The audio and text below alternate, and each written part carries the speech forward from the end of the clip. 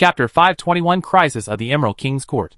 For the whole night, there was no peace outside the hotel, and groups of elf patrols passed by the road outside the window from time to time. Fortunately, the riots at the dock did not spread to the city, and at dawn, the city finally returned to normal. However, there were many more patrols on the streets, which made the Emerald King's Court still in a tense atmosphere. The sheriff, who had been gathering information outside for a night, came to the 3-car inn along the eaves. At this time, an elf patrol was talking to the owner of the hotel. The sheriff carefully avoided the sight of the patrol, and after provocatively baring his teeth at the patrol's hound, he quickly got into the hotel. The hound tried to chase, but the patrolman pulled the leash. Mr. Archer, the royal court issued an order this morning that no more than 8 people are allowed to gather in public places in the royal court within 2 days. As a business owner of a hotel, please obey the royal order. We will come to check at any time.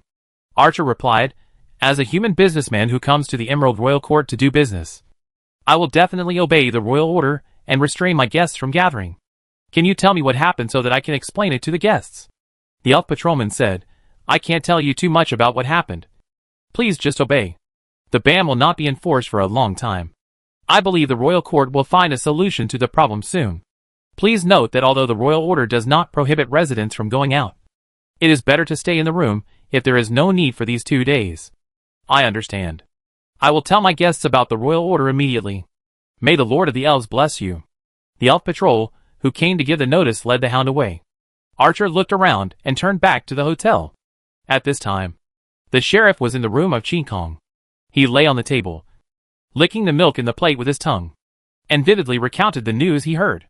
The riots last night did not only happen at the docks, but many factories in the port area were hit and damaged to varying degrees. The news of the headhunters appearing in the forest has spread to the Emerald King's Court. The elves' lack of understanding of the headhunters has increased their fear of the headhunters. It seems that the Emerald Forest is full of headhunters, and the Emerald King's Court has been surrounded by headhunters. The Forest Protection Organization took advantage of this time to define the appearance of the headhunters as a punishment from the elf god. A punishment for the elves abandoning their traditions and succumbing to human civilization. The elf god is abandoning the forest elves. If the forest elves do not repent, he will give the Emerald Forest to the headhunters. The sheriff complained at the end. The Emerald Court's ability to control information is really too poor, and it should learn more from the Imperial Secret Service. Now the news that the Emerald Forest was occupied by the headhunters has spread uncontrollably in the city, and it is useless for the Emerald Court to block the news. When I came back, the port area had been tightly sealed off by patrol soldiers. The factory stopped working. The dock stopped operating. Human employees were ordered to stay in the factory or at home, and the elves would be arrested for gathering. By the way, when I came back, I also heard the Emerald Court was discussing the forest elves moving out of the Emerald Forest. I don't know if it's true or not. The forest elves are migrating. Has the situation become so serious? Qin Kong said, let's go find Princess Dale now, and let her leave here first. The door was knocked at this time. Shelley at the door opened the door, after getting Qin Kong's permission. Archer came in. He first told the king's order conveyed by the elf patrol, and then said, the dock has been blocked, and all ships are not allowed to leave Emerald Harbor. We had to find a small airship, which should be able to take Her Royal Highness away from the Emerald Court. Once we reach the open sea, we can find a ship to take the princess back to the Empire. Block the port and prohibit ships from leaving. Does the Emerald Court really want to move all the forest elves out of the Emerald Forest? I understand. Qin Kong said, go prepare a carriage. We will go to Emerald Magic Academy. Yes, Lord Qin Kong. While Qin Kong was riding in a carriage to Emerald Magic Academy, a meeting concerning the future of forest elves was held by the Emerald Lake in the old city of Emerald King's Court. On the lawn covered with green grass and flowers, many elves sat around a round conference table. The elf king Garrett 17 sat on the throne with his back to Emerald Lake, and the other elves were all elders.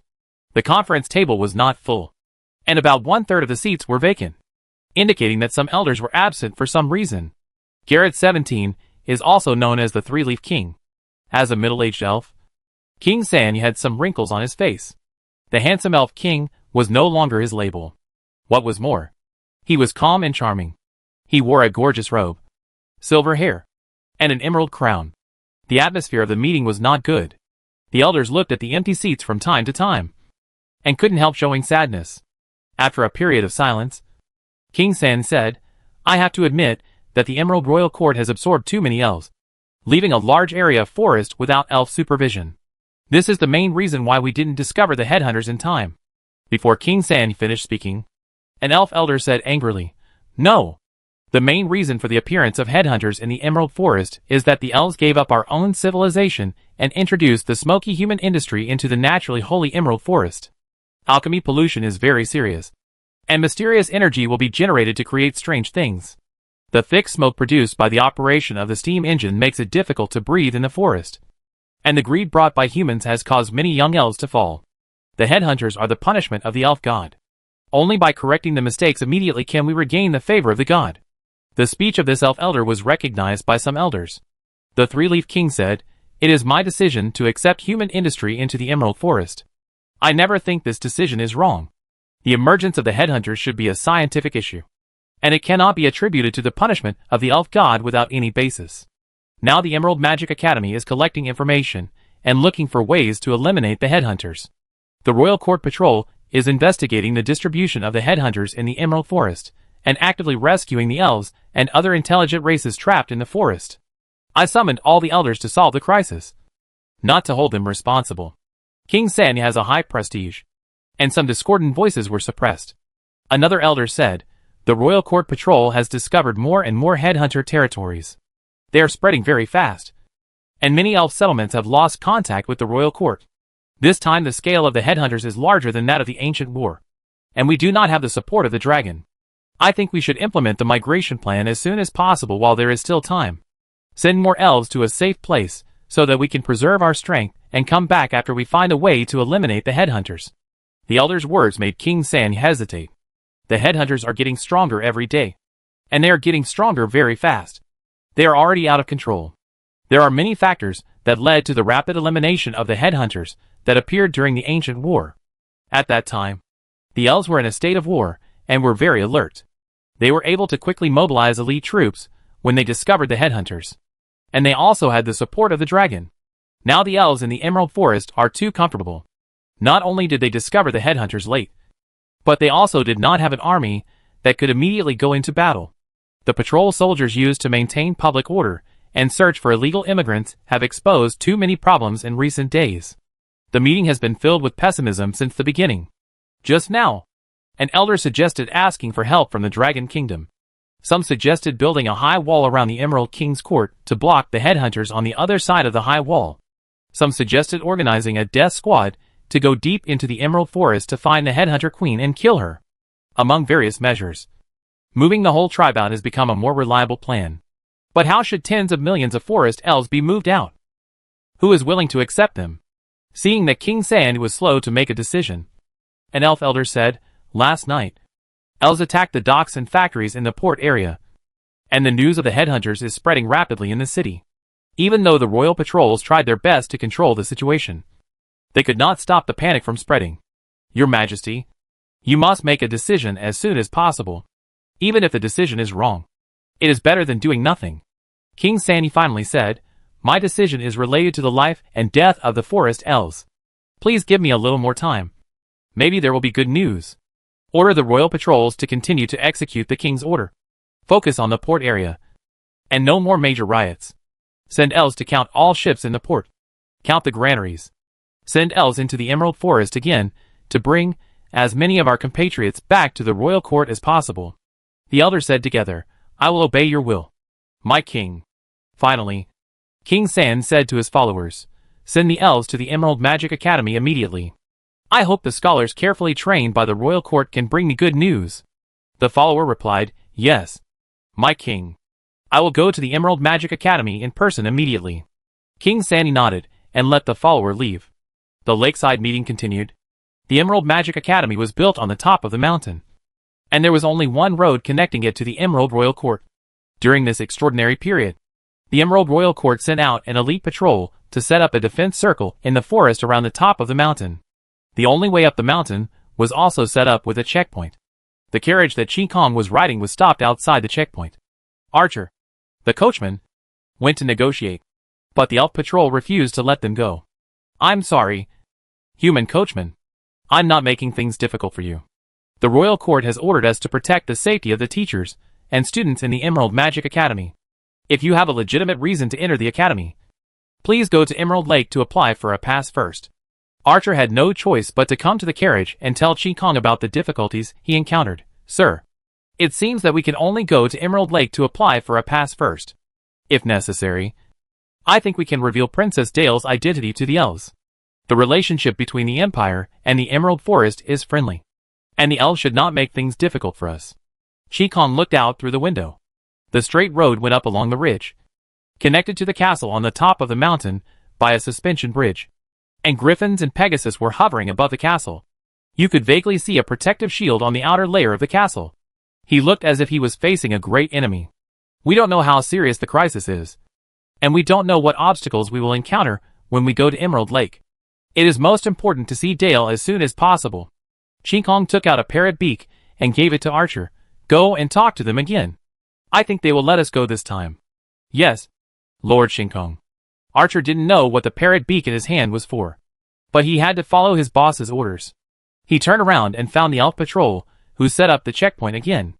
The patrol captain saw Archer coming over again and said impatiently, "Did what I just said go in your right ear and then slip out of your left ear? Emerald Lake is not far from here, and the road is very flat. Go quickly, and don't interfere with our work." Archer spread his palm to reveal the parrot's beak. "My guest came from a faraway place by boat, and just wants to enter the Emerald Magic Academy to see friends studying here. Please let us pass." The patrol captain looked at the parrot's beak in Archer's palm, and thought he wanted to bribe. At this time, Jennifer, who was in the carriage, had completed the auxiliary language arrangement of the secret technique, and Chi Kong whispered the secret language. Glib. The patrol captain was about to drive away the bribed human driver, but as the parrot's beak turned into powder and disappeared, the captain turned to the other patrolman and said, "Remove the roadblock and let them pass." The elf patrolman stationed here immediately carried out the captain's order. The roadblock was removed. Archer jumped on the carriage, whipped the horsewhip, and drove towards the castle on the top of the mountain.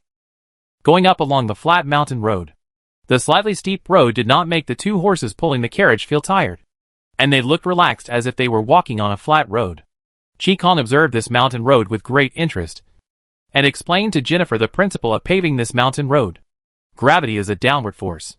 This mountain road contains a magic circle, which cleverly uses the BR force field to bend the function axis, and combines with the power of the carriage to form a forward force in the spiral force rotation. For such a long mountain road, the function axis must be recalculated for every angle change, and it is a very high precision calculation. The mathematics department of the Emerald Magic Academy is very strong. We can ask the mathematics professor here to come to us to talk about the paving process of this road, which will definitely give us a lot of inspiration. Jennifer immediately became very interested in this mountain road because of Chi Kong's explanation. She took out a small notebook to record it, and used measuring tools to use magic distance measurement from time to time. If it weren't for the mission, she would definitely get off the car to do more detailed measurements. Shelley on the side stared blankly with wide eyes. Because I couldn't understand? I couldn't understand at all. And I didn't know how a very ordinary mountain road could make Miss Chi Kong and Jennifer talk and listen so attentively. Fortunately, the journey was not far, and after crossing the suspension bridge, we arrived at the gate of the Emerald Magic Academy. Chapter 522 Emerald Magic Academy. After getting off the carriage, I could feel the towering majesty of the castle in front of me. The bricks were worn out by the years, and the base of the wall was covered with white alkali. Some ferns with barbs were lying on the wall, and yellow flowers were blooming among the green leaves. Outside the closed castle gate, there stood a tall eagle-headed human statue. It held a spear in one hand and a shield in the other, lowered its head, and stared at the carriage that stopped in front of it and the visitors who got off the carriage. Elves and humans, please state your purpose. Chi Kong performed a wizard salute to the eagle-headed human statue. We are from the Golden Shield Empire, and this time we came to the Emerald Magic Academy to visit a good friend. Her name is Dale Jasmine, a human being, an international student in the Department of Natural Sciences, and her tutor is Professor Makatina. Please inform us. The eagle-headed human figure returned a greeting to Chi Kong. Jasmine. I remember her. A very popular human girl. She has a heart as clear and kind as crystal, and she is very smart, and is very much loved by Professor Makatina. Please tell me your name. and my messenger will inform Professor Makatina. A goshawk landed on the shoulder of the eagle-headed human figure. Qikong said, "My name is Shinkong, a grassland elf from the western border of the Golden Shield Empire. These two are my maid and guard, named Jennifer and Shelley respectively." The messenger eagle flew over the city wall with a message and entered the academy. The eagle-headed human figure observed Shinkong's appearance. "Grassland elf? If you didn't tell me, I really didn't realize you were a grassland elf. I met grassland elves a long time ago, and they impressed me, very bold. And you are like a knowledgeable forest elf." "Ah, I don't mean to belittle the grassland elves. Please don't mind," Qikong said. "It doesn't matter. The grassland environment has created the character of the grassland elves. Boldness is not a derogatory word. I have the opportunity to receive a good education because I live in the city. Now the Empire is fully developing the Western Border Office, and more grassland elves will have the opportunity to receive education in the future. Maybe we can build a college soon." The eagle-headed human figure was as talkative as the forest elves, and was very curious about the grassland elves. So he chatted with Qikong. Not long after, the messenger eagle flew out. The eagle-headed human figure, who received the reply, pushed the door of the Emerald Magic Academy inward and invited, "Miss Shinkong, although it is a brief chat, I can feel that you are a knowledgeable scholar. Welcome to visit the Emerald Magic Academy. Professor Makatina is waiting for you. You can see her by following my messenger eagle." "Thank you. Talking with you, I feel the long heritage of the Emerald Magic Academy." Qikong asked Archer to stay outside, and she took Jennifer and Shelley into the Emerald Magic Academy. The messenger eagle flew in front, leading the way for them. They passed through the square and a corridor garden and entered the main building of the castle. They walked through the spiral staircase, the corridor, and along the overpass to the side building belonging to the Department of Natural Sciences. They met many elf students along the way, and they could easily tell that Qikong was not a forest elf, but a grassland elf. However, their good upbringing made them not to watch, and they all politely made way. Qikong also kept smiling, and whispered to Jennifer beside him, "The atmosphere inside the academy is much more relaxed than outside. It seems that the Emerald Magic Academy is still hiding the matter of the headhunters." Jennifer said, "I don't know if the Emerald Magic Academy has found a way to eliminate the headhunters. I like the atmosphere here very much, and I hope it will not be broken. Anything beautiful is worth protecting. So I'm here." Following the eagle, we arrived at Professor Makatina's office. This is a room full of plants, with vines climbing all over the windows, broad leaves hardened into tables, and vines woven into chairs. The shrubs grow into bookshelves, with grids filled with books, and leaves forming different symbols to guide the classification of books. Professor Makatina wears black-rimmed glasses, with a gentle temperament and a very approachable look. "Hello, grassland elf from afar." Professor Makatina saluted to Qikong and said kindly, "I have sent students to find Dale. She should be here soon. You can sit down and have a rest, and taste the nectar tea I just made." Professor Makatina waved her hand, and the plants around her parted to make way for the coffee table by the window. "Thank you, Professor Makatina. Dale praised your nectar tea many times in the letter she wrote to me." Qikong walked to the window and sat down. A vine wrapped the teapot and poured a cup of hot water for her. Another flower stretched over the teacup, and a few drops of nectar flowed into the water along the petals. The nectar was like amber, and after falling into the water, a small fountain was produced. The spring water was golden and sweet. When the spring water fell, a halo rose from the mouth of the cup, and after it dispersed, it was even more fragrant. Professor Makatina sat opposite Qikong and asked, "Miss Shinkong came from the Emerald King's court. She must have heard some news." Qikong took a sip of the teacup and was very savoring. "Yes. We arrived at the Emerald King's court last night and saw a riot at the port. Headhunters, a name that appeared briefly and was almost forgotten. This time, the Emerald Forest is really in big trouble." Qikong sighed and continued to drink tea. Professor Makatina had been observing Qikong and said, "The headhunters are indeed a big trouble, but I believe the forest elves will be able to find a way to eliminate them. You may not know that it was Dale who first discovered the appearance of the headhunters. She bought us the most precious time. Dale is the smartest human student I have ever taught. I will protect her and prevent her from any harm." Qikong could feel Professor Makatina's vigilance towards her. She put down her teacup and said, "Dale is indeed very smart and learns everything very quickly. As her friend, I will also protect her and prevent her from any harm. But Professor Makatina looked at Jennifer and Shelley, and then said to Chi Kong, "You give me a very dangerous feeling. Especially your guard. She should be some kind of extraordinary biological modified person. Forest elves advocate nature and oppose any form of body modification, especially the inhumane modification of extraordinary creatures. Professor Makatina believes that if the other party is really Dale's friend, it means that Dale is not careful in making friends. And as a mentor, it is her responsibility to prevent Dale from going astray. If the other party pretends to be a friend, it is actually not good for Dale. And as a mentor, it is her responsibility to protect her students." The surrounding plants slowly moved. Chi Kong ignored the plants that showed an attacking posture and said to Professor Makatina in a relaxed manner, "Every race has its own values, and only by respecting each other can we live in harmony. Dale is not a forest elf. One day she will graduate from the Emerald Magic Academy and return to her world. And considering the troubles in the Emerald Forest, I hope to take Dale away this time." Makatina couldn't be sure if the other party was Dale's friend, so she could only remain vigilant. Hearing that Chi Kong wanted to take Dale away, she replied, "Dale was the first person to discover the headhunters.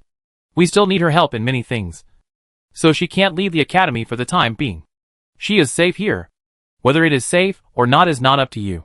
At this time, Dale's surprised voice sounded outside the door. "Miss Shinkong, is it really you? And Miss Jennifer, what a good day today is. You actually gave me such a big surprise." Makatina heard Dale's voice and immediately withdrew the attacking plants. Dale ran over, stopped suddenly, and saluted Chi Kong like she did at the Ulu College branch. "Miss Shinkong, good day." Chi Kong nodded. "Dale, I will take you out of the Emerald Forest. You take Jennifer to pack the luggage that needs to be taken away." Hearing that Chi Kong was going to take her away, Dale was stunned. "Leave? No, I can't leave. I can't abandon my friends and mentors here. That's running away." Jennifer persuaded Dale. "Ms. Dale, your sister is waiting for you at home. I won't leave." Dale was very determined. She said to Chi Kong, "I will do my best to help the forest elves eliminate the headhunters. I want to find the magic spring. I can't go back yet." Chi Kong said, "Your power here is not very helpful in eliminating the headhunters. If you can convince your sister, it will definitely help the Emerald Forest more than your power alone." Dyer asked, "Will your sister help the Emerald Forest?" Jennifer took Dyer's hand. "Miss Shinkong is here. Your sister will definitely lend a hand. The most important thing now is to tell her about the disaster happening here, and the extent to which the eldest lady can help depends on you." After listening to Jennifer's words, Dyer asked Chi Kong happily, "Will you stay to help?" Chi Kong smiled and said, "Do you think I need to come just to take you away? I'll go pack my luggage now." Dale pulled Jennifer and ran out, and did not forget to shout to Professor Makatina, "Teacher, I want to go home. Please help me apply for leave. I will be back soon." Dale ran very fast. When Chi Kong looked at Professor Makatina again, the elf scholar had stood up and performed the highest etiquette very respectfully. "Your Majesty." Chi Kong stretched out his hand to stop Professor Makatina from continuing. "I didn't deliberately disguise myself when I came to the Emerald Forest this time. It is a kind of wisdom to be able to see my identity, and it is also a kind of wisdom to pretend not to know. Sit down. There is only Shinkong here." "Yes, Your Majesty." "Miss Shinkong." Professor Makatina sat down nervously. The conversation between Dale and the visitors just now made Professor Makatina realize that Dale's identity was not simple, and she began to re-examine the visiting grassland elf. Grassland elf. Short green hair. Green eyes. Noble momentum. Strong sense of oppression. Although Professor Makatina did not dare to believe that the other party was the Queen of Clear Sky, her increasingly strong intuition told her, this is the owner of the authority of the World Tree, the ruler of the Moonlight Royal Court, the co-lord of the Grassland Elves and the Western Barbarians, the Moonlight Queen. Dale is actually the little princess of the Golden Shield Empire. Dale Augustine. Her elder sister is naturally the eldest princess of the Empire, Agatha Augustine. Only with such an identity can one talk about supporting the Emerald Forest like chatting. The Golden Shield Empire is the most powerful country in the secular world, and Queen Shinkong's strength is also the top existence in ancient civilization. They are willing to support the Emerald Royal Court, and perhaps they can really help the forest elves get rid of the headhunters. Professor Makatina was a little excited. After she sat down, she clenched her hands several times to relieve her nervousness, and then asked Chi Kong, Miss Shinkong, do you have any suggestions on how to eliminate the headhunters? Shikong said, during the ancient war period, the time from the appearance of the headhunters to their elimination was too short, and there was not much information left. I don't know more than you know. I want to hear your plan first. It has been a while since the headhunters were discovered, and you should have some understanding of them. Makatina stood up before receiving you. I was attending the headhunter seminar held by the Academy. If you are willing to go and listen, the Emerald Magic Academy will feel extremely honored. Shikong stood up. Then don't waste time. Take me there. Please follow me. Shikong said to Shelley as he followed Makatina out of the office. You wait here. When Dale is ready, let Jennifer take her away directly without any stay. Yes, Miss Shinkong. Shikong followed Professor Makatina along the corridor to the main building, and after passing through several teaching areas, they walked into a large auditorium together. The classroom was filled with faculty members from various departments. All the elves looked at the podium carefully. Even if they noticed that Professor Makatina brought in a prairie elf, they only looked at it curiously and immediately turned their attention back to the podium. Professor Makatina took Shikong to sit in a corner of the classroom and whispered to Shikong about the person who was explaining on the podium. That person is Professor Deleuze Isminia of the Modern Medical Research Association. He took the lead in organizing an autopsy of a captured headhunter. What he is explaining now is what he found during the autopsy. The brain structure of the headhunters is very low level. Their intelligence is not high, but they have a unique way of communication, which can convey a lot of information with short sounds. This makes their group hunting ability very efficient. The corpse in the magic projection is now a high-level hunter, which can cast powerful magic to provide positive and negative magic states for the hunting team, and master some powerful attack magic. It is difficult for us to imagine that an excellent magician can be bred directly in a short time. You should know that even a very talented magic apprentice needs a long time of study and meditation to gradually master the use of magic. The headhunters completely subverted our understanding of magic. Shikong listened to Professor Makatina's explanation, and also watched Professor Deleuze Isminia on the podium explaining the anatomy in the magic projection. All the elves in the classroom listened attentively, not missing any details. The hope of saving the forest elves is all here. Chapter 523 Difficulties. After Professor Deleuze Isminia finished explaining the autopsy of the headhunters, several other elf professors came on stage to present their team's research results on the headhunters. At this time, about half a month had passed since Dale informed Professor Makatina of the discovery of the headhunters. It was already precious that the Emerald Magic Academy could research so much information. However, these research results were only the surface of the headhunters, and were not enough to summarize an effective way to deal with the headhunters. Finally, the magic projection on the podium showed a map of the Emerald Forest, which was densely marked with the locations of the headhunter camps that had been discovered, as well as some elf villages that had been occupied by the headhunters. The lecture hall fell silent. An old elf scholar walked up to the podium. His face was full of wrinkles. His eyelids were sagging so that he couldn't open his eyes. His sparse hair was tied into a bun, and his ears were drooping. Professor Makatina whispered to Shikong, "This is Ezra Vidal, the Dean of the Emerald Magic Academy, and he is known as the Deer of Wisdom. We don't know how many years he has lived, and it seems that he has forgotten, but he is definitely one of the oldest forest elves and has seen the devastation of the Emerald Forest after the ancient war." Shikong said, "Deer of Wisdom. Even in the desolate West, we often hear the name of Dean Vidal and his legend. He gave up the honor of inheriting the Elf King and chose to create the Emerald Magic Academy, and has been guarding the Academy ever since. It can be said that Dean Vidal laid the foundation for the modern magic science of the Emerald Forest, and was also a pioneer in the integration of the Emerald Forest into human civilization." Hearing that the Moonlight Queen had such a high evaluation of her own Dean, Makatina said happily, "Yes. Dean Vidal is the guide for the Emerald Forest to move towards a new civilization." Dean Vidal stood on the podium, seemingly weak, but said with full energy, "Just now, I met the entourage sent by the Three-Leaf King. His Majesty asked if the Emerald Magic Academy had found a way to deal with the headhunters. If we can't come up with a feasible plan, Your Majesty may have to choose to have the forest elves leave the Emerald Forest." Dean Builder's words immediately made the classroom noisy. "Migrate the whole tribe. This is definitely a stain that the forest elves will always bear. And it's easy to leave, but it's not easy to come back. However, the headhunters have a strong reproductive capacity and a terrifying speed of strength improvement. If you don't evacuate now while you have time, when the headhunters attack the Emerald King's court, you will only suffer heavier losses. Is there really no other way? Silence. Dean Builder's voice was not loud, but it immediately quieted the noisy classroom. Every minute of time is very precious now. We have missed the best time to suppress the headhunters. The headhunters are growing at a terrifying rate. They may appear around the Emerald King's court and launch an attack at any time. King San trusts us, and he is waiting for our news. Who can make a suggestion? Even if it is not feasible, it may be an inspiration. An elf professor in the audience raised his hand, and after getting the permission of Dean Bidar, he stood up and said, "The headhunters are very tricky, but their weaknesses are also very obvious. Finding the hunting queen and killing it can fix the number of headhunters, and then it will be a simple matter to eliminate them one by one.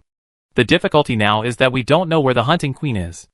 I think that by using astrology, concentrating the abilities of all fortune tellers in the academy, and combining the computing power of the alchemical differential machine, we may be able to calculate the location of the queen's hunting." Dean Vidal thought for a while.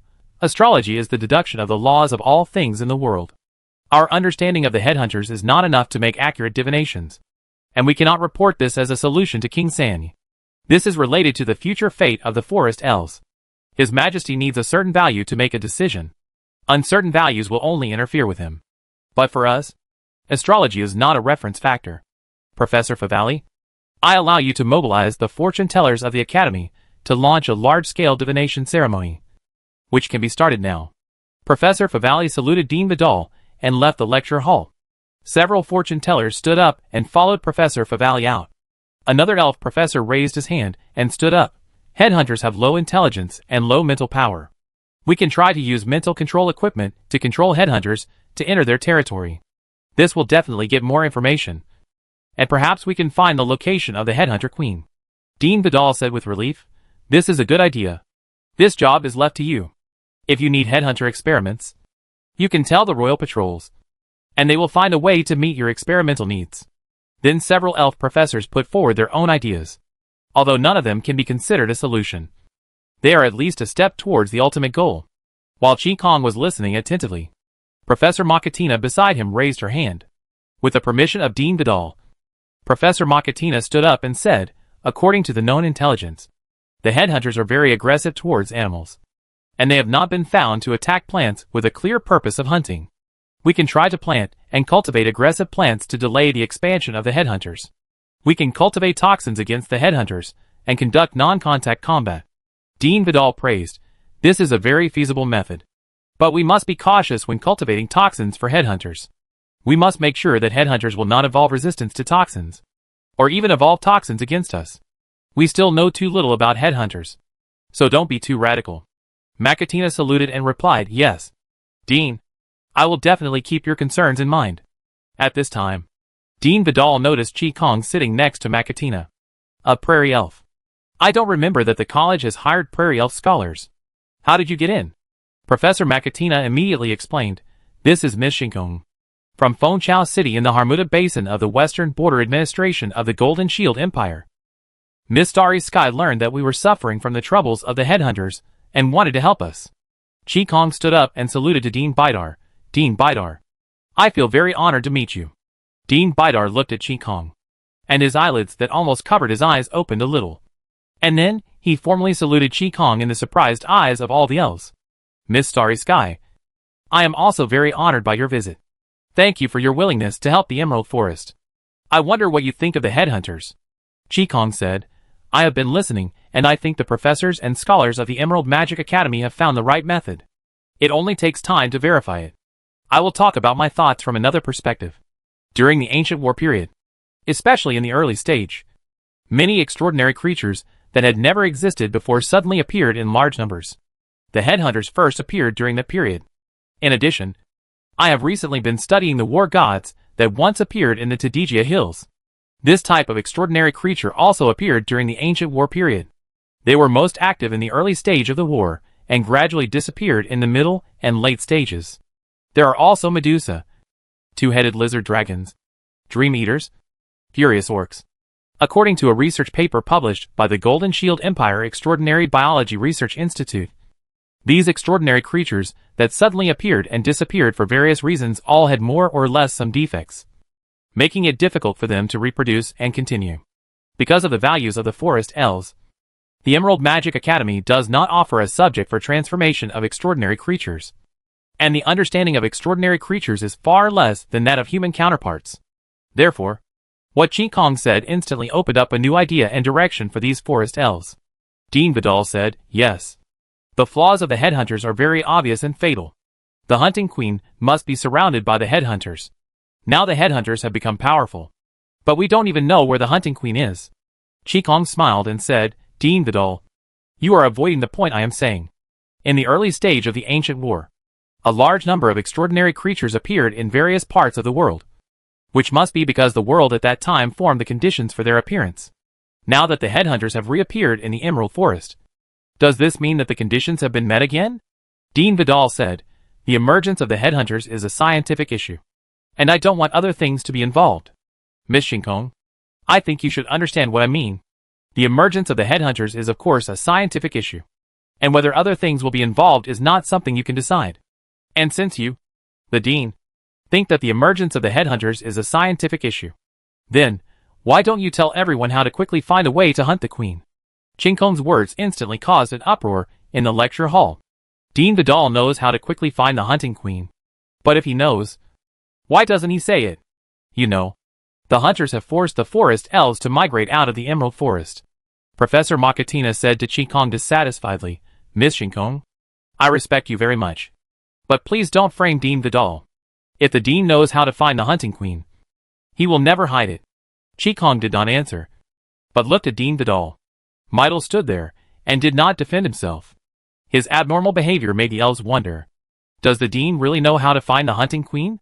The chaotic voices soon subsided, and the elves looked at Qi Kong and Dean Vidal at the same time, wanting to know what the correct answer was. At this time, an elf assistant teacher rushed into the lecture hall. Dean, it's bad. An angel landed in the academy. And he said his companion was hunted by the headhunters. What? All the elves stood up in shock. When the headhunters encounter a strong enemy, they will train a targeted hunter. If the hunter successfully hunts the target, the hunting queen will mass produce this type of hunter. Therefore, when the forest elves fight against the headhunters, they pay great attention to the protection of their own strong combat units. Now you say an angel was hunted. Why did the angel come to the Emerald Forest for no reason? Why did you provoke the headhunters for no reason? Dean Vidal knew the seriousness of the matter, and he asked seriously, where is the angel coming? The angel is injured and has been sent to the clinic for treatment. Take me to him. Dean Bildad suppressed his anger. After taking a few steps, he turned to Qi Kong and said, if Miss Shinkong doesn't mind, can you accompany me to see this angel? Of course. I am also very curious. What is the angel doing in the Emerald Forest at this time? Qi Kong followed Dean Bildad out of the lecture hall. The elves immediately surrounded Professor Makatina and asked what the identity of Shinkong, the grassland elf from the Golden Shield Empire, was. Professor Makatina said, if you guessed it, Miss Shinkong's identity is what you guessed. Now we go to do what we should do. No matter what the headhunters become, we are the ones who face them. The elves quickly dispersed. Professor Makatina was right. No matter what Miss Starry Sky's identity was, or what happened in the future, it was always the forest elves who faced the headhunters. Qi Kong followed Dean Vidal to the college clinic, and saw a male angel being treated by a doctor. The angel took off his armor, and sat on the medical chair. His body was covered with scars from sharp blades, and a piece of his left wing was cut off. The elf doctor applied magic potion on the angel, and cast magic to speed up the healing of the wound, and the absorption of the medicine. Dean Vidal walked up to the angel and asked, what is your name, and why did you come to the Emerald Forest? The angel endured the pain and said, I am the Holy Judgment Angel Crimson Sapphire Sipho's. I came to the Emerald Forest to check the status of the magic spring by the order of the Sword of Oath. Dean Vidal stretched out his hand to stop the Holy Judgment Angel Sipho's from continuing to speak. He said to the doctor, you go out. I want to talk to this angel about some confidential matters. Follow your order, Dean Vidal. The elf doctor left. Dean Vidal said to the angel, why are you investigating the magic spring? Angel Sipho said, this is the order of the Sword of Oath. I don't need to explain anything to you. Just like last time, The headhunters were created by the magic spring. And the hunting queen was there. When we found the magic spring, my companions and I were discovered. And only I ran out. Dean Bidar couldn't help but get angry and said, "Since you know what the headhunters are, you should also know what the consequences of an angel being hunted will be.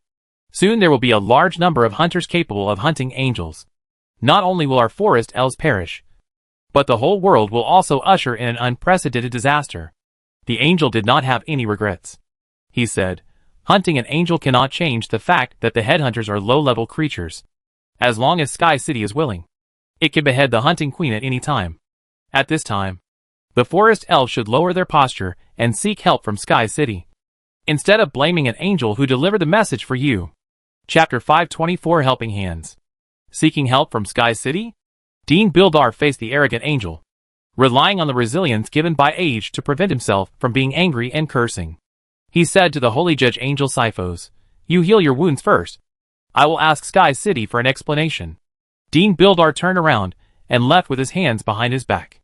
Chi Kong had nothing to say to the angel, so he naturally followed Dean Bildar out of the clinic. After walking through a long corridor, Dean Bildar opened a door on a wall. "Your Majesty, please." Chi Kong walked into the door and saw that it should be Dean Bildar's office. Arriving at the terrace, which is located on the highest tower of the academy, you can overlook the entire academy, with a forest on one side and an ocean on the other. Dean Vidal asked, "Does Her Majesty also know how to hunt down the queen?" Chi Kong looked at the scenery outside and answered Dean Vidal's question. "If I were to find it, I would need to gather some information from the library of the Emerald Magic Academy, and calculate it by combining the solar terms and time through astrology, with an accuracy rate of more than 30%. If the 5 ancient civilizations were to find it, the success rate would be much higher." Dean Vidal walked onto the terrace and stood with Chi Kong, looking at the academy he had built. 30% accuracy is already very high. I can barely reach 50%. Do you know why I didn't reveal the method of hunting the queen? Dean Bidar's tone was very melancholy and helpless. Because of the magic spring? Yes, it's because of the magic spring. Dean Bidar smiled bitterly and said, "The magic spring is the symbol of the elf god, carrying all the beautiful legends of the forest elves and the faith of the forest elves. The ancestors of the forest elves were born in the magic spring and blessed by the elf god. This is common sense that has been imprinted in the hearts of every forest elf since childhood. My father participated in the last battle to behead and hunt the queen. When they set out, none of the elf warriors knew where the destination was. When they rushed into the lair of the hunting queen and saw that the hunting queen was wrapped outside the magic spring and constantly absorbed energy from the magic spring to create hunters, the elf warriors thought that the forest elves had been abandoned by the elf lord, and they all lost their fighting spirit. In the end, it was the accompanying dragon that killed the hunting queen. Chi Kong only knew that the hunting queen was near the magic spring, but he didn't expect that the hunting queen would actually cover the magic spring into her body and directly obtain power from the source. This is like the world tree creating new creatures, hunting the grassland elves and the western barbarians, who were once favored by it, directly causing the collapse of faith. Chi Kong asked, "It seems that the forest elves have hidden such a secret very well for thousands of years. All the elf warriors who attacked the queen's lair were ordered to keep the secret. I was born after the war, when I said I didn't want to inherit the throne of the elves and just wanted to build a magic academy. My father told me this secret. He also told me how to find the magic spring and asked me to always pay attention to the changes in the magic spring and find out why the magic spring created the headhunters. He was worried about this matter until his death. After I couldn't find the answer, I became more and more lax. If I had obeyed my father's orders and went to the magic spring regularly, there would not be this crisis.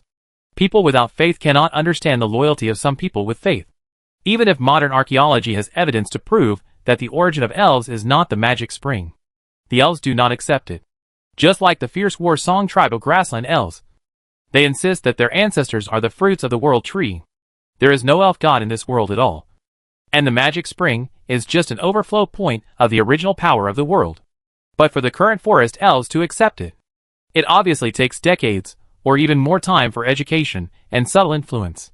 Now there are rumors outside that the forest elves have been abandoned by the elf god.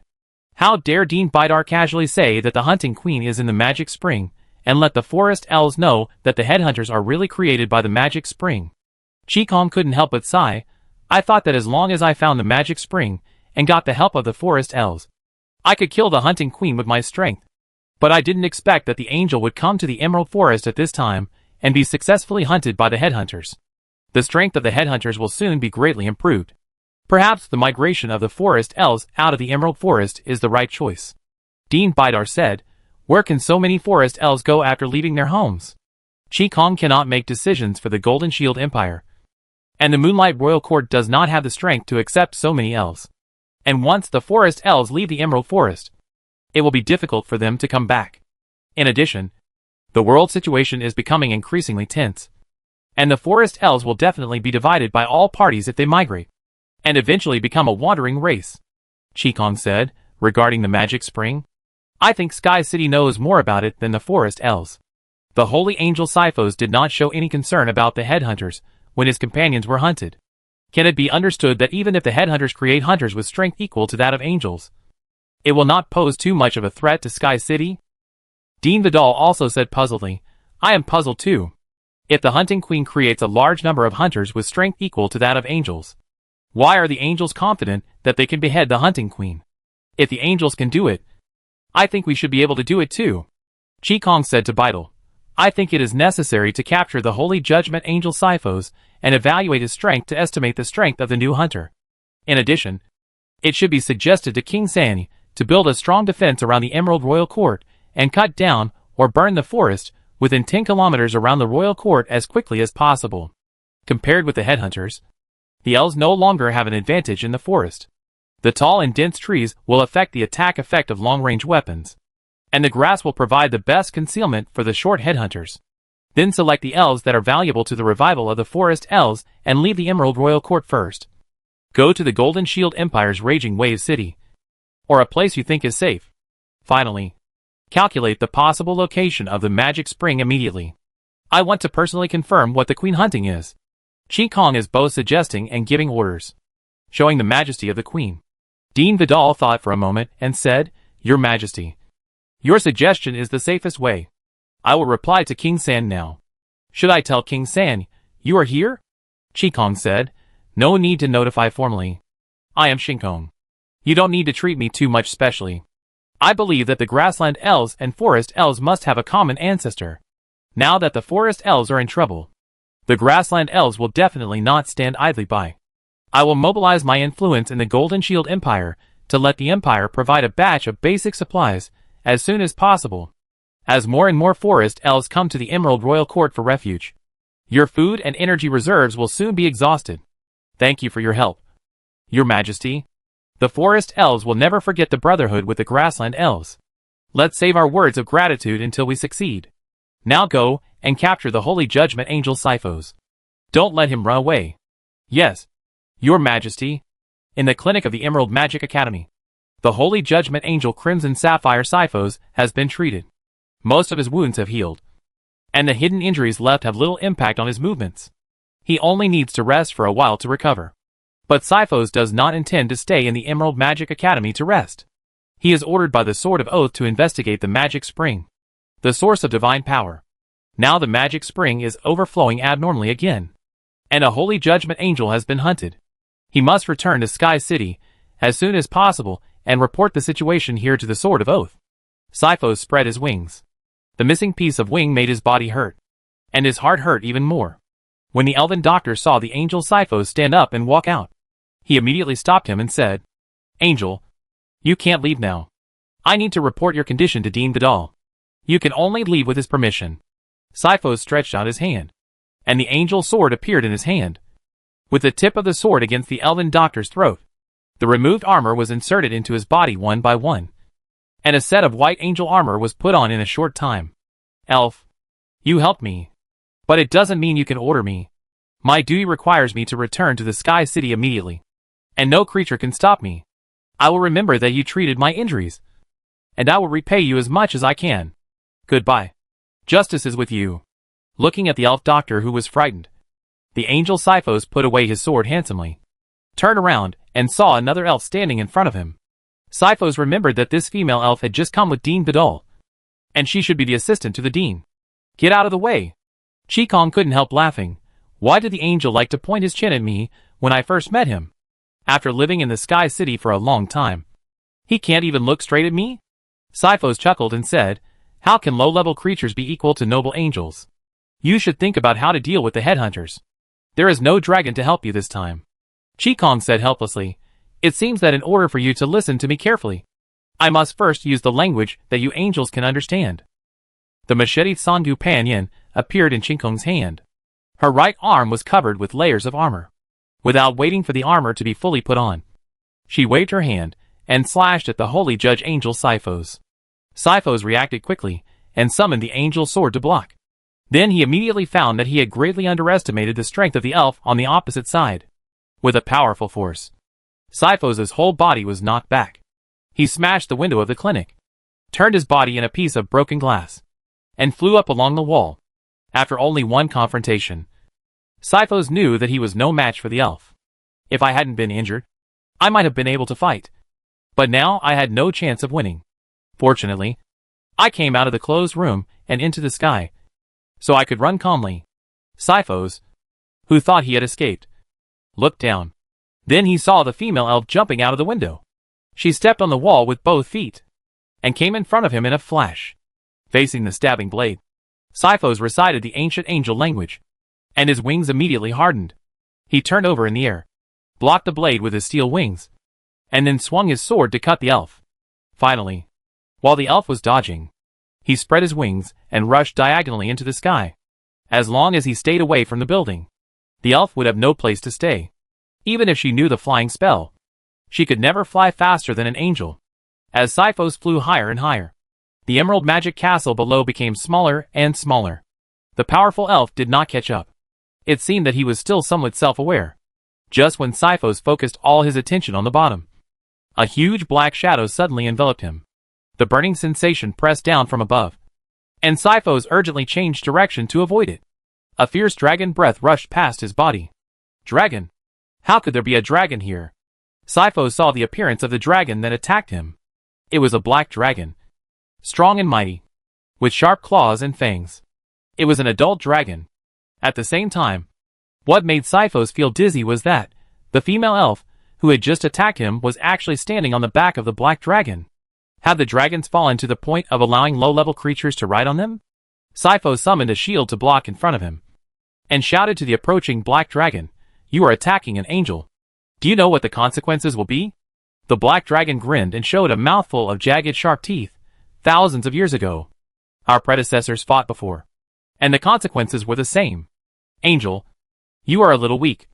Don't let me have fun before you are killed. The angel Sifos angrily slashed out a sword blade, and the black dragon Barl spat out a mouthful of hot phlegm. The two energies collided, and a brilliant firework exploded in the air. Sifos turned and ran away again. He was no match for an elf, let alone a black dragon. He had to escape, and report to the Sword of Oath that the Dragon Kingdom might conquer the Emerald Forest again. The angel flew in front, and the black dragon chased behind, spitting dragon breath while chasing. Qigong stood on the back of the black dragon, looking at the angel fleeing in front, and took out the Tianong Juexian bow with a flick of his hand. After spitting out a breath of dragon, the black dragon Baal said, "Your Majesty, the angel is obviously injured, and I can easily kill him with magic." Qigong opened his bow and aimed at the angel, and said to the black dragon Baal, "To kill him, do I need to summon you? I need to make a comprehensive assessment of the strength of the angel Sifos. You limit his flying space and don't let him escape." "No problem, Your Majesty. We have been playing this kind of aerial chasing game since we were young in Dragon Country." The black dragon Baal suddenly accelerated, stretched out his claws to grab the angel's wings, and forced the angel to give up the height competition. The clear sky condensed an ice arrow on the bowstring, and fine-tuned the magic power applied. Let go of the arrow, and the ice arrow decomposed into more than 10 icicles at the moment of shooting. Each icicle condensed into an ice arrow, forming an open big net in the way of celestial flowers, and shot towards the angel Sifos according to their respective arc-shaped flight trajectories. The dense whistling sound attracted Sifos' vigilance. He set up a magic field on his side, and saw the dense rain of arrows behind him. The steel wings formed a protective form, and the ice arrows hit it with a clang. Chapter 525 Rescue. On the ground, the entire Emerald Magic Academy was alarmed by the battle in the air. Ignoring the instructor's warning, the students leaned against the windows and looked up at the sky. When they saw the black dragon and the angel passing by, they all cried out in excitement. Although we know that the dragon and the angel are real, they are almost invisible in the secular world because of the long-term closure of Dragon Country and Sky City. Now not only did the dragon and the angel appear in the sky above the Emerald Magic Academy at the same time, but they also fought. How could the young elves not be excited when the aftermath of the dragon's breath and combat skills hit the protective shield opened by the academy? There were constant screams in the academy. Look! Is there an elf standing on the back of the black dragon? An elf with sharp eyes saw the clear sky on the back of the black dragon Bale, and he pointed directly at the black dragon and shouted his discovery to the students. The students cheered and shouted. At this time, on the way down the mountain, the battle in the sky startled Dale in the carriage. Dragon and angel. How did they appear here? They even fought over the academy. Hearing Dale's words, the sheriff, who was still dozing, suddenly opened his eyes, leaned on the window, and looked up at the sky, and said angrily, "The cunning black dragon dared to take my position when I wasn't paying attention. Jennifer, I can't protect Princess Dale back to the Empire with you. Her Majesty the Queen needs her loyal Mount more at this time." After saying that, the sheriff jumped out of the car window without waiting for Jennifer's consent, and disappeared in an instant. Jennifer failed to catch the sheriff, so she could only let him run back, and then explain the identity of Black Dragon Barl to Dale. "A lot of things happened after you left the Empire, and now Black Dragon Barl is serving his sentence for the crime he committed. As for the angel, I don't know his origins." Dale looked at the battle in the sky again and said, "Dark Knight, you stay? Maybe Miss Clear Sky can use you." Dark Knight got out from the interlayer of Dale's hat brim. She jumped to the window, took off her hat and saluted to Dale. "I will obey your orders. The princess I protect. Go." And Yi turned around and jumped out of the car window. Dyer stuck her head out, but the sheriff and Yi were nowhere to be seen. She looked at the battle in the sky again, her worried expression still unchanged. First the headhunters appeared. Then the angels and dragons appeared. "What happened to the Emerald Forest?" Jennifer said. "Should we say what happened to this world? But please rest assured, Your Highness, I think with Miss Qikong here, everything can be perfectly resolved. The most important thing now is to protect you and return to the Empire. Only by returning to the palace can you provide your greatest help to the Emerald Forest." "Are you going back?" Daya murmured, not knowing what she was thinking. The carriage was moving quickly along the mountain road. A team of elf patrolmen riding reindeer passed by and rushed towards the Emerald Magic Academy. The battle in the sky did not last too long. Qikong's purpose was only to test the true strength of the angel Sifos. After getting the data, she shot an arrow, which turned into a rope in the air, and tied up the angel with a broken wound from head to toe. The angel fell from the sky, and the black dragon Barrel rushed forward, hooked the rope with his claws, and then swooped down towards the Emerald Magic Academy. When it was about to hit the outer protective shield of the academy, the protective shield opened a gap. The black dragon Barrel rushed down from the gap and stretched his dragon wings to slow down, and stabilized his body when he was close to the ground. He threw the angel Sifos to the square, and then half spread his wings to lay out the stairs for Qikong to go down. At this time, Dean Bidar came to the square with a group of elf wizards. Qikong walked down from the back of the black dragon and said to Dean Bidar, "Please detain the angel Sifos, and then send the elves to the holy temple of St. Louis City in the Golden Shield Empire to inform the First Holy Scripture Teresa of the mistakes made by the angel. Then go to the St. Louis City branch of Ulu College to find the angel Malice and ask him to come to the Emerald Magic Academy." Qikong took out a badge and gave it to Dean Bidar. Dean Bidar immediately gave the badge to the elf wizard beside him and asked him to go to the Golden Shield Empire immediately. Then he asked Qikong what to do next. "Give me a solid room. I want to interrogate this angel who caused trouble." Angel Sifos was escorted away by the elven wizard.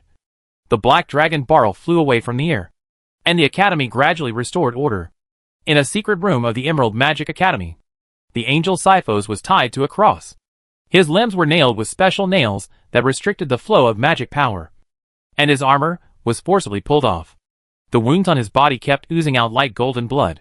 Shelley stood aside, with various torture instruments hanging on the wall behind him.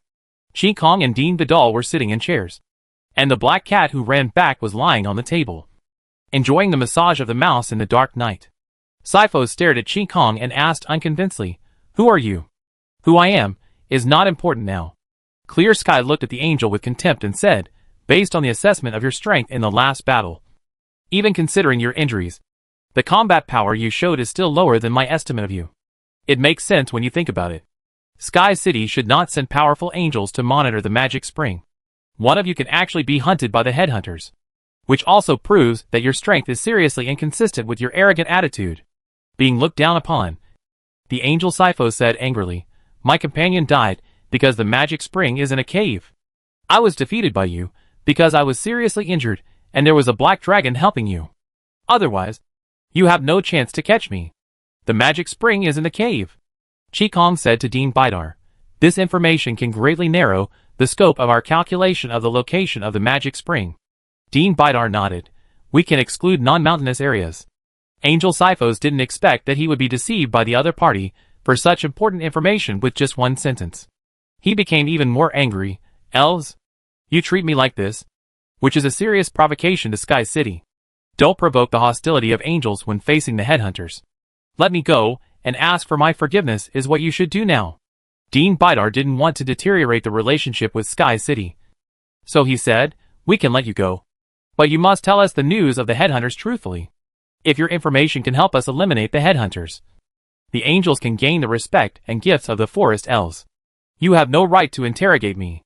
Seeing that the angel was so stubborn, Qi Kong said to Dean Bidar, "Leave it to me.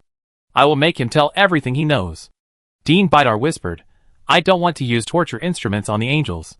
The Emerald Forest does not have the strength to deal with the headhunters while being attacked by angels."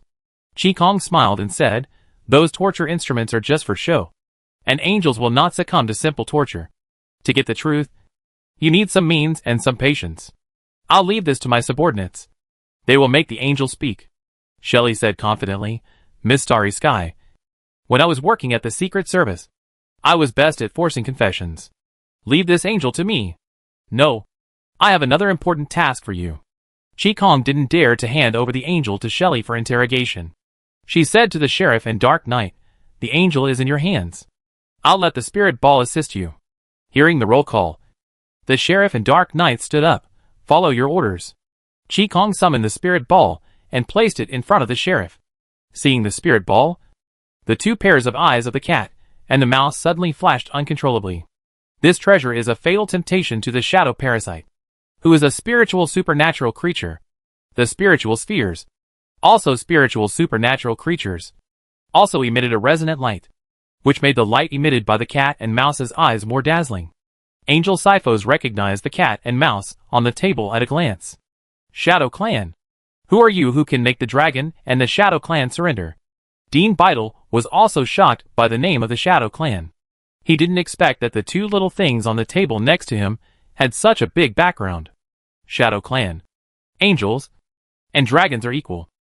Qi Kong smiled and said, "It doesn't matter who I am. If you don't want to suffer, tell me what you know. Angels will not surrender." Angel Sifos' mouth was very hard.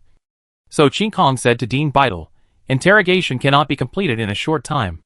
If you don't trust my people, you can send your trusted assistant to assist in the interrogation."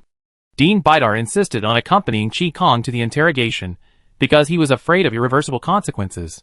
But the current situation is that without using extraordinary means, there is no way to get key information. I have more important things to do, and I really don't have the experience of watching the interrogation process. Okay. I will send an assistant to assist in the interrogation. Qi Kong handed the task of interrogating the angel to the sheriff and Dark Knight, and she accompanied Dean Bidar out of the secret room. As soon as the wall behind him closed, an elf wizard hurried over. "Dean, His Majesty King San sent a messenger. The territory of the headhunters was discovered in the southeast of the royal court, and the nearby royal court patrol soldiers fought with the headhunters. Your Majesty, please go to Emerald Lake to discuss countermeasures." Hearing this news, Dean Vidal was very surprised. He did not expect the headhunters to expand so quickly. According to the prediction of comprehensive information, it will take at least a week for the headhunters to touch the Emerald Royal Court. The war between the Royal Court Patrol and the headhunters will attract the headhunters to quickly increase their troops, and the war will escalate very quickly.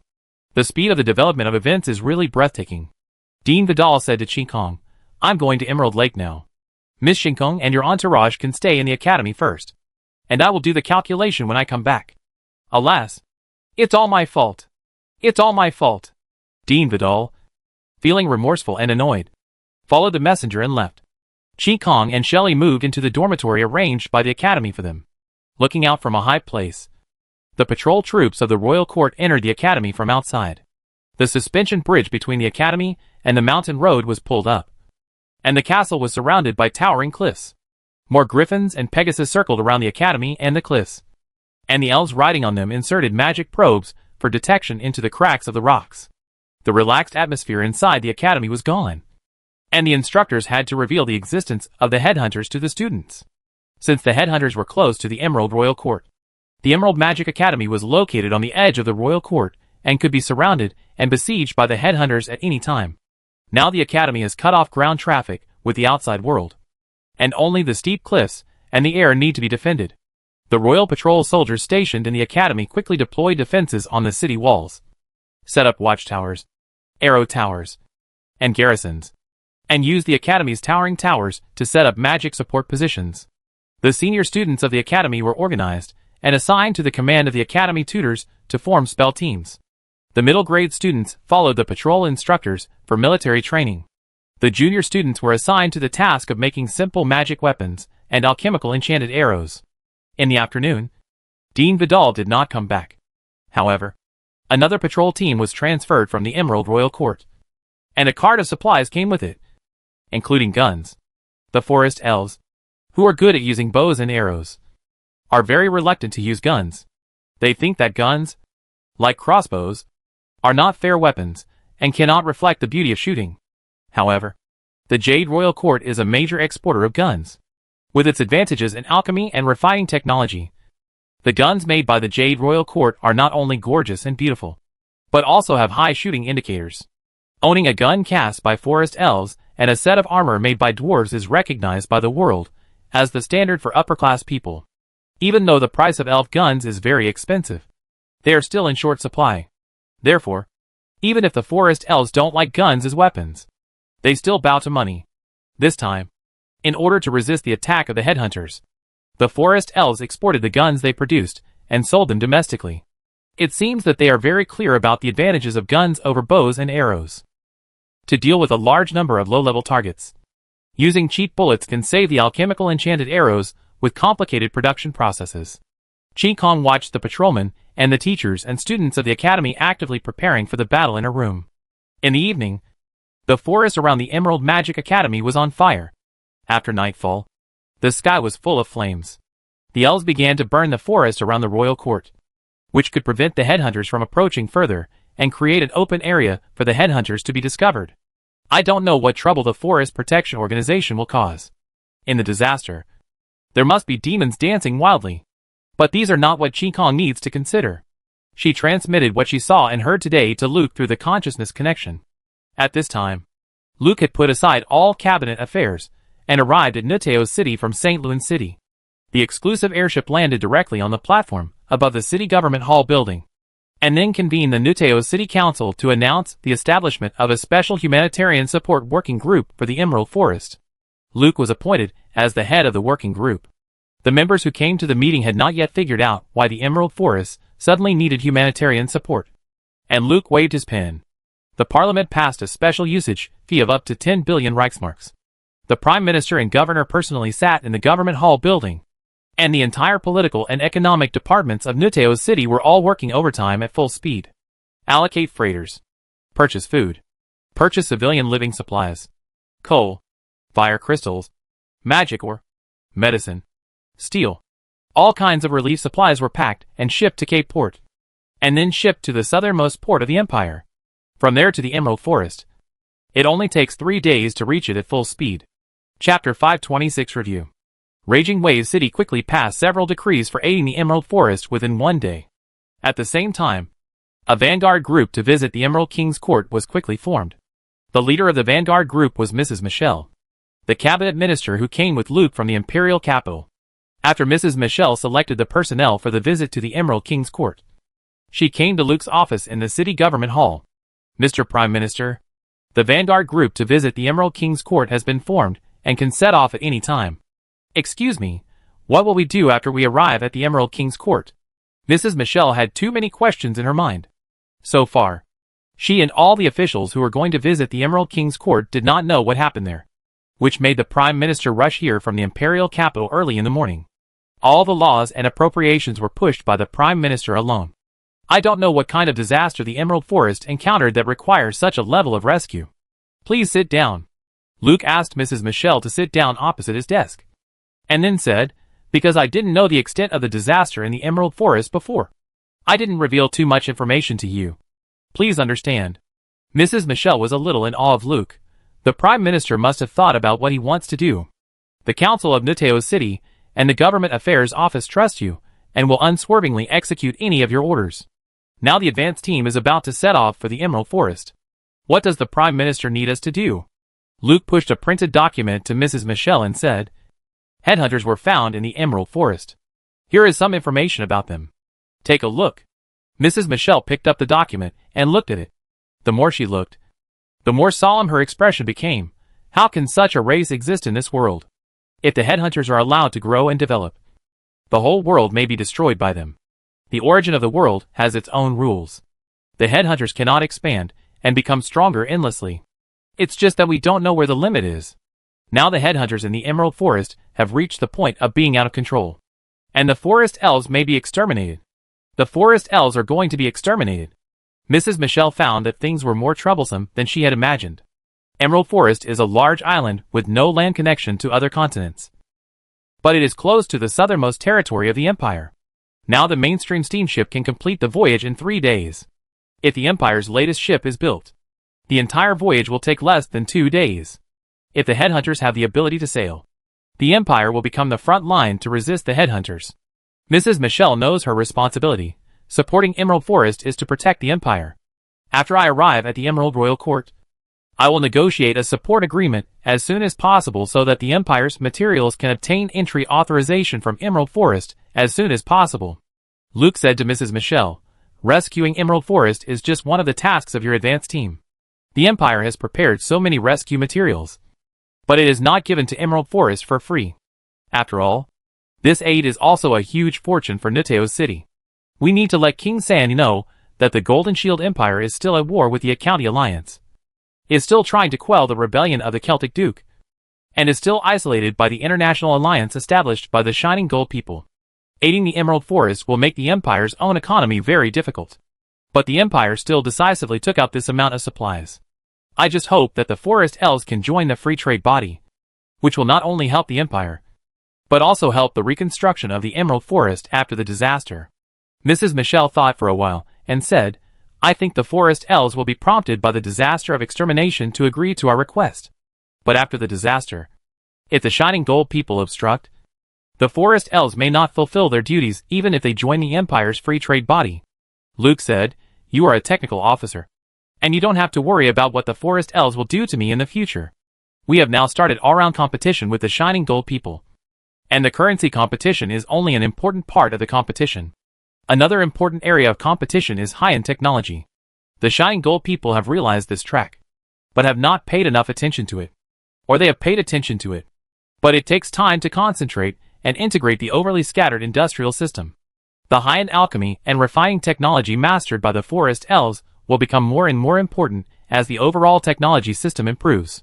You are leading the visiting advance team, so that you can take this opportunity to understand the alchemy technology of the Emerald Forest. Mrs. Michelle nodded in understanding. Does the Prime Minister want to use this opportunity to recruit some elven alchemists? Using the free trade body to deepen the cooperation in alchemy with the Emerald Royal Court is the most basic goal. Other gains will be made according to the situation. But we must grasp the degree and not lose the big picture for the small, and worsen the relationship between the two sides. As for how to repay the Emerald Forest, you can make a flexible decision. Mrs. Michelle replied, I understand. We will set off now. You will take a long-range airship to the Emerald Forest, and the material supported by the City of Raging Waves will first go to Mosul Port to wait for entry permission. I will set off from here after I receive a formal invitation from the Emerald Forest. When you meet Queen San, give him my regards. Mrs. Michelle stood up and saluted Luke, as ordered. Prime Minister. Go! Mrs. Michelle left. Kalina, who was waiting outside, walked in. The messenger sent to the Cape District Machinery Factory replied that the prototype of the Magic Titan is undergoing pre-startup security inspection. Prime Minister, you can start the test of the prototype of the Magic Titan after you arrive at the machinery factory. Another 100 Steam Titans are also undergoing security inspections. The Titan driving trainees of the Royal First Magic Corps and the Second Magic Corps hope to be reviewed by you. Prime Minister, Luke had a few things to deal with. But when he heard the news from the Cape District Machinery Factory, he immediately stood up and said happily, "This guy Wei Ming did a great job. Come with me to the Cape District Machinery Factory." After leaving the Government Affairs Office building, it was already late at night. Knowing that the Prime Minister was going to the Cape District, the Governor's guards moved quickly. When Luke left the building, a convoy was ready to go. The convoy moved forward in a mighty manner. The sheriff who set out early quickly set up cordons at the intersections along the way to ensure that the Governor's convoy could pass quickly. The Cape District Machinery Factory was also ready to welcome Luke before he arrived. Luke followed Wei Ming into the factory. The open-air storage area on the side was cleared into an open space, and rows of Steam Titans were neatly arranged on the open space. There was an airship of the factory security team in the sky, shining down with a high-power searchlight. Highlights sprinkled down from above, making the metal war weapons look more ferocious with a sense of oppression. All the cockpits of the Steam Titans were open outwards, and the drivers in Imperial uniform stood upright beside the left legs of each Steam Titan. The Steam Titan was upgraded based on the original war machine. The more powerful power system made the cockpit unnecessary to be exposed to the outside, and a thick chest armor provided reliable safety protection for the driver. The driver sitting in the closed cockpit relied on the magic sensory components scattered throughout the Steam Titan to perceive the outside world. There was also a set of integrated sensory components forming the head of the Titan, which was then protected by thick helmet-type armor. Two sensory systems allow the driver to obtain battlefield information more clearly, and can also allow the Steam Titan to maintain a certain combat effectiveness and retreat to a safe area when some sensory systems fail. These 100 Steam Titans are the first batch of finished products delivered to the Royal Magic Corps officers for testing and training. All officers who have driven Steam Titans have praised him highly, and war machine drivers are finally no longer high-risk soldiers on the battlefield who are easily targeted. Moreover, after the Steam Titan has added armor, it still has a part of abundant power, allowing the body to be equipped with more weapons. In addition to being equipped with an enchanted sword, each Steam Titan also has a small magic projectile cannon installed on the back. There are 10 shell positions in the magazine of the magic projectile cannon, which can be freely matched with preloaded magic shells according to the battlefield situation. This makes the Steam Titan not limited to the battlefield role of charging and fighting, and the commander's use of the Steam Titan will be more flexible. When Luke admired the 100 Steam Titans, Wei Ming said beside him, "Sir, the Magic Titan is ready." After many rounds of testing, the basic performance of the Magic Titan has reached the standard, and the rest is performance expansion. I wonder if Sir is willing to complete this round of testing in person. Your opinions will expand the direction of our next development. Of course. Where is it? It's there. Luke looked in the direction pointed by Mighty, because the searchlight was too bright and made it very dark there.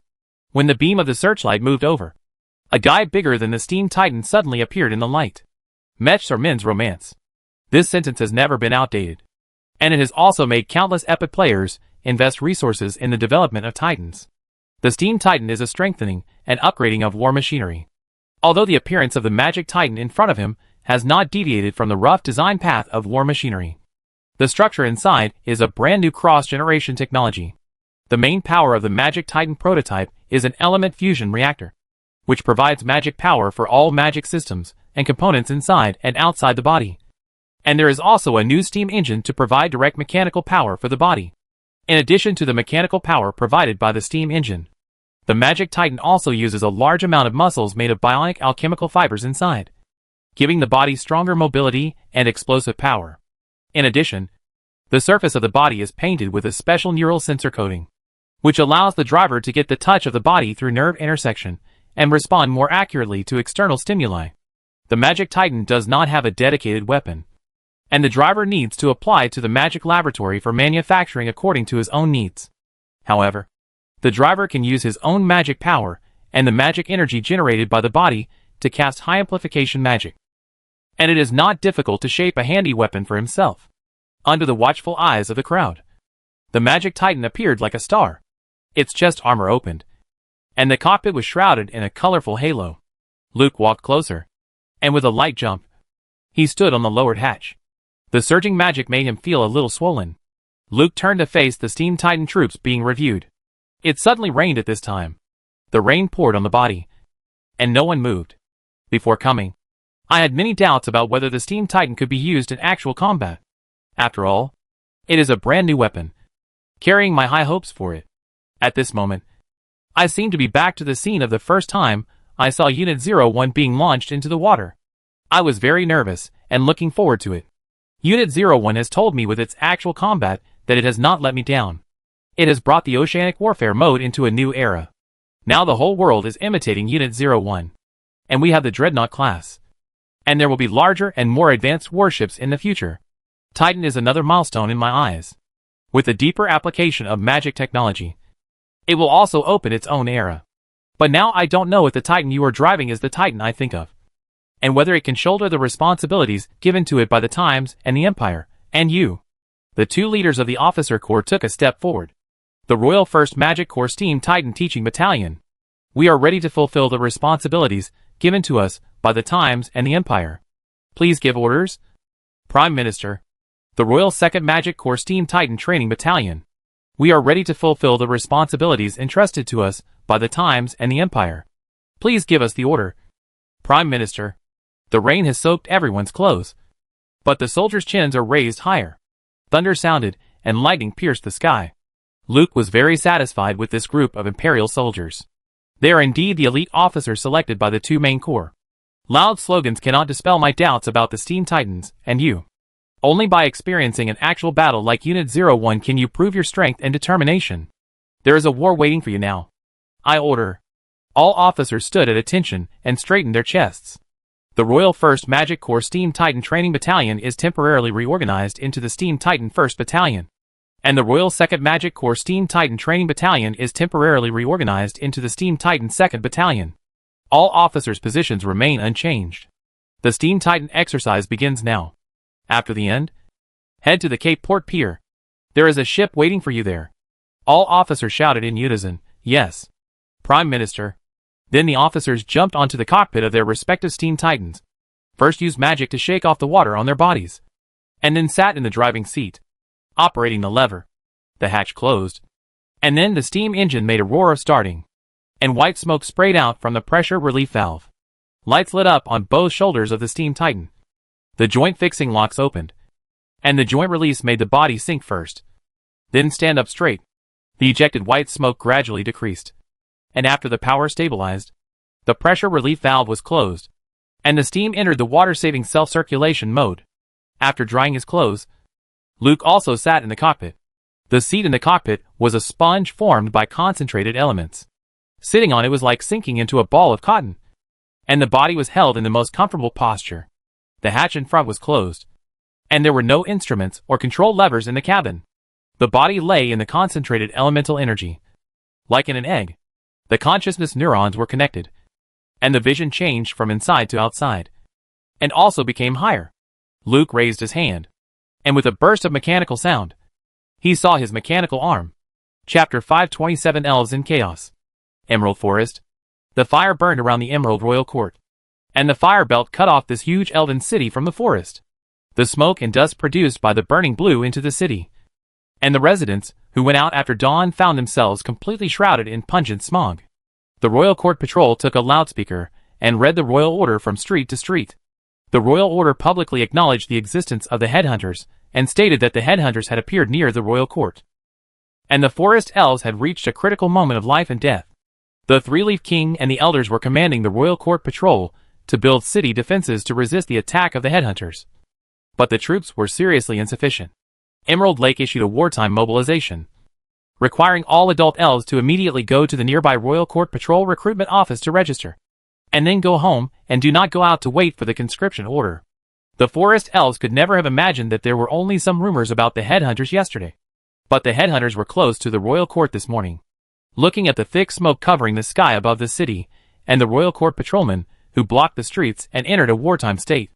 The transition from peace to doomsday made it difficult for many residents to adapt. The riot broke out in the port area. Non-Elven residents and merchants rushed to the dock. They wanted to board the ship and get away from this city that might be captured by the headhunters. However, the royal court patrolmen requisitioned all the ships according to the decree of Emerald Lake, and those who wanted to leave gathered at the dock. And the gathering became more and more. Those who wanted to escape but couldn't leave began to vent their emotions. The royal court patrolmen immediately carried out suppression. But the pressure from the headhunters made most of the patrolmen concentrated on the outskirts of the city. The shortage of law enforcement forces did not curb the riots, but spread rapidly. On the other hand, the burning of the forest stimulated the Forest Protection Organization that had been suppressed. They gathered and ran to Emerald Lake to protest. The feelings for the forest made more elves stand on the side of the Forest Protection Organization. Some elders also put pressure on King San to put out the fire immediately. Otherwise, we will be truly abandoned by the main god of the elves.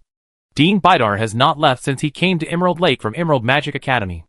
In the tree palace by the lake, he accompanied his nephew King San to withstand pressure from all sides.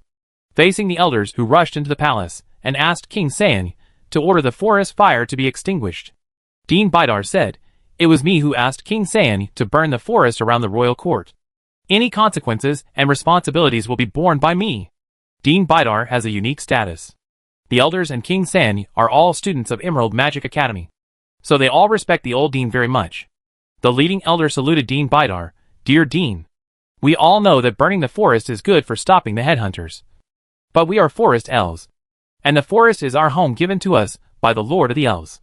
Destroying the forest to build a city has caused dissatisfaction among some forest elves, and this burning of the forest will arouse the emotions of more forest elves.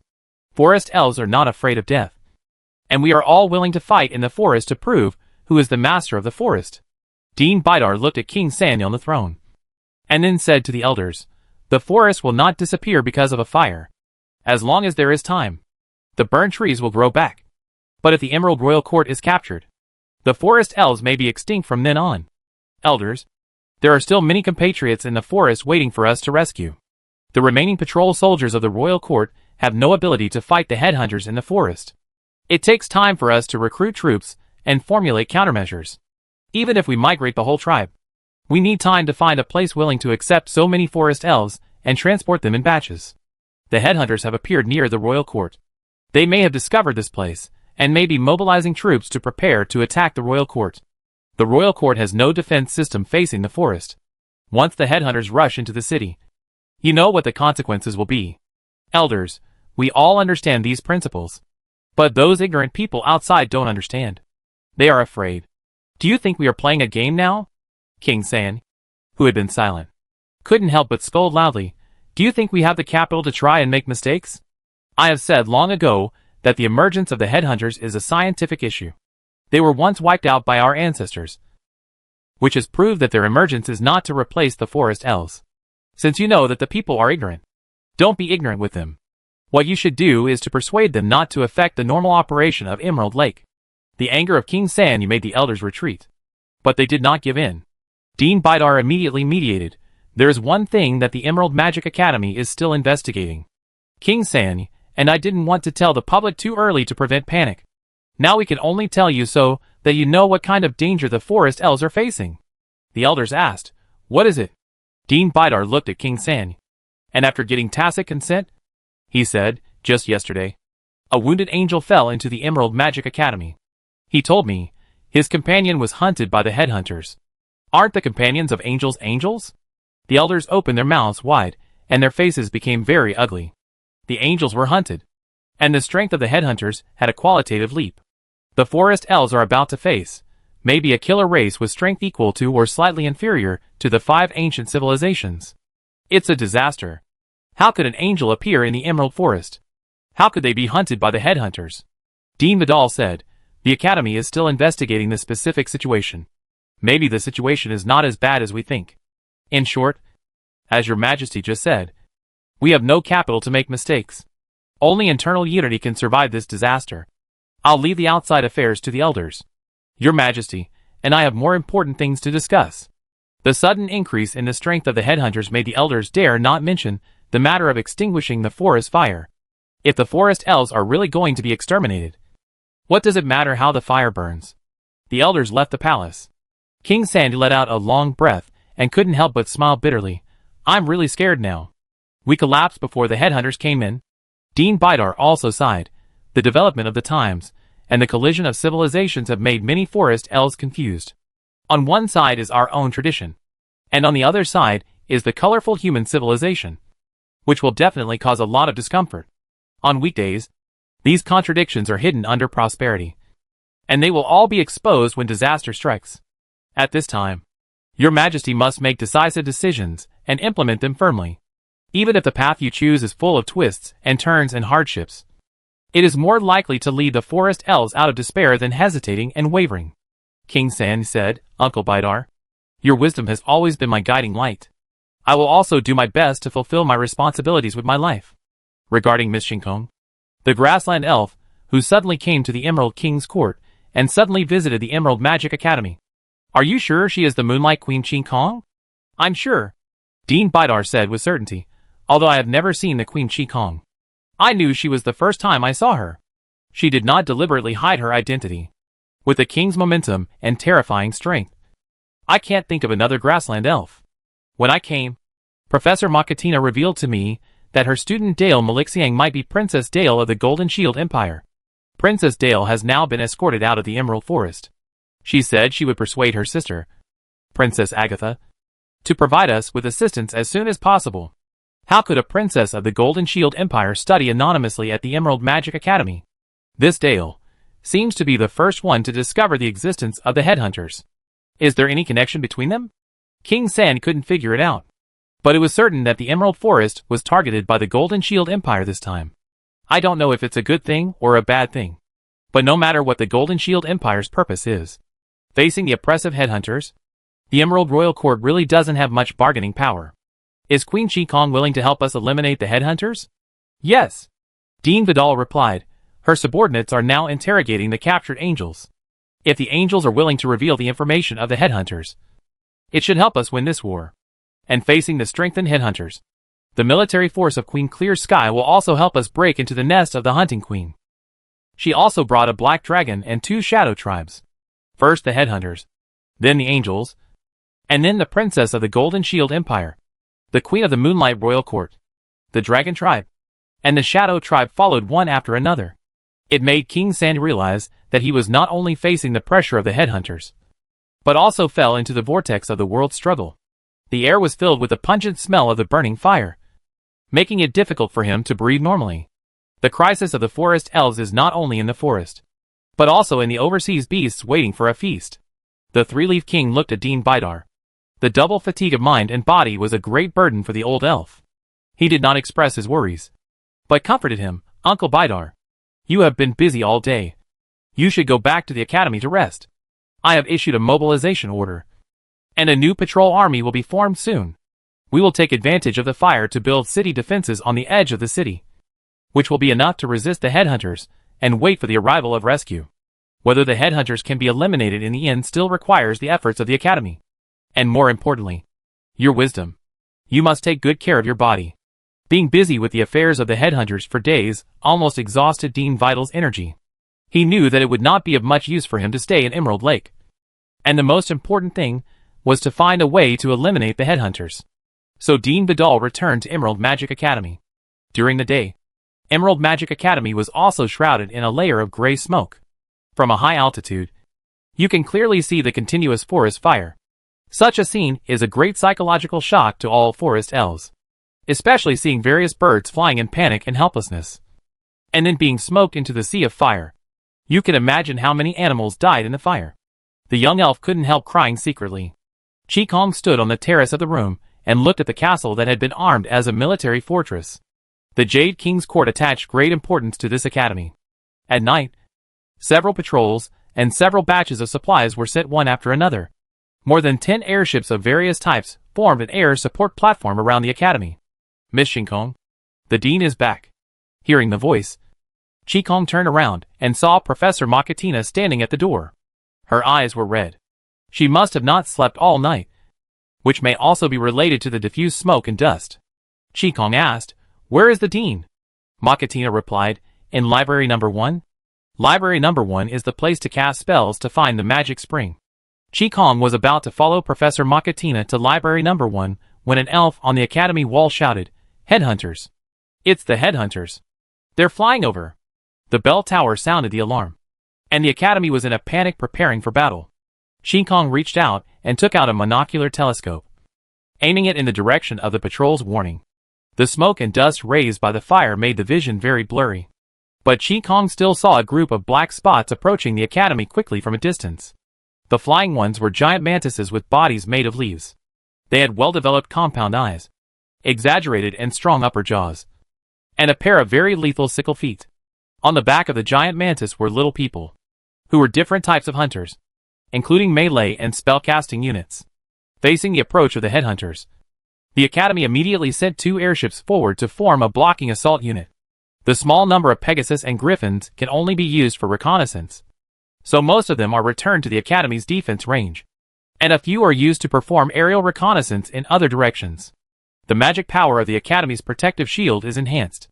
A signal arrow with a whistle rose straight into the sky, and when it reached a very high altitude, it exploded into a colorful firework. On the towers of the castle, sharp-beaked black crows made of alchemy were released, and soon formed a flowing dark cloud, waiting for the order to attack. The atmosphere of war was instantly full, and the tension made the hounds following the patrol soldiers bark constantly. The patrolmen soothed their hounds and released their owls. The visual connection allowed the patrolmen to see the flying hunters more clearly. They either drew their bows and arrows or held up their muskets, waiting for the order to shoot. The academy mages cast buff magic together to put different auras on the patrolmen. The commanders of the patrolmen at all levels used the marking skills to guide the patrolmen to shoot their targets. The wind blew, lifting the elves' long hair. The magic gathered energy on the arrow tip and the muzzle, waiting for the moment of activation. What he saw made Chi Kong sigh at the individual strength of the forest elves. As an elite patrolman of the royal court, each elf soldier has a certain ability to cast spells, and can use eagle eyes to cooperate with spells for long-range precision sniping. The strength of close combat is also good. The specially trained hounds have extremely high obedience and combat effectiveness. The elves and hounds can skillfully use a variety of tactics to kill the enemy. Long range, close combat, magic. The forest elves are all-round warriors, which is why they can be active in every period of ancient wars. It's just that the long period of peace and comfort has buried the potential of the forest elves. If they can survive this disaster, they will surely be able to truly awaken their hidden part. As the gunshots rang out, the royal court patrol took the lead in shooting arrows at the hunters who entered the range. A small-scale offensive and defensive battle started. Chi Kong did not continue to watch the battle. She turned to Professor Makatina and said, "Take me to find Dean Vidal." Chapter 528 Hunting King. Library number 1 is a hexagonal building with a reading area in the middle and bookshelves up to 15 meters high around it. The bookshelves are filled with books in different categories, and there are loose wooden stairs floating in the middle space, which can be combined into passages leading to specific bookshelves according to the needs of readers. When Chi Kong and Professor Makatina came to library number 1, the people here had been cleared out, and Dean Vidal was standing in the middle of the library. Dean Vidal chanted a spell, and the entire library space was filled with the calls of various beasts and birds. Seeing Dean Vidal casting a spell, Professor Makatina said to Chi Kong, "Miss Chi Kong, I don't know what spell you and Dean Vidal are going to cast together, but the Dean has been working hard for days. Please take good care of him." The noise in the library was getting louder and louder, and some beasts and birds were transformed by magic. Wolves, bears, rabbits, foxes, deer, eagles, owls, and other magical beasts, whose species could not be named, were running and flying in the air. Dean Vidal's chanting became louder and louder. He stretched out his hands, and the magic energy was released from his body like a burning flame. Chi Kong knew that Dean Vidal was burning his own life when he released this level of magic. She said to Professor Makatina, "Go prepare some recovery potions." In addition, the headhunters' attack on the academy this time may have sensed the spell that Dean Vidal was releasing. Be careful of hunters' infiltration, and never let any hunters break in.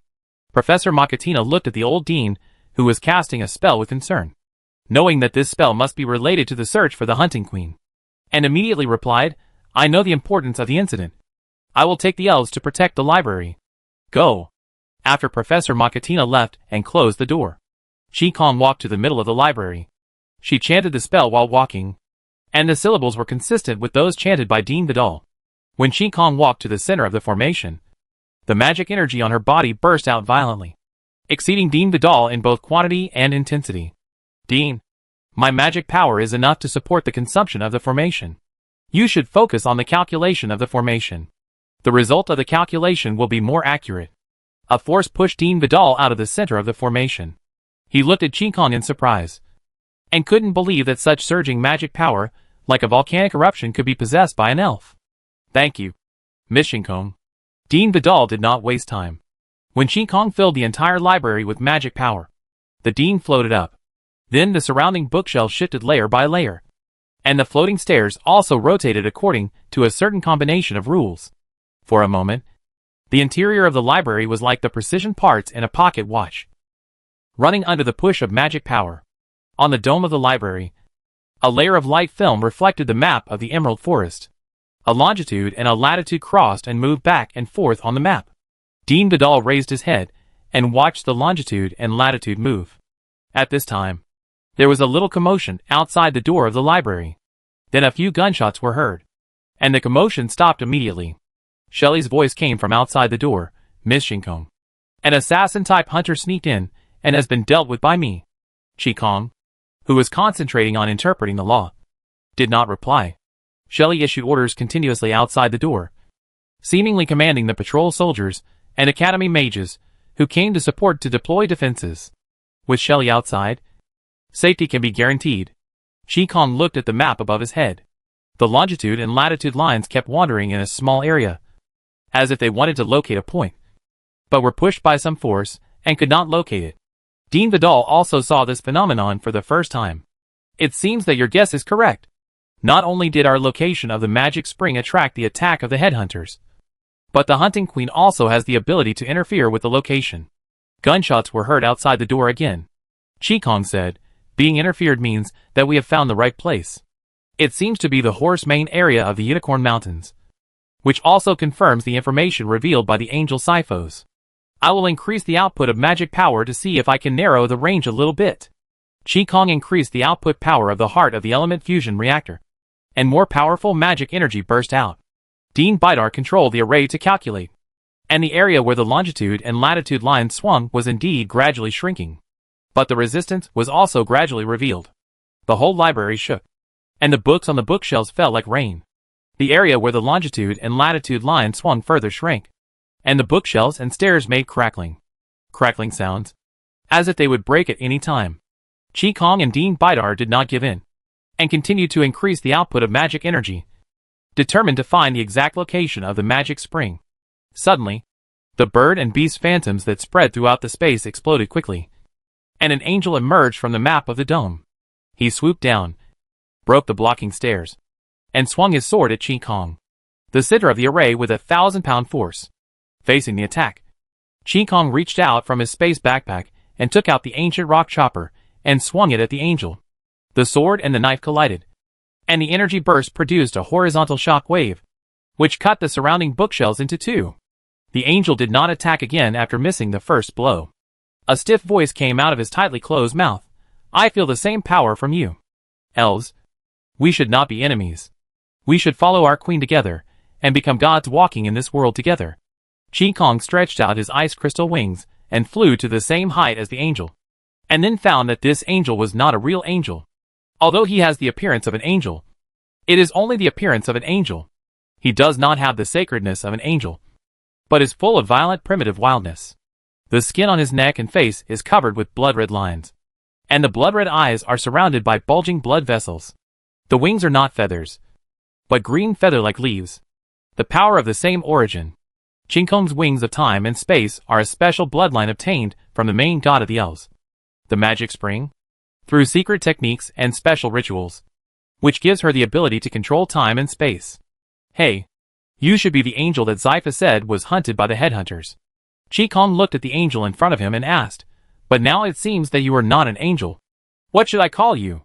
Even though the other party is no longer an angel, he is still full of angelic arrogance. Me? You can call me the hunting angel Nilti. When I died, The great hunting queen put me in the magic spring and gave me a new life. Now I am stronger than before. And the queen has given me the important task of helping her breed new hunters. When the queen becomes a god, I will also become a god. Elf, follow me. You can help the queen breed more powerful hunters. The hunting angel Nildi stretched out his hand to Qi-Kong. Qi-Kong responded with a slashing blade. Dean Vidal, close the library. Don't let this guy escape back. Dean Vidal retreated to a corner of the library when the hunting angel appeared. Hearing Qi-Kong's command, he used magic to open the piled wood blocks and books, and pressed one hand on the activation center of the built-in array. The bookshelves and stairs that were still in operation turned with a rumble. The map on the dome was erased, and the inner wall of the library turned over to form a solid and empty space. A strong shockwave hit, and Dean Vidal immediately raised a shield for himself. The shockwave hit the shield and made a golden sound. There were gunshots outside the library, and the sound of fighting became more and more. Dean Vidal didn't know what the battle outside was like. He could only do his best to reinforce this library and prevent the battle here from spreading outside. In the middle of the library, Qi-Kong and the hunting angel were fighting. I have to admit that Nilti, who became a hunting angel, is much stronger than the Holy Judgment Angel Sifos. After testing, Qi-Kong evaluated Sifos' strength as just touching the threshold of 5 stars, which is also the bottom line for joining the Holy Judgment of Sky City. His strength is much weaker than when Malice was still the Crown of Thorns. Since Nilti is a partner with Sifos, the strength of the two angels should be similar. But after the transformation of the Magic Spring and the Hunting Queen, Nilti, who became a hunting angel, has increased his strength to 6 stars in one fell swoop. And he is also specialized in space skills. Qi-Kong also activated his space skills to fight Nilti. In this not-so-wide library space, an elf and an angel flashed around, and the positions they appeared in were more tricky than the other.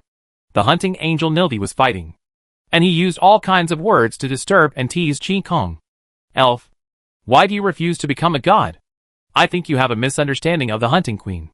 Just as I misunderstood the hunting queen before. Come back to the nest with me. During mating, the queen will make you feel the joy you have never felt before. You can draw more energy from the magic spring, and you will become stronger than you are now. I don't mind sharing my status with you. Come with me. Qi-Kong flashed to avoid Nilti's attack and said, It seems that you are not a hunter, but another class of the headhunter tribe. Nilti said, Hunters, they are just a group of soldiers without much intelligence. We are kings. Hunting kings, given a new life by the queen, the top of the headhunters, and have power second only to the queen. Qi-Kong deliberately fell behind, hurriedly dodged continuously, and asked, Are there many hunting kings? Ha ha, not everything is qualified to be a hunting king. There are only 10 kings serving the queen, and only 10. When a new king comes in, one king will be eaten by the queen. Now half of the kings are transformed from extremely low-level beasts, and I disdain to serve the queen with them. If you join, you can make that disgusting wild boar head a delicious meal for the queen.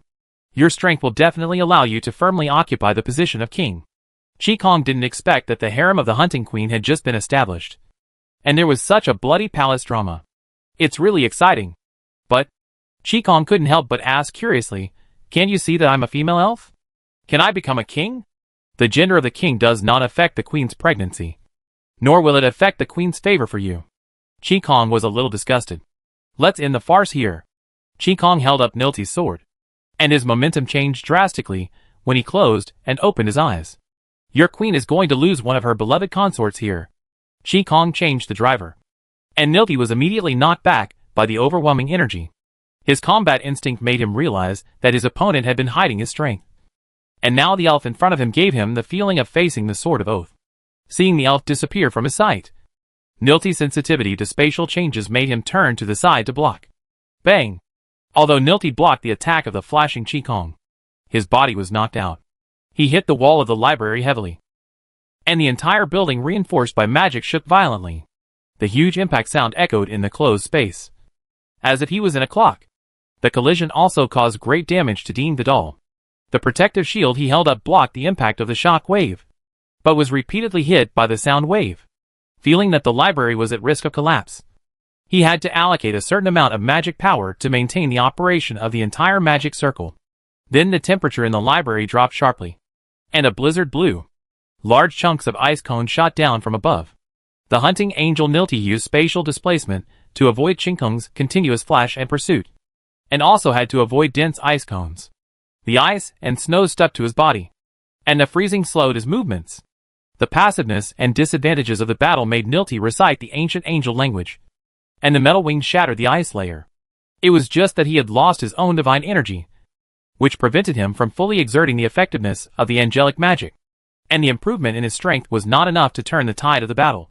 Qigong also chanted the ancient angel language in a show of skill, and the angel armor began to attach to her right arm, and a fierce holy flame burst out from the blade of the machete. At this time, the library had become an ice cellar, with sharp ice spikes extending from the four walls to the middle. The space that Nilti could use was gradually compressed. He used his wings to crush the ice spikes, but he could not stop the increase in the thickness of the ice layer. After a series of sword and knife clashes, Nilti was beaten like a ping-pong ball bouncing between the narrow ice layers. "Do you think you can kill me?" Nilti, who knew he could not escape death, shouted, "I am immortal. If you kill me here, a new hunting angel Nilti will be bred by the queen soon, and the queen will create a hunter for you based on my understanding of you. Elf, you can't escape your fate. The queen said that she liked you very much, and will make you her king no matter what." Ha ha ha. Qigong sealed Nilti, who was unable to dodge, in the ice. She stopped slashing with the knife after hearing what the other party said. If Nilti died, the hunting queen would give birth to a new hunting angel and revive Nilti. If Nilti is not killed, Nilti in the ice saw Qigong extinguish the holy flame on the knife and guessed her idea. Nilti closed his eyes, and his body shrank quickly, like a dead plant withering. Dead? Qigong waved his hand to open the ice, and fibrous powder and fragments fell down. It seems that what we are facing is more difficult than we thought. My mission is completed, and it's your job to finish it. Chapter 529 Questioning. Qigong fell down, and the ground of the library was filled with ice, broken wood and books. She removed layers of debris, and found Dean Vidal buried underneath. "Dean, how are you?" Dean Vidal sat in a pile of debris in a very embarrassed and depressed state. "I won't die for the time being." "Is the angel dead?" "Dead, but not completely dead." Qigong pulled the old Dean up and told him about the existence of the hunting king. Now we should understand the main levels of the headhunters. The headhunters at the bottom, the hunters and hunters in the middle. They are not very intelligent, but more of an instinct to obey orders. Next up is the hunting king. They are selected by the hunting queen and transformed by the magic spring, and have strong strength, while assisting the hunting queen in breeding hunters. They are also the commanders of the hunting army. The top one is the hunting queen. Dean Vidal stood up, and his feet were weak. He grabbed a wooden stick, and the spell wrapped around it, and the stick became a walking stick. The old Dean looked at the ruined library with regret, and said, "I will inform King Sandy of your discovery, so that he can be fully prepared for the existence of the hunting king. It's a pity that this place is destroyed. It will take some time to rearrange the array, and it won't achieve the effect here." Qigong held the old Dean's arm, and walked towards the gate together. "At least we know that the magic spring is in the Horse Mane area of the Unicorn Mountains." When the hunting angel Nilti appeared, the longitude and latitude lines hovered near the fourth main canyon. "I will take people there to have a look. Maybe we can find the cave where the hunting queen's lair is located. Thank you from the bottom of my heart. If you were not here, the Emerald Magic Academy would have to pay a great price to repel the hunting angel. It's a pity that he can be resurrected by the hunting queen." Dean Vidal couldn't help shaking his head and smiling bitterly. What mistakes did the forest elves make to punish us like this? The door of the library opened, and Professor Makatina and the elf wizards rushed over immediately when they saw Dean Vidal's appearance. They used magic to weave a stretcher. After putting the Dean on the stretcher, he used potions and healing magic to restore his physical strength while running quickly to the college clinic. Shelley turned the pistol handsomely and put it back into the holster. "Miss Qigong, the headhunters have retreated." Qigong could hear that the sound of fighting outside had disappeared. Some hunters' bodies were lying on the ground in front of the library, and the Royal Patrol soldiers were collecting the bodies and cleaning the battlefield. There were also students of the college crying beside their dead companions. In the sky, the alchemical crow returned to the window on the tower. An airship, with thick smoke, slowly landed on the top platform of the castle. Qigong looked at the post-war scene and the low morale of the elves, and said to Shelley, "The forest elves have not fought for a long time. Their combat experience comes from poaching groups and pirates. And the Emerald Magic Academy has no war experience at all. The headhunters' attack here will not stop, but will only become more and more fierce as their forces increase. I don't know when the support from the Empire will arrive. And the connection between the Academy and the Royal Court should have been cut off. You go to the commander of this Royal Court patrol and help them rearrange the Academy's defense system. Shelley said with contempt. The defense arranged by these forest elves is really full of loopholes. Even with such a favorable terrain, the headhunters can still infiltrate. If they are placed in the northern border of the Empire, they will not be able to hold out for a day in the face of the attack of the Art County Alliance. Miss, I can only help the Emerald Magic Academy. If you want to defend a city as big as the Emerald Royal Court, you need a group of military officers and advisors from the Empire. Qi Kong agreed with Shelley's judgment. The Emerald Court does need a military advisory group. But this is not something we can decide. You go do your thing. I'll go see if the sheriff and Dark Knight have pried open the angel's mouth. Qi Kong and Shelley left separately. And large pieces of ice in the library fell down. In the secret room where the angel was interrogated, the angel Sifos was surrounded by a black cat, a mouse and a magic ball. The sheriff walked in the air with a cat's pace, and a circle of water ripples was created under his claws with every step. Dark Knight jumped and followed behind the sheriff. A true follower. The sheriff walked around the angel and finally stopped in front of him. A bright light flashed in his eyes. Angel, tell me what you know. Angel Sifos was tortured to the point that he had lost all his former majesty. His face was pale. His spirit was extremely depressed. And his facial muscles were constantly twitching like a nervous twitch. The Shadow Clan. I am the Holy Judge Angel. Your methods are useless to me. Kill me. Or wait for me to kill you. Seeing that the angel was still stubborn, the sheriff glanced at the floating spiritual orb. The spiritual orb responded with intermittent flashes. An array of purple light stretched out from the orb. The light thread drilled into the angel Sifos' brain. He raised his head in pain, opened his mouth wide, but could not make a sound. His eyes turned completely purple from gold, and wisps of purple mist came out from his facial features. The sheriff walked to the side of Sifos' head and looked down into his eyes. Angel, we are spiritual supernatural beings. In addition to assassination, we are also good at mental invasion. As long as we give us time, we can find what we want from your mind. When necessary, we can also modify your memory. Your mental barrier is much weaker than you think, and we will break it soon. We will not only find what we want from your mind, but also control you step by step and tame you into my slave. Speaking out now can save you from a lot of pain. The angel Sifos tried his best to endure the pain brought by the mental invasion. He used all his strength to say intermittently, do you think I will surrender because of your fear? No. No. I am an angel. A holy angel who has gone through countless tests. Even if you can break through my mental barrier, you will only get a shell of me. I am the Crimson Sapphire. I am the Crimson Sapphire. The angel's voice became weaker and weaker until he fell into a coma. Dark Knight jumped over. She opened the angel's eyes and carefully checked Sifos' mental state. Sheriff, his mental stress is closed. Should we continue the attack? It would be bad if we killed him. The black cat waved its claws, and the mental orb stopped the mental attack. Angels are harder to deal with than we thought, but we have already promised Her Majesty the Queen. If I can't ask, won't it show that I am incompetent? My position is precarious now. And Yi suggested flatteringly, a strong attack may kill him, so it is better to create a mental illusion. For example, let him think that he has been rescued back to Sky City and is being received by the Sword of Oath. Maybe he can tell the answer that Her Majesty wants to know. The sheriff patted Inye's head with his claws in appreciation. I didn't expect that your head is not big, but you are still quite smart. Since torture won't get us to the bottom of it, let's create a mental illusion for him. Mental orb.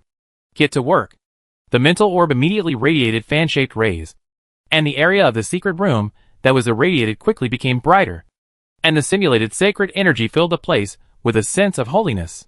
The fan-shaped rays repeatedly scanned and refreshed, and more details were added, and the secret room looked more and more like an angel's residence. This made Qi Kong, who was teleported in, suddenly stunned, thinking that he had walked into the wrong place. After feeling the mental interference, Qi Kong immediately strengthened his spirit, and what he saw returned to the appearance of the secret room. What are you doing? Seeing the arrival of Her Majesty the Queen, whom he had been thinking about, The sheriff immediately ran over on the ripples in the air. He rubbed his head against Qin Kong's arm and said, "Your Majesty, we are setting up a mental illusion. Now the angel Xiphos's mind has some loopholes under our attack. Although it will take some time and skills to break through, it is still possible to confuse him to a certain extent. We plan to disguise ourselves as the Sword of Oath and rescue him back to Sky City. He will definitely tell you everything when facing the Sword of Oath." Qin Kong asked, "Who of you has seen the Sword of Oath?" The sheriff and Dark Knight shook their heads, and the mental orb shook the fan-shaped beam. Qin Kong secretly reflected that he should not have too high expectations for these shadow parasitic meditations. "I admit that the mental illusion you set up is very realistic, and even I was almost fooled by you. But if the Sword of Oath you conjure is too distorted, it might arouse Xiphos's vigilance." The sheriff thought seriously, and then said, "I know the angel Malice, and I allowed him to hug me. If I disguise myself as Malice, I should be able to deceive this stupid angel." Qin Kong said helplessly, "Malice's status in Sky City is not high, and the angels must know that Malice is studying at Ulu College. I will disguise myself as Teresa, and first pass on the status of the Holy Scripture in the Holy Inquisition, which is second only to the Sword of Oath." The sheriff praised, "Your Majesty's wisdom is really like the vast sea of stars. Should we start the spiritual illusion now?" "Yes." Qin Kong looked at the angel Xiphos and said, "But the scene should not be the Sky City. Too many changes will only create too many loopholes. All are restored to their original state, and the spirit ball focuses on confusing Xiphos mentally. The spirit ball shuts down the fan-shaped rays, and the angel's residence turns back into a dark secret room. Then the spirit tool moves to the back of Xiphos's head, and purple light penetrates into the angel's brain. The sheriff and Dark Knight use energy simulation to simulate the sacred energy, and use mental illusion to draw the appearance of the angel.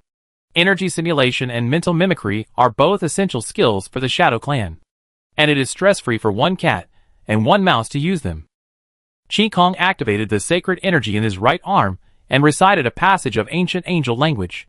The angel armor began to attach from his right hand and soon covered his whole body. The ice crystal wings spread out, and the Book of Disaster floated on his palm.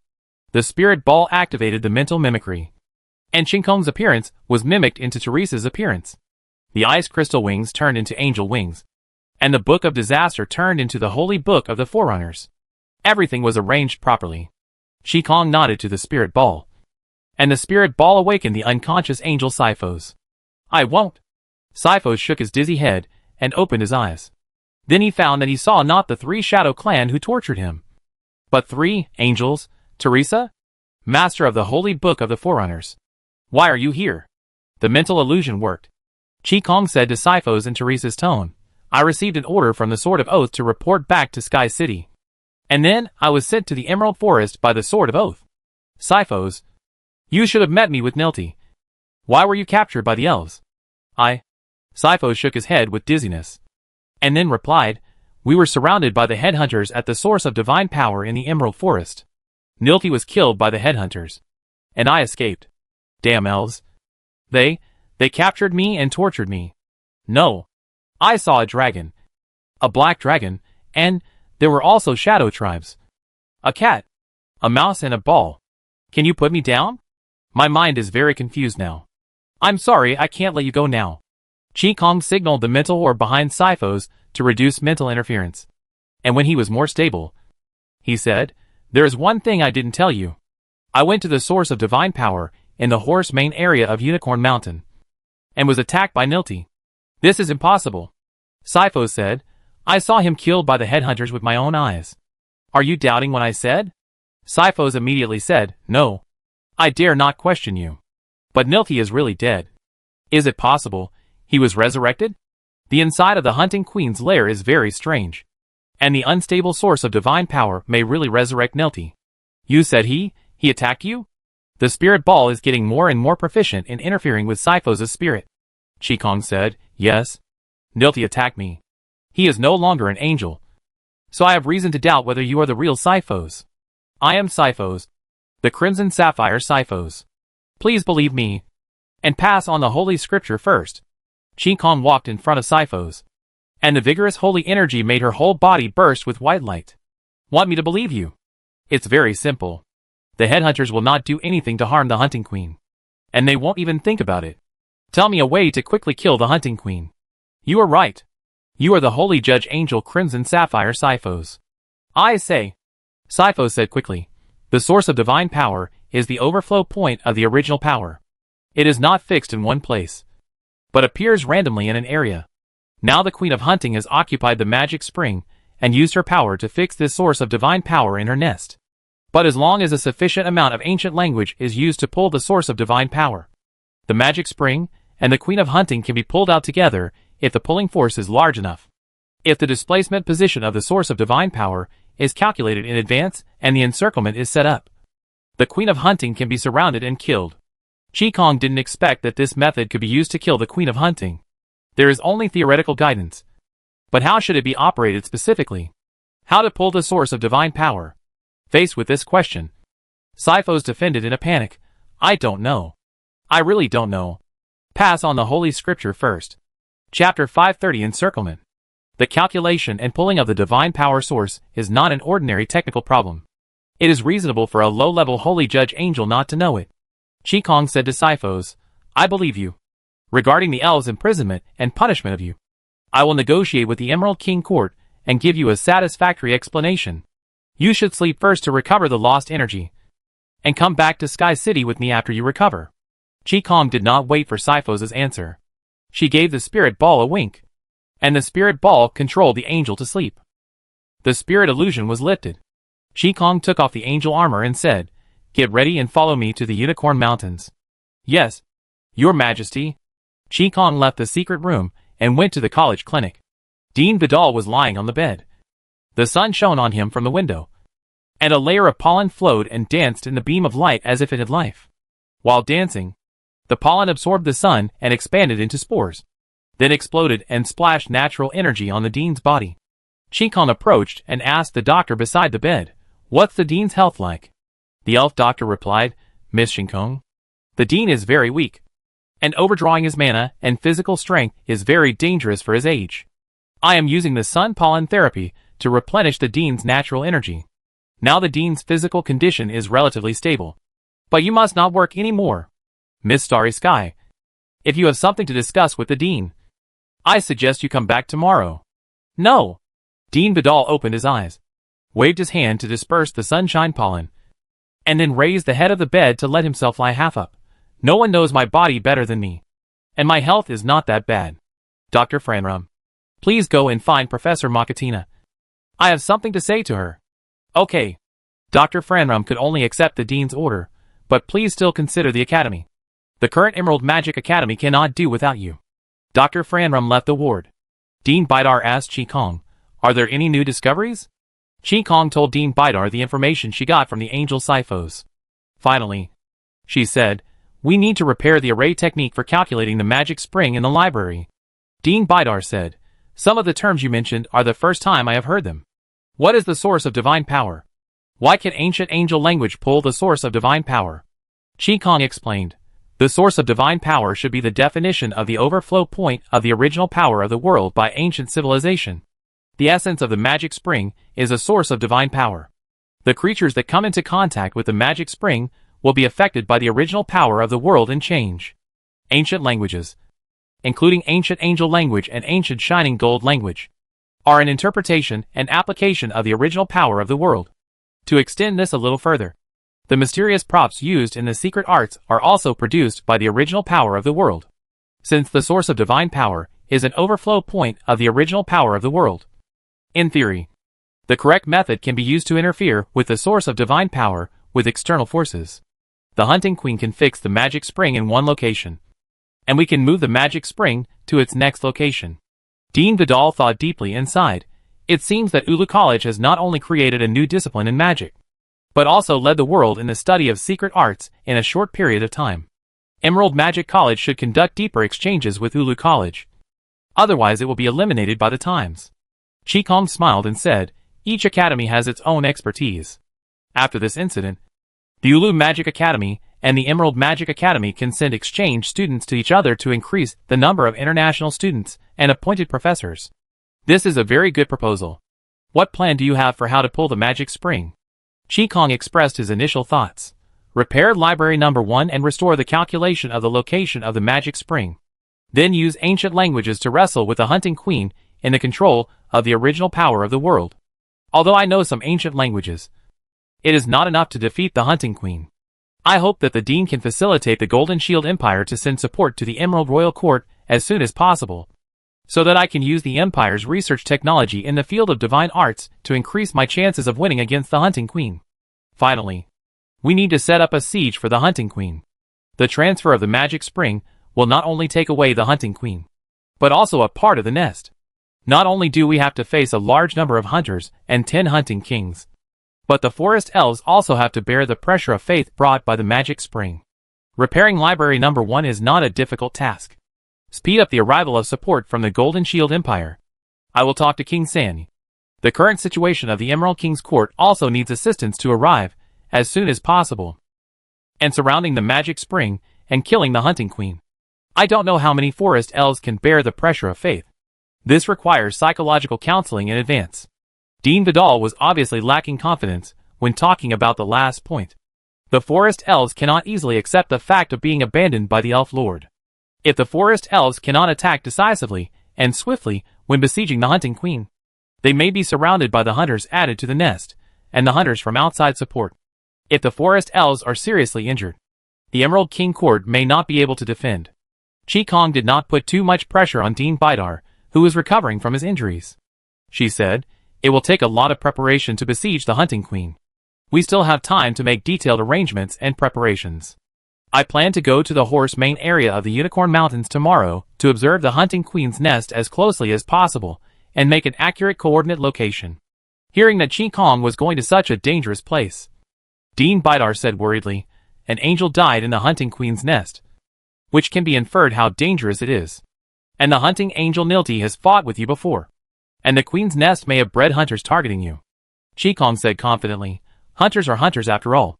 They only have hunting instincts, and no wisdom to match mine. And I am with the Shadow Clan. As long as we don't go too deep, the headhunters may not be able to find us. Our layout for the hunting queen cannot be based on our imagination of her, and a targeted investigation must be carried out." Dean Bidar knew that Chi Kong was right, and the siege of the hunting queen could not go wrong, and the forest elves had no capital to make mistakes. At this time, Professor Makatina opened the door and walked in. "Dean, what do you want to ask me?" "Hello, Miss Starry Sky," Dean Vidal said to Professor Makatina. "You are the instructor who knows the Emerald Forest best in the Academy. I remember that you have written several research papers on the vegetation of the Unicorn Mountains.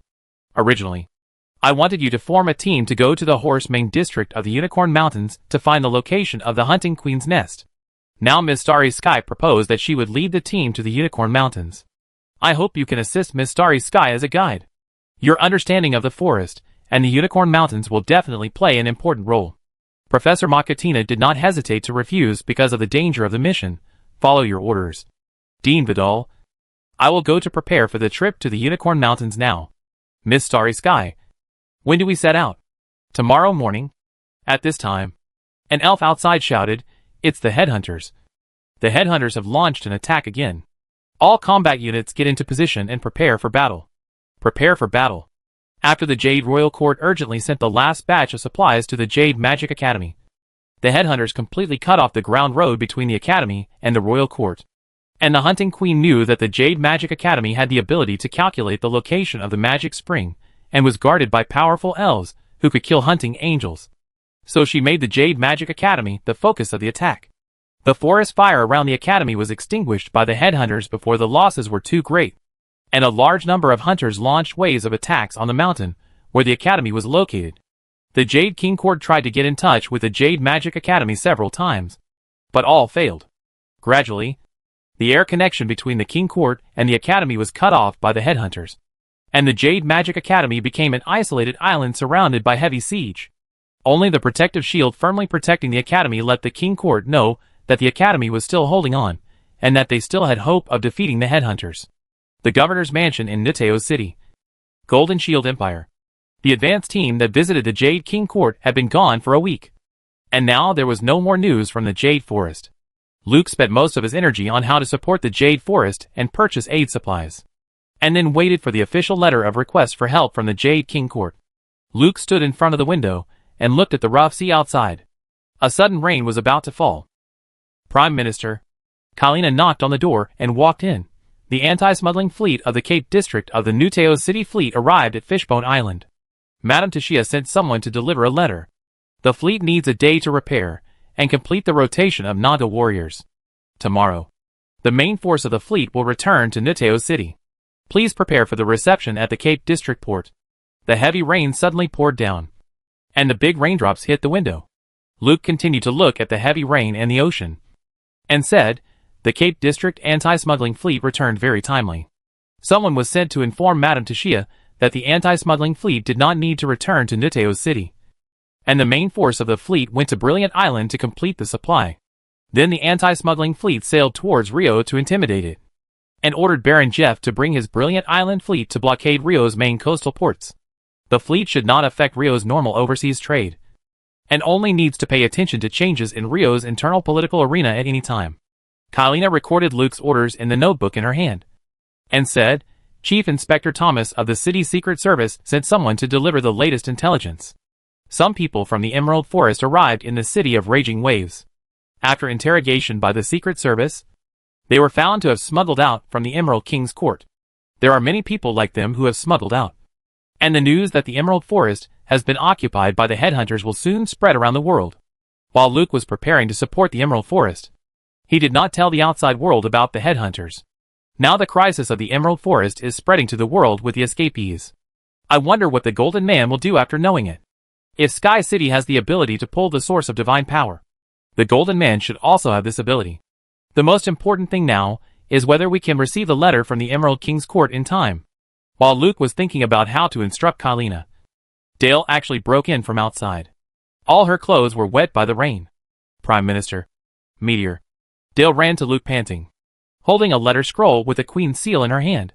I brought the Imperial Order written by Her Majesty the Queen, allowing support for the disaster happening in the Emerald Forest, to be executed by the Prime Minister. Luke took the Imperial Order, removed the imprint, and looked at the contents. Kalina quickly brought a chair for Dale to sit down, and then cast a spell to dry her clothes and hair. Luke said, Your Highness, I just received the news that you arrived safely at the palace. I didn't expect you to come to Fury City so soon. Dale said anxiously, I met Miss Chi Kong at the Emerald Magic Academy and learned how terrible the headhunters are. Now that you have the Imperial Order issued by Her Majesty the Queen, please support the Emerald Forest as soon as possible. Luke handed the Imperial Order to Kalina and dried it for Dale himself. In fact, I have already prepared to support the Emerald Forest. Now the first batch of supplies and personnel have arrived at Mosul Port. Hearing that the Empire's support materials had arrived at Mosul Port, Dale's nervous mood finally relaxed. Mosul Port. I entered the Empire from Mosul Port, and then took a train to the airship to the Imperial capital. Mosul Port is very close to the Emerald Forest. As long as you give the order, the supplies will soon reach the Emerald Royal Court. But I can't give the order now. Dale looked up at Luke and asked, Why? I brought the Imperial Order from Her Majesty the Queen. Luke said, The Imperial Order only gives us a legal basis for supporting the Emerald Forest. If we want our supplies and personnel to go to the Emerald Royal Court, we need the Three-Leaf King Garrett 17 to send a formal letter of request for help. Ah? Luke knew that Dale didn't understand this, so he explained, The Empire and the Emerald Forest have an equal relationship between countries. No matter what happens in the Emerald Forest, it has nothing to do with the Empire in theory. Therefore, without the official letter of request for assistance from the Emerald Forest, our unauthorized delivery of materials and personnel to the Emerald Forest can be defined as an invasion. Even if our purpose is good, it is also a disrespect for the sovereignty of the Emerald Forest. There is another meaning that Luke didn't tell Dale. The Empire needs the Emerald Forest to come to it for help, and it can't take the initiative to send things over. But the Emerald Forest really needs help now, and many forest elves are trapped in the forest. If we don't save them, they will be killed by the headhunters. Luke said helplessly, I'm sorry, Dale. This is a dialogue between countries. Without the permission of the Emerald Court, the Empire's support fleet cannot enter the Emerald Court. Dale became extremely depressed, and her mood was like a window being shaken by the strong wind outside. At this time, a royal knight stumbled in, holding a letter scroll, and shouted, The Emerald Court's letter of request for help has been delivered to the palace. Her Majesty the Queen has not opened it, and ordered me to send it to the city of Raging Waves at full speed and give it to the Prime Minister. Luke was overjoyed and ordered Kylina, immediately release a Raven to Mosul port and order the support fleet to sail to the Emerald Court. And Mrs. Michelle will receive it. Quick! Chapter 531. A thunderstorm descended upon the city of raging waves. The clouds in the sky were very low, making the city seem to have entered the night, with heavy rain washing the tall buildings. And the streets turned into turbulent rivers. Under the lightning and thunder, a convoy broke through the waves on the road and came to the steam airship construction plant next to the central port. The convoy stopped at the door of a large rectangular workshop, and the doors of all the vehicles were opened. And the Imperial spies, wearing waterproof windbreakers, came out, with leather boots stepping on the stagnant water. The spies spread out to form protective positions, letting the rain hit their hat brims. Then an umbrella was held up by the door of the governor's special car, and Luke and Dale walked down from both sides of the car. The chief engineer of the Construction Institute came up to greet them and invited Luke and Dale into the workshop. Dale, who walked into the gate, was immediately shocked by the huge thing in front of her. Is this an airship? In this semi-buried factory building with a length of 400 meters, an airship full of steam almost filled the entire factory space. On the layered engineering racks surrounding it, thousands of workers and engineers were doing the final inspection of the airship. The accompanying chief engineer proudly introduced to Princess Dale, "This is the latest Kirov-class steam airship developed by our Central City Steam Airship Construction Bureau. It is built on the element fusion reactor specially made for the Kirov-class steam airship in the Magic Laboratory. It can not only provide sufficient magic energy for the protection and attack of the airship, but also provide additional heat energy for the steam engine on board to meet the power requirements of such a large airship.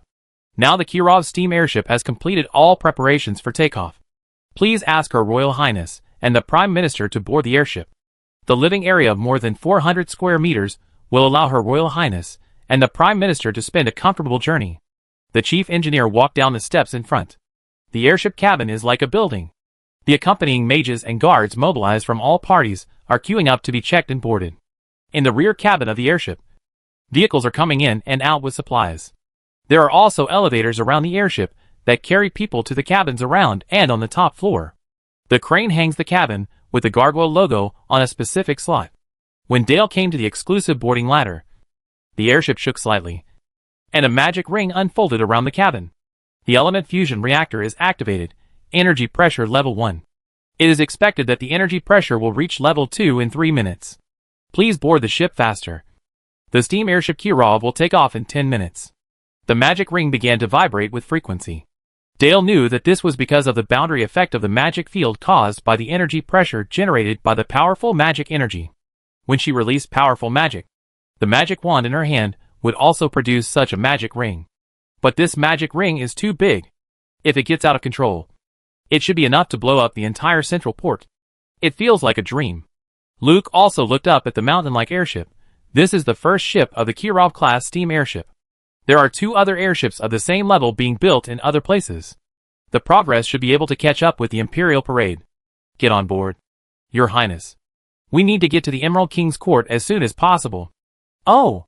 Dale, who was stunned by the airship, immediately ran up the stairs. The exclusive living area is on the top floor of the pod, and the semi-surrounding glass windows provide a very wide view. Kylina, who arrived early, has already arranged the place with servants. Luke sat on the sofa facing the bow, crossed his legs and waited for the airship to take off. The roof of the airship construction plant opened to both sides, and the cables fixing the hull were unlocked together. The Kirov airship slowly rose, and the hull was full of steam sprayed to adjust the balance. The hull with a maximum length of 358 meters emerged from the top floor of the plant. Out of evil interest, Luke requested that the Kirov airship be painted yellow and a shark head pattern be painted on the head of the hull. But the flag pattern on the side was still the Empire's 2-headed lion flag. Soon the lower edge of the airship pod left the factory, and the magic ring around the pod expanded from an ellipse to a perfect circle. The energy pressure of the element fusion reactor was increased to level 3. The magic ring oscillated at a high frequency. The air accumulated from top to bottom, and the pressure difference between the upper and lower parts pushed the airship to speed up its ascent. At the same time, the 2 large wind vortex engines at the tail end of the airship started, and the high-pressure steam engine drove the turbofan to rotate. The inhaled air was compressed and poured into the storm engine. The magic energy activated the air element. And then, the lightning element was used to excite the air element for the second time. After 3 stages of supercharging, the air was ejected backward from the engine nozzle, with lightning flashing everywhere, pushing the huge airship to accelerate and fly diagonally upward. After reaching an altitude of 6,000 meters, the storm engine was shut down, and the Kirov airship entered a constant speed cruise mode. Prime Minister Kylina walked to Luke's side and handed over a document. This is the navigation plan formulated by Major General Zwolan, the captain of the Kirov airship. Before arriving at the Emerald King's Court, the Kirov steam airship needs to conduct 145 tests, during which it will conduct 3 dockings and 4 air supply trainings. It is expected to arrive at the Emerald King's Court in 7 days. Luke took the navigation plan and looked at it. The ground test and low-altitude test of the Kirov steam airship have been completed, and the remaining is the long-distance flight test. This time, Luke is going to the Emerald King's Court, so he wants to drive the Kirov steam airship to show off, and the remaining tests can only be carried out on the road. Luke asked Kylina, how long does it normally take to reach the Emerald King's Court? At the normal cruising speed, it takes 2 days to reach the Emerald King's Court. If the storm engine is used for afterburner, it can arrive in 1 day. After reading the plan, Luke took a pen and signed it, and then handed it to Kylina. Tell Major General Zwolan to test the Kirov class according to his plan. I don't want this airship representing the Empire's Air Force to have any problems when we arrive at the Emerald King's Court. Yes, Prime Minister. I will tell Major General Zwolan what you said. Kylina went down the stairs on one side to the bridge of the airship. Dale, who changed into clean clothes in the room, came to Luke's side. She had a lot to say to Luke, but she didn't know how to say it. It seemed as if there was an invisible wall between the two of them. Well, long time no see. Dale sat down on the sofa beside her and said softly, yes, more than a year has passed in the blink of an eye. Luke also sighed. Too many things happened during this period. In fact, you don't have to go to the Emerald King's Court with me. Agatha misses you very much, and the Empire is about to hold a grand ceremony. I have met with my sister and informed Her Majesty the Queen that I will not attend her coronation ceremony. Why? Luke explained. I recommended the Queen to be crowned as the Emperor of the Empire, not to steal the Empire. I know. Dale did not let Luke continue. I understand you. We see the land, and your heart is the sky. You should also understand me. Since I have escaped from my previous identity, I don't want to be tainted by it again. I like my current name, Jasmine. When I am Jasmine, I am the happiest. Jasmine reminded Luke of the lower city of St. Louis and the winter capital. I respect your choice. Agatha and I welcome you back anytime. A smile appeared on Dale's face. I will definitely come back when you and my sister get married. I want to be my sister's bridesmaid and record her happiest moment. Luke looked at Dale and smiled. You will definitely find your happiness if you are kind. Dale raised her eyebrows playfully. Of course. I will definitely find my happiness. Dale turned her head and looked out the window. The airship was sailing south, and the continuous coastline of the Empire was outside the starboard. Definitely. In the Emerald Lake Palace of the Emerald King's Court, Mrs. Michelle was sitting in the lounge waiting for the summons of King San. An orangutan poured her a cup of fruit tea, and then said politely, Mrs. Michelle, His Majesty King San is discussing with his generals how to resist the attack of the headhunters. Then His Majesty will discuss with the elders how to settle the new refugees. Now there are more and more forest elves rescued from the sea, which has brought many problems. You need to wait a little longer. Mrs. Michelle picked up the fruit tea and drank it, observing the orangutan in front of her carefully. From the outside, it can be seen that he is not a real orangutan. He is an alchemical creature, the master of forest elf alchemical technology. Alchemical creatures have wisdom, thoughts, and emotions. They come from the awakening of alchemical puppets. But the forest elves have not yet fully understood how alchemical creatures awaken. It can only be roughly judged that the awakening of the alchemical creature is related to the vigorous natural energy in the Emerald Forest. As a technical bureaucrat, Mrs. Michelle is very interested in the alchemical creature in front of her. She intends to talk more with this gorilla to judge the extent of his intelligence. I just got the news. After the Queen of the Empire received the letter from His Majesty King San, she ordered the Prime Minister of the Empire, Lord Meteorite, to send support to the Emerald Royal Court immediately. Now the first batch of rescue from Mosul Port will soon arrive at Emerald Port. What do you think is the most needed material for the Emerald Royal Court now? The alchemical gorilla replied, I am just a servant. Such questions are not something I can answer. Mrs. Michelle said, I am waiting here. You are waiting here too. Let's just chat. You must know more about the current situation of the Emerald Royal Court than I do. The alchemy orangutan did not refuse this time, of course. The Emerald Royal Court needs food the most now. The Royal Court was besieged by the headhunters, and could not get food from the forest. I heard that the number of forest elves in the Royal Court has doubled, and many forest elves are already starving. Mrs. Michelle nodded and continued to ask, food is a necessity. There is food in the Imperial Support Fleet. Are there other important necessities? And coal and fire crystals. The alchemy orangutan's thinking and expression are very clear. The war against the headhunters requires weapons.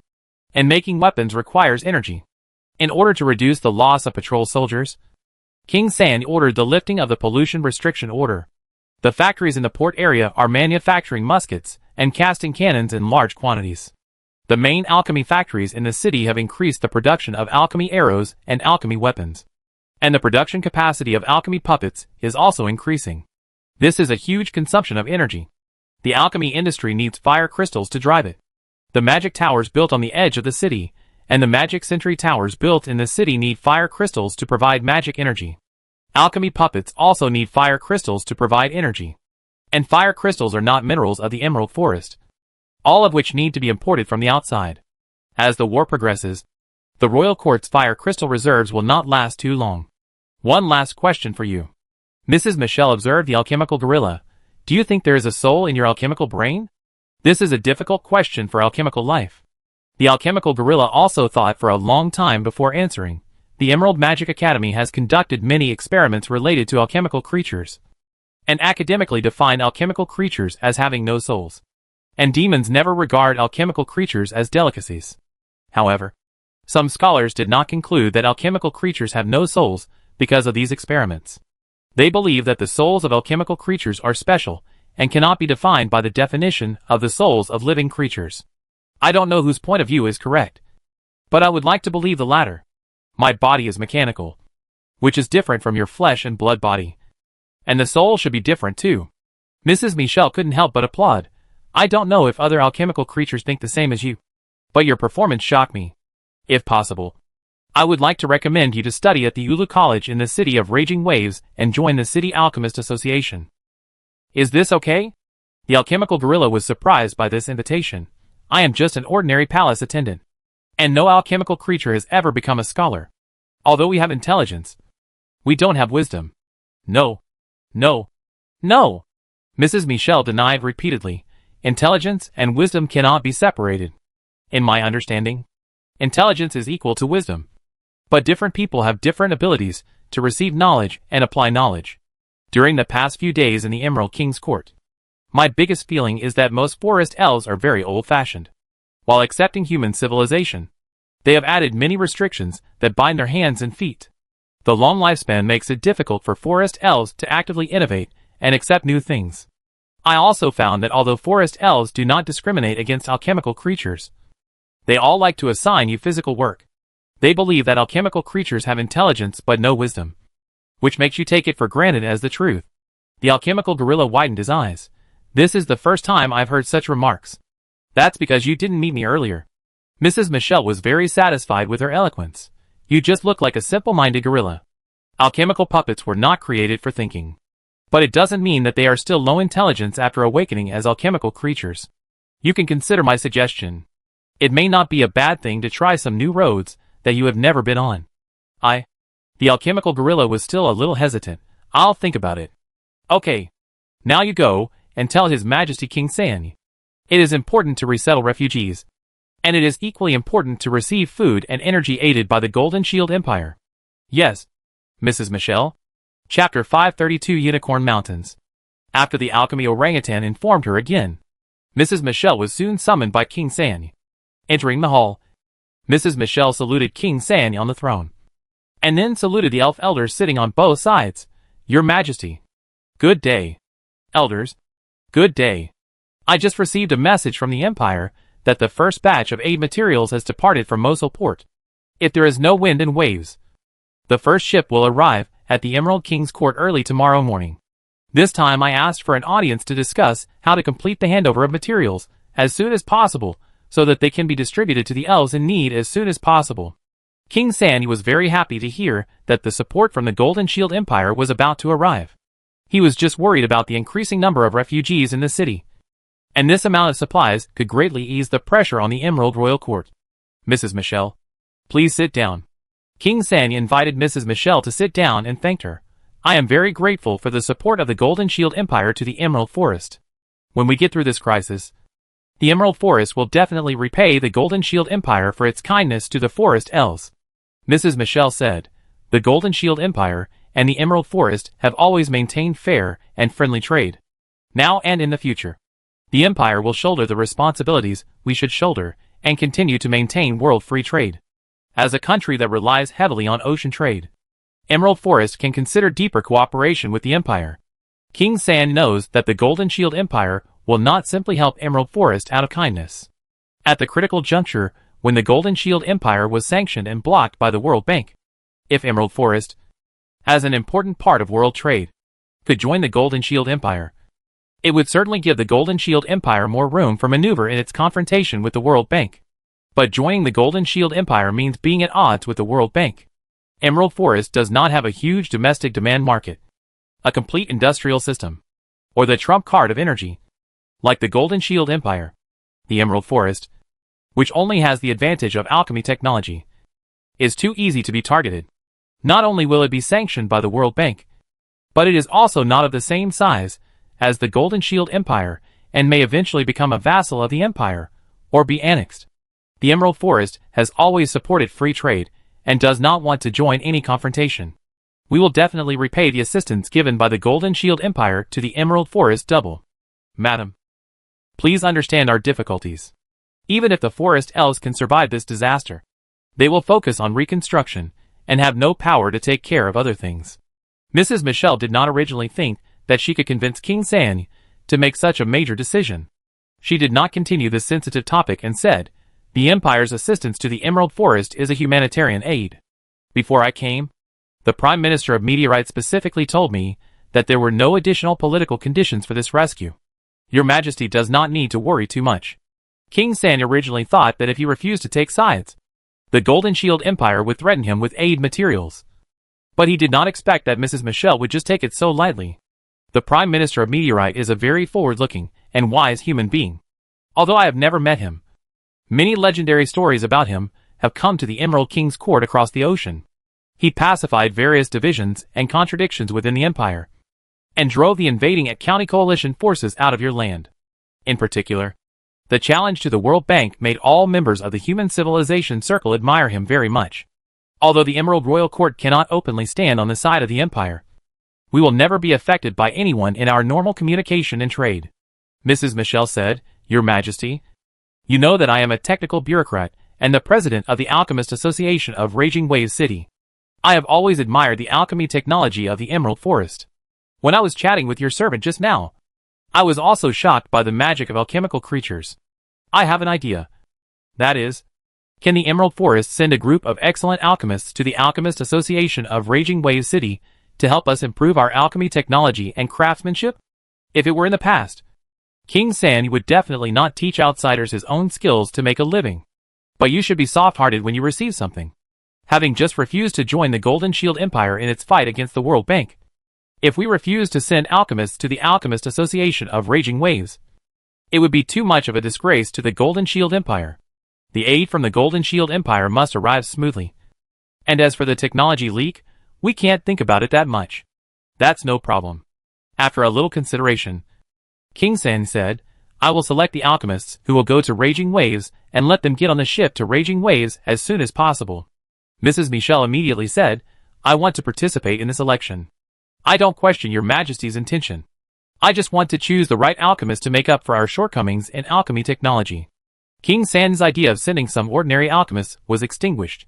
He could only think of secretly telling the selected alchemists not to reveal too many secrets. As a technical bureaucrat, Michelle could of course guess King San's other thoughts. But she was not afraid that the elf alchemists would not work hard. As long as the alchemists who went to the city of Raging Waves had real skills, they would definitely not be indifferent to the advanced magic engineering system of the City of Raging Waves.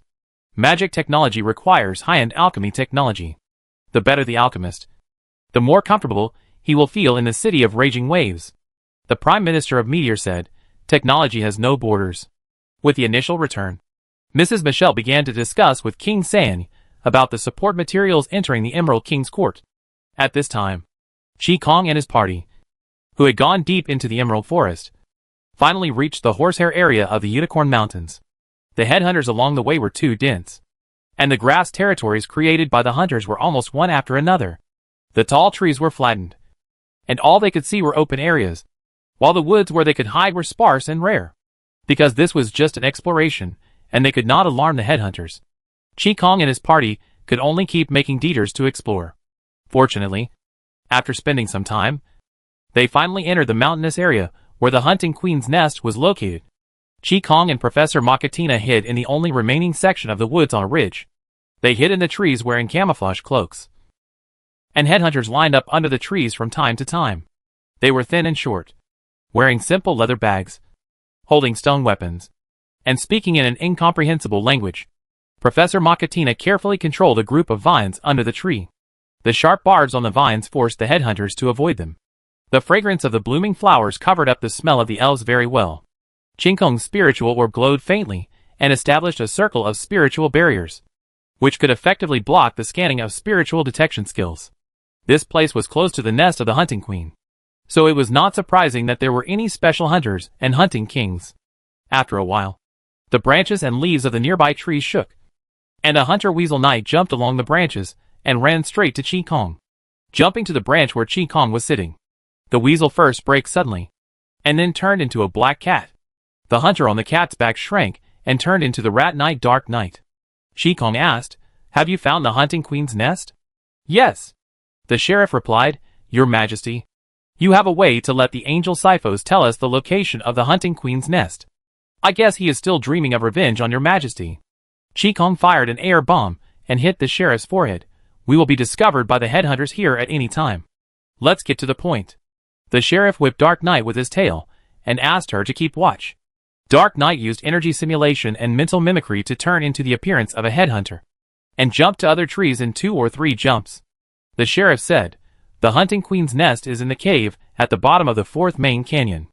The riverbed at the bottom of the valley is dry, and the headhunters have planted tall grass all over the valley. There are so many headhunters inside that they are banging their heads. We have scouted in other directions, and there is no shortcut to enter the cave. If you want to get in, you can only kill through the river." Qi Kong asked, "Didn't you enter the cave?"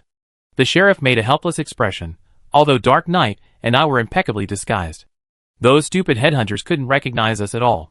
But the cave to enter the nest was sealed. A very large spider set up a large web at the entrance of the cave, and those inside couldn't get out, and those outside couldn't get in. And that spider is different from the hunter. It looks very smart and powerful. Maybe it is a hunting king. The Hunting King guards the gate and allows people to enter but not leave. It seems that the Hunting Queen is very cautious. Just finding a cave entrance is not enough to accurately locate the Hunting Queen's nest. The Angel Siphos can't tell the exact location of the nest in the cave. He only knows that the cave is very deep and complicated. Qi Kong thought about the countermeasures and said after a while, "You escort Professor Makatina back." The sheriff asked in surprise, "Your Majesty, aren't you going with us?"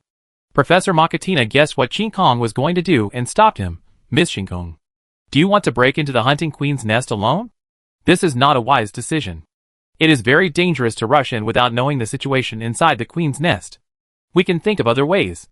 For example, we can ask His Majesty King San to send an elite patrol to airdrop here and directly enter the nest to find the Hunting Queen." Qi Kong stood up and walked to the edge of the branch, looking towards the valley, and then said to Professor Makatina, "You and I both know that the river channel of the 4th main canyon is wide, and the Hunting Queen has ambushed heavy troops in the grass beach of the river channel. It will cost a lot to attack the river channel grass beach. Moreover, the Hunting Queen has sealed the cave leading to the nest, which means that the nest has another connecting channel with the hunters outside. Once the patrolmen are trapped in the river battlefield, they will be overwhelmed by the endless stream of hunters. The best way to eliminate the Hunting Queen is to pull her out. which requires the most accurate positioning of her lair. But you can't take such a big risk. Qi said confidently. There is a little risk. But I have a suitable plan that can greatly increase the chance of killing the hunting queen. The sheriff stood up on his hind legs, waved his front paws and said, Your Majesty. Your Majesty, I will rush to the hunting queen's lair with you. As your most reliable and loyal mount, I will definitely carry you in and out as I carried you in. Qi smiled and said, It is estimated that the hunting queen has cultivated hunters targeting me. Plus there are an uncertain number of hunting kings inside. I don't have the energy to protect you. The sheriff said solemnly, I am willing to sacrifice my life for your majesty. Don't you believe in my strength? Follow my orders and escort Professor Makatina back to the academy with Dark Knight. When the Prime Minister of Meteorite arrives at the Emerald King's court, he will know what to do next. Your Majesty. Follow the order. Yes. Yes, yes. Your Majesty. The sheriff imitated the sound of insects and summoned Dark Knight. Professor Makatina said to Qi worriedly, Miss Qi. No. Your Majesty. Will you not consider it again? This is the decision I have carefully considered. Go quickly. Don't waste time. If you fight, you may be discovered by the headhunters. Seeing that Qi was very determined, Professor Makatina had no choice but to follow the sheriff and Dark Knight. She had to return to the academy as soon as possible to inform Dean Vidal of the news. If Qi was hunted, I don't know what kind of powerful hunter the Emerald Royal Court would face. Qi stood on the branch and watched Makatina, the sheriff, and Dark Knight move away from the tree until they could no longer be seen or sensed. It's been a long time since I cut grass with Wushwang. Qi took off her smock and revealed her combat costume. She reached out and pulled out the Stardust Xinjiang double swords from the scabbard at her waist, and stretched out the ice crystal wings on her back. The wings swept the surrounding branches and stretched out their wings. The movement here immediately attracted the attention of the headhunters nearby. The sound of horns came from the continuous grass outside the woods, and the grass stems swayed to form continuous waves. With a swish, the javelins flew up from the grass like a swarm of bees, covering the clear sky in a dark mass. At this time, rain fell from the cloudless sky, accompanied by a crackling sound. The white, extremely cold air spread. The rain solidified into ice crystals in the freezing air, and continued to condense into rapidly falling ice arrows. The dense ice arrows smashed all the javelins down, and then drilled into the grass layer by layer. The grass had been frozen into ice sculptures, and when hit by the ice arrows, it immediately broke and shattered, revealing the headhunters hiding in the grass. The headhunters close to Qi were frozen into ice sculptures, and those farther away were covered with white frost, curled up and shivered. In a flash, they were pierced into hedgehogs by the falling ice arrows, and their bodies broke after falling down, and then smashed into pieces by the subsequent rain of arrows. With a snap, the branches under Qi feet broke because they were frozen and hung with too much ice. The branches fell to the ground and picked up a large piece of ice chips. Qi hovered in the air, and then threw a knife light at the valley below. The knife light rotated and flew forward, absorbing ice crystals as it rotated, and soon turned into an ice wheel with a diameter of 10 meters. The ice wheel fell to the ground, and rolled down the slope, crushing the grass where the headhunters were hiding. After throwing out a series of ice wheels, the clear sky soared into the sky, and then dived down towards the valley river. Within the coverage of the ice dance garden, the ice arrows turned into large hailstones, which continuously tilted towards the grass along the way. Chapter 533 Queen's Lair. Deep in the cave with complicated passages like a maze, there is a beautiful pool in the middle of a large cave. The pool is clear, and there are many colorful goldfish playing leisurely in the water. Elegant daffodils and lotus flowers bloom on the water, and the light from the water makes the whole cave look like a dream. Suddenly, ripples appeared on the water, and a beautiful woman slowly floated up from the water. She swam to the shore of the pool, then half submerged in the water, comfortably resting her head on a pillow stone on the shore, closed her eyes, and slowly fell asleep. The beautiful woman and the dreamy pool formed a beautiful picture. But outside the pool, the cave walls were completely covered with wriggling mucous membranes. The mucous membranes were full of glowing eggs, and there were pulsating tubes that transported nutrients to the eggs. The two incompatible scenes were forced together. The woman by the pool was sleeping quietly, with a smile on her lips, and I don't know what sweet dreams she was having. After a while, an extremely thick tentacle stretched down from the top of the cave. When it was about to touch the water surface, a hole opened at the top of the tentacle. And then the tentacle wriggled violently, and a giant egg covered with mucus came out from it. Plop fell into the water. The tentacle shook off the mucus and shrank back. None of this woke the woman up. She was still sleeping peacefully, letting the waves caused by the giant egg falling into the water wash over her body. After a while, there was movement under the water, and a ripple swung towards the woman, as if something was approaching quickly under the water. Then a blond man emerged from the water, came to the woman's side, and knelt in the water. A pair of green leaf wings spread out behind him. Hunting Angel Nilti greets the queen. "Thank your majesty for resurrecting me." The woman was the hunting queen. She did not open her eyes, and continued to sleep, letting the hunting angel Nilti kneel there. Nilti did not dare to get up without receiving the queen's response, and just knelt there motionless. The cave was extremely quiet, with only the goldfish in the pond jumping up and down from time to time, splashing water. "Nilti, I am very disappointed in you." As if she felt the sincerity of the hunting angel's confession, the hunting queen slowly opened her eyes. Her purple pupils were charming and mysterious. She looked at Nilti and said dissatisfiedly, "I didn't expect your first battle would end like this. You should know that before you. No hunting king died for other reasons except being eaten by me. Now other hunting kings are dissatisfied with my pampering you." Feeling the queen's murderous intention, Nilti lowered his head and defended himself. "Your Majesty, I'm sorry. I didn't complete the task you gave me. But that elf is really too powerful. I have tried my best. Please forgive my sins." "Your Majesty." The Queen of Hunting reached out her hand, lifted Nilti's chin with her fingertips, and looked at this unexpected angel. "It's not that the elf is too powerful. It's that you are too weak. Even if I and the magic spring strengthen you together, you still can't meet my expectations of you. Please give me another chance." "Your Majesty." Nilti felt the killing intention of the Queen of Hunting, and he said in panic, "Please give me another chance. Your Majesty, let me lead an army to find that elf. I will bring her body, and she will definitely become your most powerful hunting king." "Your Majesty." Nilti's fear made the hunting queen laugh. "Don't be so nervous. I just want to scare you. The power of that elf also shocked me. I spent a lot of energy to breed a hunter specifically to deal with that elf. You take it with you, and take the army I gave you. I believe you will not let me down this time." After getting the queen's forgiveness, Nilti said happily, "Thank you, Your Majesty. I will take the army to kill that elf now." Nilti was about to get up, but was caught by the hunting queen. The hunting queen's eyes were as charming as silk. Her skin flushed, and she said in a panting voice, "A group of hunting angels died in the battle against the Emerald Magic Academy and the Emerald Royal Court. These brainless things just like to rush into traps. I need to breed another batch of hunting angels." "Yes, my beloved Majesty."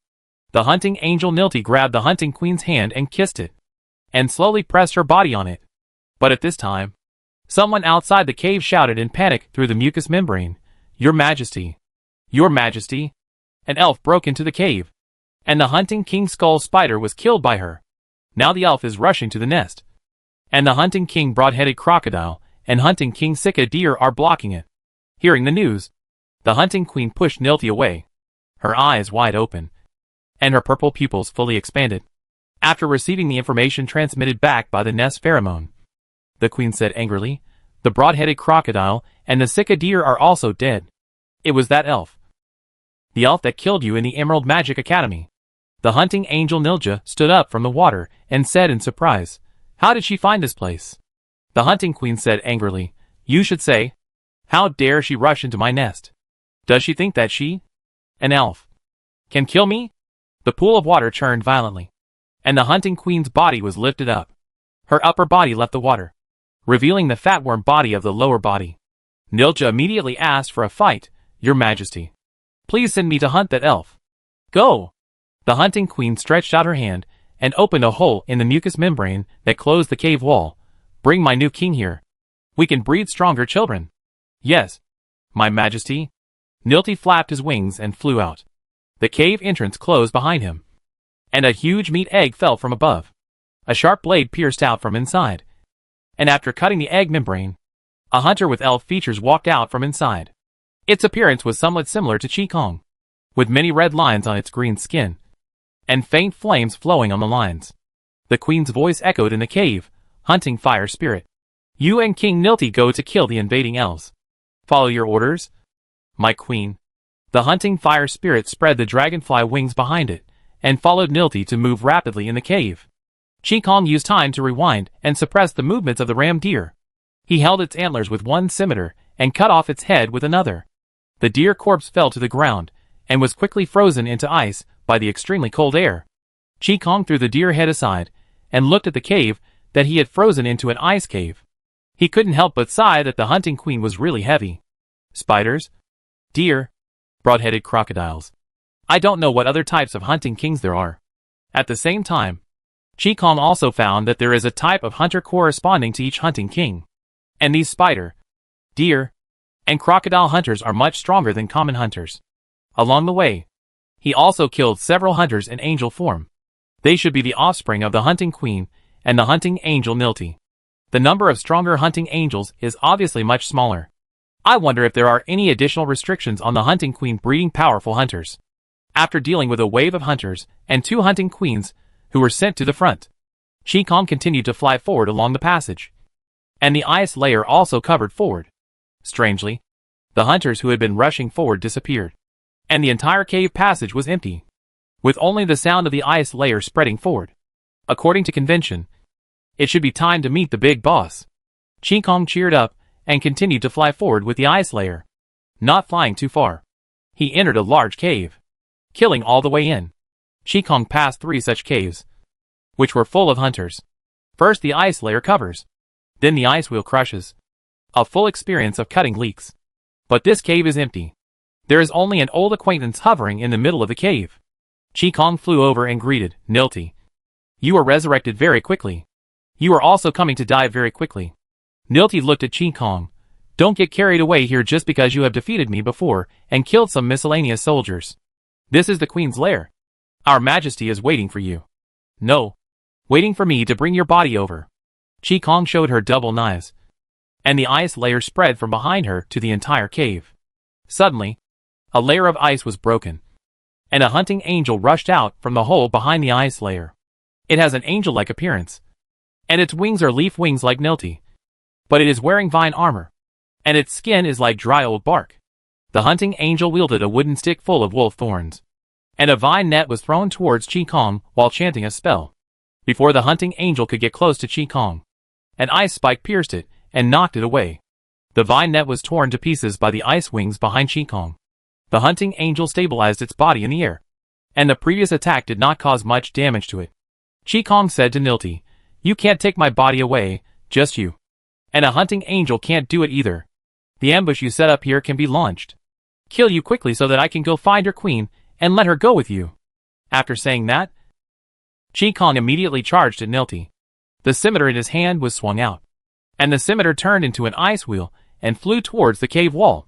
The ice layers on the cave wall exploded one after another, and the hunting angels rushed out from under the ice. The ice wheel rotated, temporarily isolating the hunting angels that appeared outside the battle circle. Qi flashed in front of Nilti. A circle of ice rings exploded, and holding the ancient rock machete in his hand, he swung it with a scorching holy flame to cut Nilti in half. The ice crystal eye opened, and the ice crystal wing shot dense ice blades at Nilti at close range. Nilja swung his sword to block, and then used space skills to dodge the ice blade's attack. The wind rose, driving countless leaves to blow up. The sharp edges of the leaves emitted a metallic cold light, forming a whirlwind that strangled Qi. On the cave wall, countless vines broke through the ice layer and stretched out. The ice layer continued to cover, and the vines kept hitting. Some ice cubes kept falling, and some vines were frozen and then smashed by ice cones. Some hunting angels got rid of the entanglement of the ice wheel and attacked Qi. Fierce battles continued. Nilja led 7 hunting angels to surround Qi and launched various attacks continuously. Qi maintained the ice dance garden field with sufficient and lasting energy output. Her ice attribute affinity was maximized. She waved a holy flame with one knife and cast ice magic continuously with the other, taking into account both melee and ranged combat, using both time and space. If Nilti had not made many remedies, Qi would have killed the hunting angel. But it can also be seen that Nilti did not have many ways to deal with Qi. He had done his best to maintain this evenly matched battle. You, You are not a forest elf. During the battle, Nilti finally thought of the legend of another elf. Qi dodged and kicked a hunting angel away, and gave it a full freeze, and then said, I thought you had already seen that I was different from a forest elf. Did you become a headhunter, and your brain also degenerate? Nilti was not angered by Qi. He blocked Qi to buy time to fight for the frozen hunting angel. You are the Moonlight Queen Qi. Nilti confirmed his guess, and finally knew why the other party could defeat him so easily. Even the first holy scripture Teresa was not Qi opponent, so it was not unfair for him to lose. At the same time, Nilti was also happy that the other party was Qi. If the Moonlight Queen Qi became the hunting king, wouldn't the headhunter's power smoothly take over the Moonlight Royal Court? Nilti increased the intensity of the attack, relying on his ability to resurrect, and tried to fight his life for his life many times. Under Nilti's command, the hunting angels also launched a desperate attack. The battle continued. Nilti's strong attack showed results, and with the continuous squeezing of the vines, the space that Qi could use became smaller and smaller. Flowers bloomed on the vines, pollen spread, and the inhalation of toxins made Qi movements no longer so graceful and ghostly. Qi shook her head, used time to go back to give herself time to use space displacement to dodge the head-on blow, and then chanted a spell to remove the toxins for herself. At this time, a thick vine beside her suddenly burst into flames. Then in the explosion, an elf-like thing rushed out from the fireworks and debris. It vibrated its dragonfly wings, and the short blade in its hand was attached to the stream of flames. Its body swayed in a broken line, and instantly swayed behind Qi. Nilti appeared in front of Qi and slashed with a sword with all his strength. Qi felt the sluggishness of the time flow, and at the same time, the space was imprisoned and could not move. Unable to dodge, she could only hold up her knife to block Nilti's sword, and then summon the ice armor to resist the blow from behind. However, the hard ice armor was as if it did not exist in front of the short blade burning with flowing fire. The short blade easily melted the armor and stabbed into Qi back. Then the hunting fire spirit stabbed continuously, stabbing more than 10 blood holes in Qi back. Blood flowed out along the ice armor. The ice armor shattered because there was no magic power supply. Qi spit out a mouthful of blood, and her body fell from the air without support. She fell heavily to the ground, motionless. Nilti fell down.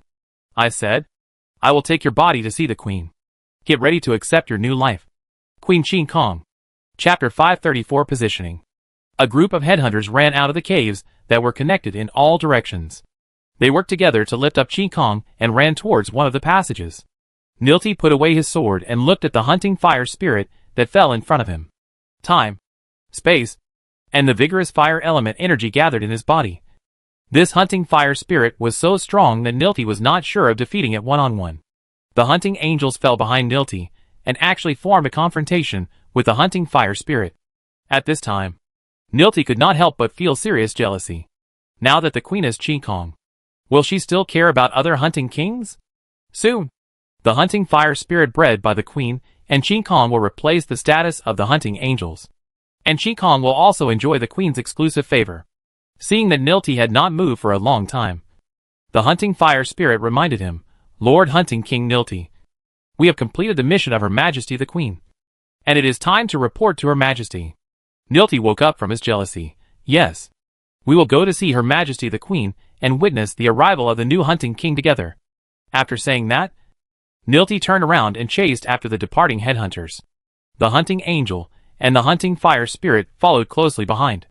The hunting queen in the magic spring had already known the result of the battle through the pheromones in various places in the nest, and she was very satisfied with the strength of the elf Qi. No, I was very surprised. Facing the siege of Nilti and multiple hunting angels, the elf Qi was able to gain a certain advantage in the battle, if it weren't for Nilti's desperate attack, creating an opportunity for the hunting fire spirit to launch a sneak attack. Qi might not be able to fight Nilti and the hunting fire spirit at the same time. Strong. Really too strong. Now the body of this powerful elf is being transported. She will become my strongest king.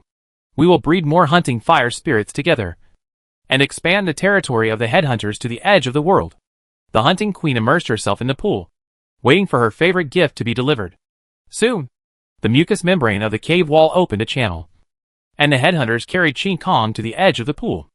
They gently placed Qi in front of the queen, and then crawled out. The hunting queen couldn't wait to admire the elf, and wiped the blood from the corner of Qi mouth. Your beauty makes me jealous and obsessed. Soon I will have you completely. With your company. I won't look at other hunting kings. Nilty flew in from outside. The hunting queen's praise for the elf Qi made his face even uglier. He knelt down to the hunting queen and said, My queen, your loyal Nilty has completed your mission. Very good. Although the hunting queen praised Nilty, she didn't look at him. She only had eyes for the elf in front of her. You can go out. Nilty's whole body shook. And he said, Your Majesty, part of the power of the elf Qi comes from the magic spring. If she is allowed to touch the magic spring again, I wonder if there will be uncontrollable changes. Do you think I can't see the relationship between her and the magic spring? The hunting queen still couldn't take her eyes off. You should reflect on yourself. As an angel, you also came into contact with the magic spring. But why did you grow less than an elf? Nilty quickly defended himself. Your Majesty, the power of the elf Qi does not only come from the magic spring. Her right arm comes from an angel, and she can use holy energy and angel magic without any obstacles. She also has a very strong affinity with ice elements, and can create a frozen field. All of these are extremely energy consuming. But even if Qi was hunted, there was no shortage of energy. At the same time, Qi also has the authority of the World Tree. Now the World Tree has attracted the attention of the 5 ancient civilizations of Sky City: Shining Gold People, Dragon Country, Hell, and Shadow Clan. There must be a major reason. I suspect that Qi is not a simple creature. She has too many secrets. Your Majesty, please be cautious in transforming her. The hunting queen finally looked at Nilty, her eyes full of murderous intent. Are you questioning me? Nilty lowered his head in fear. I dare not question your Majesty, but just express my concerns. My loyalty to your Majesty is engraved in my soul and body. The hunting queen let Nilty go, and she admired Qi again. Nilty, do you know what the magic spring is? It is the overflow of the world's original energy, and the turbulence of the original energy makes it lean towards extreme order. The headhunters and I are the manifestation of this extreme order. I have absolute authority in the headhunters. This is the authority given to me by the world's original energy. Is it not as good as the authority of a world tree? Leave here. Nilty, conquer the Emerald King's court for me, and prove your value to me.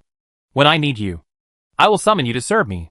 Seeing that the Queen of Hunting only had the elf Qi in her eyes, Nilty could only leave unwillingly.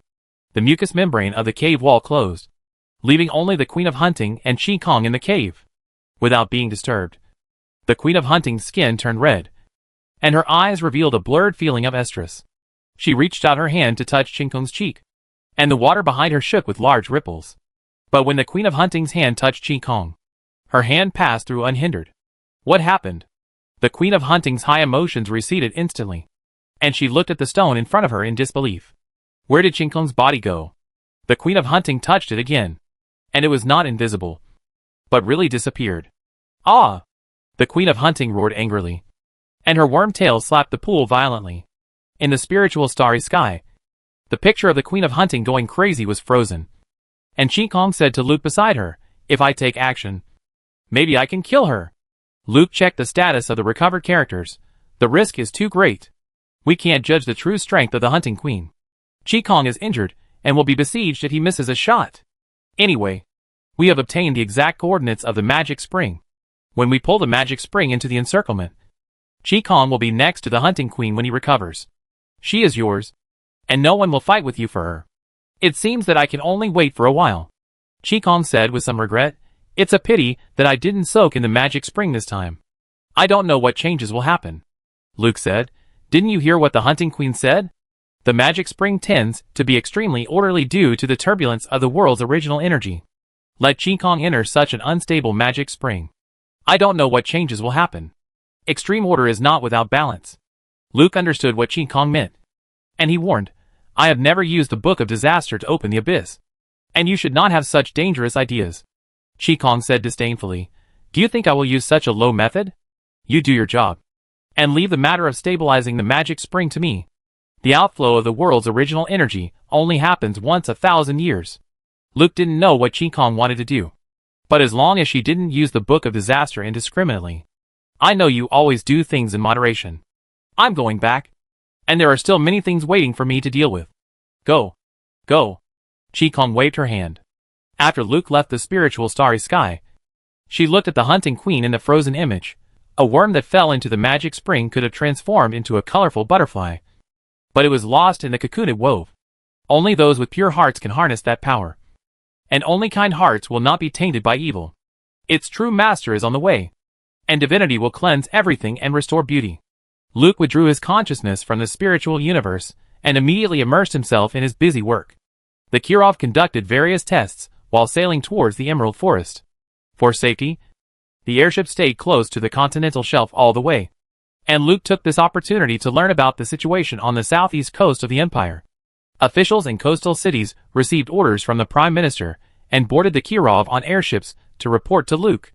At the beginning of the new era, the empire was rapidly climbing the technology tree, which resulted in extreme polarization of cities. Most of the resources produced by the country are concentrated in individual cities, which has created the rapid rise of Raging Wave City and the industrial miracle of St. Louis City. Those areas that have not enjoyed the benefits of industrialization have caused the bankruptcy of large-scale handicraftsmen and farmers due to the impact of industrial products. The poorer the place, the more serious the land annexation and market monopoly. In addition, the war conscription and tax levy have made it difficult for the lower-class people to breathe. And the number of thieves and bandits in the poor mountains and bad waters has increased a lot. Luke has a general understanding of the situation in various places based on the full-time spies sent by the Imperial Secret Intelligence Bureau to visit, and through the true and false reports of officials along the way. He already has a rough picture in his mind. The inland problems can be considered after solving the Tadega Hills. But we must not let these termites continue to run rampant along the coast. To compete for sea power, we need to build an imperial coastal trade network with Raging Wave City as the center, so that multiple economic cities can share pressure and risks, extend as many tentacles as possible to establish roots, and make more complex interest bindings with more countries. To achieve this vision, we need to build an efficient and united execution system. The current phenomenon of local geese plucking feathers, deceiving superiors and subordinates, and corruption must not be tolerated. When leaving Raging Wave City, Agatha sent a message that the Secret Intelligence Bureau had basically confirmed the evidence of the main participants of those who wanted to make trouble at the Queen's coronation ceremony. Now we are collecting new evidence to find those who are hiding deeper. When the Prime Minister returns from the Emerald Forest, we can catch all these people in one fell swoop. The new nobles, mainly the Cross Society, will inevitably suffer heavy losses. And those old nobles with royal titles and hereditary titles will also be stripped of their skin. Once these people go in, it will be much easier to clean up the people below.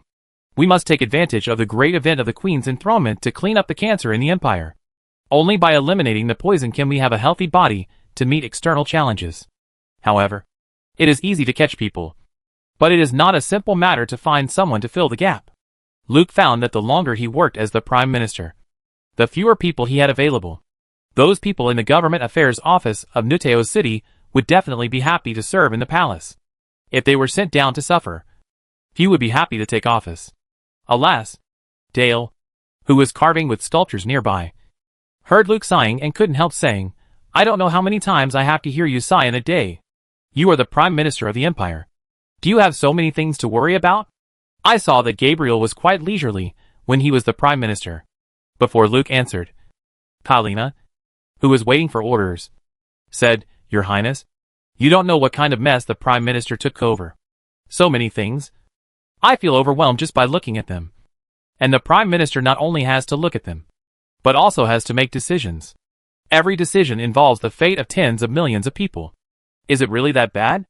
I always think that although my father is not a good father, he should be a wise monarch." Luke said, "As a monarch, Augustine the Great has done the best he can. But he is a person after all. Under the situation of autocracy, it is good enough to ensure that the empire is on the right track. Things in the corners are not what he can see and think of." Dyer smiled and said, "I don't understand what I said to you. But I believe you can do better. Because I often see confusion in my father's eyes. But I only see unswerving faith in your eyes. As if you know where the road leads to." Luke laughed. "You and Agatha are both very observant. I wonder if it's because you both like sculpture." Agatha. Dale thought of her sister and couldn't help but sigh. "I can't compare with her. She is an eagle that can fly against the wind."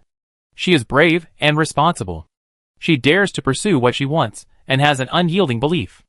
And I escaped from my responsibilities because of selfishness. I just wanted to become an elf in the forest and live a carefree life. Luke said to the self-pitying Adele, everyone has their own strengths. And everyone has the right to choose what kind of life they want to live. You are not suitable for the palace. When I saw you in the palace before, you were like a bird in a cage. When you were in the Emerald Magic Academy, you really opened your heart completely, felt the nature, and enjoyed the love of your friends, mentors, and people around you. Dale pointed the carving knife at Luke, pretending to be fierce. You sent someone to monitor me, but you promised me that you would not send anyone to follow me. Luke flicked the carving knife away. I am an Imperial spy. Lying is my professional ethics. And you must know that the Empire will not allow the princess to go to a strange country alone without protection. I have heard many reports from the spies who protect you. You often tease them. And the people who protect you closely have to be replaced several times. Dyer's fingers flexibly turned the carving knife. That's because they are too stupid. You can find them out by just thinking of a way. This time when you return to the Emerald Magic Academy, you must withdraw them all. Luke answered casually, okay, Princess Dyer. I will withdraw them all according to your will. Being found by you means that they need to learn again. Hearing Luke withdrawing people, Dyer was very happy at first. But then she thought, hey, after you withdraw them, will you replace them with another group of people to continue to follow me? Yes. Chapter 535 Headhunters General Attack. Emerald Royal Court. Under the active coordination of Emerald Lake and the Golden Shield Empire's envoys, the first batch of support materials from the Golden Shield Empire were properly handled immediately after arriving at Emerald Port. The Royal Court Patrol set up multiple material distribution points on the city roads, and refugees who escaped from the forest lined up to receive daily necessities. Blankets, clothes, coal stoves, pots, buckets, some coal blocks and oats, potatoes, dehydrated vegetables. Children can get extra cheese and canned meat. The refugees waiting to receive supplies anxiously waited for the distribution, while carefully looking at the sky and the surroundings. The sky was a chaotic battlefield. The headhunters relied on their large number of flying mantises to gain air superiority. The fearless hunters frequently rode flying mantises to carry out suicide attacks. They attacked from the outer edge of the city in groups, and sent some hunters into the city at the cost of most losses. The Emerald Royal Court set up simple magic towers and arrow towers on the tall buildings in the city, using magic, bows and arrows, and muskets to eliminate the invading hunters. Another part of the Royal Court Patrol soldiers was set up as the city's mobile force, using eagle eyes and hounds to search for the hunters who escaped the net. Magic, arrows, and bullets intertwined into a network in the air, and hunters and mantises fell like rain. But even with such a tight defense, some residents still died at the hands of invading hunters, especially those particularly powerful hunters. The Royal Court patrols would also suffer considerable losses if they wanted to eliminate them. Hunger made the refugees risk leaving the shelter. They just wanted to get the things as soon as possible and then go back to hide.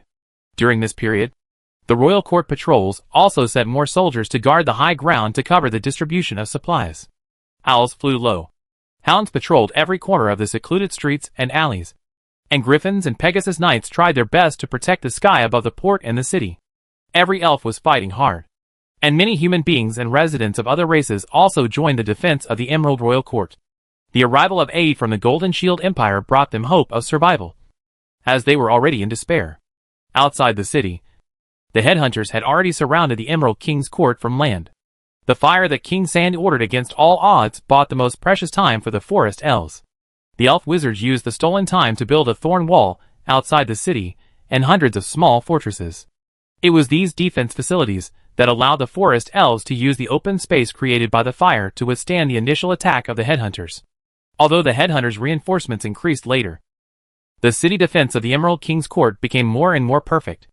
Now all factories in the Emerald King's court have been transferred to wartime management, and alchemical puppets are assembled and deployed in large numbers, which greatly relieves the pressure on the patrolmen. The ships seized at the beginning of the war are continuously rescuing forest elves from the coast and returning to the Emerald King's court. Adult elves are recruited, and patrol armies are training in a hurry. The headhunters missed the best opportunity to break through the Emerald King's court. As the commander of the headhunters responsible for attacking the Emerald King's court, The hunting king Nilti is very angry. In an empty shell of a hunter on the front line, Nilti and several other hunting kings discussed how to attack the Emerald King's court. The hunting kings include 2 elves, a unicorn, and a forest anaconda. They are all in awe of the hunting angel Nilti, who has regained the favor of the queen. Nilti questioned the forest anaconda, "Can't the tunnel leading to the inner part of the royal court be opened?" The forest anaconda coiled its body and replied with its tongue, "The forest elves have very accurate underground detection methods. Once the tunnel we dug is discovered, it will be attacked by earthquake magic. Many of my subordinates died, but the queen is unwilling to breed new subordinates with me." The forest anaconda was full of resentment. Since the queen had a unicorn, she rarely touched him. Later, when she had an angel, she drove him out of the nest. Now that so many of his subordinates have died, and there is no replacement, he has even less status. Nilti said arrogantly, facing the Emerald Royal Court. "A strong city with sufficient manpower and defense system. Your hunters with mediocre strength. It is a bit of a waste to act as cannon fodder, and it is useless to act as the main force. Only my hunting angels are qualified to fight for Her Majesty. Training hunting angels is very exhausting for Her Majesty. But fortunately, I have been serving Her Majesty day and night, and I have bred a new batch of hunting angels. This time I brought them all here, and I will definitely help Her Majesty conquer the Emerald King's court and occupy the entire Emerald Forest." Nilti didn't know why the body of the elf Chi-Kong, who he personally sent to the queen, suddenly disappeared. But it was an indisputable fact that he regained the queen's favor. These days, he served the queen every day to reproduce, which really made other hunting kings jealous. At this time, Nilti's expression was almost like saying you are all garbage. Nilti's pride caused dissatisfaction among other hunting kings, but none of them dared to show it. A hunting king elf said at this time, "King Nilti, after our aerial reconnaissance, we found that a fleet of the Golden Shield Empire arrived at Emerald Harbor. The fleet brought a lot of supplies, which greatly improved the combat effectiveness and morale of the forest elves. If we don't launch a decisive attack as soon as possible, the Emerald Court will become more and more difficult to fight." Nilti finally pulled his mind back to the war. "Even if you don't say it, I also know that the aid of the Golden Shield Empire has arrived at the Emerald Court. This is why I rushed here from the Queen's lair." Nilti waved his hand, and magic illuminated the map of the Emerald Court. There are 5 attack points around the Emerald King's court. The front attack group carries the Angel Standard. The other 4 attack groups from left to right are elves, unicorns, and forest anacondas. Nilti said, like pointing out the mountains and rivers. "After the meeting, you will immediately take your subordinates to the attack position. The hunter army assigned to you is already assembled there. Early tomorrow morning, you will launch a full-scale attack on the Emerald King's court defense line from 4 directions, and try to attract the defense force to your side. At noon, I will lead the hunting angels to break through the depth of the Emerald King's court under the cover of the scyther. As long as the hunting angels rush through the front defense, entering the city is our hunting ground. Your mission is to contain the main force of the Emerald King's court and prevent them from turning back to rescue the city. Do you understand?" The 4 hunting kings all widened their eyes. "Understood. Very clearly. Aren't we just sending ourselves to die? And you want to seek credit from Her Majesty the Queen? But what can we do? He is now the pet king." However, the forest anaconda still couldn't help but complain for himself. "King Nilti, why is my attack area next to the Emerald Magic Academy? If I attack the Emerald King's court with all my strength, the Emerald Magic Academy can attack my side. You are a low-level creature who has just gained a little intelligence and doesn't even have a name. Are you qualified to question my command?" Nilti stared at the forest anaconda and said angrily, "Putting you in any direction will not bring positive improvement to the battle situation. Only here is the best for you. Keep an eye on the Emerald Magic Academy. Don't let it mess with me in the decisive battle. This is your only value left in this war." Yes, I will obey your orders, King Nilti." The forest anaconda was frightened and shrank his neck, not daring to complain. Nilti looked at the forest anaconda with contempt, and then looked at the other hunting kings with the same eyes. "Do you have any objections?" "No, King Nilti." The next day, Emerald Harbor Pier. Rossetti Owen was originally the garrison officer of the Cross Iron Caltrip Armor Factory, and was later recruited by Luke to Raging Waves City to serve as the War Machine Commander of the Secret Service Rangers. When the Raging Waves City Armored Assault Division was formed, the War Machine Special Operations Team Iron Ambition headed by Owen was established. During the entire Northern War, Owen performed extremely well and fully utilized his talent in driving war machines. The dominance of the Iron Ambition team on the battlefield also showed Owen's side as an excellent war machine commander. The Northern War was temporarily suspended, and the Fury City Armored Assault Division returned to Fury City for rest. Owen was immediately entrusted with an important task by Luke to form the Assault Division's Magic Titan Squadron based on the Iron Ambition team.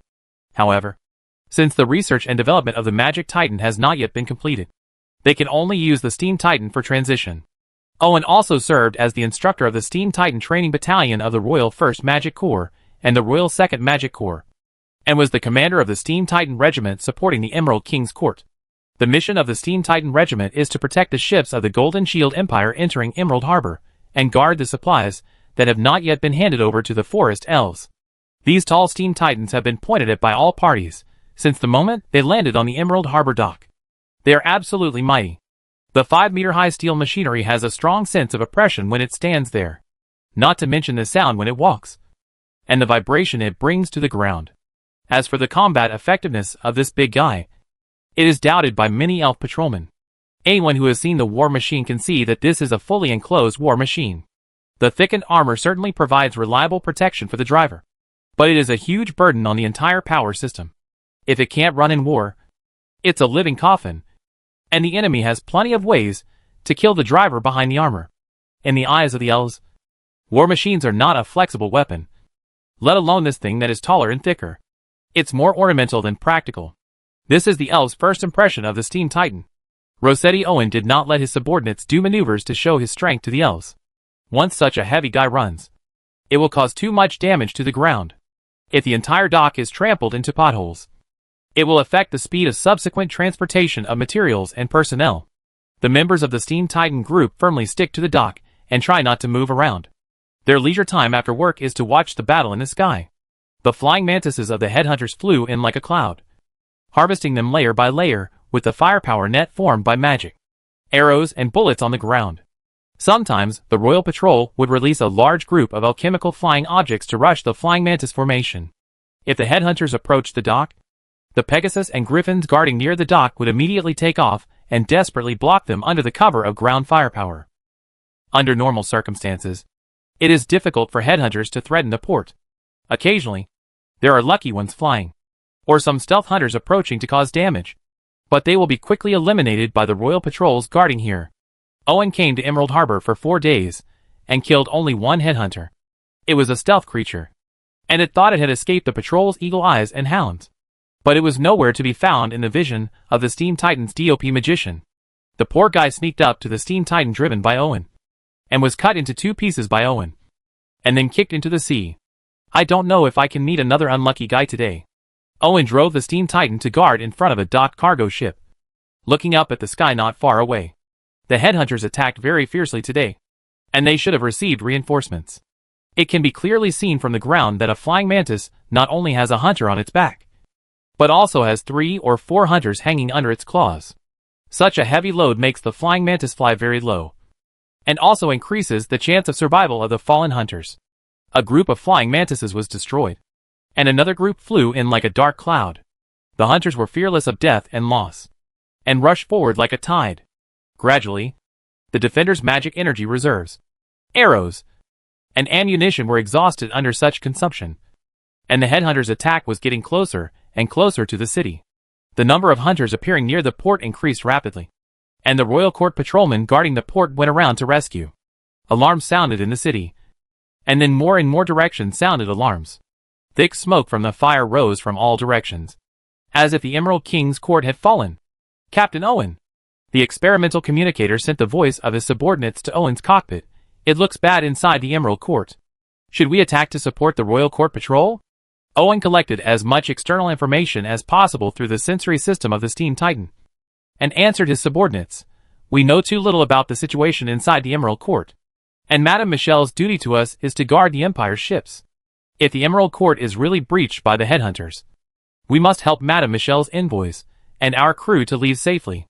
As Imperial soldiers, we have not received the Empire's notice to join the war, so we should not participate in a war that does not belong to us. Guard your positions and protect our crew members from boarding the ship. Soldiers. Yes, Captain Owen! The crew members of the Golden Shield Empire ran to their respective ships. And some ships were leaving the dock and heading out of the port area. Owen looked into the distance through the eyes of the Steam Titan. And he saw more with a high field of vision. He saw the hunters falling from the sky attacking the port. And the elf patrols were fighting them. Many forest elves who had met but never spoken died just like that. Their heads were chopped off and tied around the waists of the hunters. I really want to fight. In the silent communication channel, Owen could feel the voices of everyone who wanted to fight. Colonel Rossetti Owen. This is the Super Heavy Steam Airship Kirov. Please reply. Kirov Super Heavy Steam Airship. Owen immediately replied, I am Colonel Rossetti Owen. May I ask if the Prime Minister is here? The voice of Meteor appeared on the communication channel. Owen. I see that the Emerald Court is under fierce attack. And some headhunters have entered the city. What is the situation on your side? Hello. Prime Minister. Owen turned around and saw a steam airship spewing white smoke and heading towards the Emerald Court at full speed. He immediately reported to Luke happily. The Steam Titan Training Corps of Raging Waves City is carrying out the task of protecting the Imperial ships from evacuating the port area. The entire training regiment has a total of 625 Steam Titans, of which 150 are stationed on ships. 32 are under repair. And 443 Steam Titans are all on guard at the dock. Let the Steam Titans stationed on ships go ashore to take over the guard. And you immediately lead the Steam Titan Training Regiment to support 20 degrees east by south, advancing 300 meters in front and 600 meters in the back. I see angel hunters appearing over there. Fight them back. And the Kirov will provide you with air cover. Yes, Prime Minister. Owen was very happy to receive the order to attack. Looking at the sky again, the Kirov airship came very fast, and the shark pattern on the bow was clearly visible. Owen switched to the regiment command channel, the Steam Titan Training Corps of Raging Waves. Listen to the order. Yes, Captain Rossetti Owen. By order of the Prime Minister of the Empire, Lord Meteor, the Steam Titan Training Corps of Raging Waves will immediately join the battle to guard the Emerald King's Court. The personnel on the ship will disembark to take over the defense. And other combat personnel will follow me into the city to join the battle. The Steam Titan Training Corps of Raging Waves. Attack! Owen Steam Titan drew his sword from behind. And all the Steam Titans on the shore drew their swords together. The steam engine increased its power and sprayed white smoke outward. And the mechanical legs exerted force to crush the stone bricks under their feet. And the Steam Titans ran together. They knocked away the cargo boxes blocking the front, knocked down the high walls blocking the front, and rushed into the city on the shaking ground. Chapter 536 Urban Warfare. Morning Glory Street is under attack by the headhunters. Are there any civilians here who need to evacuate? Request support. Request support. A voice-raising fruit was crushed by a royal court patrolman. When the fruit exploded and emitted sound waves, the patrolman immediately called for help. The sound was continuously amplified in the sound waves, and then steadily spread outward. Beside this royal court patrolman were two companions.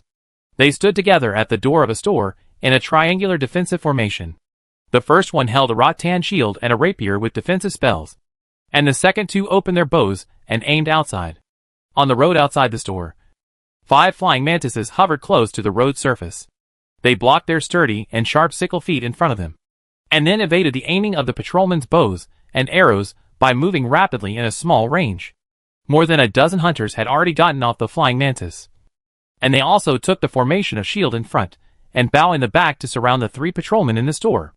There were many corpses on the road, most of which were hunters, but there were also forest elf civilians and several royal court patrolmen. An owl fell from the sky, and a flying mantis stepped forward to pierce the injured owl. The royal court patrolman in the store showed angry eyes. The owl was their partner and their other eye. The dead one was only their last owl. Losing the eagle, I made them lose their perception of the overall situation. The patrolman did not rush out because of anger. There were more than a dozen civilians in the corner of the store behind them. If they rushed out, not only would the 3 of them die, but the elves would also be killed by the headhunters. I wonder if the distress signal can bring reinforcements. The young patrolman swung the rapier in his hand, and the activated enchantment made the blade emit green light. Then he said to his companions behind him, "We must hold on. Emerald Lake will definitely come to rescue us." "Yes, Captain," the 2 patrolmen answered together. Woof! The last hound also barked. There was a shocking wound on its body, but it still lay at the feet of its master. waiting for the order to attack. The hunters outside began to shrink the encirclement. There were 2 hunter mages behind them jumping and chanting spells. And there were also arcs of light refraction caused by the movement of the stealth. "Prepare for battle," the patrol captain whispered, with the sound of a child crying in his ears. The green light attached to the arrow's tip, and the entire alchemical arrow vibrated violently due to the activation of magic. The archer held the bow steadily and aimed at the hunters, who were approaching step by step. Just as the patrolmen were ready to fight to the death, a rain of arrows poured down from the diagonal direction. The hunters facing the store were caught off guard by this attack, and most of them were shot down in an instant, without giving the hunters time to reorganize. A patrol team of 5 people fell from the sky. Their strength was obviously higher than that of ordinary patrolmen. They used swords and arrows to quickly and neatly eliminate the remaining hunters. "It's the Emerald Lake Guard." The young patrolman recognized the uniforms of this patrol team, and he excitedly shouted to the civilians in the room. The Three-Leaf King sent his most elite patrolmen. "We are saved." Outside, for members of the Emerald Lake Guard formed a guard formation, and hounds rushed out to break the necks of those hunters who were not yet dead. The leader was a female elf. She put the rapier back into the scabbard, and then walked over to the royal court patrolman and asked, "We received your signal. How many civilians are here?" "Beautiful red-haired lady. Thank you and your companions for rescuing us, saving us from the fate of being killed and beheaded. There are 16 forest elf civilians and 3 humans here, including 3 cute and crying children. And 4 elves were injured and lost their ability to move. May I know your name? When the war is over, I will definitely bring the most beautiful fairy flowers blooming in the morning." The red-haired elf stopped the patrolman from continuing. "Now is a war. Don't pile up words to waste precious time. This block is the main air assault area of the headhunters. You must immediately protect these civilians and move them to Pelican Square. The Emerald Lake Guard has established a safe zone there. My soldiers and I will cover." When the red-haired elf was about to let the patrolman evacuate the civilians, a huge explosion sounded behind her. The fighting instinct made the red-haired elf instantly cast magic to support a shield for herself, then drew her sword and turned to face outward. Then he saw his 4 subordinates being blown away, and after rolling a few times, they lay on the ground, their lives unknown. The center of the explosion was surrounded by the smoke and dust. The red-haired elf swung out a sword, and an arc-shaped sword light cut through the ground and cut into the smoke and dust. Bang! It seemed to hit something metal. The smoke and dust fell, revealing a tall figure inside. Then a pair of wings spread out behind the figure, and as they flapped, gravel shot at the elves like bullets. "It's a hunting angel." After the red-haired elf saw what he was facing, he immediately shouted to the back, "I'll try my best to hold it back. You guys run quickly. Don't look back. As many as you can escape, as many as you can." After shouting, the red-haired elf rushed towards the hunting angel. The magic shield shrank and solidified into a small round shield in her left hand, and the rapier in her right hand stabbed out a long sharp edge. In front of her, the hunting angel's face, which was like dry bark, had no expression, and her green eyes were shining. Several thick vines broke through the hard road surface and rose up, then twisted and wrapped around the red-haired elf.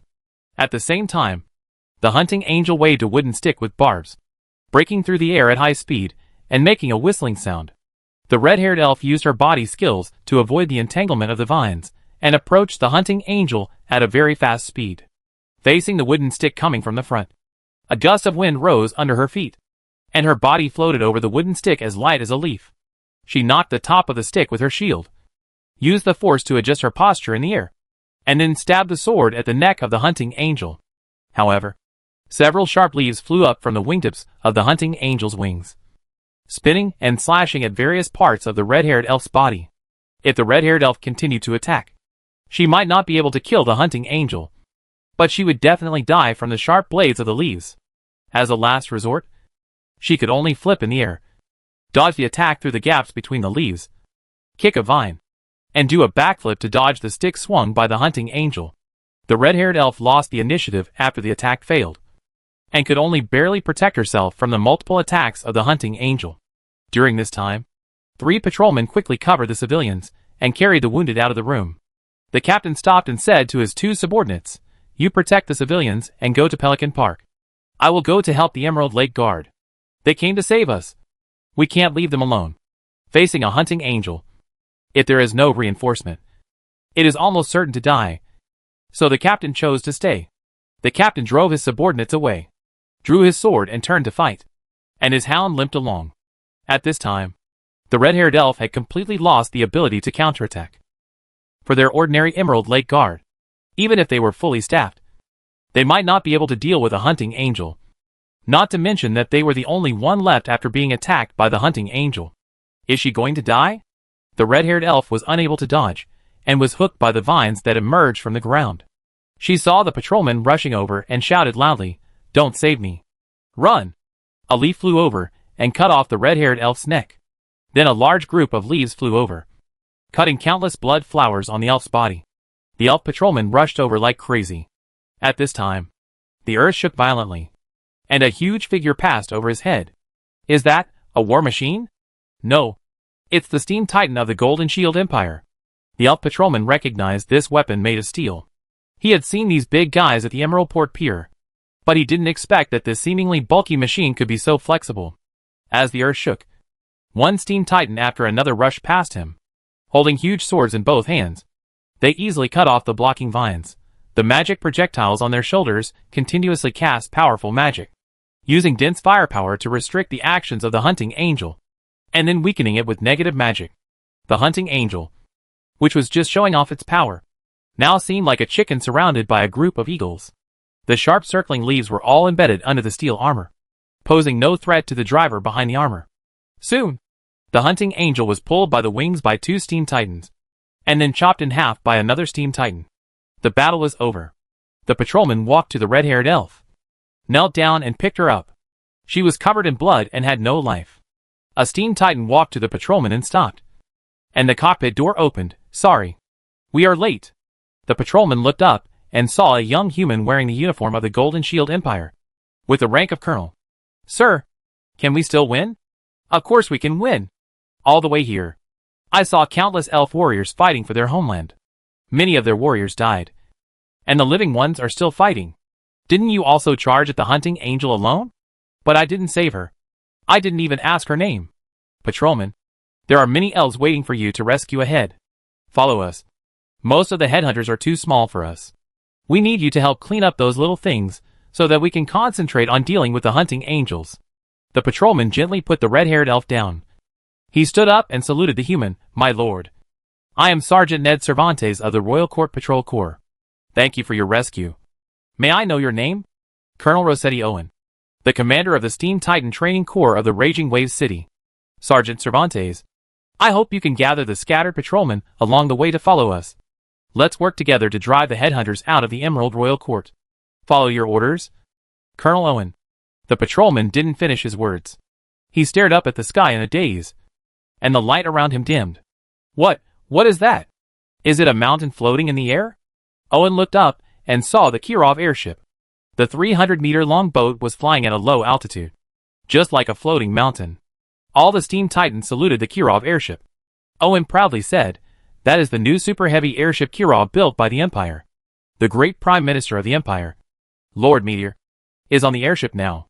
Patrolman, do you still doubt victory now? For the elves you love, for the country you protect, fight." Owen sat back in the cockpit.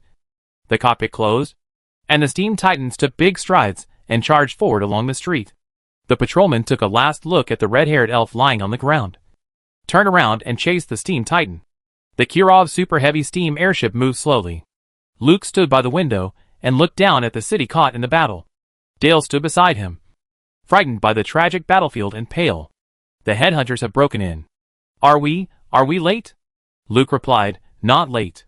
Although it seems that the city is full of headhunters, the outer defense line of the Emerald Court has not been breached. This kind of concentrated air force to carry out airborne operations in the city is essentially a gamble with a low chance of winning. As long as the Emerald Court can withstand the initial pressure, it can eliminate the invading headhunters even without our help. But it will only suffer greater losses." After hearing Luke's answer, Dale finally felt relieved. At this time, several hunting angels rushed towards the airship, and the airship immediately released a large number of gargoyles to fight back. At the same time, the airship fired dense magic from all parts to block the attackers. Dale shouted in surprise, "Are those angels?" "Those are hunting angels. A stupid angel was hunted by the headhunters. So these things came into being. Don't worry. The hunting angels have limited intelligence. And these few can't threaten the airship's defense system. The steam titans on the ground have already fought with the hunting angels. With the cooperation of the forest elves, they will soon be able to repel the headhunters' attack. At this time, Kylina hurriedly came up from the lower bridge. She held a communicator in her hand and reported to Luke, Prime Minister. Colonel Owen sent a message that the forest elves surrounded a very powerful hunting angel, but they can only seal him in the barrier. The forest elves tried many ways and couldn't kill him. Colonel Owen is mobilizing nearby steam titans to launch a strong attack with the forest elves. Luke immediately took the communicator from Kylina. Colonel Owen, I order the immediate suspension of the strong attack. That's not the hunting angel. It's the hunting king Nilti. The voice of Owen ordering the end of the attack came from the communicator. Tell the elves to stop immediately. They are not hunting angels, but hunting King Nilti. Prime Minister. Prime Minister. We have stopped the action. Now the hunting king is sealed in the barrier between 4 high-rise buildings. If we don't kill him immediately, the barrier will not last long under his attack. The forest elves are preparing magic now, and they may attack alone. Luke said to Owen, tell the forest elves that Nilti is good at space skills and strengthen the space interference of the barrier. Their magic may kill Nilti or let Nilti go. Now we need to cooperate and kill him with the least cost without fail. You go to delay the forest elves. I will go immediately. Without waiting for Owen to reply, Luke said to Kylina, prepare the magic titan. Kylina stood at attention. Yes. Prime Minister. Chapter 537 Mushrooms. The bottom hatch of the Kirov airship opened, and 2 mechanical arms held a magic titan and lowered it from the cabin. In the cockpit, Luke completed the neuron connection with the magic titan. After the consciousness docked, all the senses of the magic titan accurately fed back to his mind, and he could even feel the sharpness of the airflow passing through the body. Luke opened the eyes of the magic titan, and the powerful magic energy in his body burst out, and the wind element ejected from the nozzle at the rear of the body turned into fire element. The red tail flame brought a stronger thrust, pushing the body to shake violently on the fixed bracket. The mechanical arm was lowered to the lowest position. The pneumatic clamp was opened, and the magic titan, which had stored a large amount of potential energy, rushed forward instantly. In front of them were 5 hunting angels, who tried to attack the airbag of the airship, but were blocked by the gargoyles carried by the airship. The magicians located in various parts of the ship used fixed magic amplifiers to call on the surplus magic energy of the airship's elemental fusion reactor to unfold a circular amplification array. The magic cast by the magician was amplified several times after passing through the magic array, and a simple lightning arrow could release the effect of thunder. With the powerful magic support of coverage, more than a dozen gargoyles were able to firmly suppress the 5 hunting angels, and they could be wiped out in a short time. At this time, the magic guide titan rushed into the battle group, and the fire elements gathered on his fists to form an explosive fist. A full-strength punch was thrown, and the glove applied directional explosion when it touched the hunting angel. In the impact of the flames, half of the body of a hunting angel flew far away, and the other half was smashed by the punch. The magic titan punched again, and although a hunting angel barely avoided the front, the shock wave formed by the explosion of the glove swept its left arm, and one arm disappeared in the flames in an instant. The magic titan chased after it with flames, and punched it with the explosive glove attached. After an explosion, the hunting angel was smashed into a piece of burning fragments. After killing 2 hunting angels in a row, Luke liked this magic titan full of violent aesthetics more and more. It can definitely be competent as a cutting-edge weapon for the Empire to fight against 5 ancient civilizations. The magic titan rushed towards the 3rd victim with flames, like a grown man rushing towards a kindergarten kid. And in a fist-to-flesh blast, it took away all the remaining hunting angels one by one. The threat was lifted, and the gargoyles flew to the storage hangar, and then turned flat and stuck in the fixed slots one by one. The magicians in the attack also released the magic array one by one, and the Kirov airship continued to move forward. The magic projectiles on both sides kept firing shells with preset magic stored at the ground. Luke glanced around and made sure there were no other threats, then flew to the location reported by Owen. At this time, the hunting king Nilja was extremely depressed. He couldn't understand why the war didn't develop in the direction he expected. The hunting angels that broke through did not kill a lot of people. Instead, after rushing into the city, they were divided and scattered by the complex and tall buildings here. The hunting angels are very strong. But the Emerald King's court also has powerful elves. Once the hunting angels are alone, they will soon be besieged. The patrol soldiers of the royal court will try their best to contain them, and then lure the hunting angels into the preset ambush circle. During this period, although the hunting angels can also cause great damage to the forest elves, it is far from what Nilja expected of them. When the fully armored war machines of the Golden Shield Empire entered the battlefield, the hunting angels were pushed completely out of their reach and became the hunted party. A defeat was inevitable, which made Nilti extremely angry.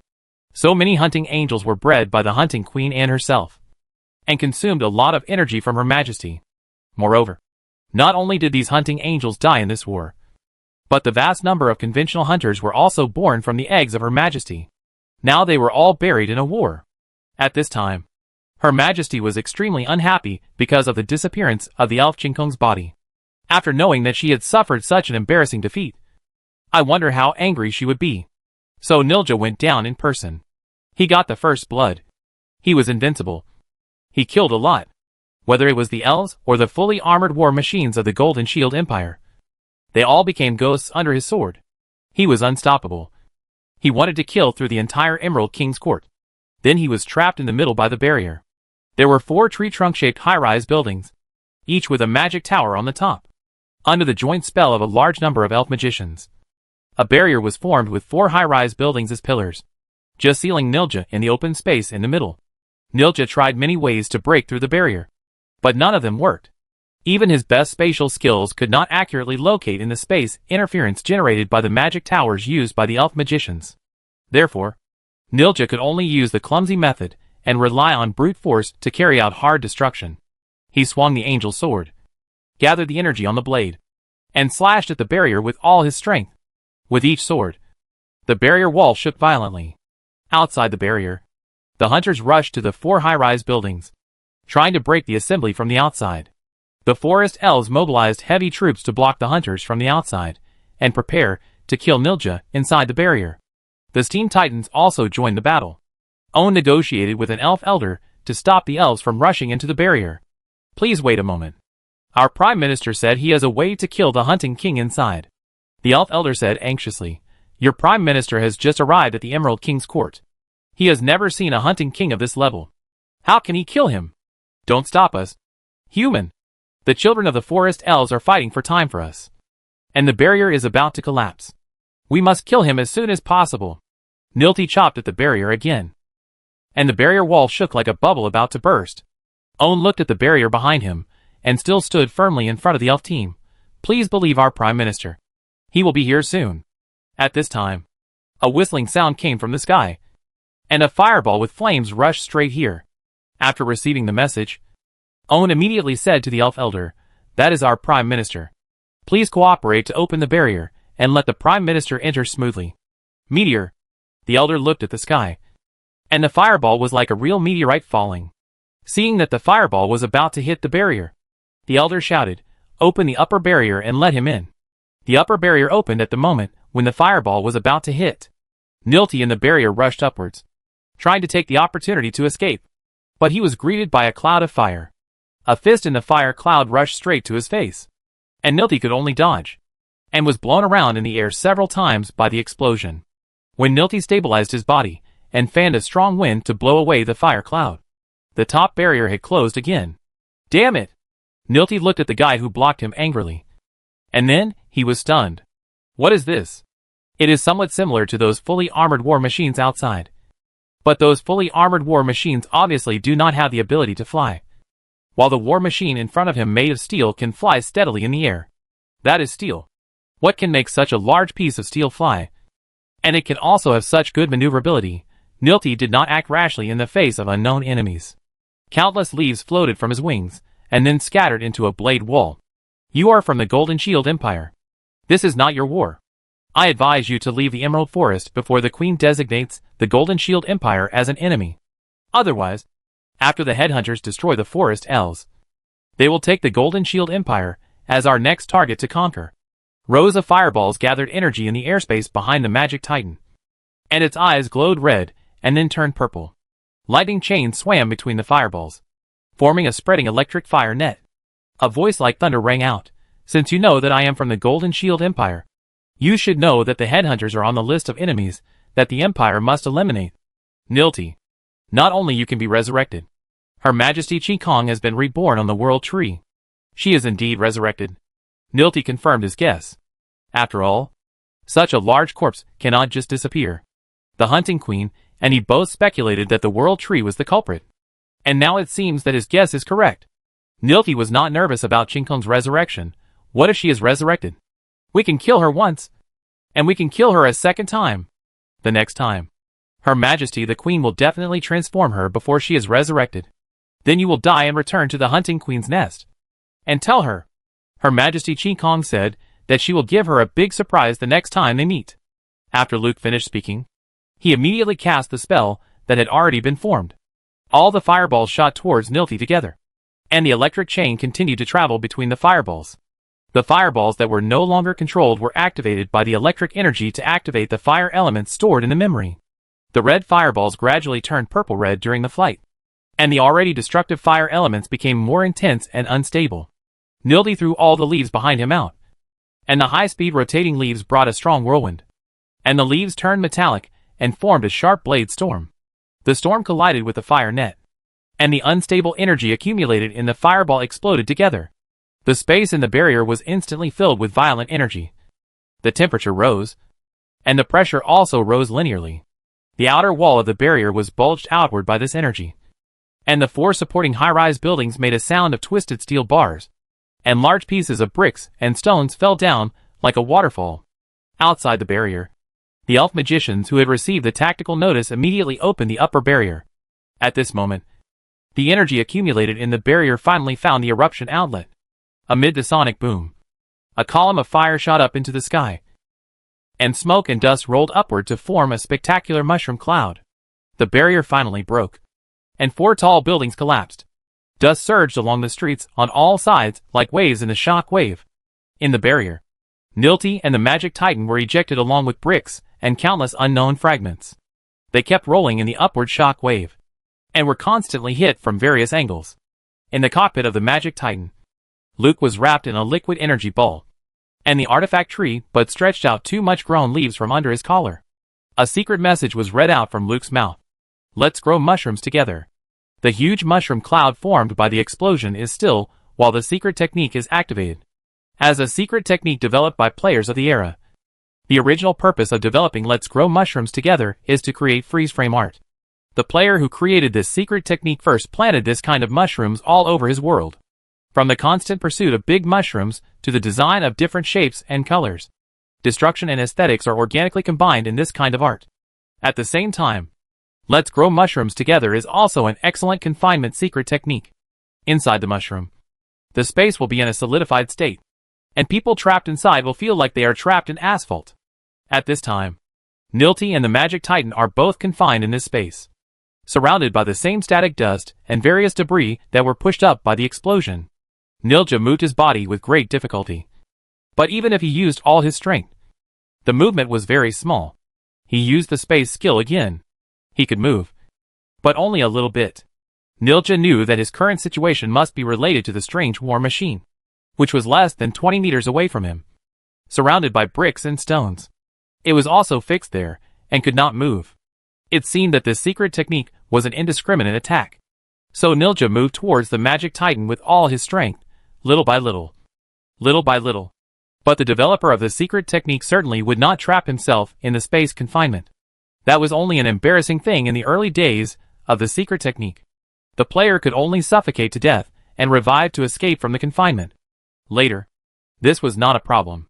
In the cockpit of the Magic Titan, Luke was in a spatial confinement, and he also needed to use all his strength to make a little movement. However, the artifact tree bud was not affected by the confinement. It stretched out most of its body from Luke's collar, pushed Luke's shoulders and spoke babbling. Secret. Luke slowly opened his mouth, and the sound was like a radio without power, language. The artifact tree bud immediately understood. It shook its leaves, and the green halo slowly spread out in circles. Luke slowly stretched out his left hand, revealing a dried mushroom inside. Melt, melt. The dried mushroom turned into powder in an instant, and then scattered into a shining dust. The light dust covered Luke's whole body, and he immediately gasped as if he had come back to life. Fortunately, the player didn't give the secret spell a long secret word. Luke kicked the door of the cockpit open and got out. He stood on the door and observed the magic guide tighten, and then compared the coverage of the light dust on his body, and gave up the idea of taking the magic guide tighten out. It's too big. Just leave it here, and wait until the secret spell is lifted from the outside, and then recycle it. Finally, Luke waved to the stunned Nilty. It's a pity that you can't suffocate to death, so you can only be trapped here. If you can't die, you can't be resurrected. I hope that during your absence, your queen will not find a new love. Goodbye. Luke jumped from the cockpit door, and soon disappeared in the thick smoke. Chapter 538 Dragon King. The disappearance of the hunting king Nilty accelerated the retreat of the headhunters. In the joint stranglehold of the steam titans and the forest elves, the hunting angels that broke into the city were eliminated one by one, and the remaining hunters could not make a big wave. Outside the city, the attacking headhunters had to retreat after sending a large number of heads. The patrol soldiers of the royal court took the opportunity to launch a counterattack and eliminated a large number of headhunters. An unprecedented victory greatly encouraged the forest elves, and with the assistance from the Golden Shield Empire, the bold strategy of taking the initiative was placed on the desk of King San. The lakeside meeting was held, and an elder said, "Your Majesty, in this battle, we not only successfully defended the royal court, but also severely damaged the main force of the headhunters. The hunting angel King Nilja is trapped in the secret art, and 2 other hunting kings were killed by our warriors in the war. Now is the weakest moment of the headhunters. If we give them time to replenish, the hunting queen will quickly make up for the lost headhunters, and then we will fall into passive defense again."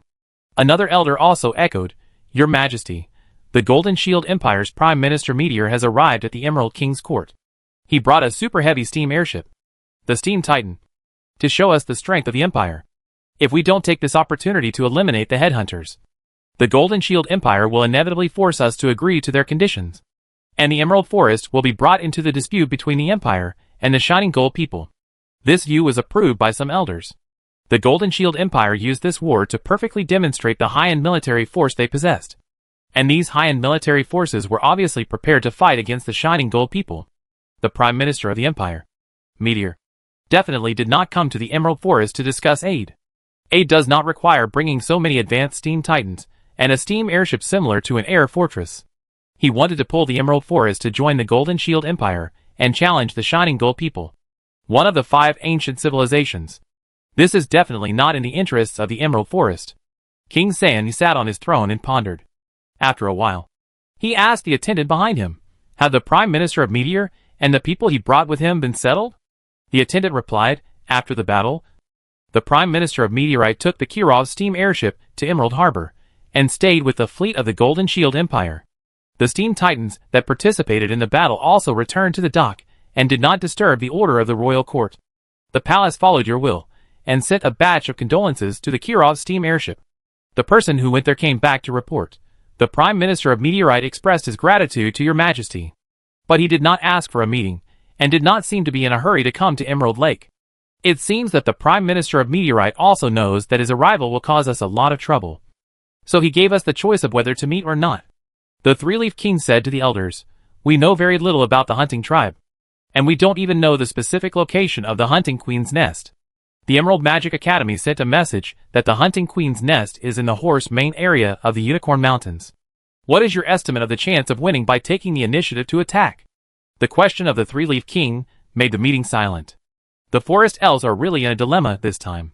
They don't know what is behind this window of opportunity for hunters, nor do they know what harsh treaties the Prime Minister of the Golden Shield Empire has brought.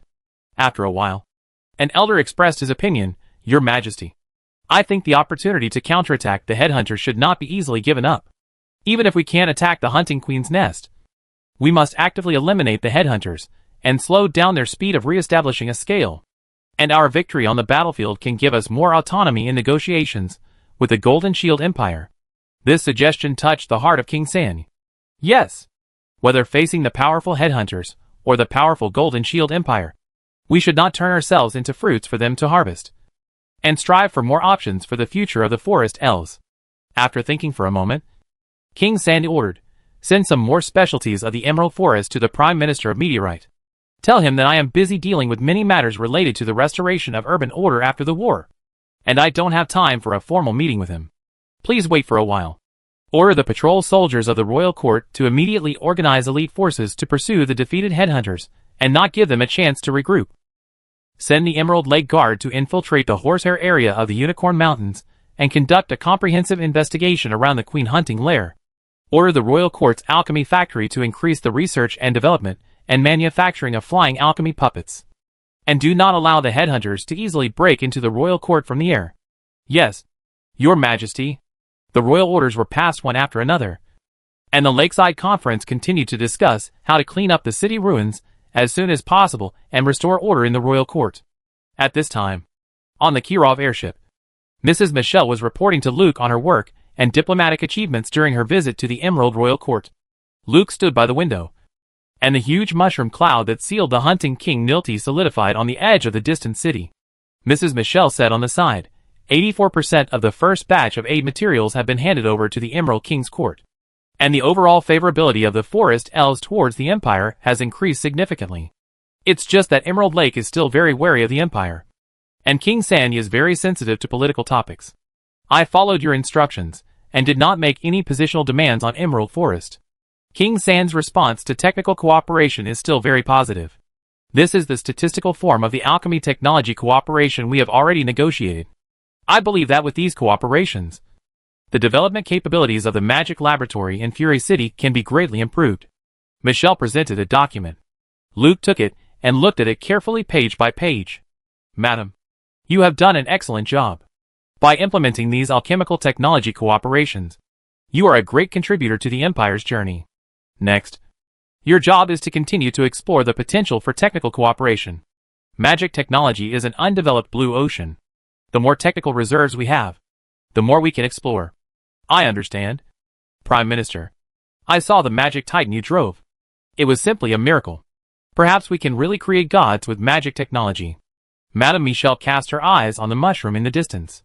In the war, she saw the style of the magic titan, which was fully capable of fighting against the backbone forces of the 5 ancient civilizations. This means that the Golden Shield Empire not only has the ability to challenge the Golden Civilization in terms of economy and politics, but also has the confidence in terms of military force to no longer allow the 5 civilizations to descend on the Imperial Palace at will. This kind of pride cannot be concealed. A sense of mission has sublimated Mrs. Michelle's purpose in politics, from greed for power to the ambition to carve her name in history. With the leadership of the Meteor Prime Minister, we will eventually be able to bring the most shining light to human civilization. The belief makes Mrs. Michelle seem to be glowing. Luke said, maybe we can really do it in the future. But now, we still have to have a perfect ending in the Emerald Forest. Emerald Lake said some things, but King Sandy did not express his intention to meet with me as soon as possible. He still has concerns. Mrs. Michelle played the role of a staff member and analyzed, based on my understanding of the Emerald Royal Court during this period.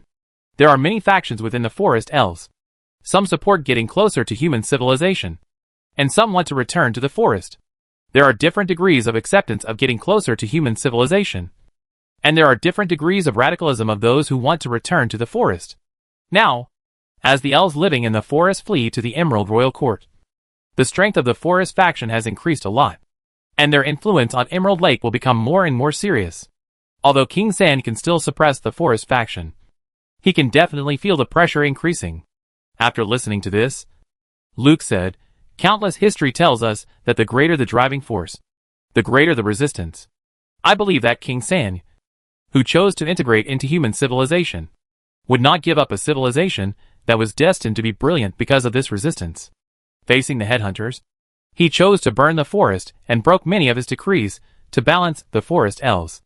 Therefore, we must believe in this ruler who has the same long-term vision as Augustine the Great. Give him some time, and let the forest elves see clearly the path they will take in the future.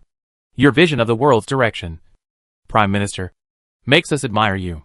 I will now supervise the handover of the Imperial aid and give up the port as soon as possible so that the second batch of aid can arrive. Go! Mrs. Michelle left, and Kylina came behind Luke. Prime Minister, Princess Dale left the airship and entered the city to help rescue the survivors trapped in the rubble. A team of Imperial spies is followed. Got it. Just ask the spies to protect Her Royal Highness, and don't disturb her. Yes, Prime Minister. Luke said again, I will be away for a while. Don't let others know that I am not on the airship. You should know what to do. I know what to do, Prime Minister. But if there is an emergency, how should I notify you? Send her to the Emerald Magic Academy. Shelley is there. I understand, Prime Minister. After explaining to Kylina, Luke came to a side door of the airship alone. He opened the door, and the airflow that rushed in made his clothes flutter. He looked out and saw the Kirov steam airship hovering in the airspace outside Emerald Harbor, and various ships coming in and out of the harbor below. Luke gestured goodbye to Kylina and jumped out. His body fell towards the sea below in free fall, his speed getting faster and faster. The airflow scraped his cheeks, and the wind whistled in his ears. Then the dragon-shaped mask covered his head, and then the dragon armor attached to his body layer by layer, and the flowing fire flowed on the red armor with gold edges. Just before he plunged into the sea, a pair of dragon wings unfolded on the back of the dragon armor. Luke turned close to the water surface, for magic circles unfolded around him. The runes in the magic circles rotated, and 4 jets of flames burst out, pushing Luke to fly forward rapidly. A sound wave exploded with a circular air mass, and Luke broke through the speed of sound and set off a huge white wave on the water. Emerald Magic Academy. The retreat of the headhunters finally gave Professor Makatina, who returned from the Unicorn Mountains, the opportunity to enter the academy. The news that the Queen of Clear Sky went deep into the nest of the Hunting Queen alone made Dean Vital's joy for defeating the headhunters suddenly cool. In the number 1 library, which was being rebuilt urgently, Dean Vidal asked Professor Makatina, why didn't you stop her? How could you make such a serious mistake? Professor Makatina blamed herself. I'm sorry, Dean. I tried my best. Dean Vidal asked the sheriff and Dark Knight, you didn't stop Qin Kong. Miss Qin Kong either? The cat and the mouse looked at each other. They were also very worried about Qin Kong's safety. This is Miss Qin Kong's order. But we all believe that Miss will definitely come back safely. If Miss Qin Kong is safe, I think she will definitely come back earlier than you, Shelley said, staring at the 2 little guys. If Miss Qin Kong really has an accident, the Prime Minister will never let you go. The sheriff and Dark Knight lowered their heads and dared not refute. Shelley knew that it was useless to blame them at this time. So he said to Dean Bidar, let me take an army with me. I will go to save Miss Qin Kong. Dean Bidar looked up at the rebuilt library, wondering if what he was doing now was still meaningful. I will go to Emerald Lake and inform His Majesty of this matter. We must do everything we can to determine what Miss Qin Kong is like now. When Dean Bidar just walked out of the library, a deafening dragon roar came from all directions. Then a black dragon fell from the sky and landed steadily on the open ground in front of the library. The wind raised by the dragon's wings brought up sand and gravel to dazzle everyone's eyes. When the wind passed, they saw a man in dragon armor standing on the back of the black dragon barrel. A dragon might stronger than that of the black dragon barrel burst out from that person. The black dragon barrel introduced, this is the Taotai king of our dragon country, and he brought you news about Miss Starry Sky. Luke floated up from the back of the black dragon barrel and slowly floated in front of Dean Vidal. When Dean Vidal was young, the Emerald Forest had not yet completely separated from the control of the dragon country. Therefore, Vidal had seen many dragons, including ancient dragons. He could feel that the Taotai king in front of him, who looked like a human, exuded the breath of an ancient dragon all over his body. At the same time, he also remembered some news from the Golden Shield Empire. The dragon country sent 2 ancient dragons to build a dragon nest in the St. Louis city of the Golden Shield Empire. One of the ancient dragons was the Taotai king with a human appearance. Dean Vidal saluted the floating Luke. Welcome King Taotai to the Emerald Magic Academy. Excuse me, where is Miss Starry Sky now? Luke showed the arrogance of the dragon clan and his contempt for low-level creatures, and said, Miss Starry Sky made a peerless sword for me. I owe her a great favor, so I brought you a message for her. Miss Starry Sky was besieged in the Hunting Queen's nest, and died. Ah! Without waiting for everyone to get their mentality and emotions in place. Luke continued, but the World Tree took Miss Starry Sky's body away in time and resurrected her. Ah! Miss Starry Sky is now in the Moonlight King's court. It will take a long time for her body to recover. I guess she can't come here. Ah! But Miss Starry Sky told me the exact location of the Hunting Queen's nest. Ah! Chapter 539 The Third Choice. Luke's words made everyone feel like a roller coaster. Lifting up and falling down. Lifting up and falling down again. Fortunately, we know that Queen Clear Sky is still alive. And we also know the exact location of the Hunting Queen's lair. The only thing left is to pull the magic spring. Dean Vidal saluted Luke. King Tao-Tai. Thank you for sending this valuable information. And thank Miss Starry Sky for risking her life to create an opportunity for the forest elves to retake the Emerald Forest. I still have something to ask you. If you have time, can you come to my office? Luke looked around. His ostentatious arrival attracted the attention of many elves, especially the young students, who were more excited than seeing a giant panda. Okay. It's too messy here. Let's go to your office. After Dean Bidar turned around and told other elf wizards some things, he took Luke to his office. The door closed and the defense band was opened. King Tao-Tai, please sit down.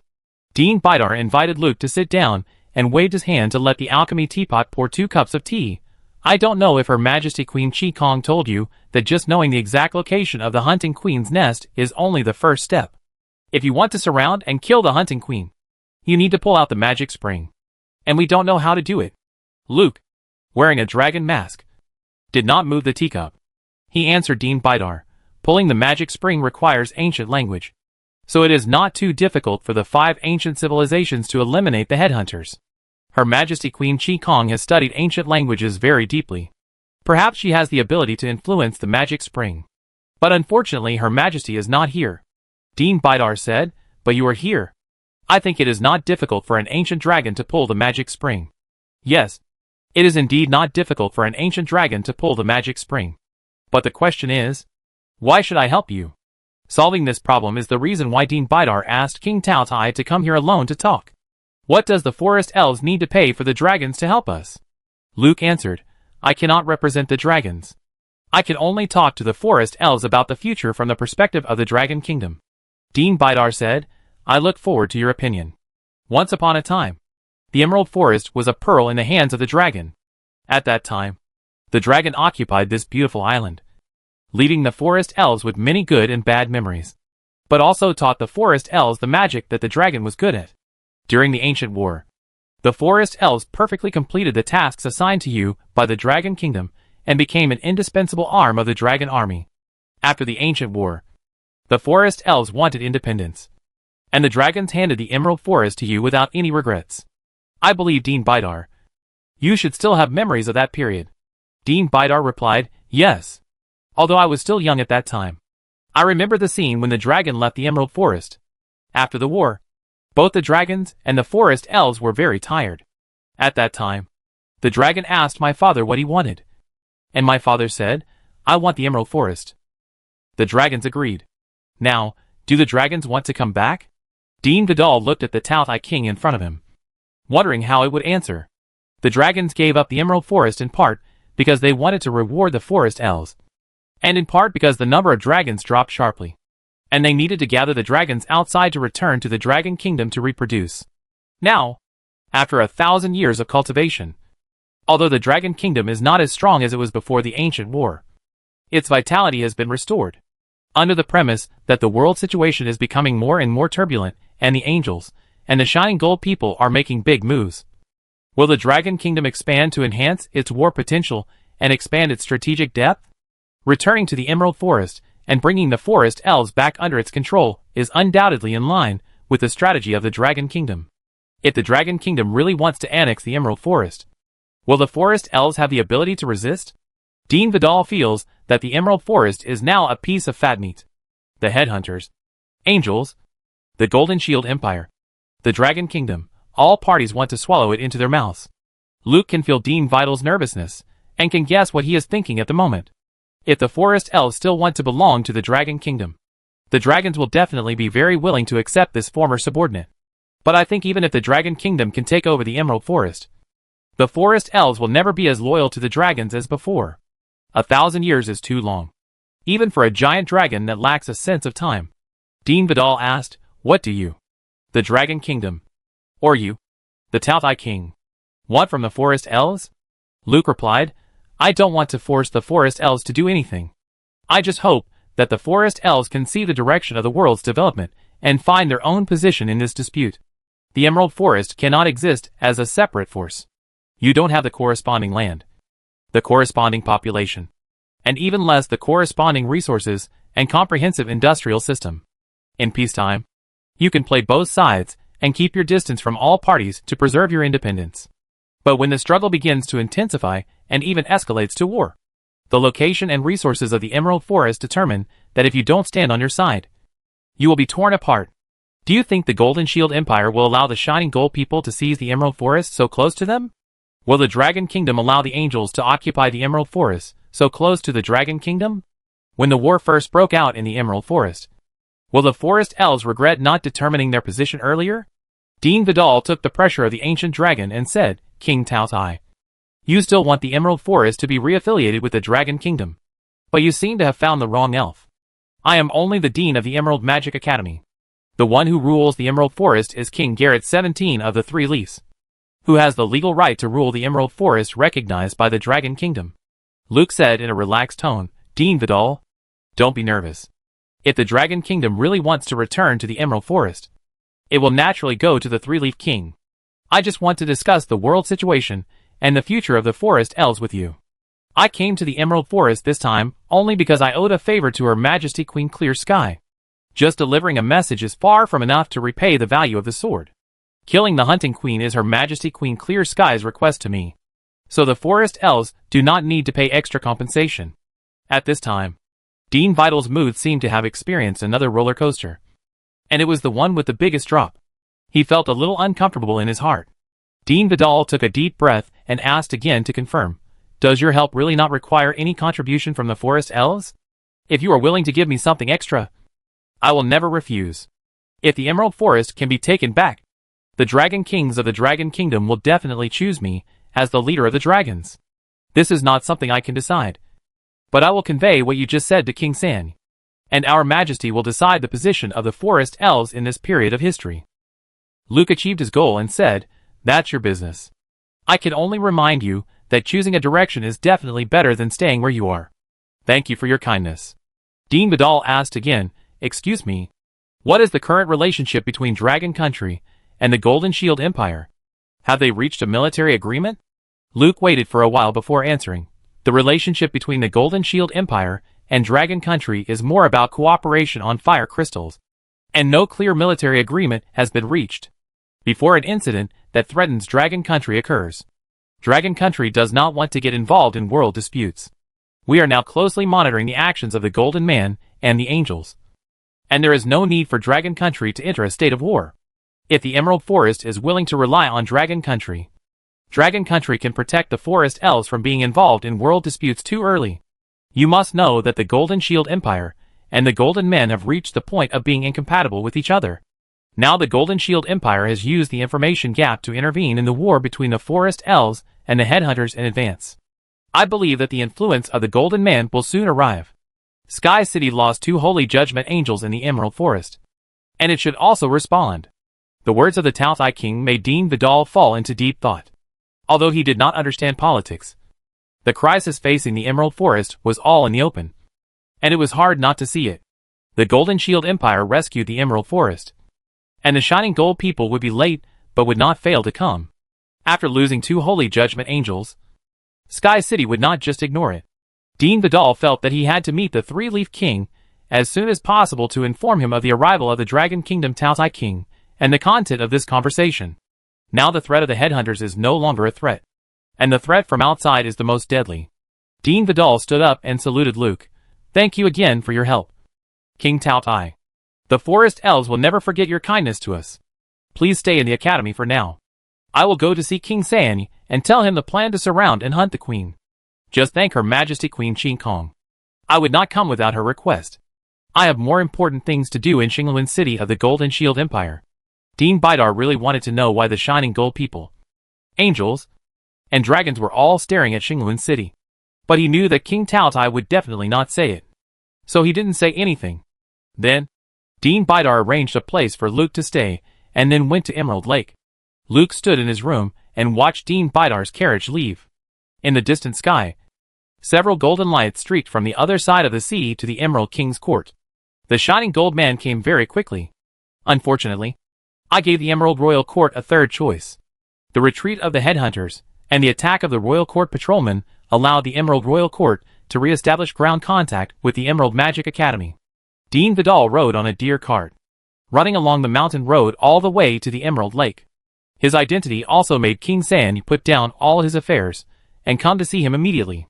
Dean Vidal told King San that the Emerald Magic Academy had found a way to eliminate the headhunters before King San could be happy for too long. He told him about the arrival of the Dragon Kingdom Tao Tai King and the conversation just now. King San's expression became solemn. The arrival of the Tao Tai King was definitely not simply to help at the request of Queen Chi Kong. The Dragon Kingdom definitely had ambitions for the Emerald Forest. At this time, the follower came in to report, "The Golden Man is coming." King San felt that he had another mountain on his shoulders. The Golden Shield Empire, the Golden Man, the Dragon Kingdom, and the Sky City that could come at any time. 4 of the 6 strongest forces in the world have set their sights on the Emerald Forest. The situation of the Emerald Forest is just as King Tao Tai said. It is not qualified to remain independent in a fight of this magnitude, especially with the existence of the headhunters inside. Standpoint. Standpoint. Standpoint. Where is the future of the forest elves? Uncle Bidar. You are the oldest forest elf, and have witnessed the development of the forest elves for thousands of years. What do you think of the future of the forest elves? Dean Bidar said to the confused King San earnestly, "Your Majesty, do you know why King Tao Tai came to talk to me about these things?" "Why?" King San was also puzzled. If the Dragon Kingdom intended to return to the Emerald Forest, it should come to him to talk. Because when I was born, the Dragon Kingdom still ruled the Emerald Forest, and I saw the scene of giant dragons flying over the forest in groups. I once knelt down to the dragon with your grandfather. Our generation of elves still have awe of dragons, and even a sense of belonging. In my heart, I can accept that the Emerald Forest will return to the rule of the Dragon Kingdom. King San looked at his uncle and remembered that when he was young, he heard many older elves talk about ancient wars and the Emerald Forest during the period of dragon rule. They said that without the giant dragon in the forest, it seemed like something was missing. Uncle Bidar, do you prefer to follow the advice of King Tao Tai? Bidar said, I don't want to influence you with my opinion. After all, I am the last generation, or the last generation of forest elves. My opinion may not be suitable for the current Emerald Forest. But I think if the forest elves have to make a choice between the parties, the Dragon Kingdom can allow the Emerald Forest to have a relatively equal dialogue with the Golden Shield Empire and the Shining Gold people. Bidar's words made King San nod. If King Tao I hadn't come, it seemed that the Emerald Forest could only choose between the Golden Shield Empire and the Shining Gold people. But no matter which side they choose, the forest elves who don't have much bargaining power will have to give up a lot of sovereignty and become a pawn in the struggle between the two sides. And turning to the Dragon Kingdom, whether it is the Golden Shield Empire or the Shining Gold Man, if they want to move the Emerald Forest, they must weigh the attitude of the dragons. But the great feat of the Emerald Forest's independence from the Dragon Kingdom that my grandfather fought for, is it going to be ruined by me? King San couldn't get over the hurdle in his heart. I need to think about it, and I haven't met with the Golden Shield Empire's Prime Minister Meteorite and Shining Gold Man yet. I need to refer to their requirements before making a final decision. If I don't respond, will it affect King Taotia's assistance in besieging and hunting the Queen? Dean Vidal said, it shouldn't be. King Taotai said that this help was at the request of Queen Clear Sky, and he didn't put forward any other conditions. King San said comfortably, now it seems that the one who really helps us forest elves is Queen Clear Sky, who is a grassland elf. Even if Her Majesty is killed, she must find the nest of the Hunting Queen, and she has asked King Taotai to help. We must repay Her Majesty the Queen. Uncle, please arrange to kill the Hunting Queen as soon as possible. After killing the Hunting Queen, I can meet those outsiders who want to eat the Emerald Forest. Chapter 540 The Arrival of Angels. The World Bank's business covers the entire world covered by human civilization. And there is also a branch of the World Bank in the Emerald Royal Court. Several golden lights came from overseas to the Emerald Royal Court. The Pegasus Knights of the Royal Court Patrol tried to intercept them. But after discovering that the golden light was the Shining Gold Man, they changed to accompanying flight and sent one horse to Emerald Lake to report the news. And these golden lights did not directly enter the land. They approached the Emerald Port and flew past the side of the Kirov airship. The Kirov opened the shield throughout the journey and thickened the shield facing the Shining Gold Man. Behind the golden light barrier, The magicians in various parts of the boat were ready to fight back as soon as the Shining Gold Man showed hostility. The Golden People who came from afar did not provoke the Golden Shield Empire too much. They quickly passed by the side of the Kirov airship and flew straight into the city. The Golden People Elder Lin, who led the team this time, immediately summoned the directors and important managers here after entering the World Bank Emerald King Court branch to inquire about the current situation of the Emerald Forest and the Emerald King Court. In the meeting room, after the branch director finished telling what happened in the Emerald Forest during this period, he continued to say to Elder Lin, "Elder Lin, you should have seen the Golden Shield Empire's latest super heavy steam airship Kirov in Emerald Harbor. This is the Golden Shield Empire's second demonstration of their strong strength in the field of construction after the Dreadnought-class battleship. Moreover, the Golden Shield Empire not only brought the Kirov-class super heavy steam airship, but also displayed the Evaporating Titan and a Titan that seemed to be made with magic technology. Both types of war machines showed excellent combat effectiveness in the battle with the headhunters. The stationary mushroom cloud outside was caused by the meteor driving the magic Titan, which sealed a hunting angel king." Elder Lin, who was sitting at the main seat of the conference table, turned his head and looked out the window next to him. He noticed the spectacular mushroom cloud when he came, but he didn't expect that its formation was also related to the Golden Shield Empire. In the direction of the Emerald Forest, the Golden Shield Empire has seized the initiative, not only delivering supplies to the Emerald King's court, but also showing off its muscles. If the Golden People do not handle this properly, they may watch the Golden Shield Empire swallow up the Emerald King's court. Now the world is trying every means to contain the Golden Shield Empire. So far, no influential country has joined the Golden Shield Empire's free trade body, which is the success of the Golden People's efforts. If the Golden Shield Empire is allowed to make a zero breakthrough in the Emerald Forest, the hole will get bigger and bigger once it is opened. The head of the Golden Shield Empire, Meteor, came to the Emerald King's court in person, which shows how much the Empire values the Forest Elves. The World Bank is integrating its industrial system with the industrial powerhouse of a county union as an ally. We will soon be able to build our own Dreadnought and Kirov classes. And the Titans. This is obviously the technology stolen from the County Union, which can only prove the stealing ability of the Imperial Secret Service. With our help, the Titans of the County Union will definitely be stronger than those of the Golden Shield Empire. Elder Lin encouraged the employees of the World Bank, especially letting those managers who were not the Golden People know that the Golden People had comprehensive advantages, and the Golden Shield Empire could not change the difference in strength with just a few high-end weapons. The branch director said, "Emerald Lake did not summon meteorite at the first time, which shows that King San knew what meteorite came to discuss. And the Emerald Forest did not want to become the enemy of our Golden People. Now that Elder Lin has arrived at the Emerald King's court, I believe the Forest Elves can already see whose side is the right choice." Elder Lin nodded. "Immediately arrange a meeting between me and King San. Tell him that the Shining Gold People know how to quickly kill the Hunting Queen to curb the expansion of the Headhunters. The Shining Gold People are willing to provide material assistance to the Emerald Forest and give a low-interest loan as a fund for rebuilding the Emerald Forest. In short, what the Golden Shield Empire can give, the World Bank can also give. What the Golden Shield Empire can't give, the World Bank can still give." When saying these words, Elder Lin was very confident. The Golden Shield Empire can provide material assistance to the Emerald Royal Court, and the World Bank can also give it. But the Shining Gold People can kill the Hunting Queen, but the Golden Shield Empire can't. With this bargaining chip in hand, Elder Lin believes that King San will be eager to meet him. After a simple meeting, the World Bank officially sent a note to Emerald Lake, and Elder Lin of the Shining Gold hoped to have a friendly meeting with King San. But the reply from Emerald Lake confused everyone in the Shining Gold. His Majesty King San is busy with affairs. Please ask Elder Lin to rest in the royal court for a few days, and meet after Emerald Lake's affairs are settled. What affairs in the Emerald Royal Court are more important than the elimination of the Headhunters? Elder Lin didn't know what King San was thinking. But after knowing that King San also didn't meet the Golden Shield Empire's Prime Minister Meteor, he was not too anxious. Anyway, the message that should be sent has been sent. Now the Forest Elves have just won a war, and are a little proud. When they get beaten to a pulp by the Headhunters, they will know who to ask for help. In Emerald Lake, King San stabilized the Golden Shield Empire and the Shining Gold Man at the same time, and then quickly arranged a plan to encircle and kill the Queen.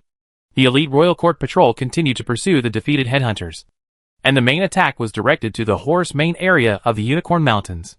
This move was to confuse the Queen of Hunting strategically, forcing the headhunters to gather their forces and defend the Unicorn Mountains. With fewer headhunters in other parts of the Emerald Forest, the Forest Elves can more calmly arrange hunting grounds for the Queen of Hunting. During this period, Luke lived in the Emerald Magic Academy, waiting for the reconstruction of Library No. 1. But on the day when Library No. 1 was rebuilt, a group of angels suddenly descended on the academy. Originally, the angels were prepared to surround the Emerald Magic Academy in their usual way. But a black dragon in the academy made them put away their arrogance. Without knowing why the black dragon was here, the angels stopped outside the highest tower of the academy and asked Dean Vidal to come up to see them. Dean Vidal climbed the tower and came to the highest terrace. In front of him was a row of angels hovering in the air. In the front was a burly and powerful angel wearing an angel white robe, with layers of light wings behind his wings. "I am the Archangel Ilzer. Tell me your name." "Elf." Dean Vidal saluted without humility. "Welcome to the Emerald Magic Academy, respected Archangel Ilzer. My name is Vidal Garrett, the Dean of Emerald Magic Academy. May I ask if you have come to Emerald Forest? Is there anything we can help you with?" Archangel Elzero glanced down at the black dragon on the academy square. The big guy lay on the ground, with his head buried under his wings, as if he was asleep. Elzero looked at Dean Vidal again. 2 holy judgment angels disappeared in Emerald Forest. And here is a mark left by one of the angels. "I think you have something to explain to Sky City." Dean Vidal said, "I think Sky City should give us an explanation. Why 2 angels went deep into Emerald Forest without our knowledge? In this world, angels can go wherever they want. Does it also include going deep into the lair of the Hunting Queen, being hunted, being transformed into a Hunting King, and giving birth to hunting angels with the Hunting Queen?" Dean Vidal was really angry. The hunting angels caused serious casualties to the academy, and some students died in their hands. The angel's attitude now made Dean Vidal unable to suppress his anger. It was the first time that Archangel Ilzer heard that an angel was hunted by the headhunters. He warned Dean Vidal, "Elf, watch your words. Any slander against angels will be judged by justice." "Slander? Then you can see for yourself." At this time, a griffin flew over from another tower, holding the body of a hunting angel in its claws. After flying close, the griffin threw the body of the hunting angel up, and the elf knight on the back of the griffin shot an arrow. The arrow turned into a spear while flying, nailing the body of the hunting angel to the wall next to the terrace where Dean Bidar was. The angels could see that this thing with an angel-like appearance was definitely not an angel. The face of Archangel Elzero became very ugly. The light wings behind him fluttered, and the strong holy energy burst violently. "Elf, I believe what you said. The headhunters actually dared to kill the holy judgment angels. They are definitely an extremely evil race. Don't worry. Sky City will send angels to destroy them all, and the light of justice will cover the Emerald Forest." Archangel Ilzer thought that the low-level elves would be grateful, but he didn't expect to get an unexpected reply. The headhunters appeared in the Emerald Forest. "This is our Emerald Forest's internal affairs. We have a way to deal with the headhunters. Angels had better have a sense of boundaries, and don't invade the territory of forest elves at will." Archangel Ilzer said contemptuously, "Can you deal with the headhunters? I'm afraid you don't even know how the headhunters appeared. Don't reject the goodwill of the angels. You are not qualified to reject it." "Wow! Is this how all angels talk now? You have caused so much trouble to the owner of the Emerald Forest. Not only did you not apologize, but you were so arrogant. I really can't stand it." The ancient dragon's might pressed over. The dragon's might came from behind Dean Vidal. In the dark tower, an ancient dragon was approaching. Then the angel saw a man wearing dragon armor coming out. The might of the ancient dragon emanated from him. Tao Tai King. Archangel Ilzer recognized this special ancient dragon. The dragons that might be lurking around him made him nervous and alert. "Why are you here?" Luke stood beside Dean Vidal and said to Ilzer, "Don't you think there is something wrong with your question? I should be more reasonable here than you are. After all, the Emerald Forest is very close to the Dragon Kingdom, and this place was once the territory of the dragon." The angels finally understood why the elves were fearless. It turned out that the Dragon Kingdom supported them. Did the Dragon Kingdom occupy the Emerald Forest again? This is not conducive to the balance of world power. Luke smiled and said, "Angels come to the Emerald Forest to uphold justice, and dragons come to the Emerald Forest to destroy the balance of world power." "Ilzer, you are so hypocritical. Does the Sword of Oath know?" Being ridiculed made Ilza reveal his fighting spirit. King Tao Tai, you are not qualified to comment on the justice of angels. The justice of angels is the ultimate solution to all contradictions in the world. If you dare to continue to provoke me, I will let you know what a just judgment is. Ilza showed the angel's sword. Luke flew up from the terrace, stretched out his hand to summon the blazing sword and held it in his hand. Archangel Ilza, let me see if you are as brave as the legend. The black dragon barrel on the ground roared, then flapped his wings and rushed up. Dean Vidal saw an ancient dragon and an archangel fighting over his college, and hurriedly stopped them. King Tao Tai, Your Excellency Archangel Ilza, please pay attention to your respective identities. You not only represent yourselves, but also represent Dragon Country and Sky City. Your fight will trigger a full-scale war between two ancient civilizations. Archangel Ilza looked at the Tao Tai King in front of him, weighing his chances of winning in his heart. Judging from the number of people on the surface, the opponent only has one ancient dragon and one black dragon, which is at a disadvantage. But if Dragon Country has reached some tacit understanding with the forest elves, there may be other dragons ambushing here. And if a fight really breaks out, the forest elves will definitely stand on the side of the dragons. Just like in the ancient war period, the forest elves and dragons were enemies of the angels. In this situation, you must not fight for a moment. Otherwise, he would not only provoke a war between Sky City and Dragon Country, but he would also probably perish here. The elves are right. King Tao Tai, you don't want to cause a full-scale war between angels and dragons, right? Luke saw Archangel Ilza looking for a way out, so he stopped oppressing him. Of course, I am just protecting the interests of my friends in Dragon Country. Dragons will always regard forest elves as their closest partners, so we will help forest elves get rid of the headhunters. Angels can go back. Please don't set foot here at will in the future. The sword in Luke's hand changed from red to purple, and then to blazing white. Unlike the holy flame that angels are good at, this is the state of extreme concentration of fire element. The dazzling brilliance is like looking directly at the sun at noon. The energy contained in the sword made Archangel Ilza a little awed, and he was unwilling to try its sharpness. King Tao Tai, you will pay the price for your arrogance one day. Archangel Ilza left a harsh word and flew away from the Emerald Magic Academy with the angels. Luke pointed, and the black dragon barrel followed the angels to see if they really left the Emerald Forest. Then Luke put away the blazing sword and landed back on the terrace. Dean, let's go to library number 1. Find the hunting queen and kill her, and my mission will be completed. Luke walked down the stairs, while Dean Vidal did not move. If King Tao Tai had not come forward just now, would he have been able to make the aggressive angels retreat? Definitely not. Dean Vidal shook his head sadly and walked down the stairs. Chapter 541, The Final Battle of the Queen's Lair. Library number 1. After emergency repairs, it has been restored to its original appearance before the destruction. The stairs in the air rotated irregularly, and the bookshelves also rotated randomly. This phenomenon was affected by the natural magnetic field waves of the Emerald Forest. To find the magic spring is to use this natural magnetic field wave to filter, screen, and identify the magnetic field waves belonging to the magic spring. This kind of academic has been deeply studied in the Emerald Magic Academy, and there are many related books for reference. Standing in the library, Luke couldn't help but think of the plot of himself looking for the magic spring in the epic game. He stretched out his armored hand, and the rotating stairs and bookshelves stopped immediately.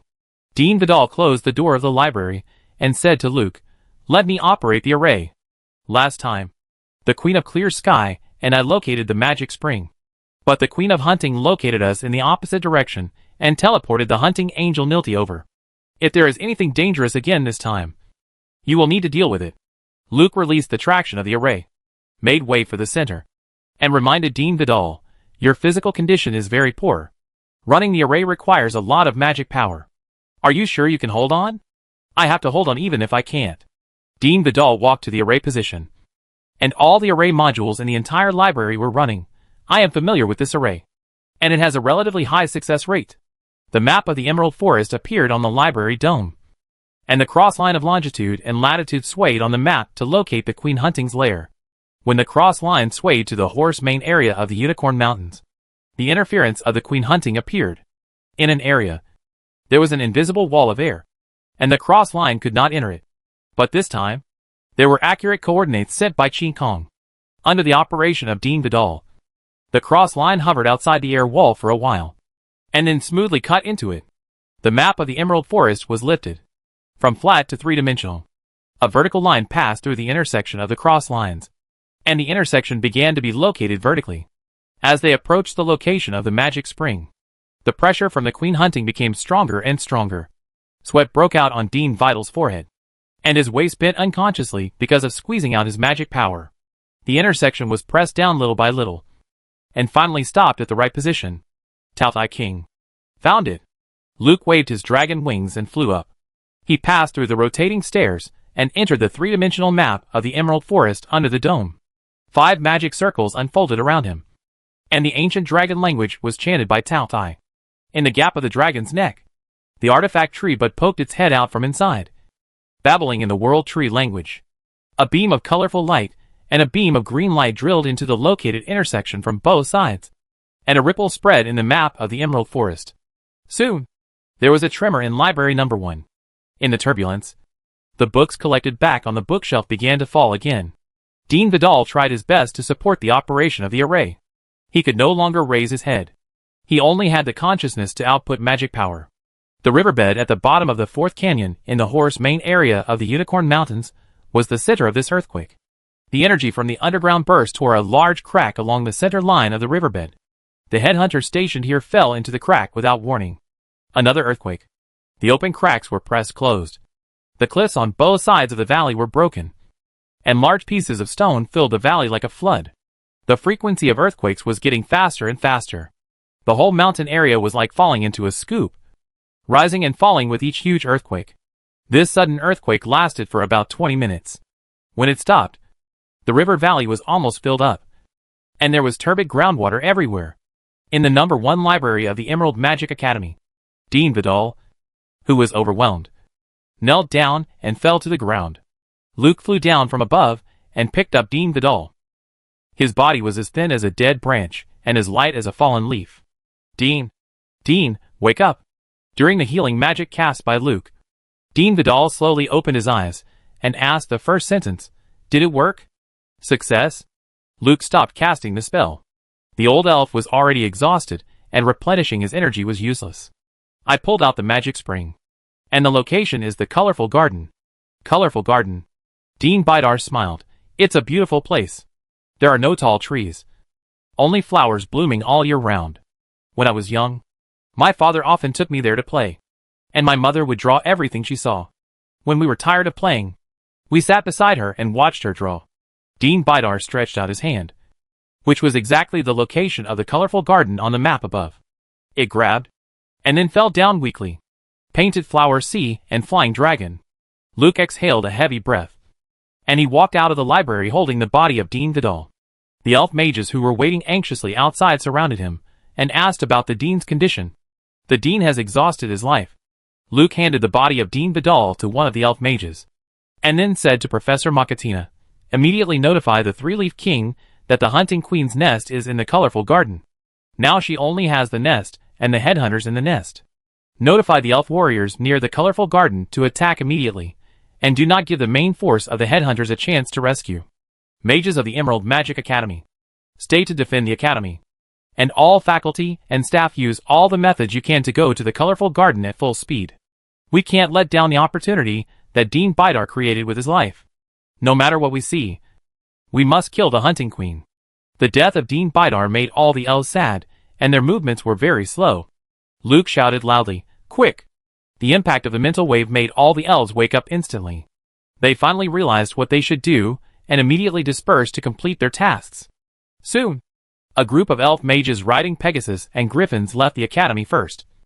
And then the elf mages riding airships and various alchemical flying props went to the colorful garden, in order to recapture the Emerald Forest and to avenge Dean Bidar. The mages of the Emerald Magic Academy paved a flying path in the air. Black Dragon Barl flew into the academy in the opposite direction. He landed in front of Luke and replied with his head down. The angels did not leave the Emerald Forest.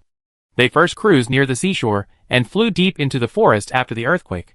When I came back, I saw golden light flying deep into the forest from the Emerald King's court. It should be the Shining Gold Man. Got it. Luke asked Black Dragon Barl to take off and wait, and then found Shelley and went to a secluded place. Shelley knew that the Tao King was her own prime minister. After confirming that there were no elves around paying attention to this place, she whispered, "My lord, do you have any orders? You have nothing to do here. Now you go to the Kirov steam airship and take over the command of the airship. Move the airship to the mushroom cloud under the Emerald King's court, and use the method I taught you to remove the secret technique. If the trapped hunting king Nilti escapes, let him escape. You are responsible for recovering the magic titan and loading a batch of steam titans to the colorful garden. When you arrive at the colorful garden, you can order the steam titan to join the battle, and the airship is on alert to prevent attacks. When you see me appear as the Tao King, you drive the magic titan into the hunting queen's lair. Miss Qikong is inside. You can give the magic titan to her." Shelley asked in surprise, "Isn't Miss Qikong at the world tree? I lied to them. Miss Qikong is hiding in the lair now. Just do what I say."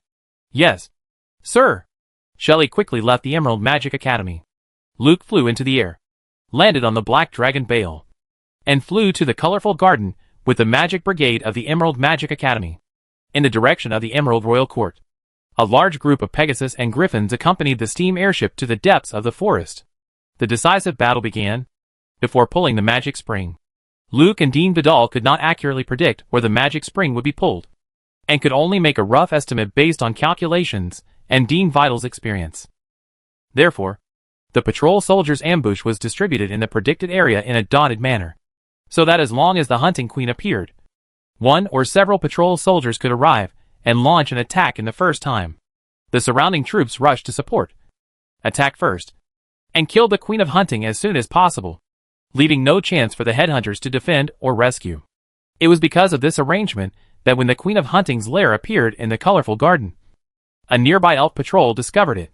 The Queen of Hunting's lair that was pulled out together was very large, like a very large ugly tumor growing in a beautiful sea of flowers.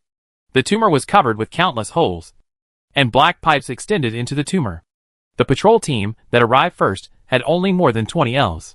Facing this huge Queen of Hunting's lair, they did not care about the danger inside, and rushed in at random by finding a hole. Owls circled and cried in the sky. Groups of elf patrolmen who received the news rushed out of the woods and rushed into the nest without hesitation. The battle unfolded in the hunting queen's nest. With the support of the nearby headhunters, the battle spread to the sea of flowers, and then extended to the forest. The hunting queen's nest became the center of the battle between the headhunters and the forest elves. One side tried desperately to save it, and the other side tried desperately to attack it. The battle lasted from day to night, and from night to day. There was not a single flower in the colorful garden. The soil was turned over and over, replaced by various dead bodies. The attacking forest elves gave up all tactics. They didn't know what the battle in the hunting queen's nest was like. They only knew that if they lost this time, the forest elves would be driven out of their homes. The hunting angel Nilja, who escaped from the Emerald King's court, hurried to the magic spring. At this time, the hunting queen was lying on the edge of the pool, closing her eyes as if she was sleeping, and she didn't seem to care about the fighting outside. "Your Majesty, I'm sorry." Nilja stepped forward and knelt in front of the queen. "I met a very powerful guy. He sealed me up with a secret technique, and I just got out of it." The hunting queen half opened her eyes and looked at Nilja, and said calmly, "The enemy we met was very powerful, and he was able to pull out the magic spring. The headhunters were born too young and know too little about this world." Nilti said, "Your Majesty, there are only 5 ancient civilizations in this world that have the ability to pull the magic spring. The current situation shows that there are ancient civilizations helping the forest elves. I know ancient civilizations. If the forest elves do not pay a corresponding price, they will never take action. The status of the Emerald Forest is very special. No matter which ancient civilization occupies it, it will arouse the vigilance of other ancient civilizations. Your Majesty, I suggest you give up the magic spring and take the remaining headhunters into the underground to hide.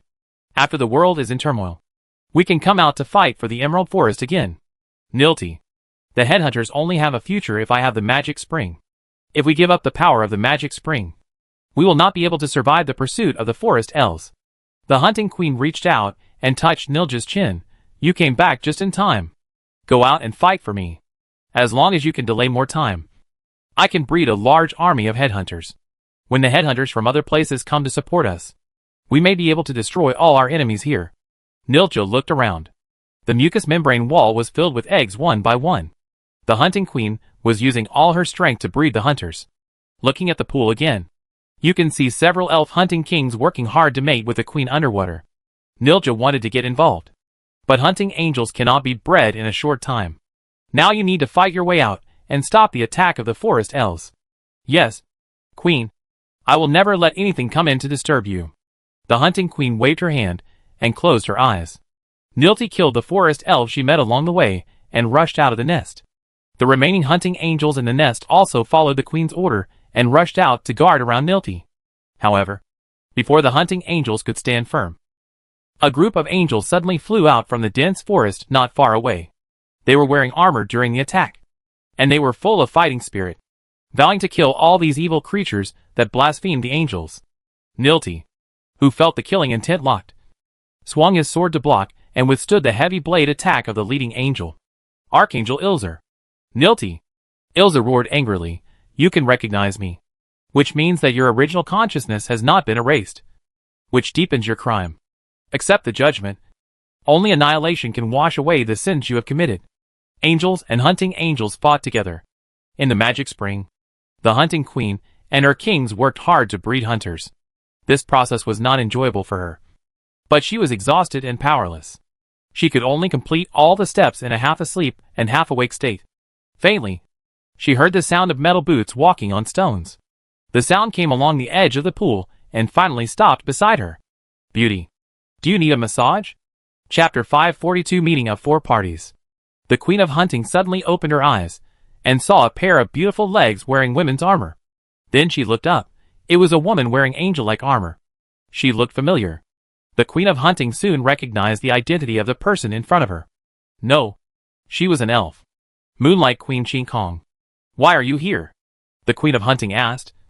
Retreating to the middle of the pool, she looked at Qin Kong in surprise. If this dead elf was resurrected by the World Tree, it should be in the Moonlight King's court. How could it appear silently beside her? Qin Kong walked along the edge of the pool, and the armor on her body rubbed against each other, making a clanging sound. Her eyes kept scanning the hunting queen, and she said, why I am here is not important.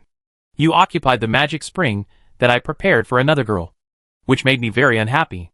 Especially, this originally pure spring water was made so filthy by you. It will take some time to restore it to purity. Qin Kong, your confidence seems a bit too much. The hunting queen who occupied the center of the pool straightened up in the water and said contemptuously, not long ago, I successfully hunted you. If I hadn't wasted time and let the World Tree rescue you, you would have been my king. This time I won't give you any chance. You will breed the strongest hunter with me. For waves exploded in the pool, and 4 elf hunting kings jumped out of the pool. They shot arrows in the air, and the green magic arrows turned into dense arrow rain the moment they left the string, pouring down towards Qin Kong. Qin Kong stretched out his hand to summon an ice shield to block in front of him, and all the green arrows were nailed on the ice shield. The elf hunting kings jumped onto the shore and sandwiched Qin Kong in the middle in 2 groups. The alchemical bow in his hand shook and turned into a scimitar, and he attacked with swift steps. Qin Kong split the still solid ice shield into 2 to block the left and right, stretched out his hand to take out the Tiannong Juetian bow from the space backpack, put an arrow on it, and aimed at the hunting queen in the middle of the pool. The hunting queen, who felt the danger, roared, and the water in front of her surged. And then a water giant formed by pure water elements stood up and walked towards Qin Kong step by step. The ice shield blocked the attack of the 4 elf kings. At the moment when the ice shield shattered, Qin Kong shot out the arrow with full energy. The arrow penetrated the chest of the water element giant and instantly froze it into an ice sculpture. The water in the pool surged, giving the ice element new life. The ice element giant took another step and punched Qin Kong hard. The ice blade condensed with the wind of its fist, and the sharp blade cut with the sound of breaking through the air. The 4 elf kings attacked together with knives, blocking the space on both sides of Qin Kong regardless of their own lives. Behind Qin Kong, a faint ripple swayed, and the hunting fire spirit quietly appeared. It aimed at Qin Kong's back and stabbed the short blade with flowing fire attached to it, at the same angle and position as last time. But before the short blade pierced Qin Kong's body, the hunting fire spirit noticed something was wrong. The ice blade brought up by the ice element giant's fist turned halfway and swept towards the 4 elf hunting kings. The elf hunting kings originally wanted to block Qin Kong's escape space for the ice element giant. But they didn't expect that the ice element giant's target would be themselves. Unprepared, the elf hunting kings were hit by the ice blades in succession, and their bodies were cut into several pieces. At the same time, the ice element giant's fist brushed past Qin Kong's face, forcing the hunting fire spirit to give up the attack and barely dodge the heavy punch. The ice element giant did not give up. It rushed past Qin Kong and punched the hunting fire spirit, who dodged nimbly. The hunting queen was a little dumbfounded. This ice element giant was obviously created by Qin Kong using the energy of the magic spring. How could Qin Kong easily take away the control? The energy of the magic spring comes from the origin of the world. What can affect the energy of the origin of the world? The hunting queen quickly noticed the green arrow in the body of the ice element giant. Qin Kong's ability to control the ice element giant must be related to the arrow. Seeing Qin Kong calmly take out a green sword and put it on the bowstring, the hunting queen felt a sense of crisis. It seemed unsafe to stay in the middle of the magic spring. Your Majesty, Queen Qin Kong. The hunting queen looked at the hunting fire spirit. She was being chased by the ice elemental giant, and could not destroy this elemental creature created directly from the magic spring for a while. The hunting queen called out to Qin Kong, who was about to shoot. Hoping to delay some time, your power comes from the magic spring. We are from the same source. I am willing to share the magic spring with you. With your fighting power and my reproductive ability, the whole world belongs to us sisters. Qin Kong drew her bow and aimed at the hunting queen, smiling and saying, "You are so stupid. If I kill you, the whole magic spring will be mine. Your Majesty, this is an arrow made of the heartwood of the world tree and the seed of hope. It is the same power as the magic spring. I see that you can only use the power of the magic spring, and your own strength is not strong. If I guess right, you are in trouble." The hunting queen frowned at the arrows pointed at her, and she looked at the hunting fire spirit again. And she had not yet gotten rid of the entanglement of the ice element giant. Qin Kong's guess was right. The hunting queen put all her evolution points on reproduction.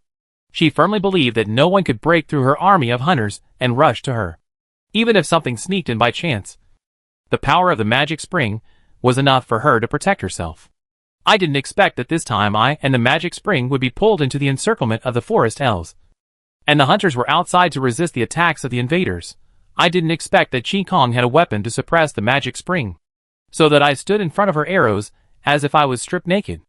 The hunting queen did not sit there and wait for death. She used the nest pheromone to call for help and ordered the hunting fire spirit to come and protect herself. The water of the magic spring churned again, and the water curtain rose to block the hunting queen. The hunting fire spirit used the space skill to dodge the attack of the ice element giant, and then dodged the continuous ice cones. She flew in front of Qin Kong, and swung the short blade with fire. At this time, Qin Kong had opened the ice dance garden to set up an ice field. The ice element giant shattered on the spot, reassembled at the side of the hunting fire spirit, jumped out of the ground, and then swung a fist mixed with ice blades. The hunting fire spirit, who mastered the ability of time and space, could dodge this punch, but she did not dodge and continued to swing the short blade. The fire front was about to be shot out. As long as Qin Kong could be forced to dodge, it would be equivalent to blocking an arrow for the queen. Facing the fire front, Qin Kong did not dodge either. Her eyes were already ice crystal eyes, and cold light shot out from her eyes. Ice and fire collided in the air, and the ice element giant punched the hunting fire spirit and sent it flying. The shooting range was set. Qin Kong released his hand holding the string, and the green arrow rushed through the ice and fire. It flew forward, and when it encountered the blocking water curtain, it was like passing through an ordinary water curtain, and then pierced the heart of the hunting queen. Ah! The hunting queen screamed, and the whole nest squirmed. The eggs in the mucous membrane wall were thrown out, and the hunters, who had not yet fully bred, struggled to get up. At this time, a mucous membrane was knocked open, and a magic titan rushed in. "Miss Qin Kong." Shelley's voice came from the magic titan generator. "The Prime Minister ordered me to hand over the magic titan to you." The magic titan strode forward, trampling countless incomplete hunters to death. Qin Kong looked back at the magic spring, and the hunting queen fell in the water, with green blood oozing out from the wound on her heart. Looking at the hunting fire spirit again, it has disappeared. It should have noticed that the hunting queen was dead and fled. This reversely confirmed the death of the hunting queen. Otherwise, as a hunter, he would never abandon the queen and run away. Qi stretched out his hand, and the ice element giant broke into pieces of ice, and the green arrow in its body flew over. Qi grabbed the green arrow and carefully examined it. There were many ice element patterns on the arrow. With the help of the power of the magic spring, he got such a powerful fighter, which was a good reward. Qi took back the ice element giant summoning arrow. Shelly had opened the cockpit and jumped down. Qi said to Shelly, "The hunting queen is dead, and the power that imprisoned the magic spring will soon disappear. You can take this time to soak in the spring water. And by the way, take out the body of the hunting queen and throw it on the shore. Attention! The power in the magic spring is very unstable. You must come out within 20 minutes. Otherwise, I will have to kill you with my own hands." Shelly has been in the Emerald Magic Academy for such a long time. And of course, he has heard about the magic of the magic spring. Now the magic spring is right in front of her, and she is eager to try. However, after hearing Qi warning, she immediately put away her excessive reverie and said, "Yes, Miss Qi, I will come out within 20 minutes. I'll leave this to you." Qi used her external perception to confirm that there was no danger, then jumped into the cockpit of the Magic Titan and sat in. At this time, outside the nest, the war was still going on. However, the battle above the nest had ended, and the hunting angel King Nilti was killed by the Archangel Ilzer, and other hunting angels also died at the hands of the angels. The shining gold man in golden armor appeared on the battlefield. The Kirov super heavy airship opened its shield and slowly drove into the battlefield. The Steam Titan was invincible, killing all the hunters it encountered. Luke stood on the back of the Black Dragon barrel as the Tao Tai King and came to the top of the nest from another direction. Angels, Shining Gold, Golden Shield Empire, Dragon Kingdom. When the Forest Elves fought hard to regain the Emerald Forest, they didn't know that their future fate would be determined by the four parties above their heads. Elder Lin of the Shining Gold looked at the angels and the dragons and asked dissatisfiedly, "Archangel Elzrul, Tao Tai King, why are you here?" Archangel Elzrul said, "Hello, Elder Lin. Sky City discovered that the magic spring in the Emerald Forest had entered an unstable state, so it sent angels to check it out. The result? You should have seen that a holy judge angel was contaminated. I just made the judgment I should make. I want to remind you that the Dragon Kingdom is going to return to the Emerald Forest. This is something we should be vigilant about." Elder Lin asked Luke, "King Tao Tai, is this true? Because of the mining of fire crystals, there are many suspicious points in the relationship between the Dragon Kingdom and the Golden Shield Empire. Although the Golden People have no evidence of the Dragon Kingdom and the Golden Shield Empire joining forces, there is always such a possibility.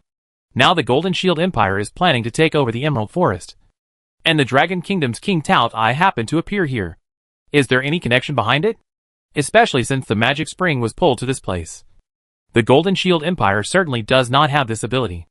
It was either the angels or the Dragon Kingdom who did it. If the dragon really came out of the Dragon Kingdom and reoccupied the Emerald Forest, it would be another major destruction to the already unstable world." Luke replied, "Let's not talk about whether this is true or not.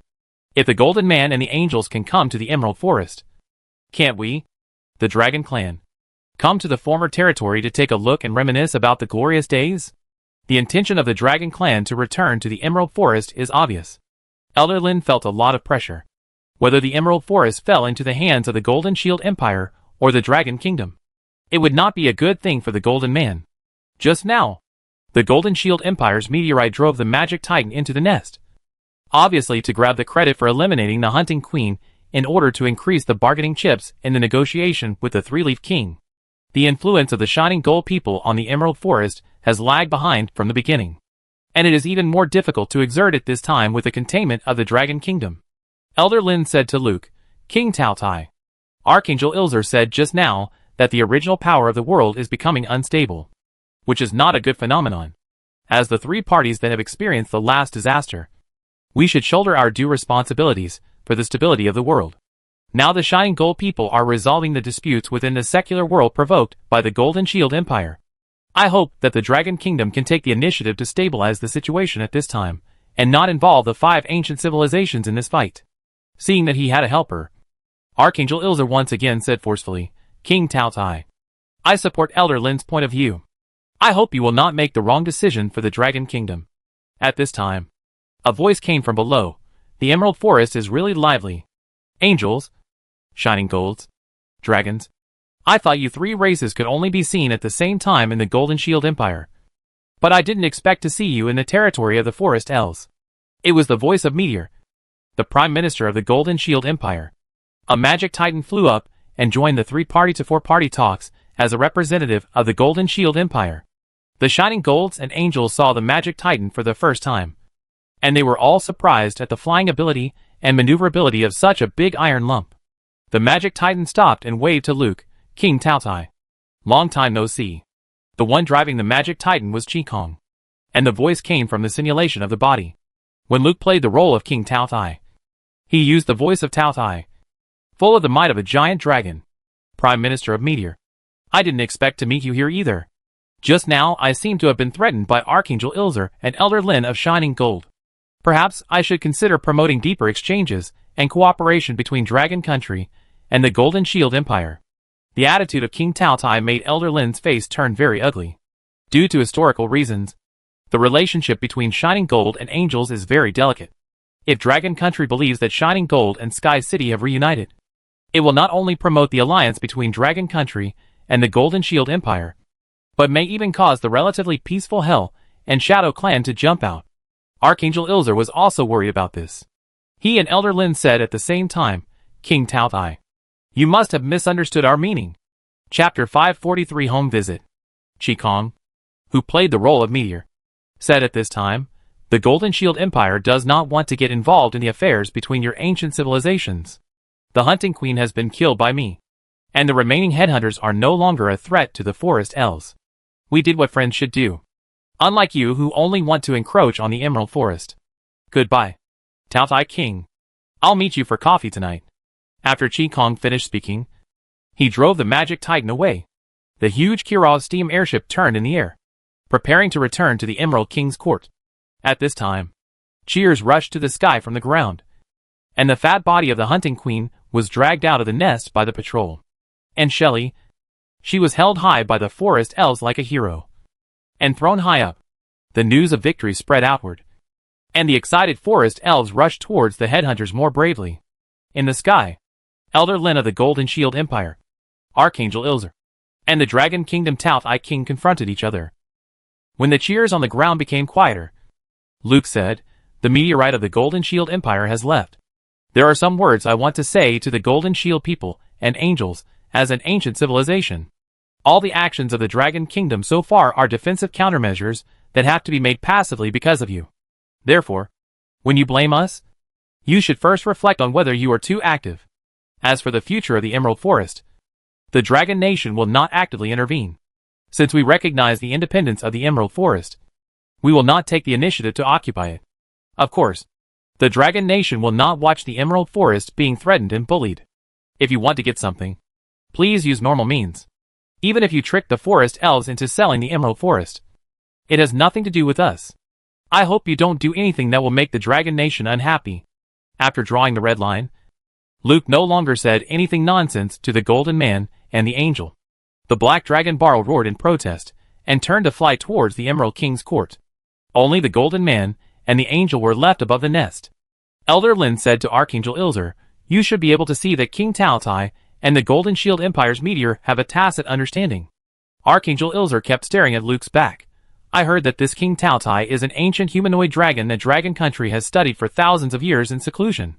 But I didn't expect him to be so aggressive.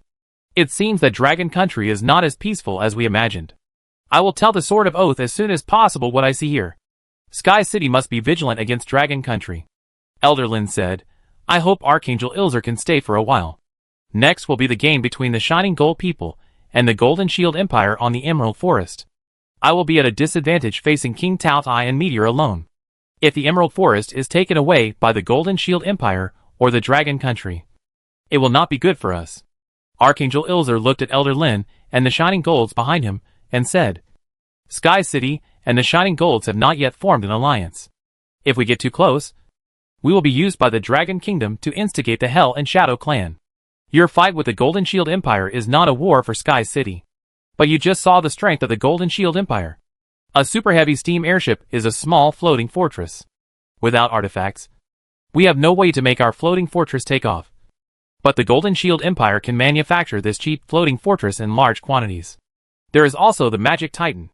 Meteor drove it to easily kill the Hunting Queen who occupied the Magic Spring, which shows how powerful the Magic Titan is. This kind of weapon can also be mass-produced. The Golden Shield Empire is rapidly narrowing the gap in power with our ancient civilization. If the Golden Shield Empire obtains the alchemy technology of the Emerald Forest, their magic technology will be even stronger.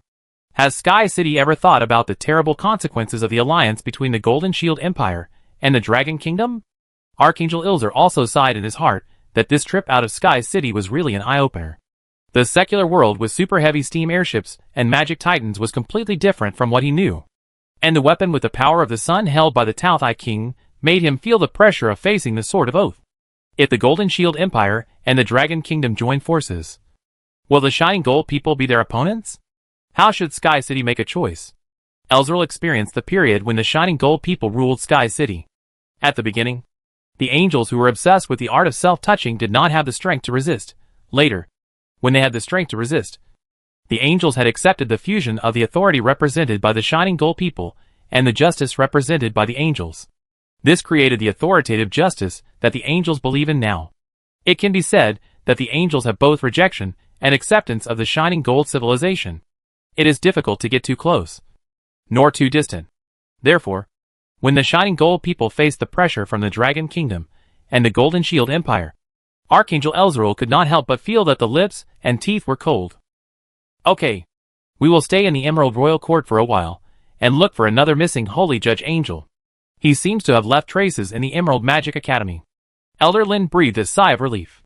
No matter what reason Archangel Elzerl used to stay, Sky City is an existence that the Forest Elves cannot ignore. The war in the colorful garden is coming to an end. The Forest Elves set a big fire to the nest of the Hunting Queen. Without external interference, the Magic Spring was teleported to an unknown place long before the Forest Elves rushed there due to its own instability. Therefore, the Forest Elves only saw the remains of the hunters, the corpse of the Hunting Queen, and Shelley, who looked confused. The patrol soldiers of the royal court carried the corpse of the Hunted Queen and Shelley wearing a flower crown, singing and marching towards the Emerald Royal Court. And the news had long been sent back to the palace by the Emerald Lake through the carrier Eagle. At this time, King Sandy was still in grief over the death of Dean Bidar. It seems that his whole life was for this moment to save the Forest Elves. Hearing the news of victory, King Sand couldn't help but sigh. Then he said to Professor Makatina, who came to see him, "It has been confirmed that your student Dale Malixiang is Princess Dale of the Golden Shield Empire." Although Princess Dale never participated in political affairs, she had a strong influence on the Empire's eldest Princess Agatha and the Empire's Prime Minister. I hope you can use your relationship with Princess Dale to help the Emerald Forest get some key information from the Empire. Professor Makatina refused and said, "I'm sorry, Your Majesty. I'm afraid I can't complete the task you assigned to me. I met Dale, and she is now running around in the ruins of the city to rescue every elf and human who needs help. She is a kind girl with a pure heart. If she hadn't exposed her identity to help the Emerald Forest, I would never have thought that she was such a noble princess. I won't do anything to hurt her, and I won't allow anyone to hurt her." King Sand persuaded the stubborn Professor Makatina, "I didn't ask you to hurt Princess Dale. You should be able to understand the current situation of the Emerald Royal Court, the Golden Shield Empire, the Shining Gold Man, the Dragon, the Angel. Each of them is more dangerous than the headhunters. And now they are all eyeing the Emerald Forest. I need more information, and need to influence them as much as possible." Professor Makatina can understand the crisis that Emerald Forest is facing now, and her tone has softened a little. But she still sticks to her principles. "I sincerely apologize to you, My Majesty. The death of Dean Vidal has made me feel very confused. I can't use Princess Dale to get information. Maybe I can ask Princess Dale to arrange a private meeting between me and the Prime Minister of the Golden Shield Empire, Meteor, and ask your questions directly to the Prime Minister of Meteor." King Sand considered. It seems that Emerald Lake did not arrange a meeting between the leaders of both sides in the first place, which annoyed the Prime Minister of Meteor. The official sent by his side to visit him in succession did not see him.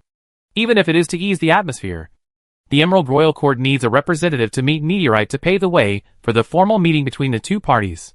Professor Makatina is a good candidate. With a relationship with Princess Dale, She should not be rejected when she meets Meteorite as a mentor. The things that can be discussed will also be flexible.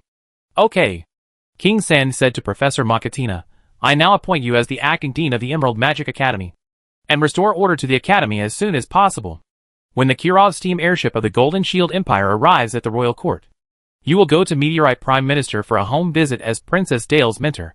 Professor Makatina saluted and replied, Yes, Your Majesty. After Professor Makatina left, King San ordered to announce to the Emerald Court that the hunting queen was killed in the colorful garden, and the forest elves won a decisive victory over the headhunters. The news spread quickly in the city. The civilians who were hiding in the shelters and worried about their fate did not dare to believe the news at first. It was not until the royal court patrols all over the city excitedly fired colorful arrows into the air that the elves, who had suffered so much, came out from their hiding places. They won. And it seemed like they really won. Some elves were happy for the victory, while some elves shed tears for the death of their loved ones. The Emerald Court entered a spontaneous celebration to celebrate the victory. However, the city's alert was not lifted, and the royal court patrols still stood firm at their posts. This time, only the hunting queen was killed, and there are still many headhunters in the Emerald Forest. They lost the control of the queen, and their instinct to seek benefits and avoid harm made them pay more attention to hiding, and then look for opportunities to attack.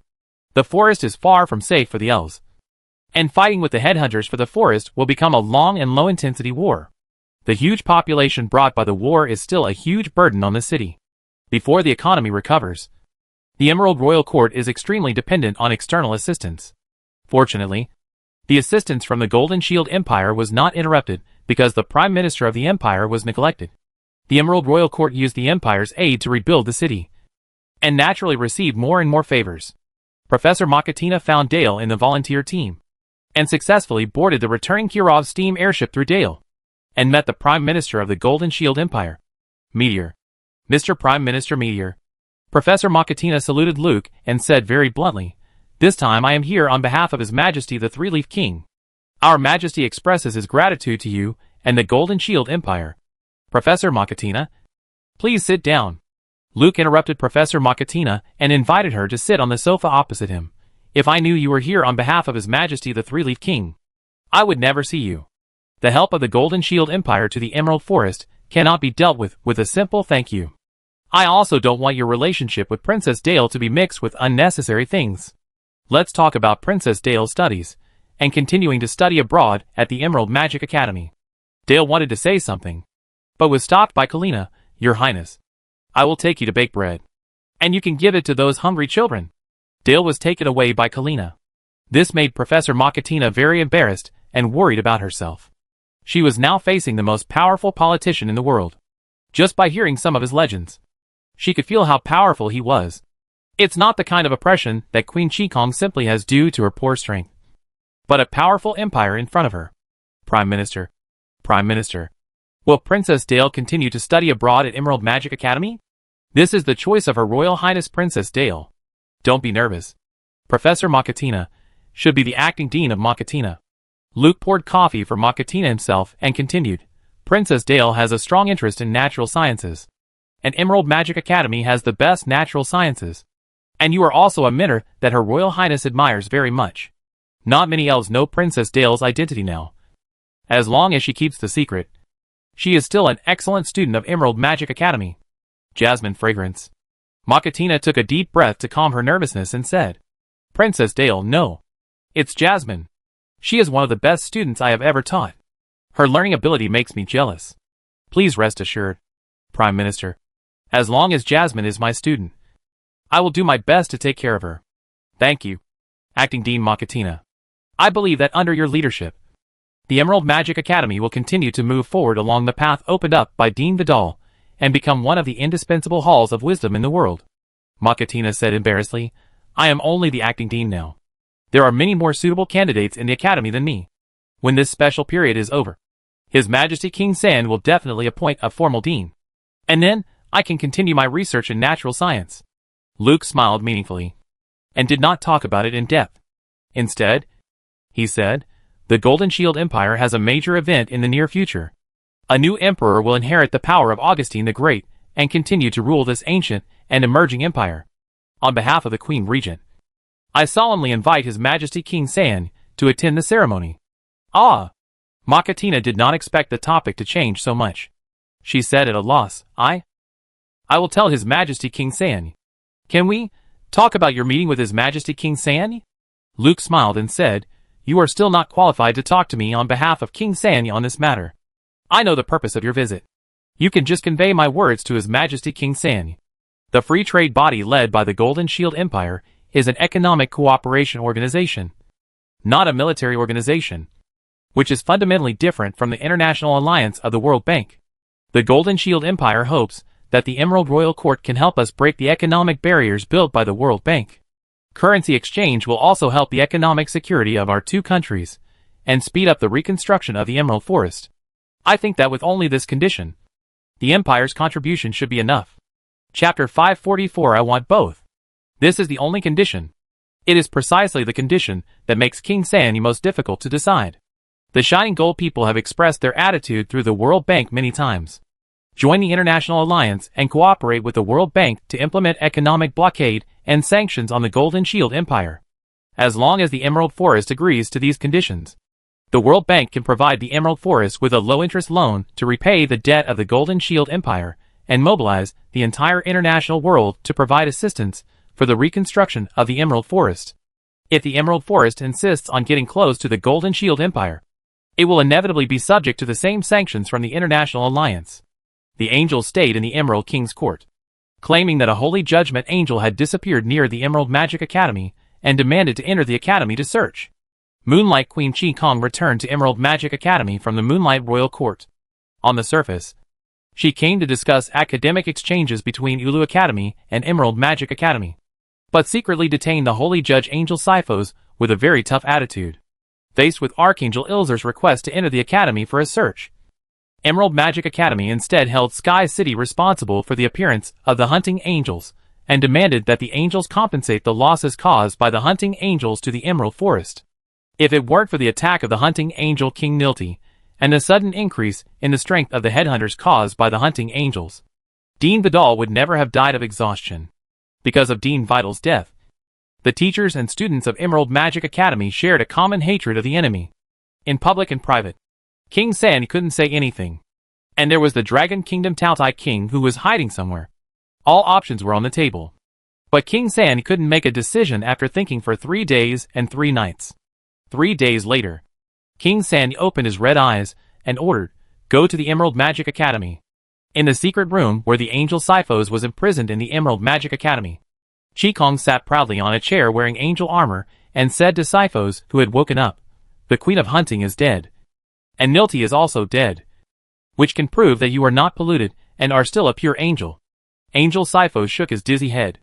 What he saw was Teresa, the first to spread the Holy Scripture, and 2 other angels guarded behind Teresa. Hearing that his identity was confirmed, Sifos said uncomfortably, That's great. When will we return to Sky City? I will never let go of the Shadow Clan that tortured me. Ah! Sifos held his head, and the sudden pain made him scream. Chi Kong raised his hand slightly to stop the mental ball behind Sifos' head, and then said, The Shadow Clan that tortured you is the subordinate of the Moonlight Queen Chi Kong. I will ask Her Majesty the Queen for you to release you. Now all parties are playing games in the Emerald Forest. Don't disrupt the strategy of Sky City here for your personal grudge. That elf turned out to be the Moonlight Queen. No wonder she is so strong. Sifos was surprised at the identity of the elf who defeated him. After being warned, he immediately said, I obey the orders of Lady Teresa. Very good. You are worthy of being a Holy Tribunal angel who has passed many tests to join the Holy Tribunal. Chi Kong nodded in praise and continued, Because of your and Nilti's disappearance, the Sky City Archangel Council sent Archangel Ilzer to the Emerald Forest to investigate. A Holy Tribunal angel was polluted, and he bred a large number of hunting angels with the Hunting Queen, which would become a stain on the Holy Tribunal. For a long time, there have been voices in the Archangel Council to abolish the Holy Tribunal. What you and Nilti have done will make the Sword of Oath very passive in the Archangel Council. Since the appearance of the fallen angel, polluted angels have always been the most sensitive taboo in Sky City.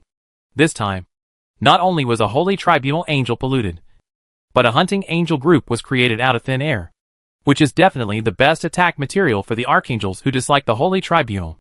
The angel Sifos knew how much trouble he had caused. Now that Nilti was dead, he had to take the blame. Thinking of the responsibility he had to bear, Sifos endured the pain and knelt on one knee to Qi-Kong. I'm sorry. Because of the stupidity of Nilti and me, the Holy Inquisition fell into a huge crisis. If it can be remedied, I am willing to sacrifice my life to make up for the mistakes we made. Qi-Kong was very satisfied with Sifos' attitude. The Sword of Oath was afraid of this situation. So they secretly sent me to investigate first. The Archangel sent to this Archangel conference was Elzeril, who was from the Archangel family, and had obtained Nilti's body. If he gets you again, no matter what you say, it will become evidence to attack the Sword of Oath. When the Inquisition is abolished, it is Archangel Elzeril who will reorganize and command us. He will definitely do his best to promote the conviction of the Sword of Oath. Sifos asked, what can I do? Clear Sky said, now I ask Queen Clear Sky to delay the time of handing you over to Elzeril. But Archangel Elzeril represents Sky City, and Her Majesty, the Queen can't delay for too long. The only way to save it is, you assassinate Archangel Elzeril. Ah! Angel Sifos said in horror, assassinate the Archangel? How can this be possible? To protect the Holy Inquisition and the status of the Sword of Oath. What can't the Holy Inquisition Angel do? You assassinated Elzeril to eliminate an enemy for the Sword of Oath at the Archangel Conference. The Archangel vacated a position, and I am the most qualified to fill it. Then the Sword of Oath can challenge the position of the Archangel. Sapphire Seaforth. The world has become so turbulent, and the Archangel is still thinking about abolishing the Holy Inquisition and depriving the Sword of Oath of its authority and influence. This cowardice will harm the Sky City. Only a strong leader like the Sword of Oath has the ability to lead the angels into a new journey and bring the world under the angels' justice. After receiving the encouragement of Teresa and the blessing of the spiritual warp, Sifos, who was already confused, immediately became excited. Yes, only the justice of the Holy Tribunal is the purest justice. And only the Sword of Oath is qualified to lead the angels. The Archangel fears the Sword of Oath and the Holy Tribunal. His weakness will only bring disaster to Sky City. I am willing to assassinate Elzeril, and I will sacrifice myself in the assassination. This is my honor and the meaning of my existence as a Holy Tribunal Angel. Very good. Very good. Qi-Kong praised the paranoid Holy Tribunal Angel, but your strength is not enough to kill Elzeril in a sneak attack. I will use the secret technique I learned in St. Louis City to overdraw the sacred energy in your body. You will become the most dazzling light in the explosion. I am ready. I will pass on the Holy Scripture first. You should rest first. It will take some time to prepare the secret ritual. The spirit ball hypnotized the angel Sifos. Qi-Kong came out of the secret room. Then, he was told that King Sanyi had come and wanted to have a private meeting with the Moonlight Queen. Qi-Kong asked the Sheriff and Dark Knight to keep an eye on the angel Sifos, and then went to see King Sanyi. In a room arranged by the Academy, the clock in the corner of the wall was ticking. King Sanyi sat by the window, looking at the scenery of the Academy outside the window. The war left many wounds here. There were still patrol soldiers on the damaged walls, owls gliding lightly, and occasionally the barking of hounds. The order inside the Academy was restored, but the death of Dean Badal still added a lot of sadness to the atmosphere. Your Majesty. A guard pushed the door and walked in. Miss Shinkong is here. Please invite Miss Shinkong in. King San stood up to greet him, and took the initiative to salute when Qi-Kong came in. Hello, Miss Shinkong. Thank you for your contribution to the Forest Elves. No words can express my gratitude to you. Qi-Kong returned the gift to King San. I just did what I should do as an elf. The victory over the hunters came more from the resistance of the Forest Elves and the sacrifice of Dean Bidar. Uncle Bidar is a hero that the Forest Elves will always remember. King San invited Qi-Kong to sit down, and then explained the purpose of his visit. Although there are still many headhunters hiding in the forest, they are no longer enough to pose a fundamental threat to the Forest Elves. But the crisis we face is even more serious. Miss Shinkong. No. I still call you His Majesty Qi-Kong. You should know what a difficult choice I am facing. Any mistake will ruin the future of the Forest Elves. Qi-Kong used the natural spell he had just learned to summon a vine from the window, and the vine flower opened and poured a drop of nectar into the teacup on the table. Then Qi-Kong picked up the teacup and stirred it slowly with a spoon. Although the 5 ancient civilizations have lost their artifacts, their own strength and existing magic have allowed the 5 ancient civilizations to still stand at the top of the world. The Golden Shield Empire has the ability to challenge the World Bank because the empire is built on the industrial system of the emerging human civilization, with Dreadnought-class battleships, Kirov-class airships, Titans. As one of the founders of magic technology, I firmly believe that the magic society will push human civilization into the next stage of takeoff. If there is no resistance from the outside world, human civilization will surely surpass the current 5 ancient civilizations. Because of this, human civilization will also be blocked by the 5 ancient civilizations. The currency struggle between the Golden Shield Empire and the World Bank is just the beginning. Even if the World Bank wins, as long as magic science is still there, this struggle will never end. Even if humans perish, the elves who master magic science will be the next target. This is not alarmist. King Sandy listened very seriously. It must be admitted that the new magic science created by the City of Rage has opened up a more infinitely broad world for the already vibrant human civilization. Dean Vidal highly praised magic science and immediately established the Department of Magic Science in the Emerald Magic Academy and prepared to establish his own magic laboratory in the Emerald Royal Court. The Kirov steam airship and the Magic Titan let the world see the application of magic technology. Human civilization can not only surpass ancient civilization in economy, but the emergence of magic technology has narrowed the gap between human civilization and ancient civilization in military force, and has the potential to surpass them. Will the arrogant ancient civilization allow the inferior races they look down upon to surpass themselves? The road in front of King Sandy has become clear. Following the Golden Shield Empire means tying oneself to the chariot of human civilization. As long as human civilization breaks through all obstacles, it can open up an era belonging to human civilization. Following the Golden Man means standing on the opposite side of human civilization. The Golden Man defeated human civilization, so naturally, he would not allow the elves to develop magic technology. Even though the forest elves nominally maintain the independent status of the Emerald Forest, they are still a low-level race subordinate to the ancient civilization. King Sandy asked Qi Kong, "Your Majesty, the Moonlight Royal Court is very close to the Golden Shield Empire, and you are leading the most cutting-edge trend in magic technology. Does it mean that you are optimistic about the future of human civilization?" Qi Kong took a sip of tea and replied, "The forest elves are different from us grassland elves. We have the World Tree. Maybe you don't know what the World Tree is now, but I can tell you, no matter who owns the future world, the World Tree can provide the grassland elves with the most basic living environment. Therefore, I don't have your pressure. The Moonlight Royal Court needs to be close to the Golden Shield Empire because of its geographical location, and I can communicate with ancient civilizations without hindrance." King San couldn't help but envy the grassland elves. It is the grassland elves' luck to have the World Tree and your Majesty. The poor forest elves can only deceive themselves with the non-existent elf god. It is not wrong to have faith, but it is wrong to put everything on God. Although I don't have much interest in international diplomacy, I believe in a truth: big countries show their power to small countries, and small countries treat big countries with wisdom. Only by finding your own position can you survive among big countries and make profits for yourself.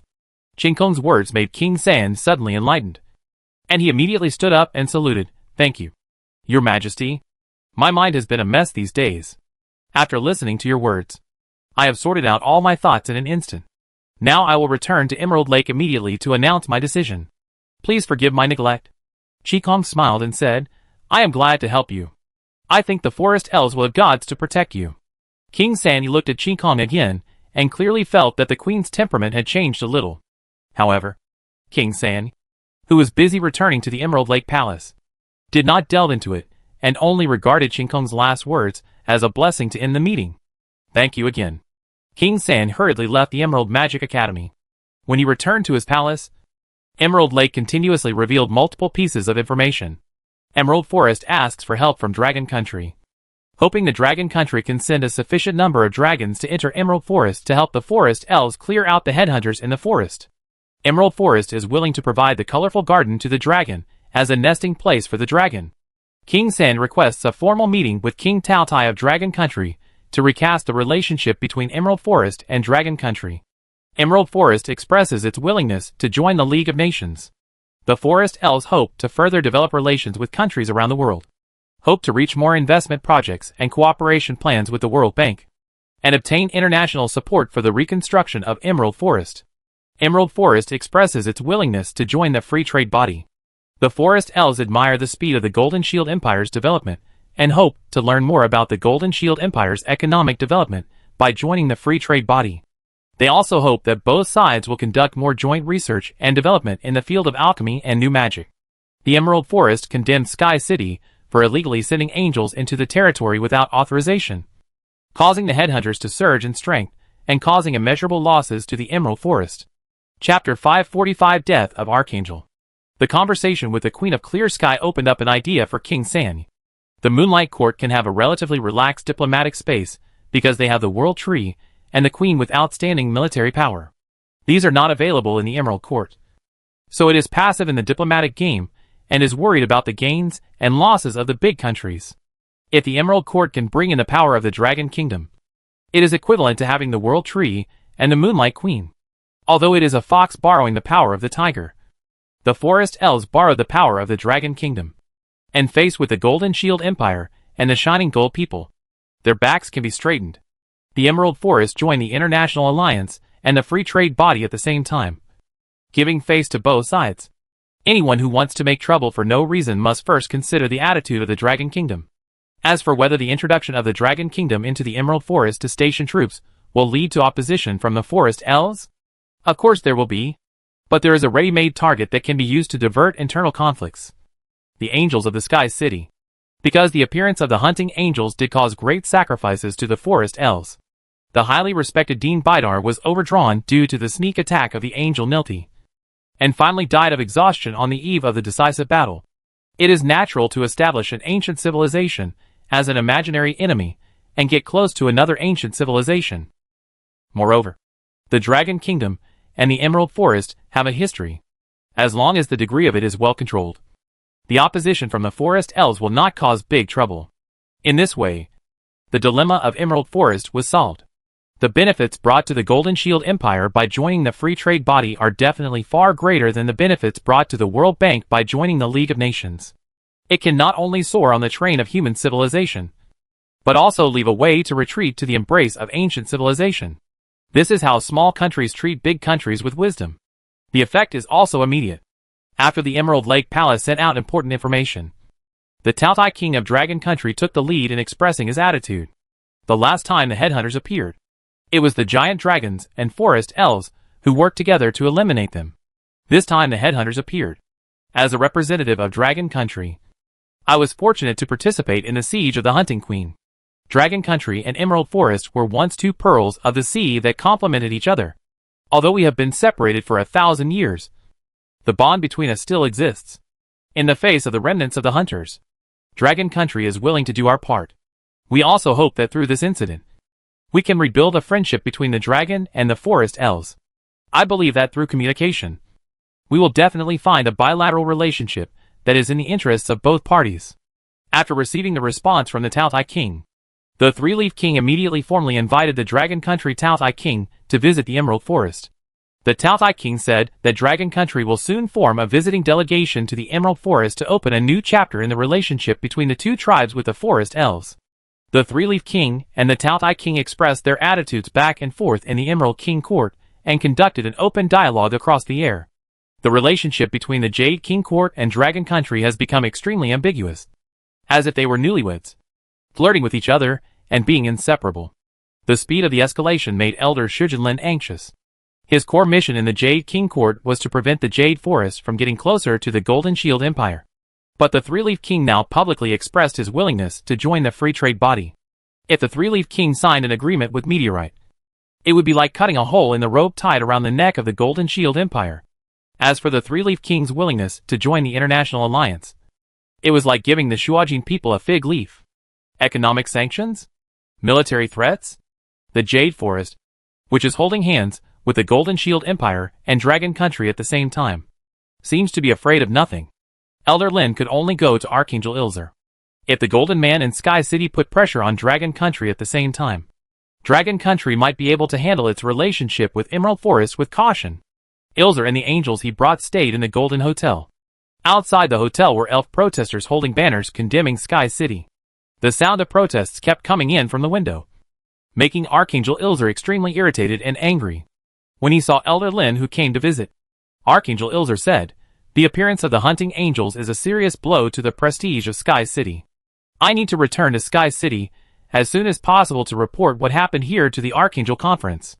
As for Dragon Country's entry into Emerald Forest, the Archangel Conference also needs to discuss the correct response measures. Elder Lin said, I have a hunch that someone is behind the situation in the Emerald Forest. This person is most likely the Prime Minister of the Golden Shield Empire, Meteor. He took advantage of the Dragon Kingdom's greed for the Emerald Forest and pushed the Emerald Forest to the Dragon Kingdom, while exchanging benefits from both parties. However, the Dragon Kingdom has not yet elected a co-leader, and the attitude of the Taothai King may not be the attitude of the entire Dragon Kingdom.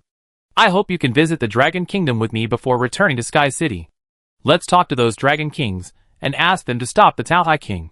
Archangel Ilzer thought about it. Through the window, you can see that the Kirov airship of the Golden Shield Empire has entered the city from the port. The airship is full of elves riding Pegasus and griffins. They enthusiastically throw their own woven crowns into the cabin to express their gratitude to the Golden Shield Empire. In contrast, there were continuous protests outside the hotel. After a while, Archangel Ilzer said, Do you think the Dragon Kingdom will give up entering the Emerald Forest? Elder Lin also noticed the Kirov airship outside the window. He retracted his gaze and said to Archangel Ilzer, You can give it a try. We know very little about the Dragon Kingdom, but King Taotai is obviously an ancient dragon with great ambitions. If he helps the Dragon Kingdom regain the Emerald Forest, it will definitely bring him very high prestige and influence. I think there must be ancient dragons in the Dragon Kingdom who don't want him to be the co-lord. Archangel Ilzer thought of what King Taotai had said. If I can get back the Emerald Forest, the Dragon Kings of Dragon Country will definitely choose me as the leader of the dragons. A unified Dragon Country is not what Sky City wants to see. Okay, I'll go to Dragon Country with you.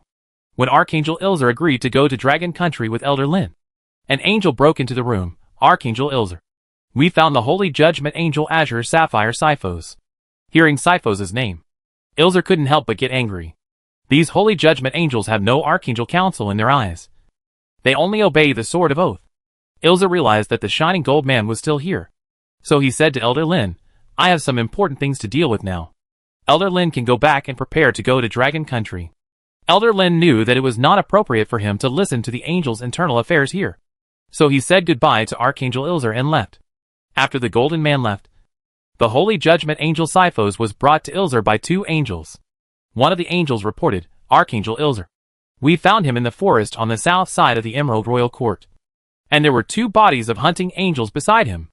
We have examined Sifos, and his body has suffered multiple minor injuries, but his mental level is intact. He is not contaminated or controlled. Archangel Ilzer sat there, looking at the Holy Judgment Angel Sifos seriously. He had many scars on his body, and it was obvious that he had just experienced a battle. Sifos, where have you been all this time? The Holy Judgment Angel Sifos stubbornly replied, Archangel Ilzer, please call me Sapphire. Sapphire. Ilzer knew the temper of the Holy Judgment Angel and changed his words and asked again, answer my question. I was at the Emerald Magic Academy.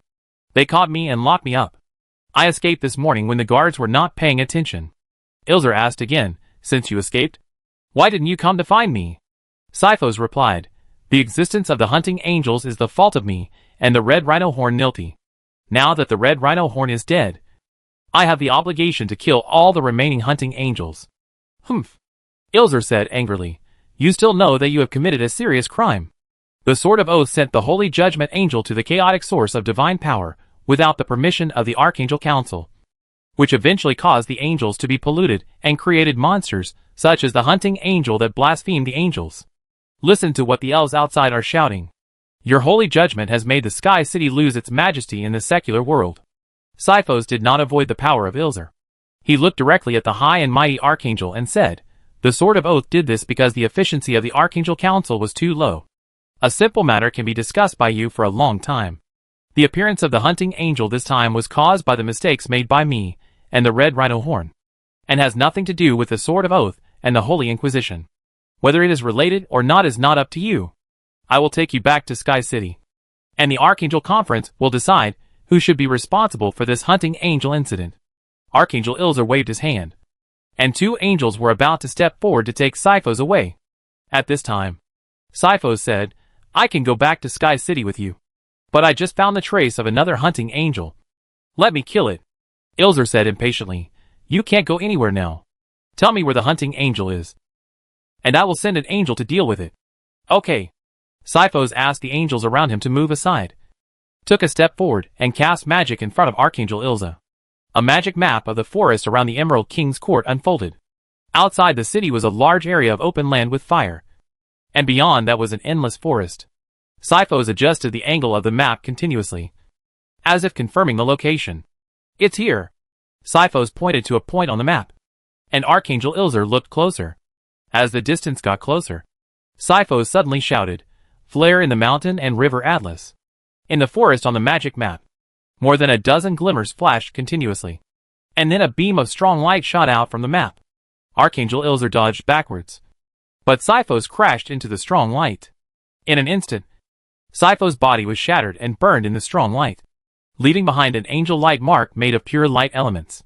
Under the effect of the secret technique, the light element burst out with energy like a solar flare, and a halo spread horizontally, cutting through layers of walls, and cutting the Golden Hotel in half.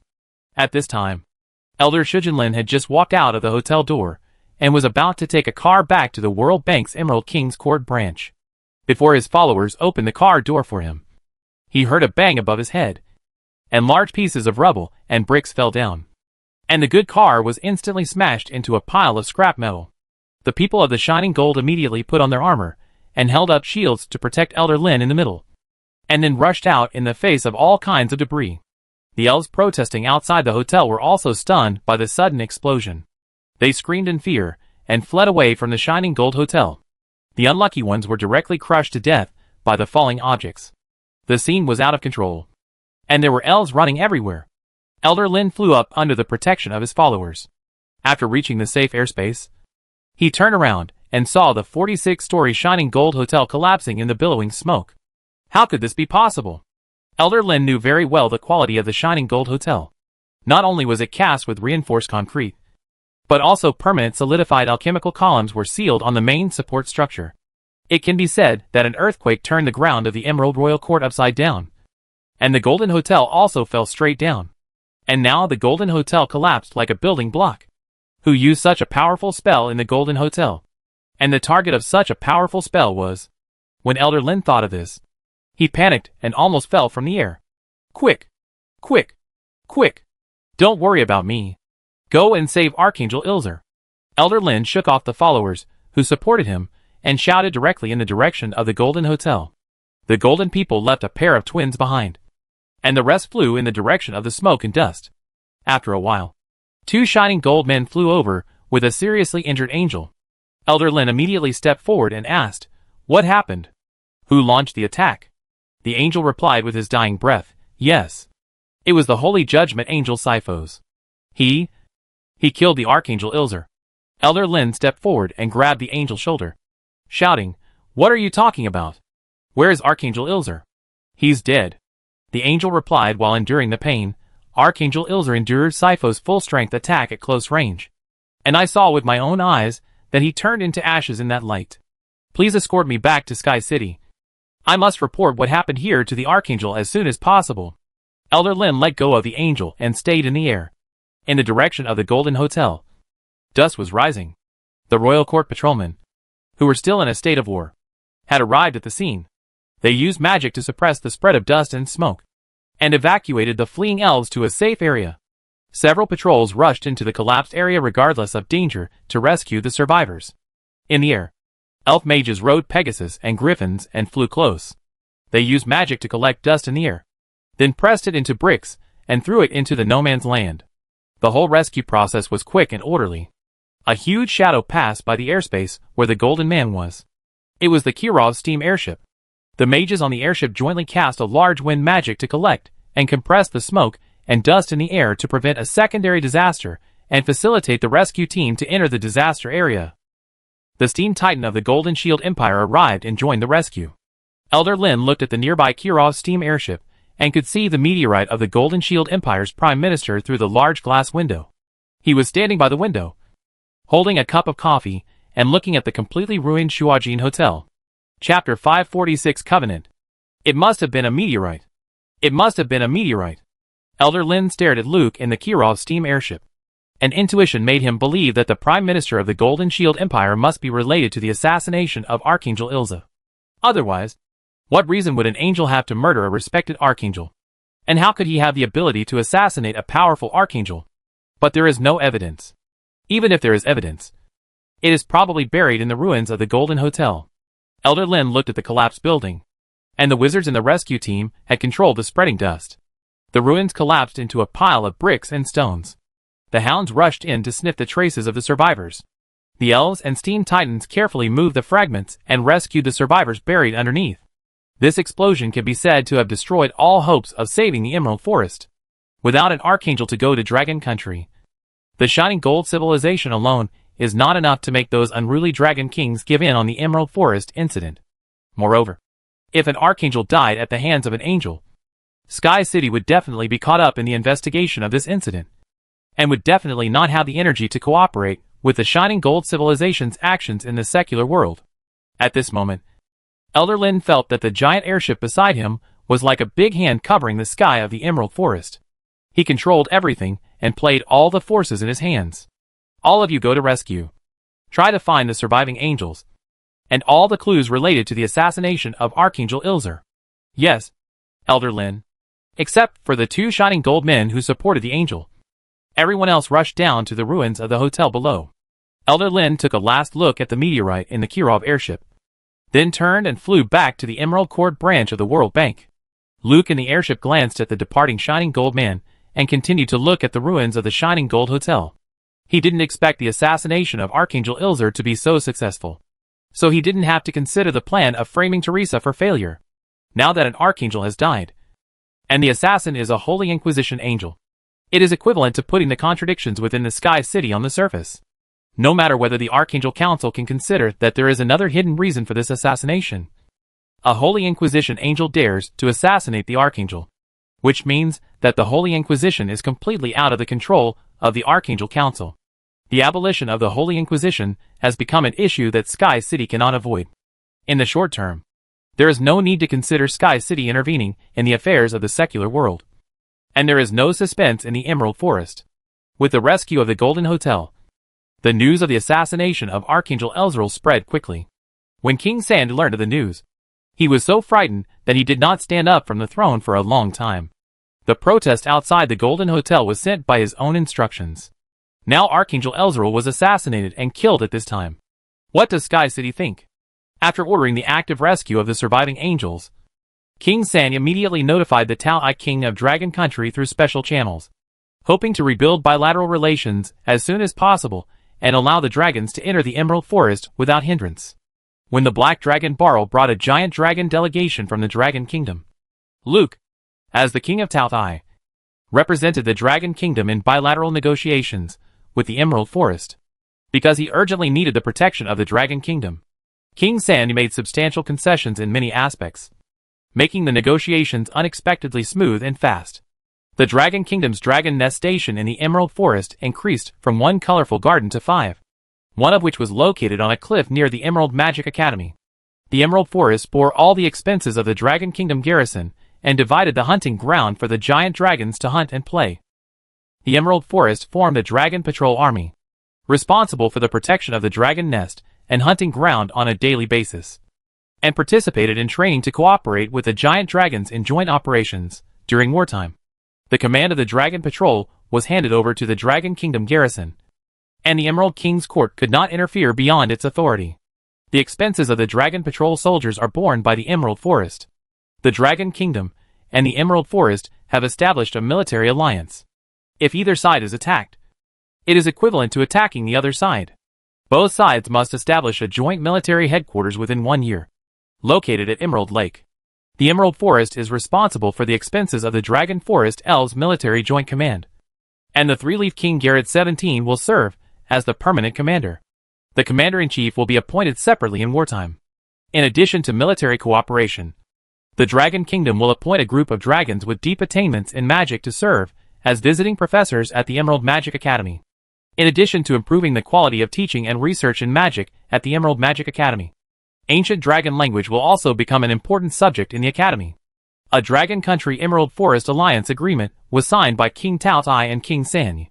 The first batch of giant dragons entered the colorful garden to build a dragon nest, representing that the giant dragons finally let the dragon roar resound over the forest again after leaving the Emerald Forest thousands of years ago.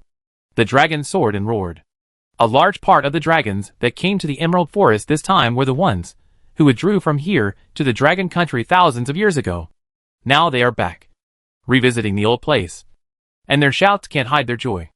It seems that the once prosperous Dragon Country is also coming back. Listening to the giant dragons happily heading to the colorful garden, King San, who had just signed the alliance, felt mixed emotions. I originally just wanted to take advantage of the Dragon Kingdom to fight against the Golden Shield Empire, the Golden Man, and the Sky City, and try to maintain my independence. I didn't expect to sign such a covenant in the end. Except for the bottom line that the Emerald Forest is nominally affiliated with the Dragon Kingdom. The Emerald Forest is now equivalent to being included in the rule of the Dragon Kingdom. But what can I do? King San asked his assistant to put away his copy of the covenant, and said to Luke, the Taotai King, King Taotai. The covenant did not mention that the ancient Dragon King would represent the Dragon Kingdom to enter the Emerald Forest. I wonder if it will be you. Luke picked up his copy of the covenant and threw it out the window. The paper spun and rolled up in the air, and a ribbon was used to wrap it around and bind it, and finally sealed it with a magic mark. A white dragon swooped down from the sky, holding the covenant tightly with its claws, and then flew into the air with a dragon roar. When the white dragon disappeared, Luke turned to King San and said, I came to the Emerald King's court only because I was commissioned by Queen Chi Kong to help you solve the problem of the headhunters. Rebuilding the relationship with the Emerald Forest is an unexpected gain. Now the entire Dragon Kingdom is not midly prepared to return to the Emerald Forest. The dragon group stationed in the colorful garden this time was formed in a hurry. I guess most Dragon Kings don't know about this yet. Therefore, it is necessary for many Dragon Kings to gather together to discuss which ancient dragon to send to the Emerald Forest. But it should not be me, because the Golden Dragon King Tyron and I have important things to do in the St. Louis city of the Golden Shield Empire. Hearing that it was not the Taotai King who entered the Emerald King's court, King San was inevitably disappointed. After a short contact, King San could feel that this ancient dragon was a very capable and resourceful guy. Not everyone can easily maximize the benefits for their side in such an emergency. Since the Emerald Forest has decided to submit to the Dragon Kingdom, it is beneficial for the Emerald Forest if the Dragon Kingdom sends a smart and knowledgeable ancient dragon. That's such a pity. King San reluctantly changed the subject. What do you think about the assassination of Archangel Ilzer? Luke replied, the Dragon Kingdom still has no common leader, which is a problem left over from the ancient war. Sky City also has similar problems. The Holy Angels and the Holy Tribunal are all very radical elements. They have deep hostility towards Dragon Kingdom, Hell, and Shadow Clan, and even missed that completely meaningless war. And some archangels headed by the Archangel have always wanted to release the ideas imposed on the angels by the Shining Gold Man, which is contrary to the ideas of the archangels headed by the Sword of Oath and the Holy Tribunal. Although Archangel Elzrael disagrees with the Archangel's proposal, he thinks that the Holy Inquisition should not be out of the control of the Archangel Council. Archangel Elzrael has a very bad temper and has called the Sword of Oath a heresy more than once. The assassination of Archangel Elzrael this time will definitely trigger a big showdown of internal conflicts in Sky City. After listening to the explanation of King Taotai, King San couldn't help but breathe a sigh of relief. Although the covenant has been signed with the Dragon Kingdom, if Sky City attacks the Emerald Forest, the battlefield will still be here. It seems that Sky City will not be angry with the Emerald Forest because of this matter in the short term. Luke thought seriously. Sky City will definitely send angels to investigate this matter. And the investigation process is also a battlefield for the Archangel Council and the Holy Inquisition to play a game. If the Emerald Forest did not participate in the assassination, then don't make trouble. If the angels are causing trouble, just let the dragon stationed in the Emerald King's court handle it. King San immediately said, of course, the Emerald Forest did not participate. I asked the Emerald Magic Academy, and they kept the angel Sifos in custody after they caught him, and did not use any punishment on him. The Academy deliberately let Sifos escape because they did not want to offend Sky City. No one could have imagined that the angel Sifos would assassinate Archangel Elzrael. Yes, no one could have imagined it, Luke said with emotion.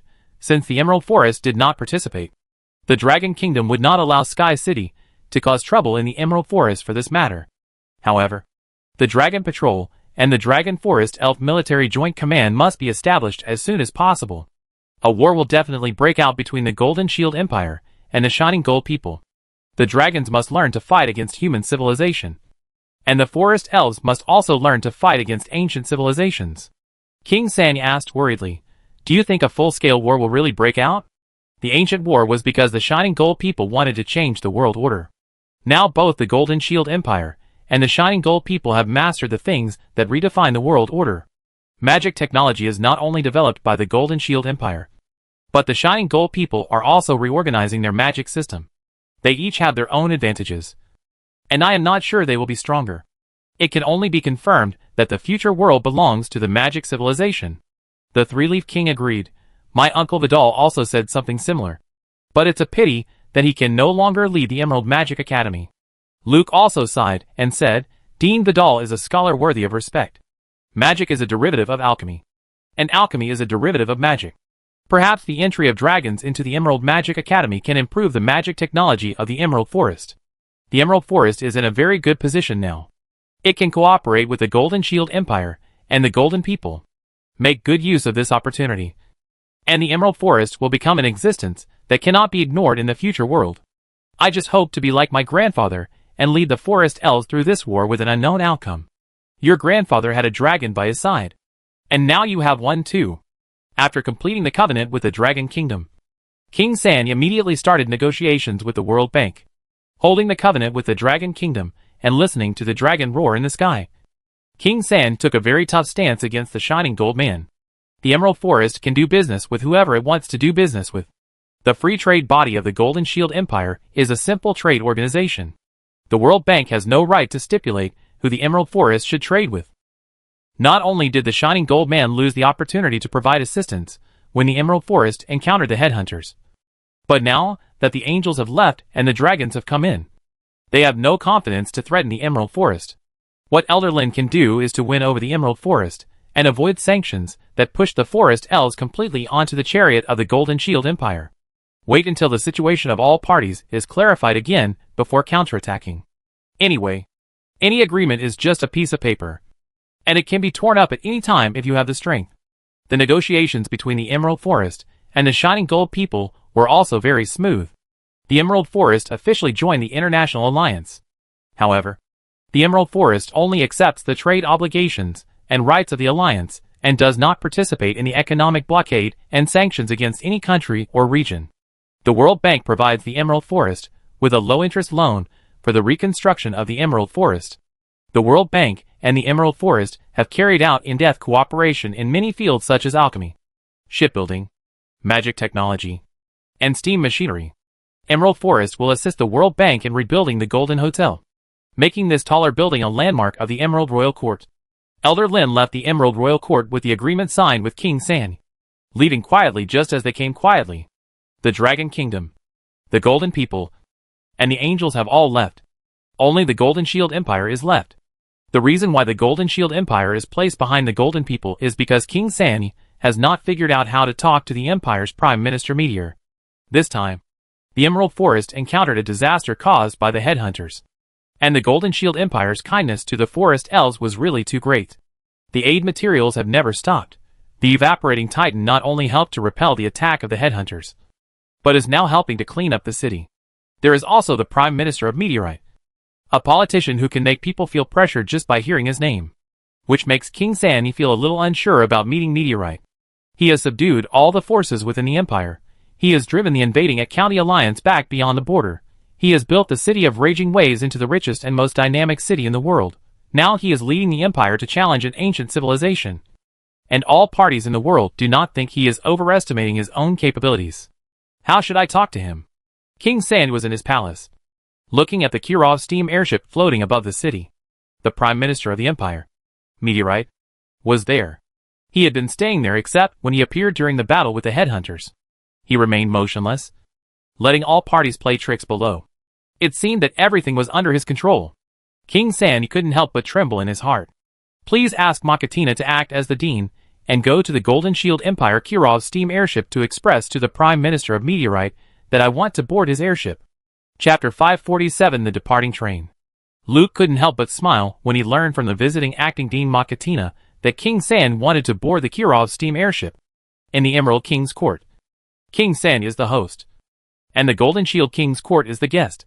In terms of status, King San is the ruler of the Emerald Forest, while he is just the prime minister of a country. And there is a big difference in status. According to etiquette, he should visit the Emerald Lakeside Palace. If King San took the initiative to visit the prime minister of the Golden Shield Empire, who came from afar, it would be very humiliating. So Makatina brought this message.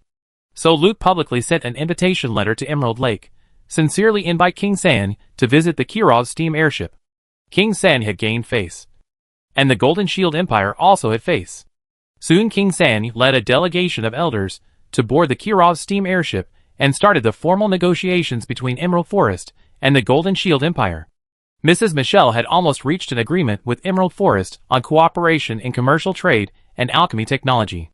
After both parties agreed to the terms, they only needed Luke and King San to sign to take effect. Joining the free trade body was the core of the negotiations between the two sides. Among them, currency exchange and weakening the role of the World Bank's gold vouchers in trade were the core purposes of the Golden Shield Empire to establish the free trade body. The Emerald Forest joining the free trade body this time has touched the sensitive nerves of the World Bank, and it does not want to continue to stimulate the golden people in terms of weakening the gold vouchers. So the detailed negotiations have become very difficult. The alliance just signed with Dragon Country is the source of King San's confidence. He tried to join the free trade body as a condition to gain more benefits for Emerald Forest. In the first negotiation, the two sides argued for more than 10 hours, and did not reach a result that both sides agreed to until late at night. This situation was within Luke's expectations, and he did not intend to negotiate this matter in a short time. The purpose of the Golden Shield Empire's support for Emerald Forest this time was to buy a horse bone with 1,000 gold. Now the momentum has been built up all over the world. If it ends too quickly, it will give people the feeling that the Golden Shield Empire is bullying the weak and taking advantage of others. Anyway, the meat of Emerald Forest is already in his mouth, so there is no hurry to swallow it. So when both parties agreed to continue the talks tomorrow, Luke said to King San, "Your Majesty, I will return to the Empire tomorrow. I will entrust the next negotiations to Lady Michelle." King San was surprised that Meteorite suddenly returned. "Is it because we made you feel neglected?" No. The enthusiasm of the forest elves made me feel as relaxed as at home." Luke smiled and said, "It's mainly because I was out for too long this time. There are still many things waiting for me to deal with in the Imperial Court and Raging Wave City, especially the matter of the new Emperor's enthronement. There can't be any accidents." Hearing that Meteorite did not leave because of neglect, King San breathed a sigh of relief. Yes, for the Golden Shield Empire, nothing is more important than the enthronement of the new Emperor. I have received an invitation to the ceremony, and I will definitely go to St. Louis City to congratulate you. On behalf of the Empire, I would like to express my most sincere welcome to Your Majesty King San. The signing ceremony of Emerald Forest's entry into the free trade body will be held during the ceremony. King San stood up and extended his hand to Luke. "Sign it during the ceremony, and I wish you a safe journey." Luke shook hands with King San. "Thank you. I also wish you to lead Emerald Forest on a road to prosperity. The Kirov steam airship will stay here, and I have given an order to allow Your Majesty to visit it at will." King San could not hide his joy when he heard that he could visit the Kirov airship at will. After entering the airship cabin, the forest elves felt a stronger shock than from the outside, as if they had traveled to another world. Here, a large number of magic technologies are used, and many things are beyond the forest elves' hearing. There is also a high concentration of magic energy environment, which makes the mages seem to be immersed in the tide of magic energy. Just now, King San was still thinking about how to learn some magic technology from the Kirov steam airship, but he didn't expect that the Meteorite Prime Minister would allow visitors to visit. He believed that with the ability of the forest elf alchemist, it would be no problem to learn some magic technology. King San held Luke's hand with both hands. "Thank you, Meteorite Prime Minister. You and the Golden Shield Empire will definitely get corresponding rewards for your help to the Emerald Forest." Luke also held King San with both hands. "I believe in the morality of the forest elves. I will wait for you, Your Majesty, in St. Louis City." "Okay." King San left the Kirov steamship with the Emerald Forest delegation. After Luke explained the bottom line of the Golden Shield Empire to Mrs. Michelle, He rode the Black Dragon Barrel back to the Empire at night. He did waste too much time in the Emerald Forest. The coronation ceremony of Queen Christina was approaching. As the Prime Minister of the Empire, he must return to the imperial capital as soon as possible to preside over the overall situation and prevent accidents. The night fell on the sea, and the Black Dragon roared through the starry sky. The brightly lit Emerald Royal Court was getting farther and farther away, and finally only the moon above his head accompanied Luke through this long journey. After a while, the Black Dragon Barrel said, "King Tautai." Luke corrected, "King Tautai is just an unknown identity of mine. Now I am the Prime Minister of Meteorite, the Golden Shield Empire." "Sorry, Prime Minister of Meteorite."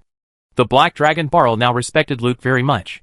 "Are you willing to take a detour to Dragon Kingdom? You let the dragons return to the Emerald Forest after 1,000 years. The Dragon Kings all want to see you. They also know that King Tautai is the inheritance of the deceased King of Dragon Kingdom." Luke considered the option of taking a detour to Dragon Kingdom, and finally said with regret, "If I go to Dragon Kingdom at this time, I don't know what will delay my time. Besides, there will be no substantial effect except for getting to know the Dragon Kings. When we return to the Imperial capital, you will visit the Dragon Kings of Dragon Country on my behalf. Bring the invitation to the Golden Shield Empire, hoping that Dragon Country will send a delegation to attend the coronation ceremony of Queen Christina. The scale does not need to be too large. 4 or 5 Dragon Kings will be enough." Black Dragon Barrel replied, "I obey your will. I think Dragon Country will be able to welcome back our new king soon." Luke laughed and patted Black Dragon Barrel's head. "I am a human, and Tautai is just a young dragon who knows nothing. How can those unruly Dragon Kings surrender?" "I surrender." Luke laughed even louder and looked up at the sky. The moon was round like a disc, and a figure was flying in the middle of the moonlight. Under the blessing of magic, the Black Dragon Barrel flew very fast, and flew across the ocean to the city of Raging Waves the next afternoon. Luke had just landed at his governor when he received a message. The newly established Restoration Society in Rio won the general election, formed a national parliament, and officially came to power. The foundation of the Restoration Society was the exiled government of the former Rio Republic. After absorbing a group of nobles and local tyrants from the Old Kingdom, it became the largest political group in Rio. The victory in this election was an overwhelming victory over other competitors. The new parliament in power did not restore the Rio Republic, but respected Ian, who was far away in the Golden Valley, as the Queen of Rio, and established the Rio Kingdom with a constitutional monarchy. The Rio Kingdom's envoys have arrived in the city of Raging Waves, hoping to be recognized by the Golden Shield Empire and re-establish diplomatic relations between the two countries.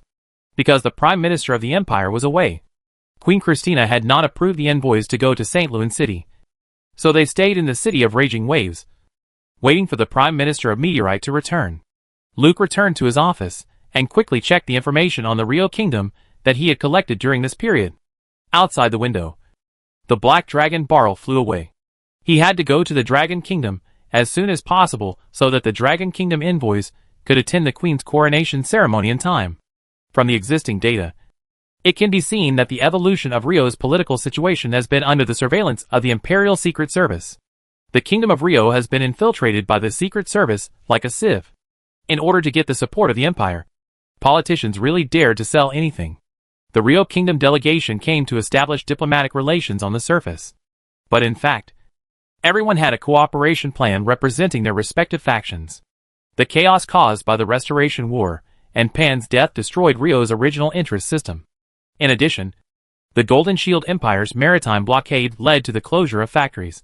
A large number of people were unemployed, and production resources were sold at a low price everywhere. At this time, whoever's capital can enter Rio first can enjoy this feast to their heart's content. The only countries with this power in the world are the World Bank and the Golden Shield Empire. The people of Rio know that they are too close to the Golden Shield Empire. Whoever dares to bring the World Bank in will not see the sun the next day. Therefore, all parties in Rio are trying their best to squeeze their people into this delegation, just waiting to sell themselves for a good price and eat soup from the capital of Nuteo's city. Queen Christina also saw that the Rio delegation was too complicated, so she did not let them go to St. Louis City. Another meaning is that they know that Rio is a dish that Meteor has been planning for a long time. Keeping it until Meteor comes back is to express that they are not interested in this dish. In the information of the new Rio Kingdom, There is also a report on the current status of Rio's various industries. The economic system of Rio collapsed. Inflation made the national currency like waste paper. And all hard assets were sold at bargain prices. It was the best time to buy at the bottom. In order to buy out Rio, the capitalists of Nuteo's city were already sharpening their knives, waiting for the Prime Minister of Meteorite to return home and issue orders. Ibel, who was already the Minister of Finance of the Empire, even ran from St. Louis City to Nuteo's city for this purpose, took the knife and fork in the city government hall, and waited for the meal to start. Since the food was on the table, Luke was not polite. Summoned the Leo Kingdom delegation.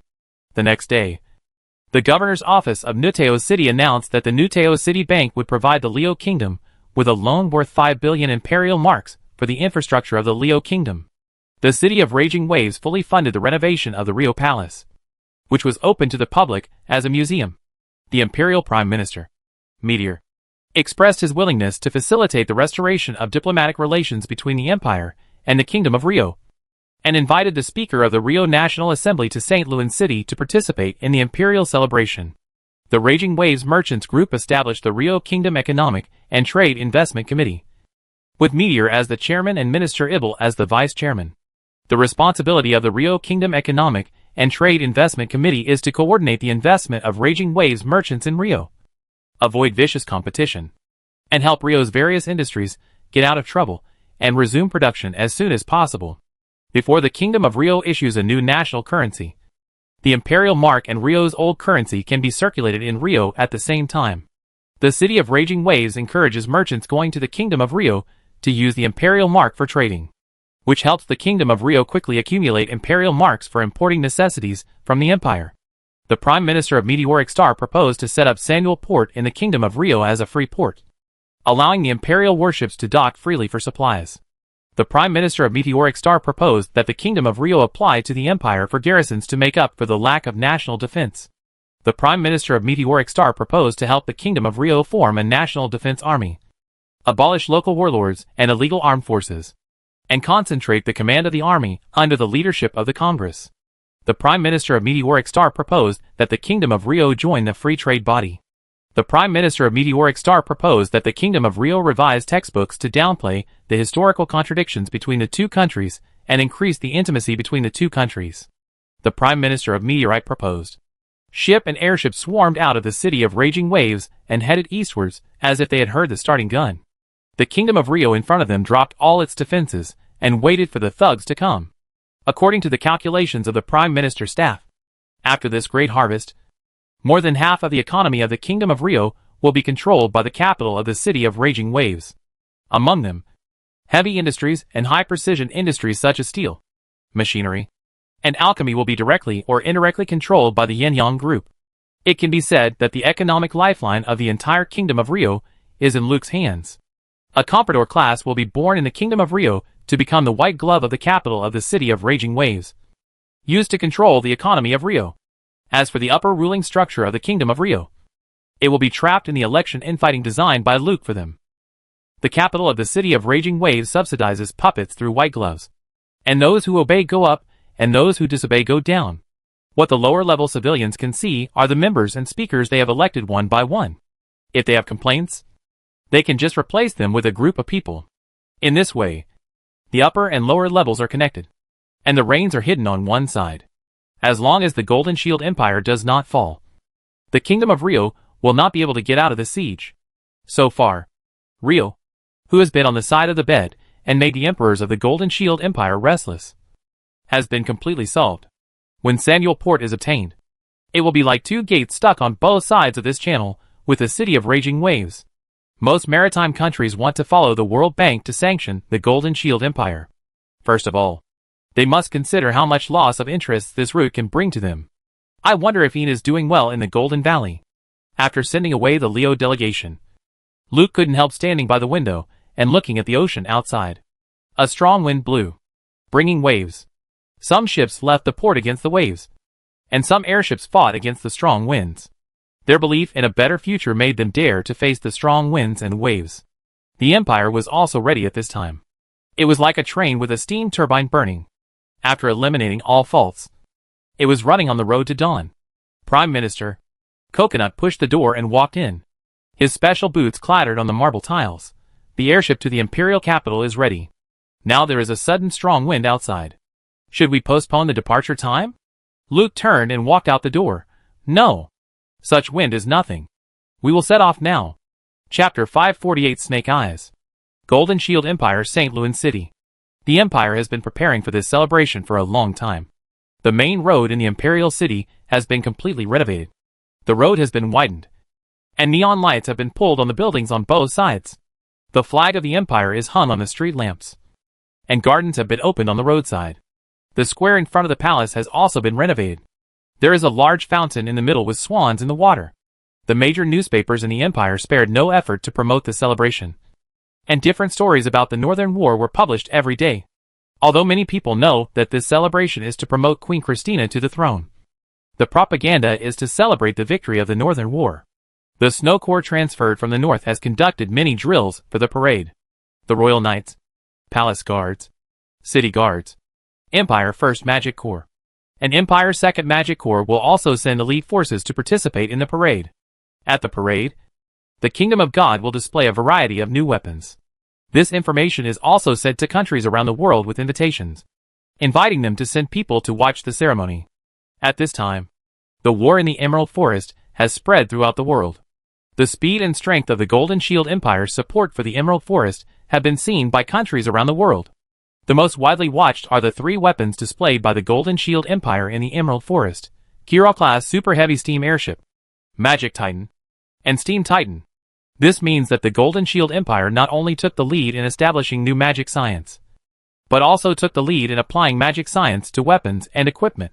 King San, who had visited the Kira steam airship, said that this is a weapon that will change the future air combat mode. Steam airships will not only undertake ground support tasks in the future, but also have the ability to perform air control operations independently.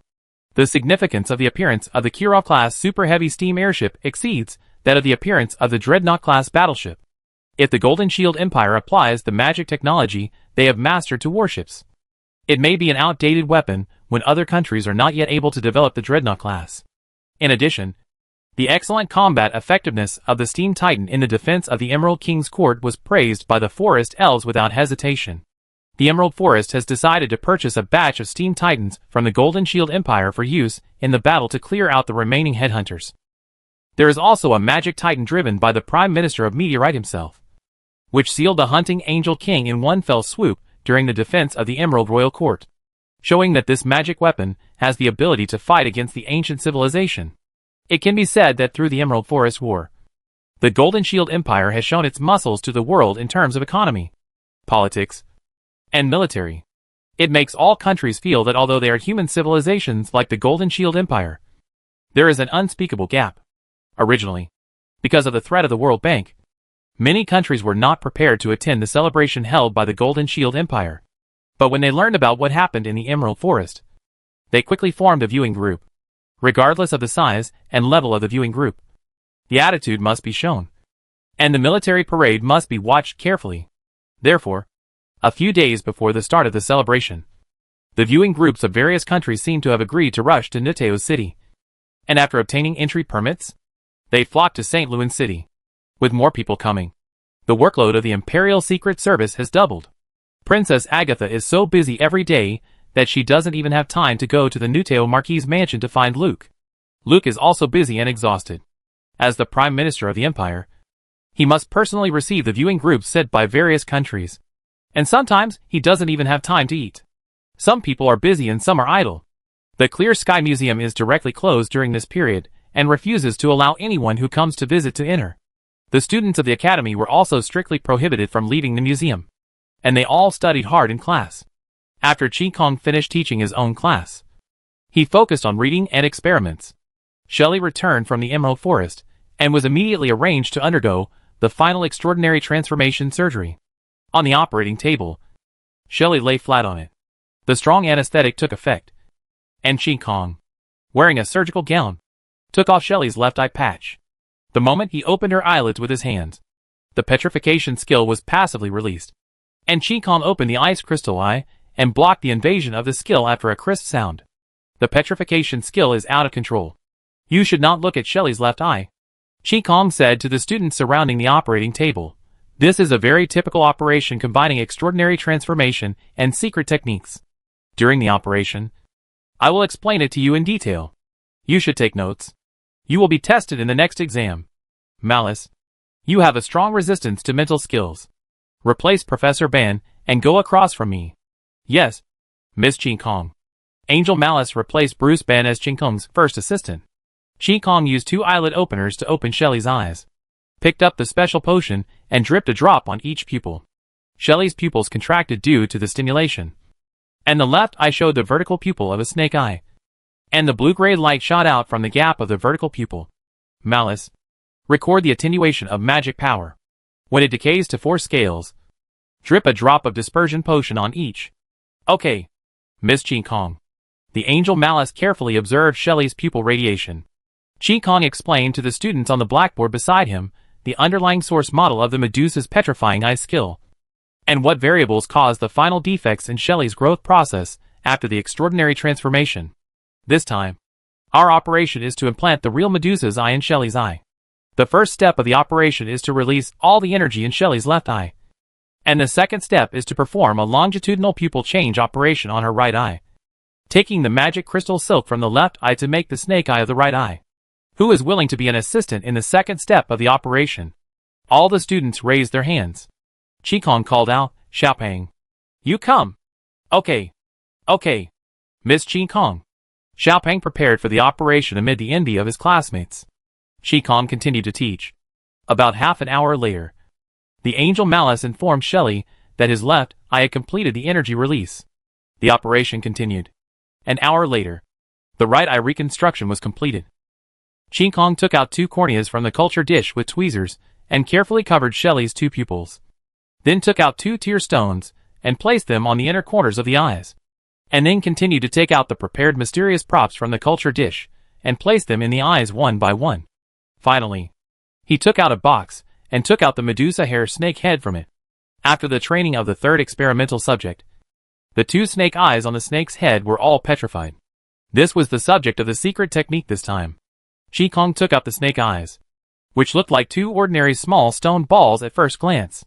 She put the 2 snake eyes on Shelley's eyes, and 2 rays of light shot out from her pupils to lift the snake eyes. The 2 stones were suspended like that, and gradually a glimmer of light came out from inside. Who is willing to read the secret words? All the students raised their hands. Chi Kong called the name, Hedesiko. Great. Hedesiko jumped up happily. I knew Miss Chi Kong would definitely choose me this time. Hedesiko ran to the operating table quickly, and was grabbed by the Angel Malice.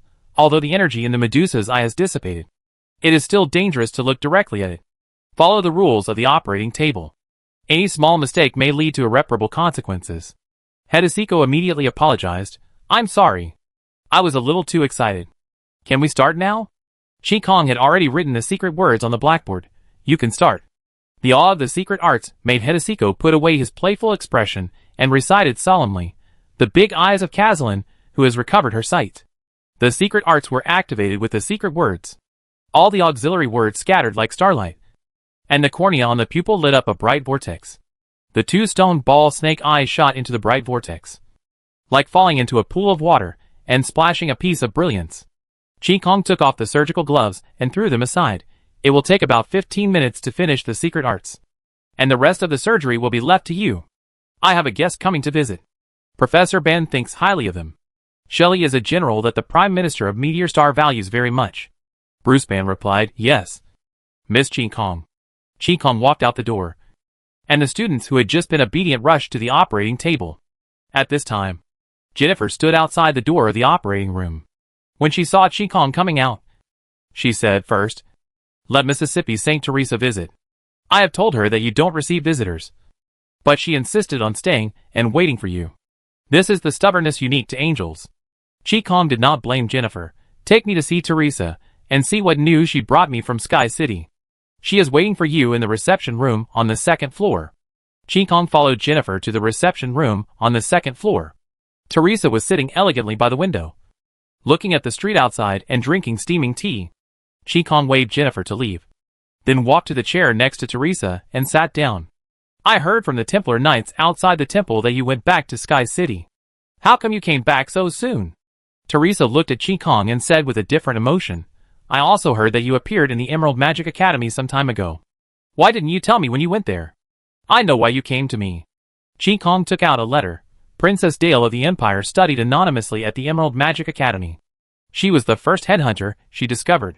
I went to Emerald Magic Academy secretly for the sake of Princess Dale's safety. Helping the forest elves to deal with the headhunters was the princess' request. And it was also what I should do as a grassland elf. I captured the Holy Judgment Angel Sipho's. And I also released him. Keeping him would be useless to me. And it would also cause Emerald Magic Academy to offend Sky City. But I didn't expect that Sipho's would assassinate Archangel Ilza. I wonder what deep hatred there is between them. Teresa took the letter and looked at it. And said casually, how do you know that I came to you because of the assassination of Archangel Ilzer? Qi Kong poured himself a cup of tea. Because your attitude is very different from usual. I can feel that you are here to ask for punishment. You asked me about my trip to the Emerald Forest. Probably because you suspected that I was related to the assassination of Archangel Ilza. Do you still think I have anything to do with this? Teresa kept staring at the clear sky, trying to find signs that she was lying. But she didn't find anything unusual.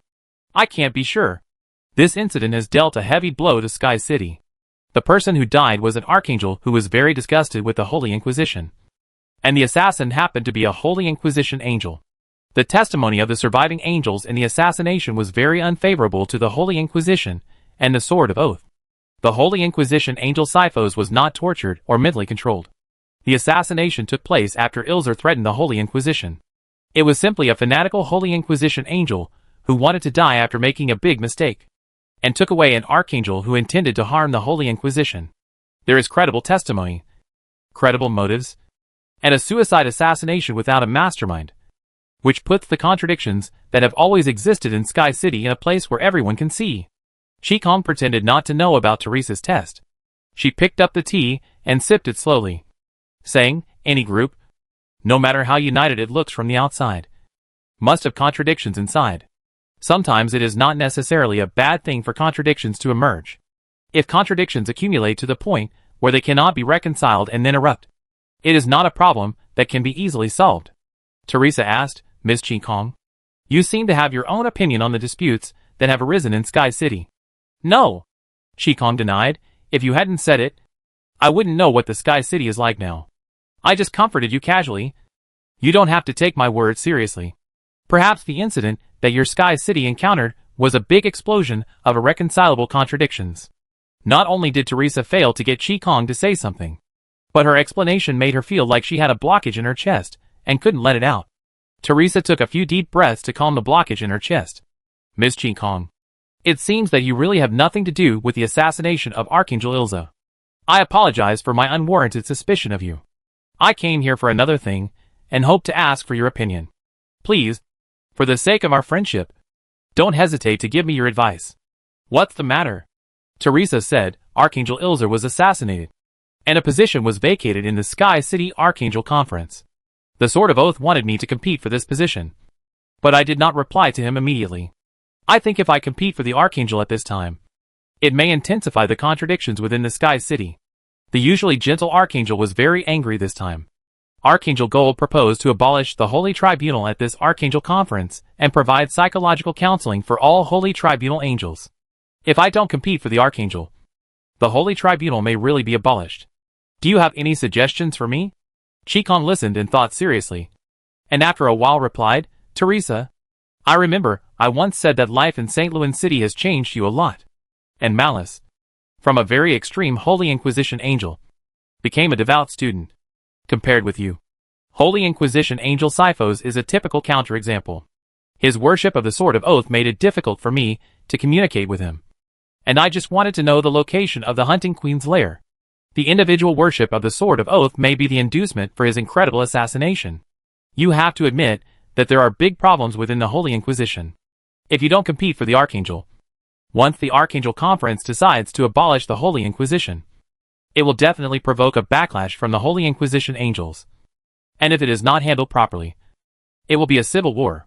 If you compete for the Archangel, you have the ability to solve the problems of the Holy Inquisition angels from within the Holy Inquisition. Chapter 549, Purge.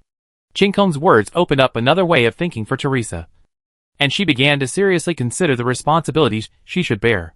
Having stayed in St. Louis City for such a long time, this holy judge angel jumped out of the circle of Sky City and was able to examine the problems of the angels from a third-party perspective. The Archangel and Archangel Gold could see that the rule of the Shining Gold people had left an indelible mark on the angel civilization. They wanted to return to the era when they were at peace with the world and turn the justice of the angels into a romance bestowed on the world. The Archangels, led by the Sword of Oath, were trapped in the trauma of the ancient war. Although the war had ended for 1,000 years, the extremes of authority and justice made their hearts still trapped in the battlefield and unable to extricate themselves. They are idols to young angels, which has created the overall atmosphere of the Sky City. Even the Archangel can only compromise to a certain extent.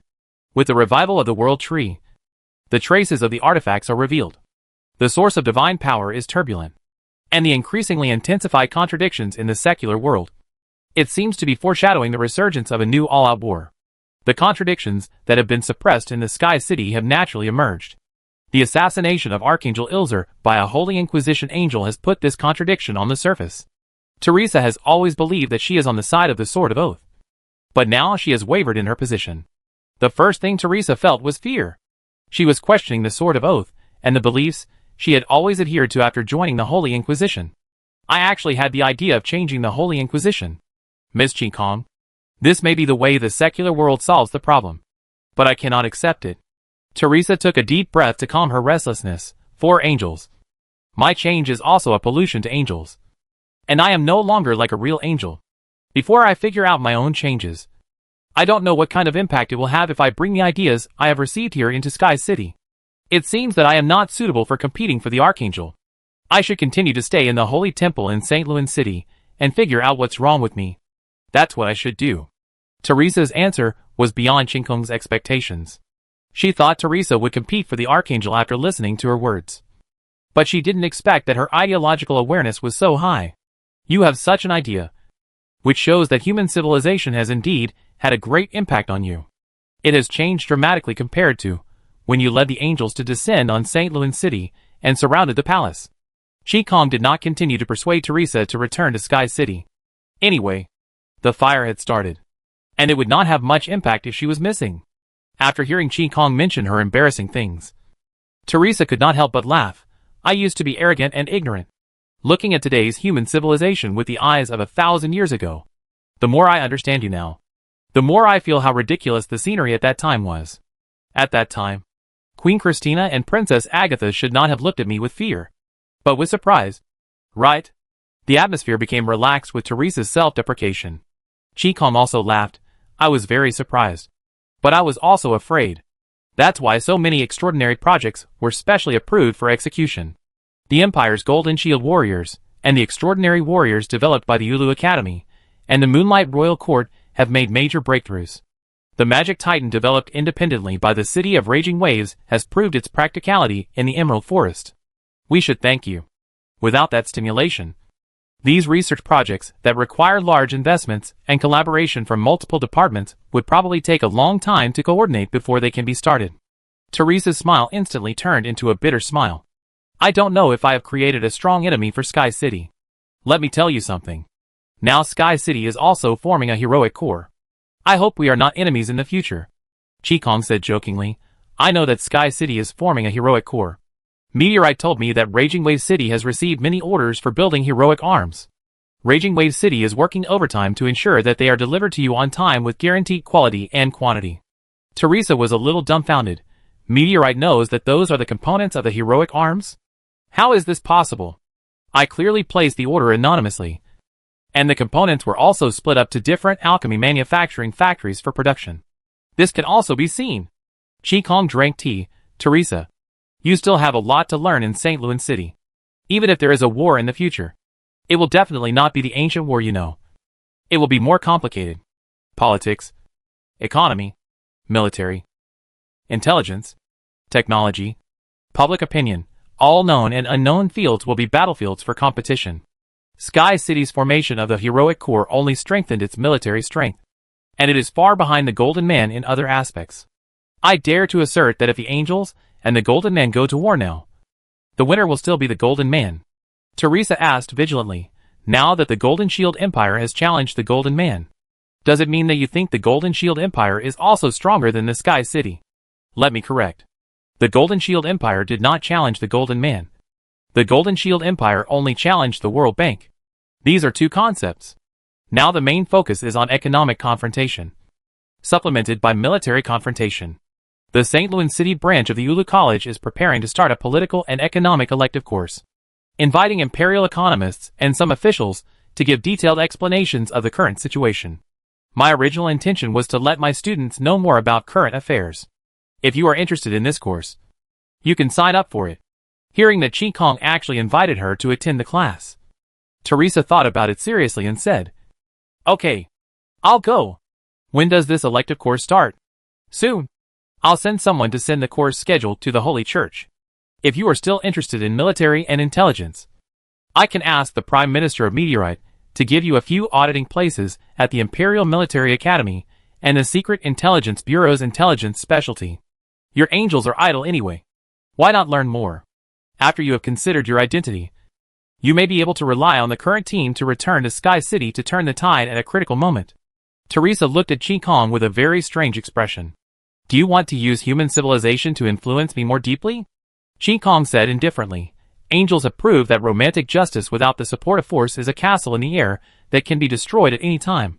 Now authoritative justice is more like the remnant of the colonial era. Fallen angels are either black or white.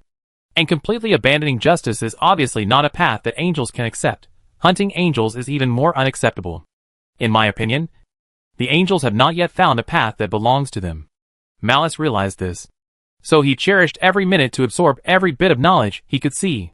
He broke his wings in thought, and truly completed his self-transformation, which is also what you think of as pollution. And his purpose is to find a suitable position for the angels. I think he will become a great philosopher. But he does not have the conditions to become a leader. I regret coming to see you this time. The just stable belief was shaken again, making Teresa say angrily, you make me not know what I am now. Chi Kong asked, are you still going to these classes? Go. Then pay the tuition. Teresa walked out of the museum with a bunch of receipts. She looked back at the retro building and couldn't help but smile bitterly. After taking this step, I don't know what the future will be. Perhaps the fate of the fallen angels is my own end. Or, I might as well go back to Sky City to fight for the Archangel. Teresa, dressed in human clothes, got on the carriage. She was going back to the church to arrange for the angels to report to various schools.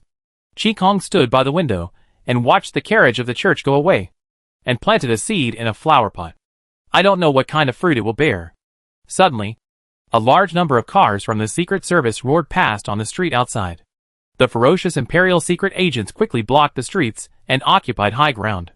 Someone held a loudspeaker and ordered everyone to leave the streets immediately. Chi Kong called Jennifer. The Secret Service is going to arrest people.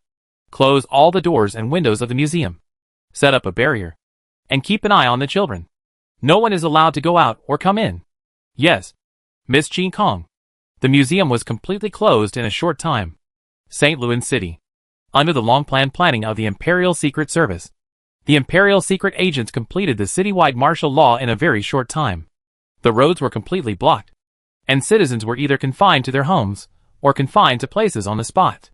The next step was to arrest people. The target was the forces that were preparing to obstruct the new emperor's ascension during the celebration. The Secret Service had identified the masterminds, and those who were recruited to cause trouble and sabotage were all surrounded by the Imperial Secret Service in their residences. Short battles broke out in some places, but the rebels were quickly suppressed by the well-prepared Imperial Secret Service. One by one, the criminals walked out of the house under the escort of the Imperial Secret Service, pulled into the prepared prison van, and then drove to the headquarters of the Imperial Secret Service. At this time, the celebration was approaching, and all the people who needed to be arrested were concentrated in the Imperial capital. So the Imperial Secret Service completed the suppression and arrest in less than a day. The blockade was lifted in the evening, as if nothing had happened. In the dungeon of the headquarters of the Imperial Secret Service, the darkness and the heavy smell of blood added to the terrifying atmosphere. Because many prisoners were added today, some of whom had special identities. Many guards were specially added. The prisoners were very restless. They cursed loudly, holding badges and other symbols to reveal their identities, and demanded that the spies let them out immediately. Otherwise they would do something. Some even revealed their royal identities. I am the nephew of Augustine the Great, and your Secret Service's duty is to protect the royal family. Let me out quickly. I want to see Her Royal Highness the Princess. I want to see His Royal Highness Alex. Are you crazy in the Secret Service?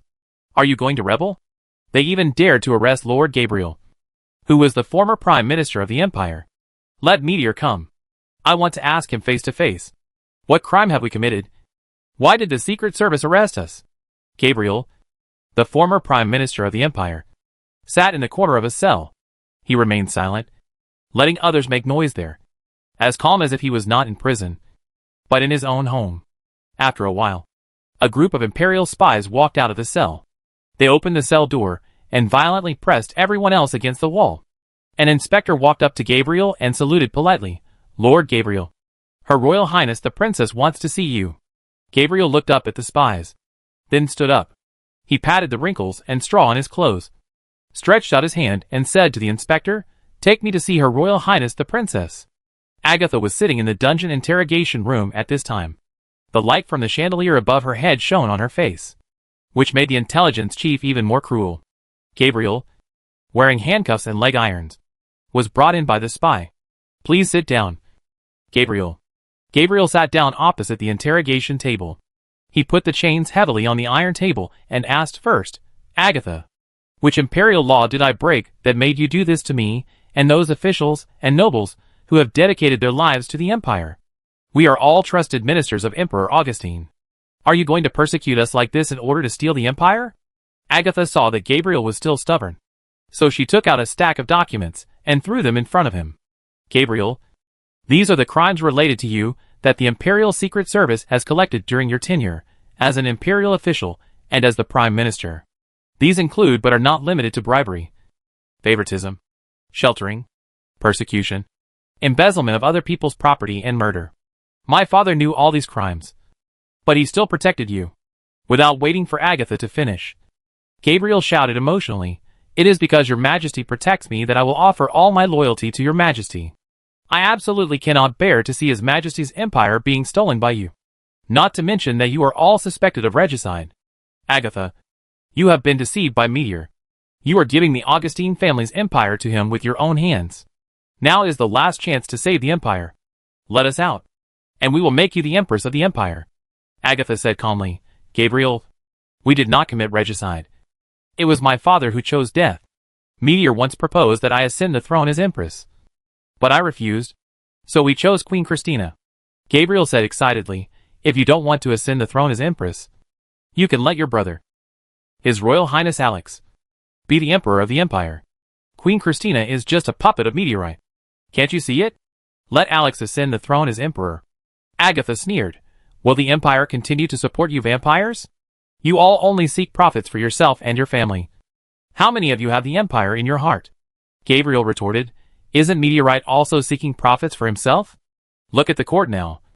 All of them are his people. Agatha shook her head and smiled bitterly. You people are selfish and think that everyone in the world is the same as you.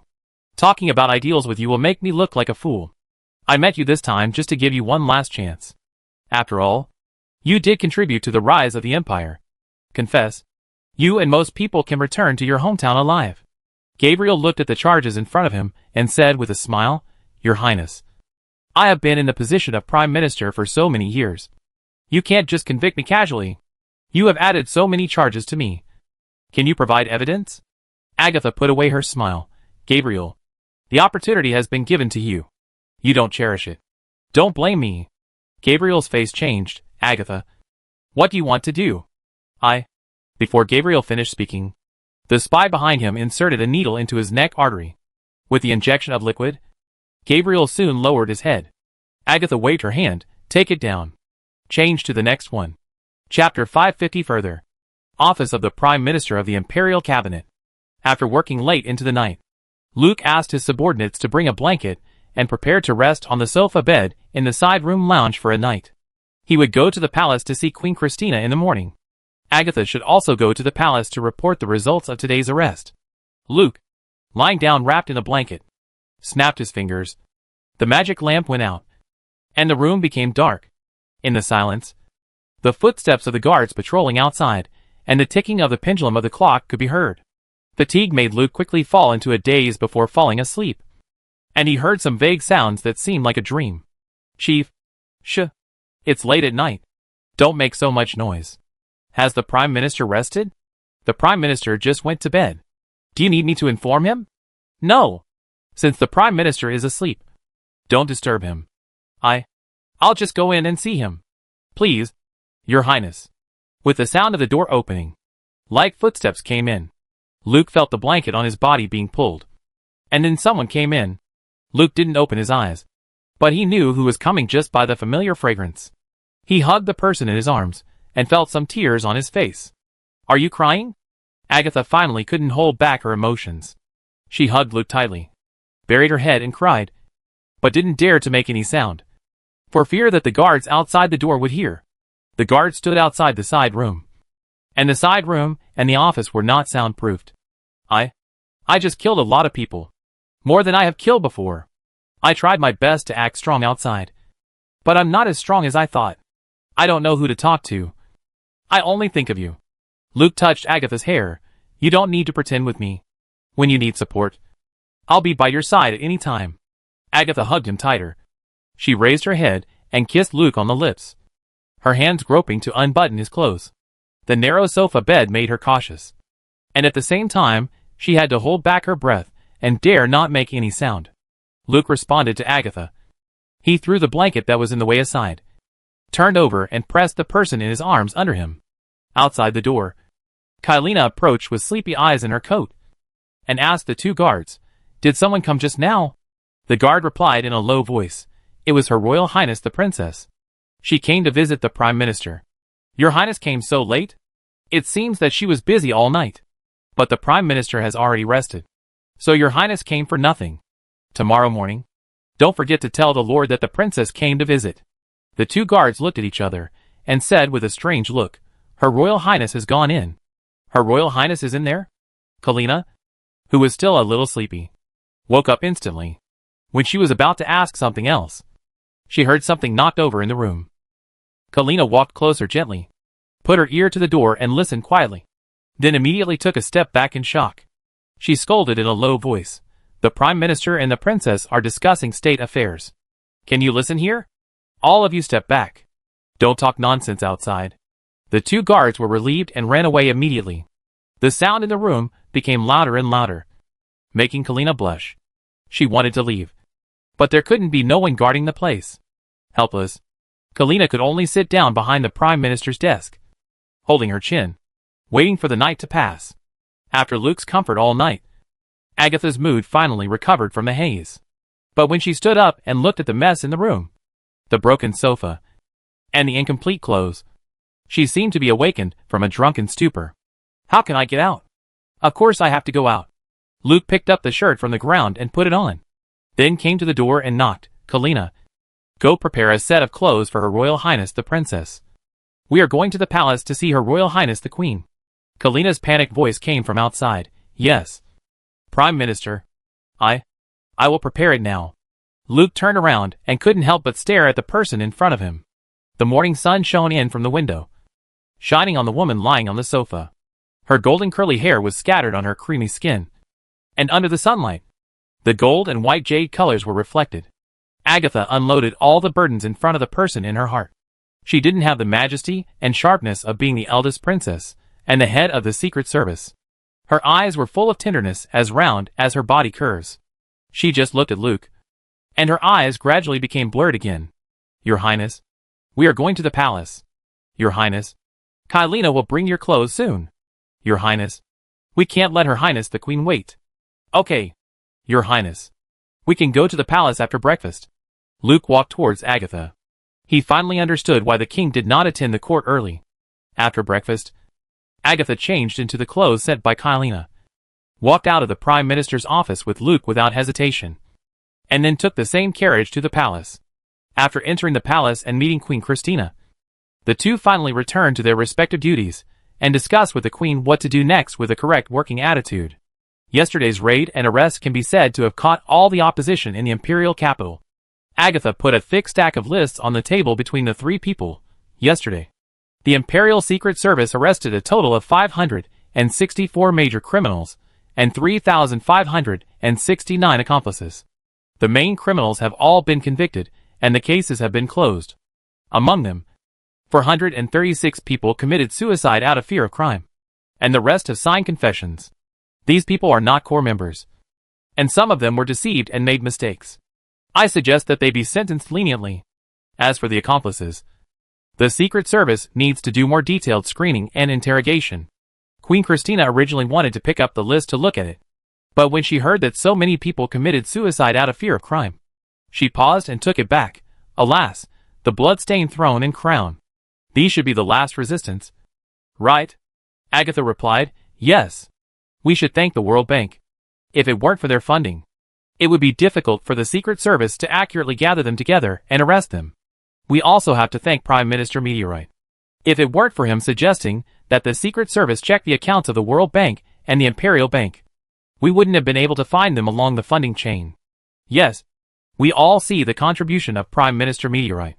Queen Christina said to Luke, if you had come earlier, you would have seen Alex.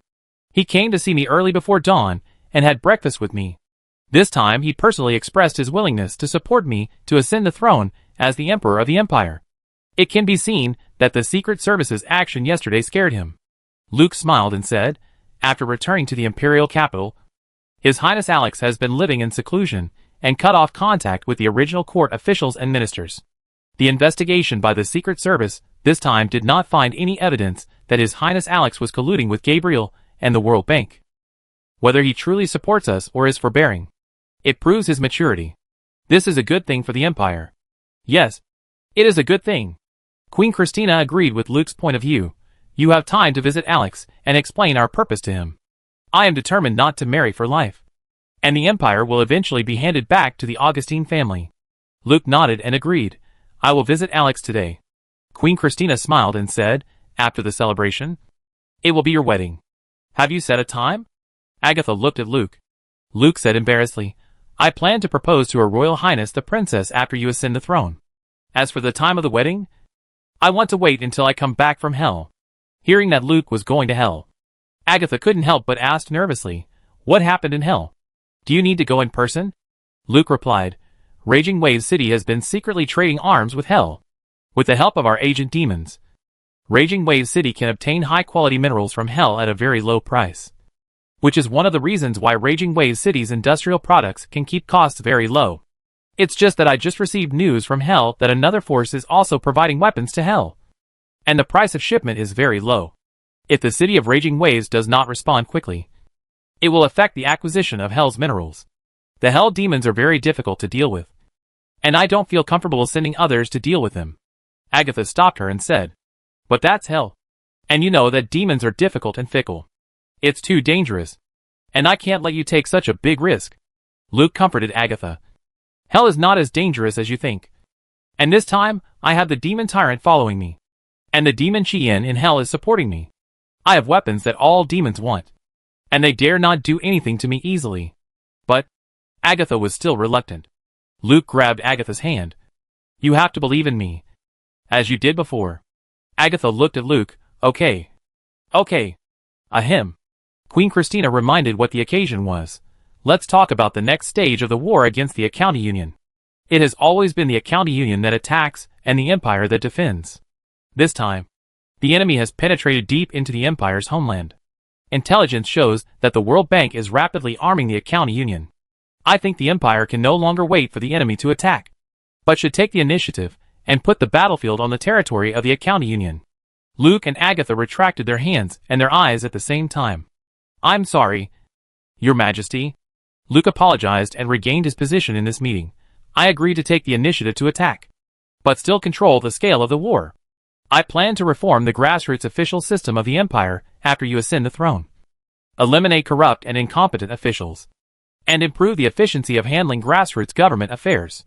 Give full play to the potential of the Empire's long coastline. Speed up exchanges with the Emerald Forest and Dragon Kingdom, and continue to accumulate the Empire's war potential. The war against the Accounti Union should continue to follow the strategy we have previously specified. Using the Empire's national strength advantage, to consume the county's war potential and economic system. This will force the World Bank to continue to transfuse blood to the county union, thereby reducing the ability and energy to threaten the empire from other places. Queen Christina heard Luke's plan to reform the grassroots officials of the empire and could feel his ambition. The lower levels of the empire are a mess, and even an iron-blooded emperor like Augustine the Great can do nothing about local officials and gentry. Now that the protection umbrella of the upper levels of the empire has been wiped out, it is the best time to clean up the local siltation. Queen Christina said, "You are the Prime Minister of the empire. Do it according to your ideas. The court will support you unreservedly. If necessary, I allow you to mobilize the St. Louis City Garrison Corps to perform local suppression military tasks. Thank you for your trust, Her Majesty." Queen Christina said to Agatha, "The Secret Service can take back all the finances of the local branch this time. In the past, the empire had no money, and local branches needed to obtain subsidies from local government affairs. Now that there are fewer rats in the empire, it has the financial resources to bring all the spies under control. In this way, the Secret Intelligence Bureau can serve the Prime Minister wholeheartedly to rectify the local areas." "I understand, Your Majesty. I promise that after this time, the Secret Intelligence Bureau will no longer have any interest relationship with the local areas. In the past, the Secret Intelligence Bureau was really short of money, so it had to turn a blind eye to the additional income of local branches. Agatha can only control the most elite part, and the control of local branches can only rely on anonymously appointed branch detectives. Now the Secret Intelligence Bureau is really with a rich man. And Queen Christina also knows that the Secret Intelligence Bureau will never be used by herself. So she simply throws this financial burden to Meteorite. How can you, Nuteo City, not give the money needed to raise spies?" In this way, the three giants of the empire determine the direction of the empire's policy in the future. Next, the first thing is to make this celebration a success. The day that everyone is looking forward to has finally arrived. The outer mirror barrier of the imperial palace was removed, and the real and majestic palace appeared in front of the people. This time the palace did not fly up. The royal knights wearing gorgeous armor rode on war horses and lined up from the palace gate and lined up along the avenue outside the palace. The Empress of the Empire led the imperial officials to the viewing tower. On the viewing tower, the invited representatives from abroad have been waiting here for a long time. Teresa led the angels to fly on the right side of the palace, close to the celebration venue. The Golden Dragon King Tyron and the dragons, who came to watch the ceremony, all climbed on a towering tower on the left side of the palace. Luke specially had people set up multi-layer brackets on the tower so that the dragons could watch the ceremony comfortably. The square opposite the palace was full of citizens of the imperial capital. People who knew magic kept casting magic fireworks into the sky to show their joy. Hundreds of steam airships of various types were suspended in the air, providing magic protection for the smooth progress of the entire celebration. Flags were everywhere in sight, and cheers, like waves, hit everyone's eardrums again and again. Such a powerful empire infected everyone on the viewing tower. No matter what their purpose was, they were all shocked by this high-spirited and powerful civilization. Chapter 551: The Queen's Coronation. Amidst the cheers, the Queen Christina walked to the front of the viewing building and gave a speech to the subjects of the empire. The past year was the most dangerous year for the empire. While we were facing rebellion, we also had to face the invasion of enemy countries. The entire court was loose and pessimistic, and there were crises everywhere. At that time, some people advised to abandon the north and retreat to St. Louis City. Some people said to negotiate peace with the rebels. Some people took advantage of the war to make profits for themselves. Some people thought about how to split the empire after the collapse of the empire. The past year was a year when the empire entered a new peak. Raging Wave City became the most prosperous and promising city in the world. The empire established the Western Border Office, bringing the vast western border under the direct rule of the empire.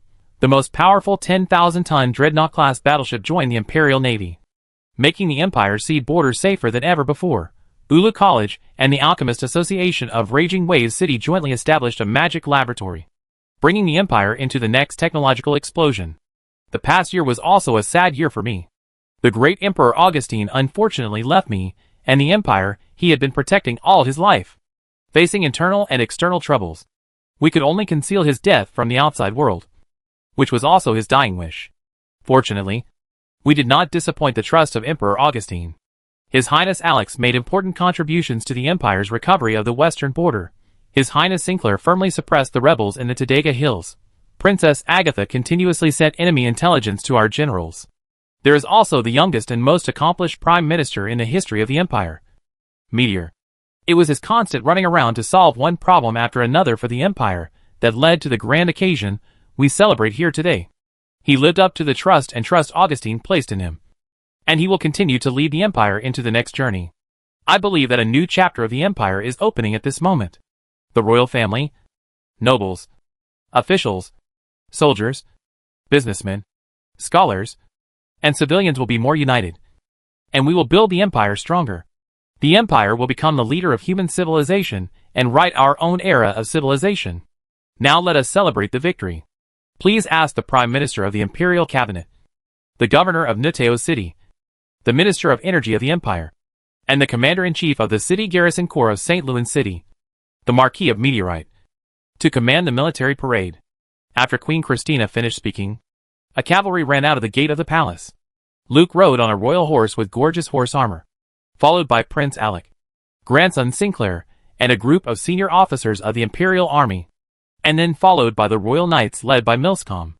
Luke wore the honorary Royal Knight armor bestowed by Emperor Augustine, and wore the badges and ribbons representing his title, official position, honor and status. He held the Imperial military staff in his hand, and wore a big red cloak behind him. The Royal Knights held a big flag in their hands, showing their majesty. The cavalry ran out of the palace and patrolled the army formations lined up for review along the avenue in front of the palace. The Imperial Army participating in the military parade this time had 3 cavalry squares, 5 infantry squares, 7 squares set by the Snow Legion, and 2 or 3 squares set by each main corps of the Empire. There were Imperial Military Academy, Navy and Marine Corps. There were 4 squares of chariots and war machines. There were steam titans and new magic concept weapons display squares. No matter what these armies had in mind before, they were all brought together by Luke at this moment. The senior commanders of those legions followed him, and even the princes and grandchildren of the Emperor did not disobey him. The soldiers had also heard about the glorious deeds of the Prime Minister of the Empire, and knew that without the falling star, they would never stand here with such an honor. They looked at the falling star and shouted at the top of their voices, "Honor belongs to the Empire!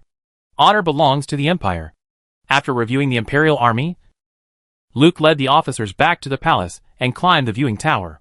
He walked to the microphone and raised the Imperial military staff, which symbolized the highest military command of the Empire. "I declare, the military parade begins. To the deceased Emperor Augustine the Great and the great Queen Christina, the loyalty of the Imperial soldiers is presented." The military band played the Imperial Triumphal March, and the Imperial Army passed through the Imperial Palace Avenue one by one. The newly added super heavy steam airships, the Empress and the Kirov, were like 2 mountains, flying over the Imperial Palace Square against the backdrop of hundreds of steam airships of various types. The airships were interspersed with gargoyle formations, as well as a group of griffins and Pegasus imported from the Emerald Forest. Finally, 5 steam flying wings, under the control of the pilots, roared past at low altitude. The voices of the people were like a tsunami, making the soldiers who passed by the Imperial Palace raise their heads higher. As if stimulated by this atmosphere, the dragons followed suit and made a high-pitched dragon roar, and several dragons even flew up, thinking of joining the air group being reviewed. Fortunately, the Golden Dragon King Tyron called back these young dragons. Otherwise it would cause trouble. But this has already shocked the representatives of various countries who came to watch the ceremony. Before the military parade began, they felt the strength of the Golden Shield Empire. And after the military parade began, they found that they still underestimated the strength of the Golden Shield Empire, especially when 2 super heavy steam airships came from a distance at high speed. Several representatives of small countries who had never seen the world were so scared that they almost collapsed on the ground when they saw the shark head of the airship. Everyone was glad that they came, thinking about how to reevaluate the fight between the Golden Shield Empire and the World Bank. With such weapons and weapons development technology, can the Golden Shield Empire be blocked by the League of Nations? It didn't take too long, and the military parade ended with a sense of lingering satisfaction. The city entered the stage of float parade and national carnival. The palace held a cocktail party to entertain guests from afar. At the cocktail party, Luke signed the Emerald Forest's joining free trade body agreement with the visiting King Sanya on behalf of the Golden Shield Empire. Then he signed the Rio Kingdom's joining free trade body agreement with Speaker Webster. So far, under the watchful eyes of representatives from various countries, the free trade body led by the Golden Shield Empire has made a breakthrough. Moreover, it has controlled important sea routes with the Rio Kingdom and strengthened its relationship with the Dragon Kingdom through the Emerald Forest. The free trade body of the Golden Shield Empire has the capital to confront the international alliance of the World Bank in international trade, instead of just passively defending. After signing the two agreements, Luke immediately announced several sanctions against the World Bank. He also announced a fine of 10 billion Reichsmarks to the World Bank St. Louis City branch as punishment for the St. Louis City branch's funding of the Empire's rebels. Princess Agatha also took out the evidence found by the Empire's Secret Service and circulated it to representatives of various countries. Overtly and covertly warned countries to be careful about setting up World Bank branches in their countries. The World Bank has gone further and further on the road of violent interference in government affairs. At the cocktail party, Luke actively communicated with representatives from various countries, and Kylina followed him and kept recording new orders and cooperation projects. It can be said that both the host and the guests had a great time. The reception was going on until the evening, when a team of royal knights walked in from outside. The clanging sound of armor rubbing against each other immediately quieted the lively hall, and everyone looked at the knights who came in. After the royal knights came in, they stood in two teams facing each other, separating a walkway in the middle. Then, royal family members led by Alex and Sinclair walked in from outside, and their followers held a golden tray with a crown, scepter and imperial code. A group of royal family members stopped in the audience, and Alex walked onto the stage, where a palace eunuch arranged a microphone for him. Hello, guests from afar, imperial nobles, and court officials. I am Alex Augustine, the second son of Augustine the Great. I have an important announcement, and I invite you to be witnesses. Everyone in the hall was looking at Alec. Some knew what he was going to say, and some guessed what he was going to do. Alec paused, took a deep breath, and continued, My father, Augustine the Great, was a great emperor. He made the most critical decision for the empire at the most critical moment, allowing the empire to keep up with the great explosion of human civilization. His forward-looking vision and courage to break traditions have created the glory of the empire today. As the son of an emperor with such achievements, I have always been under great pressure. Because human life is short, I have to prepare to take over the empire. But Fania and I have never been recognized by our father. We don't know why, and we will only use all means to fight for the position of crown prince. Now we look at what we did, and it's ridiculous. Fania even launched a coup. When I saw the queen in power, I realized what I was missing. At this time, the challenges faced by the empire need a leader who can look forward with his head held high, not a playboy who knows nothing except internal fighting. Besides, I am a loser even in internal fighting. During this period of rest, I have no burden and think about some things very clearly. My father appointed the queen to supervise the country, which actually determined who will lead the empire in the future. As the only surviving son of Emperor Augustine, I support his decision. Therefore, I have collected the consent of all members of the royal family and nominated Christina Augustine as the emperor of the empire to lead the Augustine family and the empire to new glory. The imperial officials and nobles in the audience clapped their hands and shouted, Empress Christina! Empress Christina! Empress Christina! Christina walked to the stage surrounded by eunuchs and guards. Alex stepped aside and bowed. The priest who had been prepared put the crown on Christina's head, and then placed the scepter and the code in her hands respectively. The nobles and officials of the empire recited ancestral prayer poems together, asking the ancestors who founded the empire to bless this ancient country. Christina completed the coronation of the emperor of the empire in solemn music and blessings. When she held the code and raised the scepter high to the audience burst into warm applause.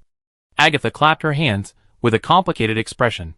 She said to Luke beside her, The coronation went more smoothly than I thought. I arranged many spies here just to prevent any accidents. Luke smiled and said, We did so many things just for this moment. The empire needs a smooth transition of power. And we did it. Yes, we did it. When are you leaving? Luke looked around and whispered, Early tomorrow morning. Chien has urged me many times. The other party is coming aggressively, and it is very dangerous there. Agatha stopped clapping and looked at Luke. Leaving tomorrow? Well, although it is very dangerous there, I believe in you, and will miss you every day. Luke was numb all over by Agatha's eyes. He reminded, "Pay attention to the occasion.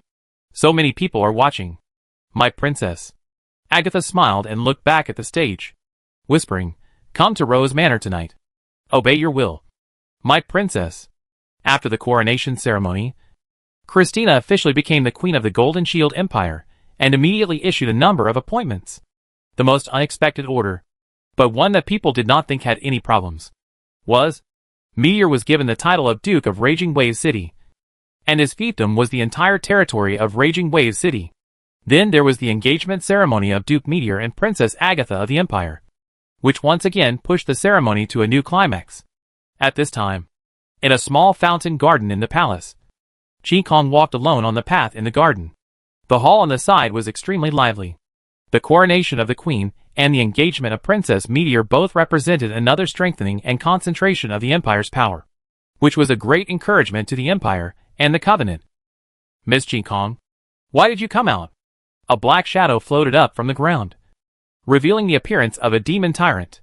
He said indignantly, "You have done so much for Meteor, but he wants to marry a human woman. I really want to teach him a lesson for you." Chi Kong said to the tyrant coldly, "Don't try to sow discord between me and Meteorite. No matter what we face, there will never be any gap between him and me. As a demon, you can't understand that." The demon tyrant quickly explained, "I didn't sow discord between you and Meteorite. I just felt. Let's end this topic. Are you ready to return to hell?" The demon tyrant said, "I have wanted to return to hell for a long time. But those juniors are stronger than me, which makes me lose face. I can't beat them, so I can't grab the territory." The demon tyrant spoke the truth.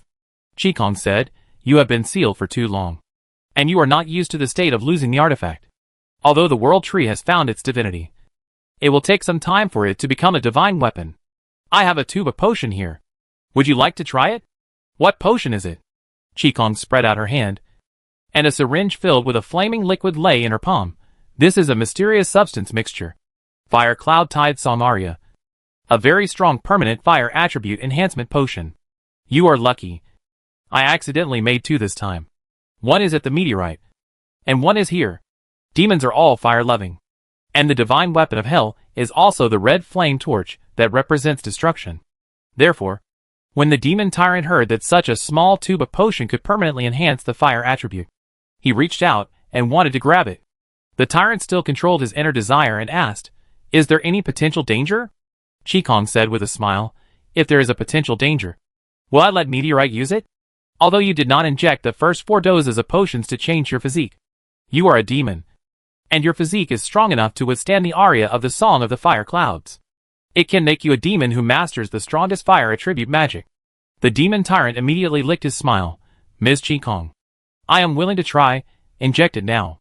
Chapter 552 Return to Winter City. Winter City in midsummer has a different style from winter. Women take off the cotton clothes that have wrapped them for a winter and half a spring, and welcome summer with refreshing clothes. In terms of boldness in dressing, the girls in Winter City are more daring than those in Raging Wave City. The streets here are full of hot pants and tube tops. They dye their hair in various colors, reveal tattoos, and wrap gun belts around their waists. Walking among the steam pipes in the city is full of steampunk style. Luke, who came to Winter City again, sat in a cafe, ordered a cup of coffee, and admired the scenery outside the window. In order to prevent being recognized by acquaintances, he deliberately made some disguises. His hair was dyed dark purple, and he wore contact lenses of the same color in his eyes. After a slight modification, his appearance looks like he is in his 30s or 40s. He is wearing a black motorcycle leather jacket and fingerless leather gloves of the same style. The jacket is open to reveal a t-shirt with a skull printed on it. He has 6 studs and earrings on his left ear, and a half-naked succubus tattoo on his neck. Anyone who sees him will think he is a gang member. After serving coffee, the waiters in the cafe all hid far away and dared not approach. Before Luke finished his cup of coffee, someone sat down behind him. He leaned against Luke and ordered a cup of coffee and 2 donuts. "Sir, do you need to be so ostentatious when you come to winter? I have been observing you outside for a long time before I dared to come in to meet you." The person who contacted Luke was Helkin.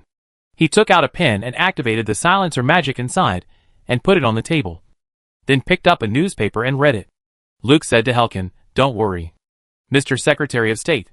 Your failure in the assassination of Meteor in Golden Valley is enough to prove your loyalty to the county union. And I also believe in your professionalism. Your work should be going smoothly recently. Right? Helkin immediately became an important figure in the county union after returning from Golden Valley. He has resources assisted by the World Bank and is the object that all parties in the county union are eager to win over. Now Helkin has been promoted to Secretary of State of the county union and is the highest official of the county union's diplomatic department. No one dared to mention his previous experience in the ice cave, and even tacitly allowed him to transfer some retired ice cave agents to the department he was in charge of. With the intelligence blessing of the ice cave, Helkin was like a fish in water in the diplomatic field, and he had a handle on important personnel in many countries. My lord, my current achievements and status all come from your help. May I ask if you have any important things for me to do when you come to Winter Capital in person this time? Luke said, I have some things to deal with in hell, and I need to borrow the identity of the Winter Capital Underground City Gang, and come to see you by the way. In addition, I would like to inform you that the Empire will launch an attack on the County Alliance in the fall. Don't worry. It's not a full-scale war. The Empire does not want to overstimulate the Shining Gold people now. How to make the war fierce without causing one-sided accidents requires close cooperation between our intelligence departments. Herkikin replied, Please rest assured. I will fully cooperate with the Empire's actions. May I ask? Sir, do you need any cooperation from me when you enter Hell this time? Not for the time being. I am going to Hell only for business. I wish you continued promotion. Thank you. Sir. Herkikin did not touch the coffee and donuts in front of him, folded the newspaper, and stood up to leave the cafe. Luke waited for Helkikin to walk away, then drank the coffee in the cup and left. There was a steam motorcycle parked outside the cafe, and its cool and avant-garde shape attracted the attention of several street thugs. When they saw Luke trying to leave on his motorcycle, they immediately surrounded him. Hey, old man, which gang are you from? Do you know us? Luke looked at the young men, whose faces were covered with colorful lines, and two of them had obviously undergone mechanical transformation. Across the street stood a few punk girls, who seemed to be in the same group as these street thugs, shouting and dancing to cheer them on. In order to show off in front of the girls, the thugs arrogantly showed their hidden weapons. Luke didn't want to waste time on these people, so he waved his hand and threw out a wave of air to throw the thugs who were blocking the front to the side. Then started the motorcycle and ejected them, and the scorching steam sprayed the thugs and made them wail continuously. How could the gangsters who were rampant in this neighborhood stand such an insult, especially in front of the girls? The gangsters immediately pushed out their assembled steam motorcycles from the narrow alley and chased after Luke, who was going away. The girls shouted and cheered. At this time, a woman came out of the store behind them. She put a notebook into the back pocket of her tight jeans and asked, What happened? Green Hair and the others? A girl said, Sister Derekova. Green Hair went after an old guy who sprayed them with steam. Have you finished your work? Is the information we provided correct? The woman who came out was Derekova.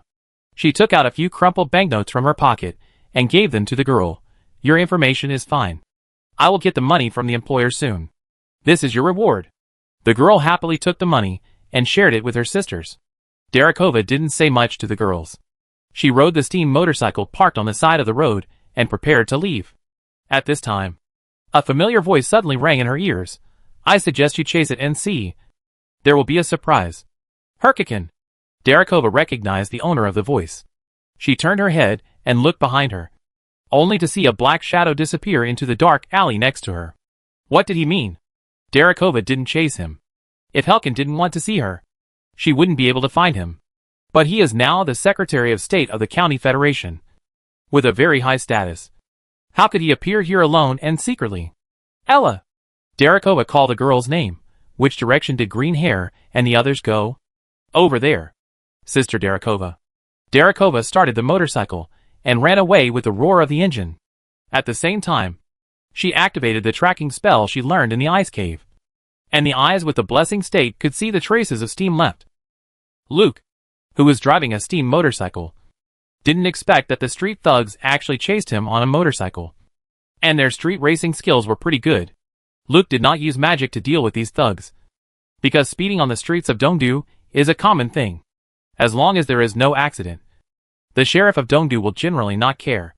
But if magic is used, it will not only attract the sheriff, but also the ice cave agent. Luke drove the motorcycle on the street, flexibly avoiding other vehicles and pedestrians. He tried several times to shake off the thugs chasing him, but he was almost intercepted by them because he was not familiar with the terrain. I didn't expect that I would be entangled by a few thugs one day after traveling all over the country. Luke called up the map of Dongdu in his mind, turned a corner, and got into a dark pipe. The gangsters stopped in front of the pipe.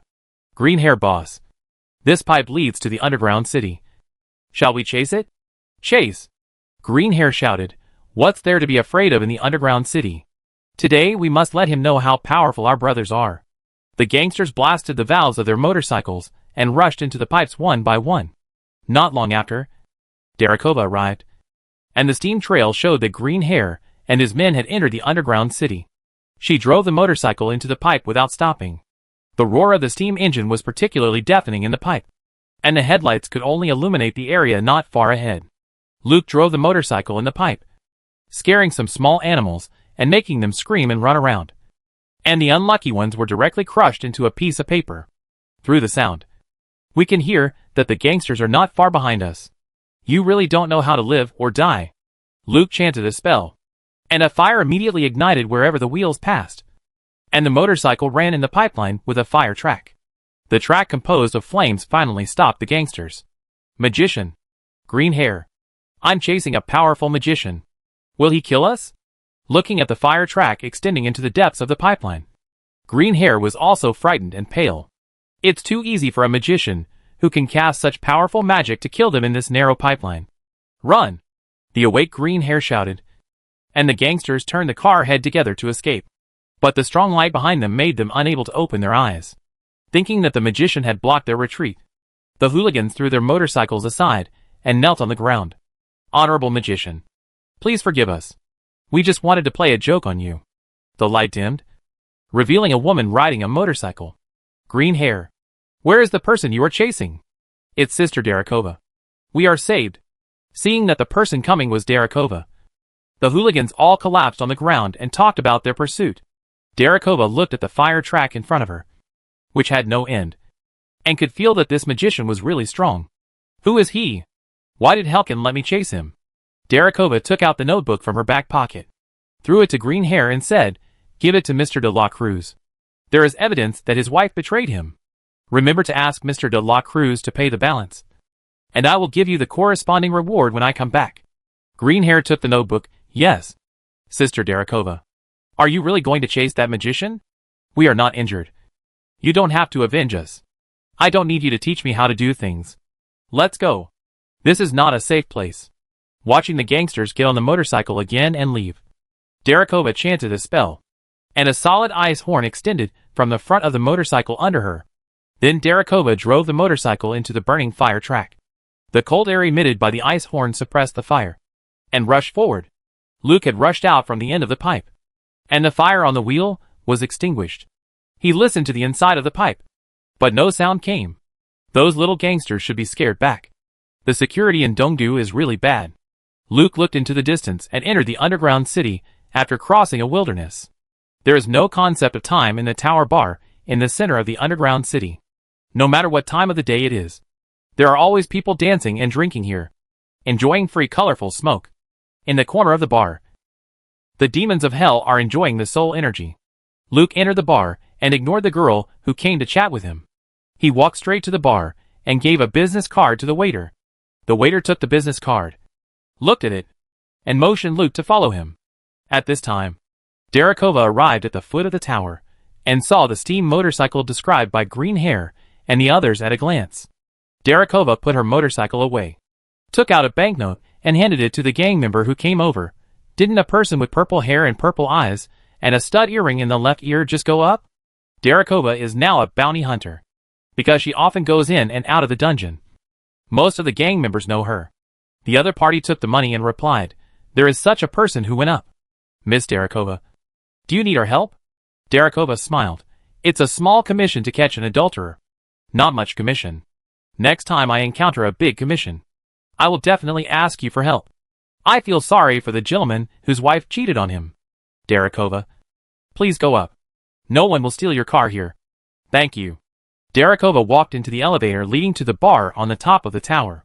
Entering the bar, Darakova, who has a perfect figure and appearance, attracted countless eyes. A man even wanted to hug her shoulders under the influence of alcohol. Darakova twisted the man's arm and tripped him to the ground. Looking at the man rolling in pain, others immediately realized that this beautiful woman was not someone they could mess with, and they all made way for her. At this time, smoke sprayed from above, and the crowd immediately greedily inhaled it and danced to the music. Darakova covered her mouth and nose to try to inhale as little of the gas as possible. She walked to the bar, called the waiter, ordered a glass of wine, and then gave a large tip as usual, and asked, "I'm looking for someone." "He's right here." The waiter put away the tip and asked with a smile, "Miss Darakova, my eyes are on each of them. Who are you looking for? I will point him out immediately." Darakova said, "He has purple hair and purple eyes, wearing a black jacket and a t-shirt with a skull. He is between 30 and 40 years old, with a stud and earring in his left ear, and a succubus tattoo on his neck. He should have just come in not long ago. Have you seen him? Such a person?" The waiter thought for a moment and said, "I remember. I saw him." "He did just come in?" Darakova asked. "Where is he?" The waiter asked back. "He looks like a tough guy. May I know why you are looking for him? If you fight here, I can't explain to my boss." Darakova continued to use the excuse she just made up. "I received a commission to investigate an adultery case, and the man just now was the adulterer who brought shame to a factory owner. I don't need to catch him. I just need to collect evidence. I won't cause you any trouble. I just like to hear this kind of story." The waiter laughed. "When you finish your investigation, be sure to tell me the content of the case, and I will buy you a drink." "No problem. I have many similar stories here." "Where is he?" The waiter said, "Come with me." He booked a private room and seemed to be waiting for someone. Perhaps his wife, who committed adultery. "I can let you hide in the private room next door, and the rest is up to you." Darakova followed the waiter. "Thank you. Leave the rest to me." Chapter 553 Entering Hell. Darakova followed the waiter into a private room. The room was very messy, and there were all kinds of garbage left by the previous batch of guests on the table and chairs. The wine flowed down the table and on the floor. Under the table lay a drunk hostess, who was unconscious. The waiter skillfully grabbed the girl's legs and pulled her out, smiling and said to Darakova, "There are too many guests today, and we are a little short of manpower. Someone will come to clean up soon. The person you are looking for is next door." Darakova was not here to consume. When she saw the waiter's instructions, she stepped on the sofa and put her ear against the wall to listen to the sound next door. "I only heard the door of my room being shut heavily by the waiter." Darakova didn't care. When she couldn't hear any sound, she looked for a gap where she could see the next door. But with a slight hissing sound, white smoke was sprayed out from all over the room. "Damn! I was tricked by that guy." Darakova quickly took out a black mask and put it on her mouth and nose, pulled out a dagger from her boots with her right hand, and pulled out a magic wand from the leather sheath on her waist with her left hand. The magic wand touched the mask to release the detoxification magic, and then rushed to the door with the blade. Before her dagger with the enchantment activated touched the door, the whole room shook violently, and the floor disappeared immediately, and Darakova fell down with the table, sofa, and a pile of debris. "Hulkin, if I can get out alive, I will never forgive you."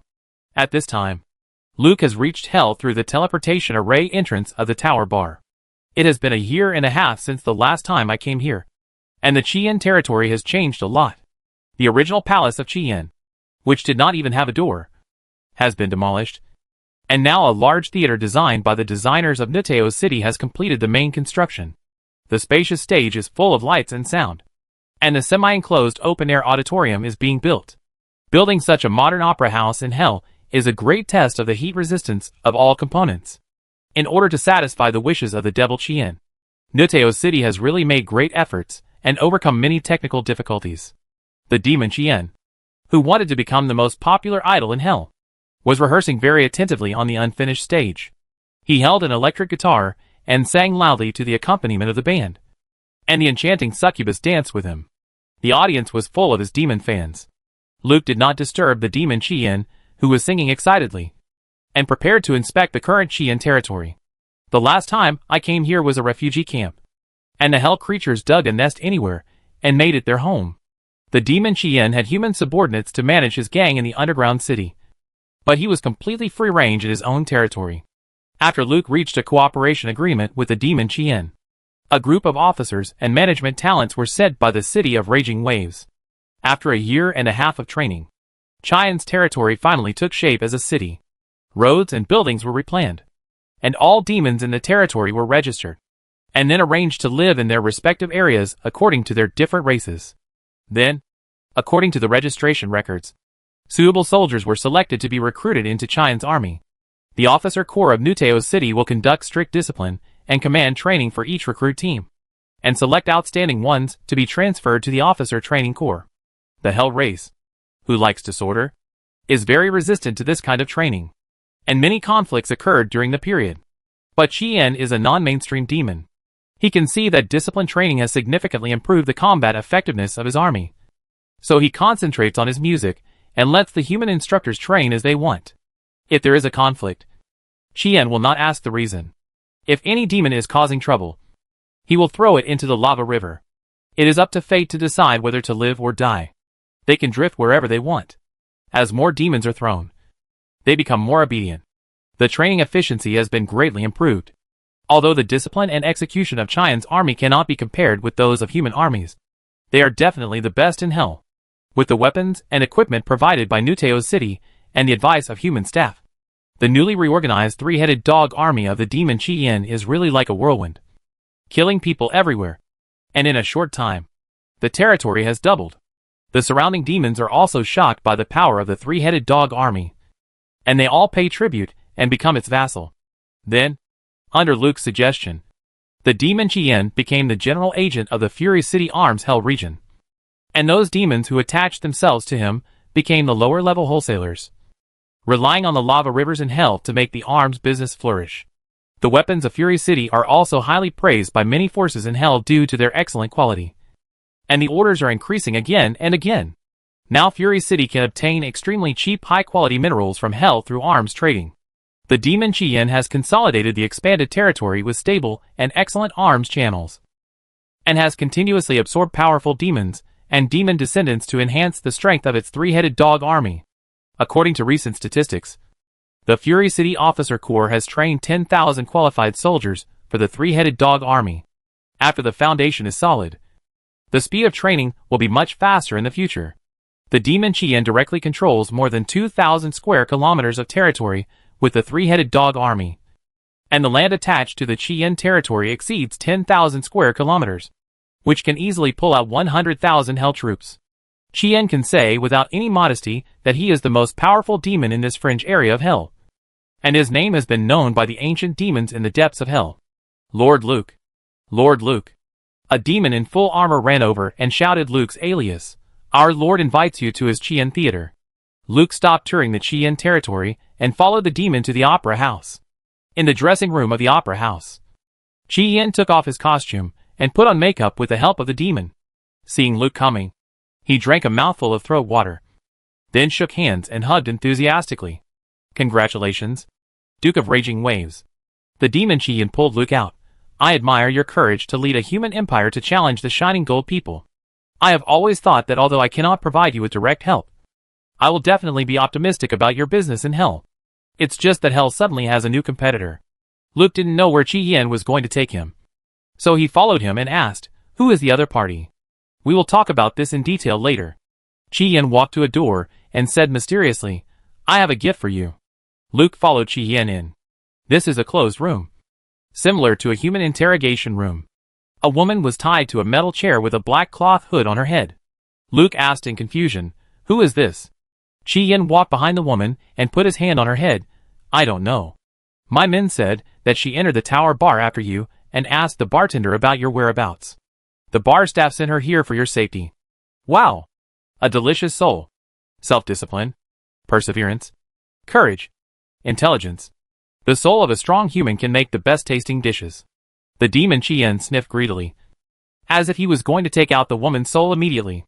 Luke couldn't understand why he was followed and stared at just after arriving in Dongdu. Chien.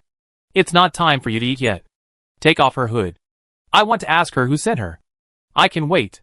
The demon Chien took off the woman's hood. Luke couldn't help but exclaimed when he saw the woman's appearance, "Darakova? You are?"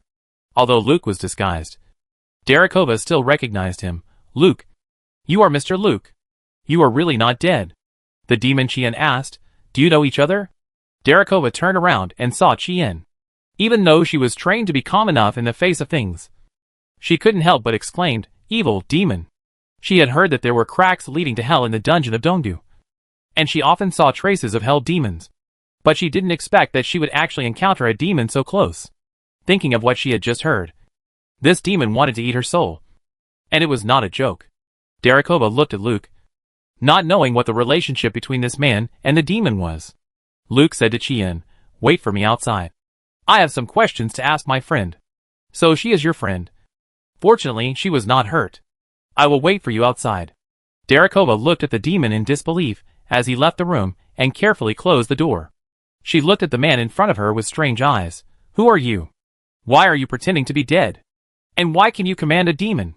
Luke walked behind Darakova and removed her shackles and restraints. "I need to think about your question before answering it. Now I need you to answer my question first." Darakova moved her wrists, looked at the closed room vigilantly, and waited for Luke to sit down opposite her and said, "What do you want to ask?" "How did you find me?" Darakova replied, "The gangsters chasing you are my informants." "Is it such a coincidence?" Luke was surprised by the coincidence. "It's just that I didn't hurt them. But you chased them to the underground tower bar. How should this be explained?" Darakova thought for a moment and said, "I met Helkin, and he asked me to chase him. Maybe the commission I received was also arranged by him. It turned out to be him. I should have guessed that he would definitely hide in the dark and wait for me to leave." Luke found that he was still a little less mature than Helkin in this professional field. Darakova said, "I have answered your questions. I am suddenly not interested in any deal between you and Helkin. Let me go. Now I don't have any questions for you to answer. You can believe that I will not say anything outside." Luke said, "I can't let you go." "Why?" "Because Helkin is testing me with you. He is seeing if I will kill you." Darakova understood what Luke meant. She knew the secret between Helkin and Luke, and he couldn't kill him himself. So he handed himself to Luke. Darakova asked Luke, "Are you going to kill me?" "If I kill you, both Helkin and I will eliminate a huge hidden danger. But I haven't thought about how to deal with you yet. So I can't let you go yet. I need some time to think about it. You stay here during this time." Darakova asked, "Where is this place? Aren't you afraid that I will escape?" Luke smiled and said, "This is hell. If you could escape from hell, I don't need to consider whether to kill you or not." "Hell?" Darakova looked at the room and furnishings again. "Is this different from what I imagined?" "This is a construction project we undertook, and there is a cooling system inside. If you want to go outside, you need to take precautions against high temperatures." Luke stood up and took out a badge and handed it to Darakova. "Wear this, and the hell demons here won't make things difficult for you. You can move freely in this territory. But it's best not to leave this building too far. I still have something to discuss with the demon Chien, so I won't accompany you. I wish you a good time in hell." "Have a good time in hell." This doesn't seem to be a blessing, but it seems to be fine. Darakova took the badge blankly, and then stared blankly at Luke as he walked out. The door was wide open. Could he really move freely in hell? Who was he? Luke found the demon Chien outside, and then went to another room to talk about his competitors. As for Darakova, he really hadn't figured out how to deal with her. Herkin should have heard about his engagement with Agatha, so the significance of Darakova's existence was lower than the hidden danger she brought. If he didn't kill her, but let her go, Herkin would most likely do it himself. Now he could only keep Darakova by his side and slowly think of a safe solution. Luke and the demon Chien came to a quiet and closed room, and the demon Chien began to tell the intelligence he had collected. In the previous world, a group of unidentified human merchants entered hell. They found an ancient demon named Madman. It is unknown what kind of agreement this group of human merchants reached with the demon Madman, but the demon Madman had a large number of high-temperature and corrosion-resistant weapons in his hands. Then the human merchants found other demons and sold weapons to them in the same way. This direct sales model has no middlemen to make a profit, which will have a great impact on the distribution model of the demon Chien. Although the hell market is large and has not yet affected Chien's business, if it cannot be dealt with in time, it will definitely be difficult for Chien's territory to continue its arms business in the future. My Lord Duke, I have secretly sent demons to ambush these human merchants many times, and none of them came back alive. They dare to wander between the demon territories, so they must be very powerful. Luke thought for a while and said, if I am not mistaken, this group of human merchants may be disguised as the Shining Gold Man. The Shining Gold Man should know that the city of Raging Waves is using weapons to exchange mineral resources from Hell, so he plans to start a trade war with us in Hell. Direct sales require a complete and safe logistics system in Hell, and Hell obviously does not have such conditions. The larger the scale of the other party's direct sales, the greater the increase in logistics costs and risks. Don't send demons to cause trouble for the human merchants. Just ambush them on the road where they transport goods. Don't rob them. Just destroy them. Move to another place after doing one job. The Shining Gold people can't and dare not enter Hell on a large scale. Goods transportation is either hired by Hell demons or real human workers. It shouldn't be difficult to ambush them. At the same time, send demons to lurk in their direct sales area to spread rumors, saying that a certain demon lord clearly received 100 sets of fine armor, but said that only 10 sets were good, and he bought 100 sets of armor at the price of 10 sets of armor.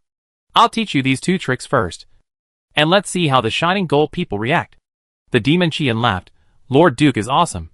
I'll arrange for the demons to do it now. Chapter 554. This is Hell. Hell is a large piece of land located on the lava plain. The land is vortex-shaped and descends from the edge to the middle level.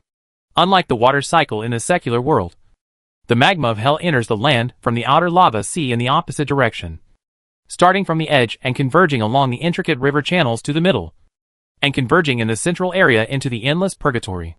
All the creatures of Hell are born in the lava river. The closer to the center, the easier it is to give birth to powerful creatures of Hell. Therefore, the competition in the depths of Hell is very fierce. The demons who can stand their ground in such an involution are all demon lords with powerful strength and military power. And Purgatory is the center of Hell.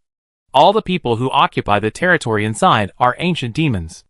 The artifact Red Flame Torch was once in Purgatory, creating the Purgatory civilization, one of the 5 ancient civilizations. The passage between Hell and the secular world is usually in the center of volcanoes and geothermal areas. Find the space cracks that can be connected due to energy pressure, and then use the corresponding spells to open a stable teleportation array. However, such passages are generally very small, not suitable for the transportation of bulk goods, and of course not suitable for the passage of large armies. The trading channel between Nuteo City and the demon Qian is located on a volcanic island in the ocean, and the corresponding Hell is a place called Three-Headed Dog Mountain.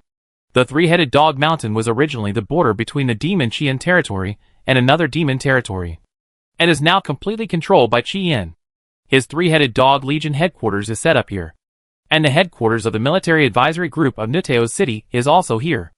After Luke met Qian, he took Darakova to the Three-Headed Dog Mountain. They were riding on a steam crawler. This was a vehicle designed by the Alchemist Association of Raging Waves City specifically for the hellish environment. In Hell, heat energy is free of cost, and water will immediately turn into water vapor when it arrives here. So liquid water is a scarce resource. The self-circulating vortex steam engine used by the steam crawler. The engine is arranged around the body of the vehicle, and the magic circle is used to achieve heat stratification and energy concentration. The water vapor completes multiple expansions during heating in a closed cycle and generates vortex kinetic energy. This steam crawler has very good passability, and it can travel slowly even through semi-solidified lava ground. Now the Alchemist Association of Raging Waves City is developing more versatile vehicles based on this steam crawler. The heat source of Hell is too cheap. In the car, Darakova adjusted the heat transfer air conditioner. The cool air with thrust sprayed out of the air outlet made her take a deep breath comfortably, after her whole body was chilled inside and out. She said with relief, for polar people who are used to the cold, every second in Hell is torture. Where are we going? Luke and Darakova sat in the back seat, and a human driver was driving. Three-Headed Dog Mountain. Luke's answer was very concise. Darakova asked again, I didn't expect the Golden Shield Empire to infiltrate Hell. Hell can't produce those armored weapons, nor can it build such steam-tracked vehicles. You are an Imperial spy. Hulk. Darakova looked at the driver in front, did not say Hulken's name, and said, Is Baldy working for you? Baldy? A very vivid name. Luke couldn't help but smile and said, He is indeed working for me. How is this possible? Darakova couldn't believe that the former Ice Cave agent chief was working for the enemy country. But this was the fact. That's why Baldy is eager to get rid of you. It seems that the County Alliance is doomed to fail in this war. Darakova couldn't help but sigh. Helkin was once the chief of the Ice Cave. Although he left the Ice Cave, his influence is still there. And now Helkin is the Secretary of State of the County Union, and is highly valued by all parties in the County Union. The person sitting in this position is a spy developed by the enemy country. How can the County Union win? Luke said, the Empire has never regarded the County Union as an opponent. The County Union is now just a battlefield for the Empire and the World Bank to fight. Therefore, no matter what the result of this fight is, the County Union is the loser. Although your words make me, as a member of the County Union, very uncomfortable, I have no way to refute it. Darakova looked at Luke. But who are you? I asked the demons and humans in the Red Flame territory, and they didn't seem to know your true identity. Luke smiled. I am Luke. Don't tell me. I will check it myself. Darakova turned her head to look out the window. There was no life in the red world outside. After a while, she murmured, I know that I am a tool used by you. But it's great to see you again. It didn't take too long for the steam-tracked vehicle to arrive at the three-headed dog mountain. The shape of the mountain is similar to a lying hound, and the passage to the secular world is a large cave in the belly. Now the entire three-headed dog mountain is a large military camp, with the three-headed dog legion occupying the head, the recruit training camp at the tail, and the large area in the middle is a material transfer station. The transfer station was filled with, or ready to be transported to the city of Raging Waves. The crushing and inspection workshop worked day and night, and the railcars continuously transported the crushed ore into the cave. On the other side of the three-headed dog mountain was a lava river. The wholesale of arms formed a market here, and the market attracted more hell races to trade here. According to this development momentum, the three-headed dog mountain will definitely become a trading city. Luke climbed to the highest point of the three-headed dog mountain and had a panoramic view of the military camp, the transfer station, the training camp, and the lava river. There were many sarcophagus boats unique to hell in the lava river, and the shore was full of low-level demon trackers pulling the sarcophagus boats. After the sarcophagus ship docked, the low-level demons carried the ore in the ship ashore with their hands and shoulders, which was very inefficient. Darakova followed Luke to the top of the three-headed dog mountain. The scene on this side of the mountain just now shocked her.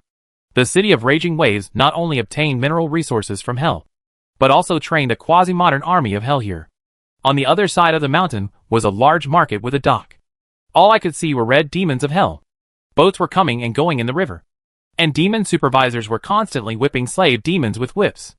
On both sides of the market, you can see two city walls being built against the mountain. Is the Golden Shield Empire really going to build a trading city in hell? Doing business with the devil? This is crazy. But the Golden Shield Empire is doing it. Darakova couldn't help asking, does the Golden Shield Empire want to conquer hell? If I can conquer hell, I don't mind conquering it. Arrogant. Darakova didn't continue.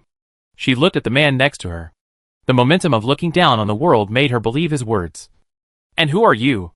If I decide to kill you, I will tell you. Luke smiled and cast a magic to float towards the lava river. Let's go. We are going to take a boat to the depths of hell. Go to the depths of hell.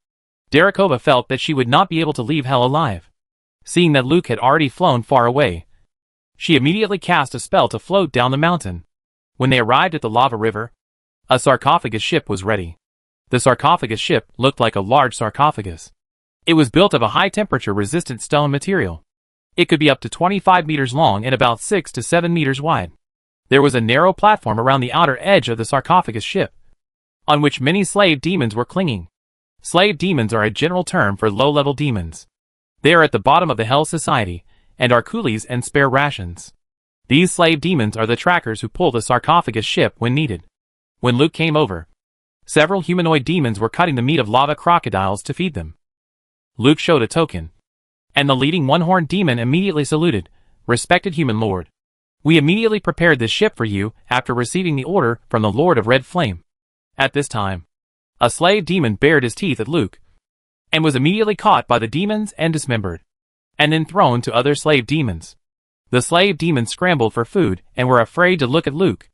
Luke didn't look at the slave demons much, and said to the one-horned demon, We are going to the territory of the demon maniac in the deepest part of hell. Can your ship make it? Hearing that the guest of his lord was going to the deepest part of hell, the one-horned demon said in embarrassment, I have heard of the demon maniac. He is an ancient demon, and his territory is in the purgatory in the deepest part of hell. There he has an ancient scorched earth city, where many demons live who are stronger than ordinary demons. Sir, if you go to the scorched earth city, I am afraid we will not be able to protect your safety. After all, you are a human being, and the souls of you and this human lady are a delicacy for the hell race. Luke said, I am responsible for my safety. You just need to send us to the scorched earth city. Is there a problem? No problem. Without being responsible for safety. The one-horned demon readily agreed. Please get on board with your female companion. We will set off immediately. A demon on the ship put down a stone slab, and Luke and Darikova passed through the stone slab and entered the sarcophagus ship. After the unicorn demon distributed the cabins, the sarcophagus ship left the shore and sailed along the lava river to the depths of hell. Purgatory is a world that spirals vertically downward, and the space is fragmented. If you don't master certain methods, it is easy to get lost in purgatory. The territory of the ancient demon maniacs is located in a stable space in purgatory, and the scorched earth city is the residence of the demon maniacs. Due to prejudice and misunderstanding of hell, the mainstream common sense of the secular world is that hell does not have a real city, because the hell race has no talent for architecture, because the hell race likes to kill each other, and because the limit of human contact with hell is the marginal area. So there is such a stereotype of hell. In fact, as one of the ancient civilizations, no matter how poor the purgatory civilization is, it can still build a city over time, especially in demon territories with stable rulers. High-level demons will gather to form cities, and there are even several large cities in purgatory. Scorched Earth City is a large hell-type city. It is built along a spiral downward lava main river, and its structure is like an inverted tower. And because several lava river tributaries converge or flow out, it has a transportation advantage. It is precisely because of this feature of Scorched Earth City that Tan set the first stop of his Hell Trade road trip here. Today, Tan and her subordinates brought a large stone box to the castle at the bottom of Scorched Earth City. The stone box was pulled by 4 Hellfire horses, and was engraved with exquisite carvings. Dan, wearing a slimming suit, took off his hat and saluted the closed castle gate. I am the human merchant Milia, and I am here to visit the Mad Lord. A face appeared on the black castle gate, examining the group of humans below, the Hellfire horses, and the stone box they were pulling. Humans, why do you come to see my master? Dan replied, some time ago, I promised to give the Mad Lord a set of special armor. Now that this set of armor has been made, we came to visit this time to ask the Mad Lord to try it on. If there is anything unsatisfactory, we can still modify it. Armor made for the master? It's a good gift. My master is very satisfied with the armor and weapons you provided. You will definitely return with a full load when you come to visit this time. Please come in. Follow the flames, and you will see my master.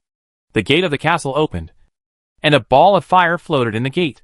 The fireball swayed and floated into the castle. Tanny waved his hand, and the team followed into the castle. In the depths of the castle, 2 demons sat opposite each other and shared a piece of meat of an unknown creature. They tore off the meat, stuffed it into their mouths with skin and bones, and chewed it. One of the demons said while eating, Tyrant, since the last time you were defeated by the Sword of Oath, we haven't seen each other for more than 1,000 years. We all thought you were dead, but you suddenly appeared in front of me. What do you want to do now that you are back in hell? As a former comrade in arms, I will definitely help you. The tyrant chewed the meat and spit out a bone residue. Of course, I came back to take back my former territory. Are you willing to help me? Madman. The devil madman laughed. Tyrant, if I can help you take back your territory, do you think I will give it back to you? You have been away from hell for more than 1,000 years, and this place is no longer what it used to be. There are not many stable spaces in purgatory, and all the ownerless territories have long been divided up. I suggest that you submit to me, and I can give you a piece of land in my territory to manage. The tyrant sneered. I will not rely on demons weaker than me. I beat you to a pulp before. But that was before. Your purgatory magic is very strong. Really strong. And it can make the Sword of Oath deal with you personally. But the artifact has been lost. Without it, how much strength do you have left? The tyrant stopped eating. Do you want to try? The madman chuckled. No need to try. Even if you are still very strong, I can defeat you with my demon descendants. Tyrant, if you really want to take back the territory, I suggest you start from the edge of hell. Wait until you gather enough powerful demon descendants, and then approach purgatory little by little. If nothing unexpected happens, you could enter purgatory to challenge in 1,000 years. Chapter 555 Scorched Earth City. The tyrant and the madman sat opposite each other, surrounded by darkness without any light. The two demons seemed to be good friends eating the same piece of meat without a gap. But in fact they were both on guard against each other's surprise attack. And their words were also testing each other's background. The tyrant did not show anger at the insulting suggestion made by the madman. He stretched out his hand and tore off a large piece of meat and stuffed it into his mouth. Madman, if I go to the edge of hell to rob the territory, I'm afraid you will attack me first after you know it. You don't need to test how many demon descendants I have now. Since I came to purgatory, it means that I am ready to take back my territory. I never expected you to send troops to help me. I came here just to remind you not to interfere in this territory war. The tyrant's confidence made the madman unable to guess what kind of strength he is now. The demons who survived until the end of the ancient war have learned to be tolerant. So the madman said very straightforwardly, if you can return to purgatory, I will certainly not have any objections, but will be very happy. I promise not to interfere in your war, but your chances of winning seem low. After all, it is the ancient demon Hate who robbed your Hutfire city. Even I dare not provoke him easily. The tyrant said contemptuously, although the demon's promise is not credible. I believe that with your caution, you will not take action without ensuring victory. The madman smiled and said, you know me. The tyrant grabbed the meat and ate it again. I saw some of your demons wearing armor that can adapt to the high temperature and high corrosion of hell. Where did you get it? Can you sell me some? Oh, those armors you mentioned? They were sold to me by a group of human merchants from the secular world. Hearing the tyrant talking about armors, the madman said with emotion, I haven't paid attention to the secular world for about 100 years. I didn't expect that humans can make such good armor and weapons. If you want, I can sell you some, but you need to pay for rare silver diamonds. Humans in the secular world like to add silver diamonds to metals, which can make them look very beautiful. The tyrant has been in the Golden Shield Empire for so long that he certainly knows the value of silver diamonds.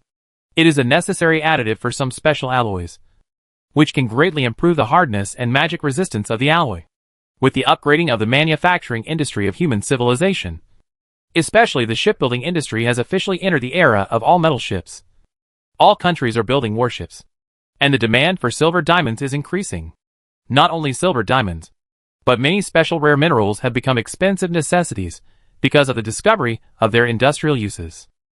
Not to mention the commonly used minerals, which are even more abundant in hell. In the past, humans were terrified of hell and avoided demons. In the future, as a treasure trove of mineral resources, it will be a general trend for humans to deeply develop hell. The tyrant could deeply feel the vigorous and unlimited development potential of human civilization. And at the same time, he could not help but sigh for the ignorance and self-satisfaction of the demons. No problem. As long as the armor and weapons are excellent, I can pay the corresponding silver diamonds. At this time, a ball of fire floated from a distance, and the light illuminated a larger area, and the shadows of the demons could be seen surrounding the two demons. The tyrant waved his hand, and the demons behind him retreated and disappeared into the darkness. The madman smiled and waved his hand to let his demons retreat. Lamp demon, don't you know that I am entertaining friends? If you don't have a legitimate reason, I will personally extinguish your candle. The fireball swayed, and a hollow voice said, my master, the human merchant Milia wants to see you, and she has brought you armor. The demon madman was very happy. Very good. Very good. I am looking forward to what kind of armor she can bring me. Light the way for her. Let her in. As the madman spoke, 2 rows of fireballs ignited, extending from where they were sitting to a big door. The demon descendants, illuminated by the light, retreated hurriedly, retreating to a place where the light could not reach. The range illuminated by the fireball was not large, and it could only be barely seen that this was a hall, and the 4 walls and the dome could not be seen. The fireball illuminated a wide suspension bridge.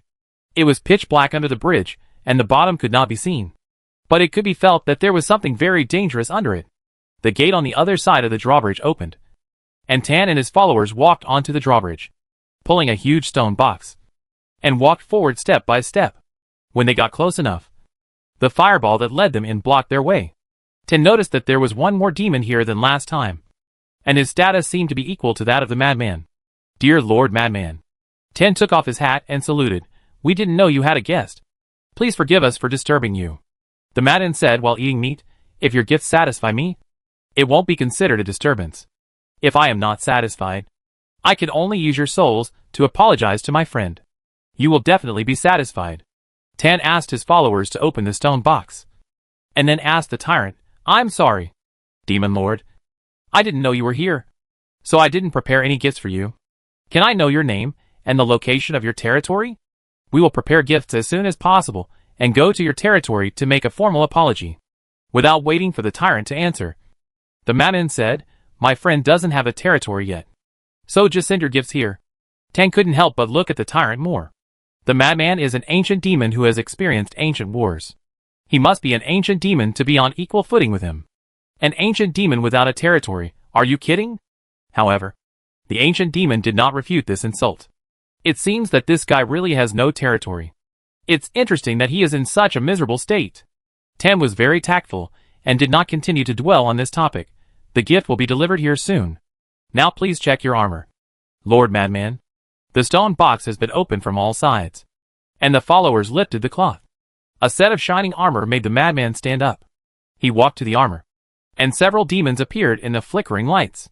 The demons violently pushed Tan's followers aside, and cast skills together to carefully check the armor. The tyrant also stepped forward and admired the armor side by side with the madman. The armor is red and gold throughout, with an exaggerated shape of the integrated chest armor and bear claw-style shoulder armor, which can reflect the strong physique that the devil is proud of. The armor surface is embossed with a demon wing pattern, and many magic arrays are just right into the pattern. The fire elements attracted and gathered make the armor more imposing. The maniac obviously prefers the helmet, not because of the full cover style, but because of the two pairs of decorations that can cover the demon horns, making the demon horns look bigger, thicker and more gorgeous. The demon who checked the armor said that there was no problem with the armor. "Then put it on me." The demons embedded the armor one by one on the demon maniac. Tan introduced the functions of this set of armor: hardness enhancement, magic resistance improvement, strength enhancement, mental defense, fire element energy gathering, adaptive element shield. The golden man has a deep understanding of armor, so the carefully crafted armor is also extremely excellent. The madman followed the explanation and tested the functions of the armor step by step, and praised it. "Very good. This set of armor not only fits my aura in appearance, but I didn't expect it to have so many functions. I am very satisfied with your gift." The madman touched the horn, which felt very good with the gems, "but I am very dissatisfied with some of your practices." Tan didn't expect the devil to turn his face so quickly. "Lord Madman, what are you dissatisfied with about our practices?" The madman glanced at the tyrant beside him, and then said to Tan, "I heard that you not only supply weapons and armor to me, but also to other demon lords. I'm telling you now, I'm very unhappy. I order you to stop supplying weapons and armor to any demon lord except me. You can only supply me." The madman pressed in front of Tan, looked down at the human woman in front of him, and the fire on his body erupted through the gap in the armor. Tan did not retreat, and the approaching fire was all blocked within a palm's distance. "Lord Madman, we are businessmen, and we are free to do business as we please. According to our agreement, our trading materials are transferred through your territory, and you can only collect a certain percentage of taxes from them." The demon maniac didn't expect that this seemingly weak human in front of him could actually block his power. He further pressured, "Now I want to change the agreement." Tan smiled and said, "If you want to tear up the agreement, then I don't need to abide by the agreement. There are many cracks connecting hell to the secular world, and it's not just you who have a large channel. You are very arrogant. Woman, aren't you afraid that I will kill you now? I'm just an ordinary salesperson. If you kill me, it will not have any impact on the company I serve, and you will be on our company's list of dishonest people. And then the demon territories around you will get the company's armor and weapons supply." The madman's expression froze. He didn't expect that he would be controlled by a weak human. He saw the improvement in combat effectiveness brought by human armor and weapons to his army, and was thinking about purchasing more to expand his territory. He didn't expect that this was still a double-edged sword. If his enemies obtained human weapons, he might be beaten. The madman was very grateful for the ancient war that smoothed his temper. Just a joke. How could I tear up the agreement? I just want to add a few more. First of all, you can't provide armor and weapons to the demon territories around me. You can't provide armor and weapons to my enemies. You can't. The demon tyrant interrupted the madman at this time. I won't bother you to add terms to the agreement. I will live in your scorched earth city during this period. And I will come to you when I determine how many weapons I need to buy. Okay. You are always welcome here. Goodbye. Goodbye. The tyrant turned into a shadow and disappeared into the darkness. The madman continued to discuss the modification of the agreement with Tan. At this time, in the upper level of the scorched earth city, a sarcophagus ship entered the city along the lava river. The sarcophagus hull was covered with cracks and claw marks. And there were only 3 slave demons clinging to the outside of the ship. The hell demons captured prey from the lava river, and were also captured by the monsters in the lava river. The sarcophagus ship docked at the shore when it reached a section of the river where the lava flow was slow. A group of slave demons waiting on the shore immediately gathered around, crawling with their heads down and their hands raised high. The one-horned demon was the first to get off the boat. He waved his long whip at the slave demons and soon drove them all away. My lord, you can get off the boat now. Under the protection of the demons, Luke and Darikova got off the sarcophagus boat. They wore fire-resistant smocks and covered their heads with fat hoods. After identifying their position, Luke said to the one-horned demon, "Keep an eye on the boat and pay attention to receiving news from the Red Flame territory. We will stay in the Scorched Earth city for a while, and come to you if there is anything." "Yes, my lord. We will wait for you here." When Luke and Darikova entered the city, the one-horned demon ordered the demons to select strong slave demons, and those who were selected could get a piece of meat. Luke and Darikova walked in the Scorched Earth city, feeling this hell-style city. The buildings in hell are not built by quarrying stones, but by pouring magma, and physically shaping the magma when it is in a semi-solidified state. Therefore, most of the houses in hell are integrated, and there will be many hideous handprints and claw marks on them. Even when taking magma, some creatures inside will be brought out. They will be sealed in the wall after the magma solidifies, and some limbs will protrude outside. It is not that the demons of hell deliberately made the houses scary and hideous, but it is entirely caused by the building materials and construction process. Luke walked on the lava-paved road, explaining to Darikova the characteristics of the city of hell and the origins of these characteristics. Although Darikova had been trained, she was still frightened by the various hell demons she met and followed Luke closely. This is the depths of hell. No, this is purgatory. All human children have one most feared place in common, which is purgatory. This is the collection of all horror and evil, and it has appeared in everyone's nightmares. Your soul will fall into purgatory, is the most vicious curse. Darikova had never thought that one day she would really come to purgatory. Avoiding a demon with 4 snake heads and a frog body, Darikova approached Luke. "I think you are very familiar with this city. Have you been here before?" Luke identified the road, turned a corner, and continued to walk forward. "I came here several times a long time ago." The appearance of the Hell City can remain unchanged for thousands of years, unlike our city, which looks completely different after a few years. "You have been here several times." Darikova felt a little confused. What needs does a human need to come to purgatory several times? She really treats coming to purgatory as a trip. Luke thought that Darikova was asking a question, and thought about it seriously. "I have come here about 8 times, and I can't remember how many times I passed by here when I went to other hell cities." It seems that she really came here for a trip. Darikova didn't dare to ask more, for fear that she would hear an answer that she couldn't bear. After passing through several winding paths, Luke and Darikova came to a dead end. "Follow me closely. Don't be disturbed by other things," Luke reminded Darikova and walked towards the wall at the end. Countless eyes opened on the walls on both sides, and layers of black shadows swam inside the walls. Food, food, food. Darikova followed Luke's words and followed forward without any influence. At the end, Luke pressed his hands on the wall and chanted a spell. A door opened out of thin air. Luke pushed open the door and walked in with Darikova, and the door disappeared immediately. Chapter 556 Sister. It was pitch black behind the door, and she couldn't see anything clearly. But the coolness that hit her face made Darikova lift her hood and enjoy the coolness. Where is this place? Luke stretched out his hand and threw several fireballs from his fingertips to the surroundings. The fireballs hit the wall and ignited the oil lamp hanging on it. The dim and swaying light illuminated a room that was not too big. There were wooden tables, chairs, and a bed in the room. Although these furniture were very shabby, this was the depths of hell, and wood was rarer than water. Luke walked to the bed and picked up a hardcover book placed at the head of the bed. This is Steadmore's cabin. A succubus from Scorched Earth City killed his wife. He chased her into hell for revenge and opened up this hut suitable for human habitation. He hid here and secretly looked for his enemies. Darakova was attracted by the story told by Luke. After Luke stopped telling the story, she couldn't help asking, what happened next? Did Steadmore kill the succubus? Luke opened the hardcover book and read, no. He fell in love with the succubus, lived a happy life, and finally died in Scorched Earth City. Ah! Darakova was very surprised. This ending was obviously different from what she imagined. Steadmore dared to break into purgatory for his wife. I can imagine how much he loved his wife. But how could it end like this? He must have been enchanted by the succubus? Luke simply flipped through the hardcover book and put it away. Then said to Darakova, how could a strong man who can survive in purgatory be easily enchanted? And how could he be enchanted for decades? I am not interested in Steadmore's psychological journey. This cabin can be our safe house.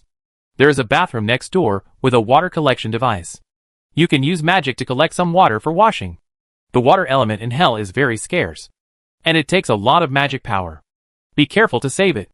Darakova noticed that there was indeed an almost invisible door in the dim corner. It is very difficult to use magic to gather water in hell. Since being kidnapped into hell, Darakova has not had enough water to wash her face except for drinking water. Hearing that there is a water gathering device here, Darakova can't wait to go to the next door. I don't know if the water gathering device is useful. If there is a lot of water, maybe I can take a bath. Luke sat down on the chair and took out a dagger with a special mark and a letter from the drawer. Although many years have passed, the letter is well preserved and the alchemical sealing wax is not damaged. At this time, the sound of water flowing came from the next door. It's so cool. Even if I run out of magic power and lose my strength this time, I still want to take a comfortable cold bath. Luke put away the dagger and the letter, and said to Darakova next door, I have something to do, and I'm going out for a while. Don't run around after you take a shower. You go. This is hell. I won't go anywhere without you. Hearing the sound of water and Darakova's humming, Luke shook his head helplessly and left the room. The cities in hell are generally as quiet as the dead zone. There are no frequent commercial activities here, and every time the demons go out, there is a high probability that they will not come back. The main social activity in hell is fighting. Demon lords fight demon lords. Demons fight demons. They are either fighting or on the way to fight. Even the ancient demon, the madman, was always on guard against his neighbors and his subordinates day and night. Those demons attached to him not only increased his strength, but also had the ambition to challenge him at any time. Recently, the madman bought a batch of weapons from human merchants. Just like throwing a big stone into a pond with undercurrents. Everyone wanted to get more weapons. Only when they were strong could they grab more territory and recruit more demons. Luke walked through the Scorched Earth City in a low-key manner, trying to take remote paths. Although he would encounter some attacks from demons, their strength was generally weak, and killing them would not cause big trouble. After dealing with 3 waves of demons who were looking for death, Luke came to a towering black castle. The gate of the black castle was closed, and 2 succubus statues stood at the door. When Luke approached the black castle, the statues immediately turned into real succubus. They had curvy human female bodies, and leather clothes could only cover their private parts. They had a pair of small horns on their heads, a pair of small demon wings behind them, and tails with arrowheads at the end of their tails. They walked over with their, but shaking 3 steps at a time, sandwiching Luke from both sides. The humanoid demons who hide their heads and tails. This is the Black Castle of Madame Matabusa. If you are a succubus who came to join the Matabusa family, please show yourself. If the succubus on the left said, as she put her hand on Luke's shoulder, with a subtle mental invasion in her words. The tail went around Luke's back, with the tip of the arrow pointed at his back. Please give this to Madame Matabusa. Luke took out the letter he had just received, and grabbed the tail behind him with his other hand. Don't use charms on me. It will make your madam unhappy. The succubus broke free from Luke's hand and took the letter. After seeing the wax seal on the letter, her face suddenly changed. She said to another succubus, "Keep an eye on him. I'll go see the madam." Luke didn't have to wait too long. The succubus who reported the news returned. She put away her charm and saluted very respectfully. "Madam Matabusa invites you to meet the distant guest." Luke followed the succubus into the black castle, which had a strong human castle style. The walls had been carefully polished, not only smooth, but also free of clutter. In addition, you can see some artworks from human civilization, although there are not many, but they are well maintained. As the succubus walked up the stairs and through the corridor, they arrived at a spacious room. The braziers on both sides illuminated the room, and at the end sat a succubus half leaning on a chair. When she saw Luke, she immediately stood up and walked to Luke charmingly. "I am Madame Matabusa. Where did you get this letter?" Matabusa questioned Luke, holding the letter. Luke asked knowingly, "Are you Madame Matabusa? You are much younger than I thought. The previous Madame Matabusa has passed away. I am her daughter. The current Madame Matabusa."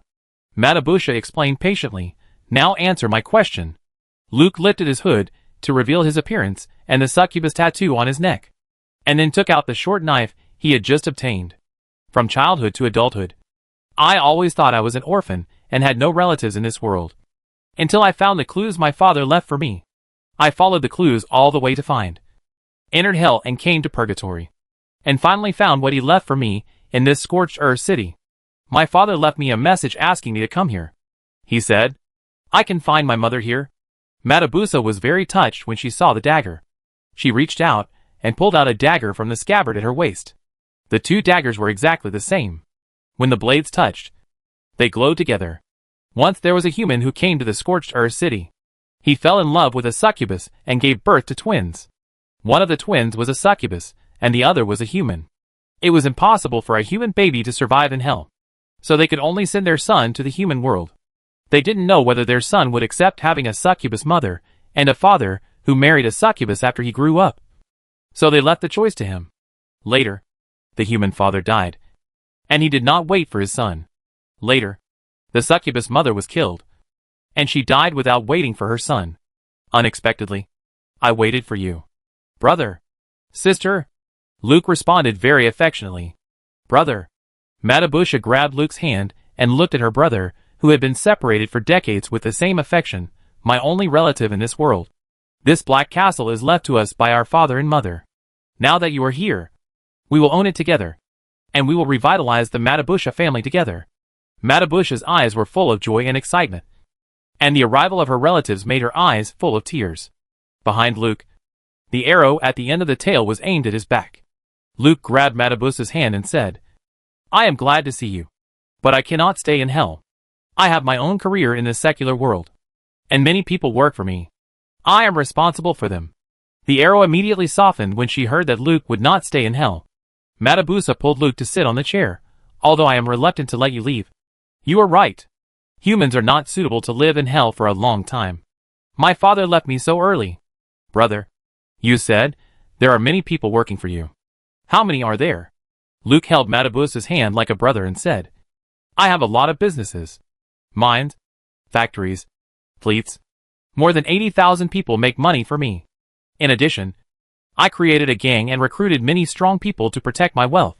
If you add the company's security, there are about 10,000 people. I haven't counted it in detail, but it's roughly this many people. The more people you have, the more things you have to do. If I hadn't dealt with the enemy gangs and those people in the company who wanted to harm me, I could have come to hell earlier, and maybe I could have seen my mother. When Matabusa heard that her brother actually had such a large industry in the secular world, she suddenly became a different person. I didn't expect that you, brother, actually had so many subordinates. Unlike me, after my mother was ambushed and killed, the Matabusa family declined, and the originally bustling Black Castle became so deserted.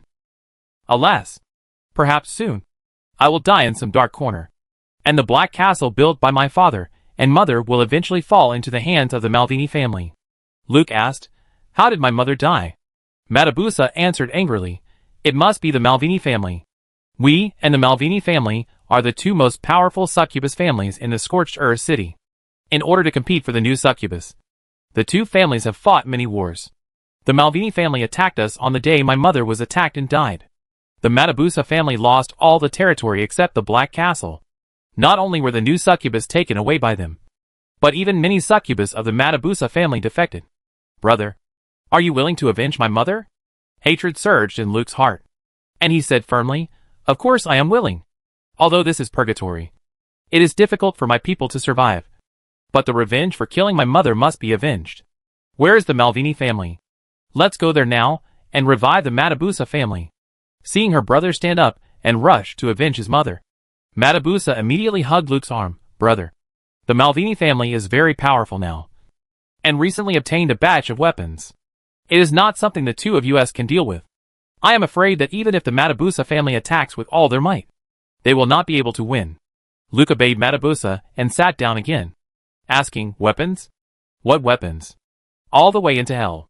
I don't seem to have seen any decent weapons in the hands of the hell demons. Matabusa didn't let go of Luke's hand, and leaned against him. Some time ago, a group of human merchants came to Scorched Earth City, and sold a batch of armor and weapons to the Mad Lord. I didn't expect that the armor and weapons made by humans now can still maintain rigidity and toughness in the high temperature and high corrosion of purgatory. And they are also very cheap. I heard that the Malvini family just got some armor and weapons from the Mad Lord. If we go for revenge, my succubi can only use their flesh to fight against their steel. Luke was shocked.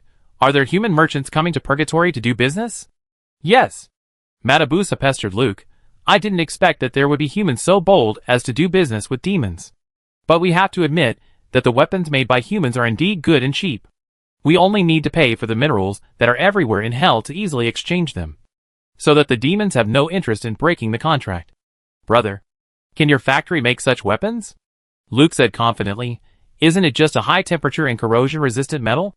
My factory can smelt tens of thousands of tons in one furnace, and then put it in the stamping workshop. With a set of assembly lines, it can produce any shape and size you want.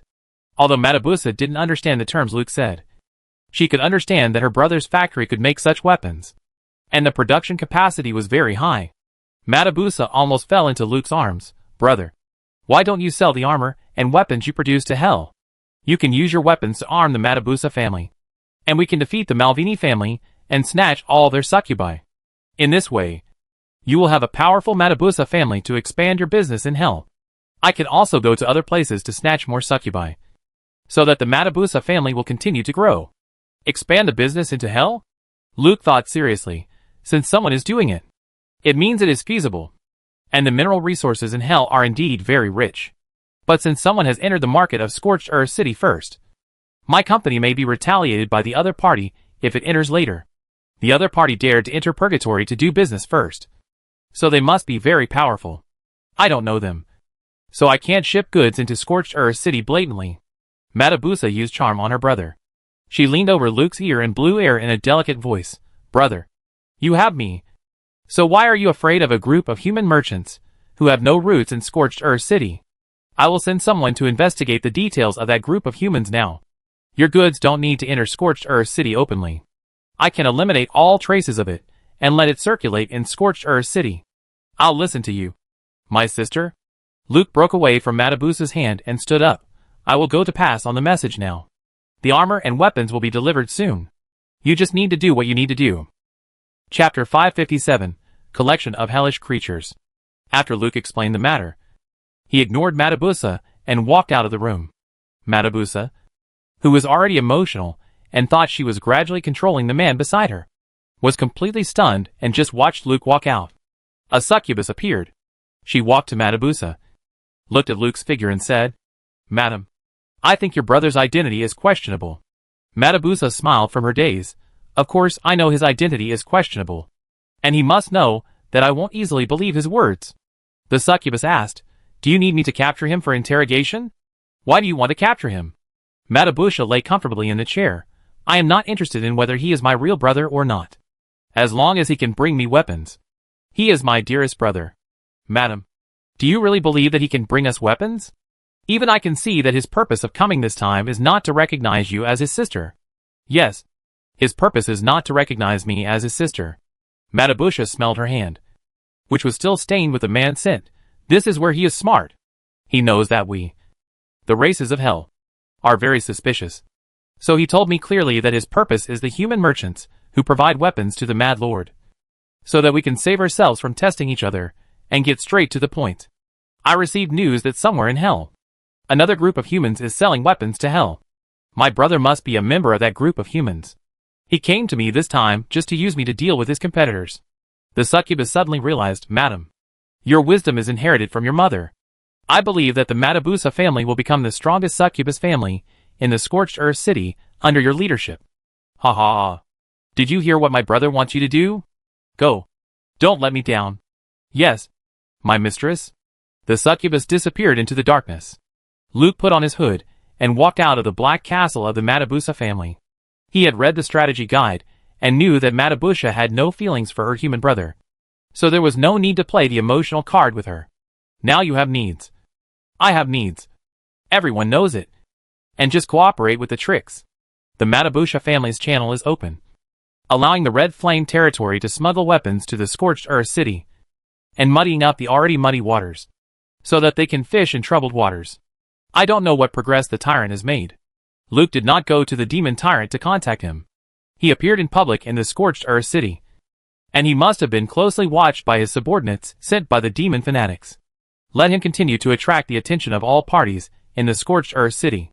Luke chose to walk on the complicated paths. After making several circles to confirm that no one was following him, he returned to the Steadmore hut. At this time, Darikova had finished her bath and was boredly carving flowers on the table with a dagger.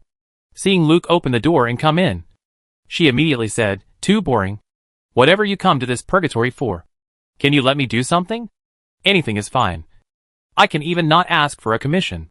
You can't let an excellent former Ice Cave Ace agent do nothing like this. You want to do something? Sure. Luke took out the hardcover book he got here before, tore off a blank page from the back, and wrote a message on it with the special magic ink he brought with him. Then he gave it to Darikova and said, Give it to the one-horned demon who brought us to the Scorched Earth City and ask him to deliver the letter to the Lord of Red Flame immediately. Darikova took the paper and looked at it, but couldn't see anything, and then complained, You want me to deliver the letter? Don't think that delivering a letter is easy. This is the Scorched Earth City of Purgatory. Accidents may happen at any place and at any time. If you don't want to go, I will go by myself. Luke reached out to take the letter back, and Darikova quickly folded the paper a few times and stuffed it between her breasts. Darikova looked at Luke provocatively and said, I didn't say I wouldn't go. Leave it to me. I will deliver the letter as quickly as possible. What is the spell to get in and out of here? Luke taught the spell to Darikova. Darikova put on her coat and hood, and went out through the door after reciting the spell. Luke held the hardcover book, and the artifact tree but poked out from his collar. The leaves swayed, and the threads were wrapped around the book. The book flipped, and the words inside floated out. After all the words were separated from the book, Luke recited the secret words. The key of sinking. As the secret words were activated, the words that were scattered and fluttering in the air suddenly became orderly.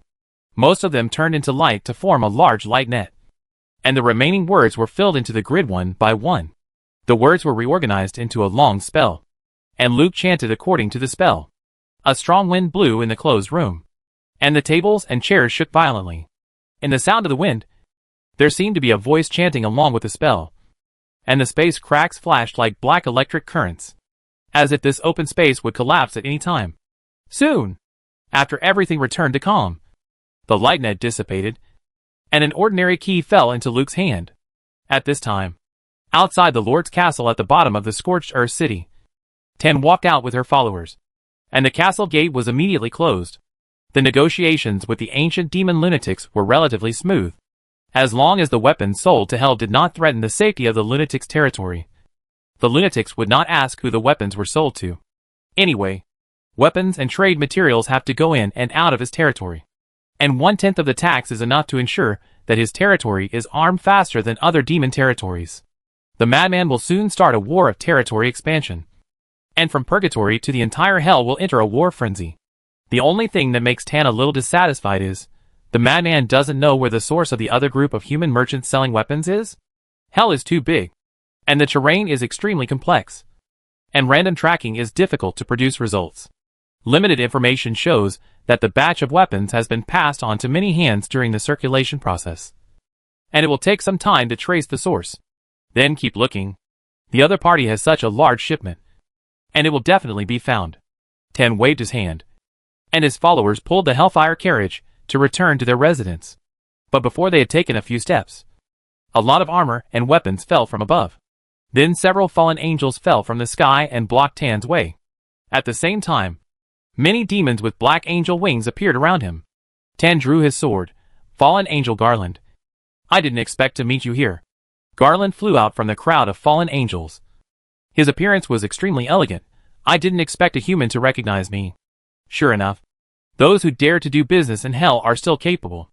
Tan snorted and laughed. I have heard that the fallen angels appeared in the western border of the Golden Shield Empire, and were finally destroyed in the Moonlight King's court. I heard that only 2 fallen angels escaped from that battle.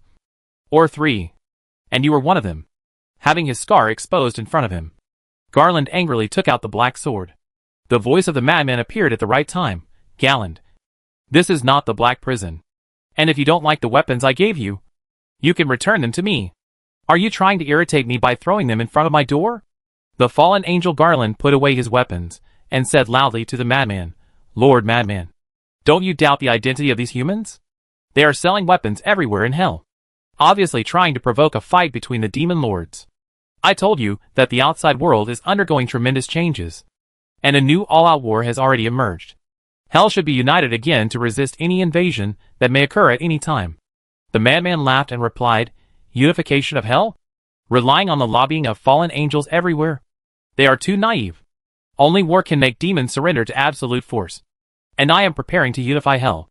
No matter what purpose these humans come to hell for, they provide me with weapons and have my protection. Fallen angels, consider my recruitment and support me to become the master of hell, and you can enjoy the same status as demons. As the madman finished speaking, flames rose from all sides, and countless demon descendants surged in the flames. They surrounded the fallen angels and Tan in the middle, as if they were just waiting for the Lord's order to tear them to pieces. Garland restrained his momentum and ordered the black feather demons and the fallen angels to gather together. Then he said to the madman, The fallen angels will consider your recruitment. Our lobbying was blocked everywhere, which also confirmed your statement. It is true that only demons understand hell, and war can unite hell. Please forgive my offense just now. I shouldn't treat the armor and weapons you gave us like this. I accept your apology. Garland. The madman did not embarrass the fallen angels. In the contest of hell, the fallen angels of the Black Prison are on the edge, but they are a force that cannot be ignored. Since you are here, stay in my scorched earth city first. I have something to discuss with you. Thank you for your invitation, Lord Madman. Garland asked his subordinates to collect the armor and weapons scattered on the ground, and then said, I will stay here for a while. I hope our discussion will have satisfactory results for both of us. The demons gathered outside all dispersed, and the rising wall of fire fell. The madman said to Tan and his party, Humans, please rest assured. In Scorched Earth City, no one can hurt you without my order. Go back and prepare the weapons. Deliver my order first, and the rest will be from other demons. The fallen angels wisely made way. Thank you for your care, Lord Madman. Tan thanked the madman, and then left with his followers pulling the Hellfire horse. The fallen angel Garland kept staring at the humans who walked past him, as if he wanted to see through their origins. The farce ended, and as the fallen angels left, the demons gradually left. They didn't notice that there was a human wearing a smock among them. The special clothes concealed the human's breath, allowing her to see everything that happened here, and finally left quietly and silently. You will never guess what I just saw. Derekova entered the hut from outside, took off her smock, and said to Luke as if to take credit, I saw the fallen angel. What did you see? Luke closed the book in his hand and said, I found a bookcase here with some very interesting books. You know I am a scholar, and I am used to studying whenever I have time. You just said you saw the fallen angel? Where? In front of a castle below the city. I also saw the human merchant you were looking for. Derekova told what happened after she went out. After delivering the letter, Derekova, who felt that hell was just like that, wandered around the Scorched Earth City. Although she encountered several waves of troublesome demons on the way, she easily solved them all, making her more bold. In this way, Darakova strolled to the Lord's castle. Then he watched what just happened, and even mixed in with the demons and listened closely. The madman let the fallen angels stay in the scorched earth city. Obviously, he still wanted to subdue the fallen angels and fight for him to unify hell. When I came back, I saw a lot of demons wearing armor. I guess the madman will start a territorial war soon. Luke praised, I found that it was the right decision to bring you to the scorched earth city. I didn't expect that you could collect such important information for me as soon as you arrived. Darakova said proudly, of course. I am the ace of the ice cave. I am good at lurking, assassination, and stealing intelligence. I have told you all the information I have learned. Do you have any ideas? Luke thought about the intelligence he got. The fallen angels are lobbying the demon lords everywhere, trying to unify the power of hell to deal with the changes in the world.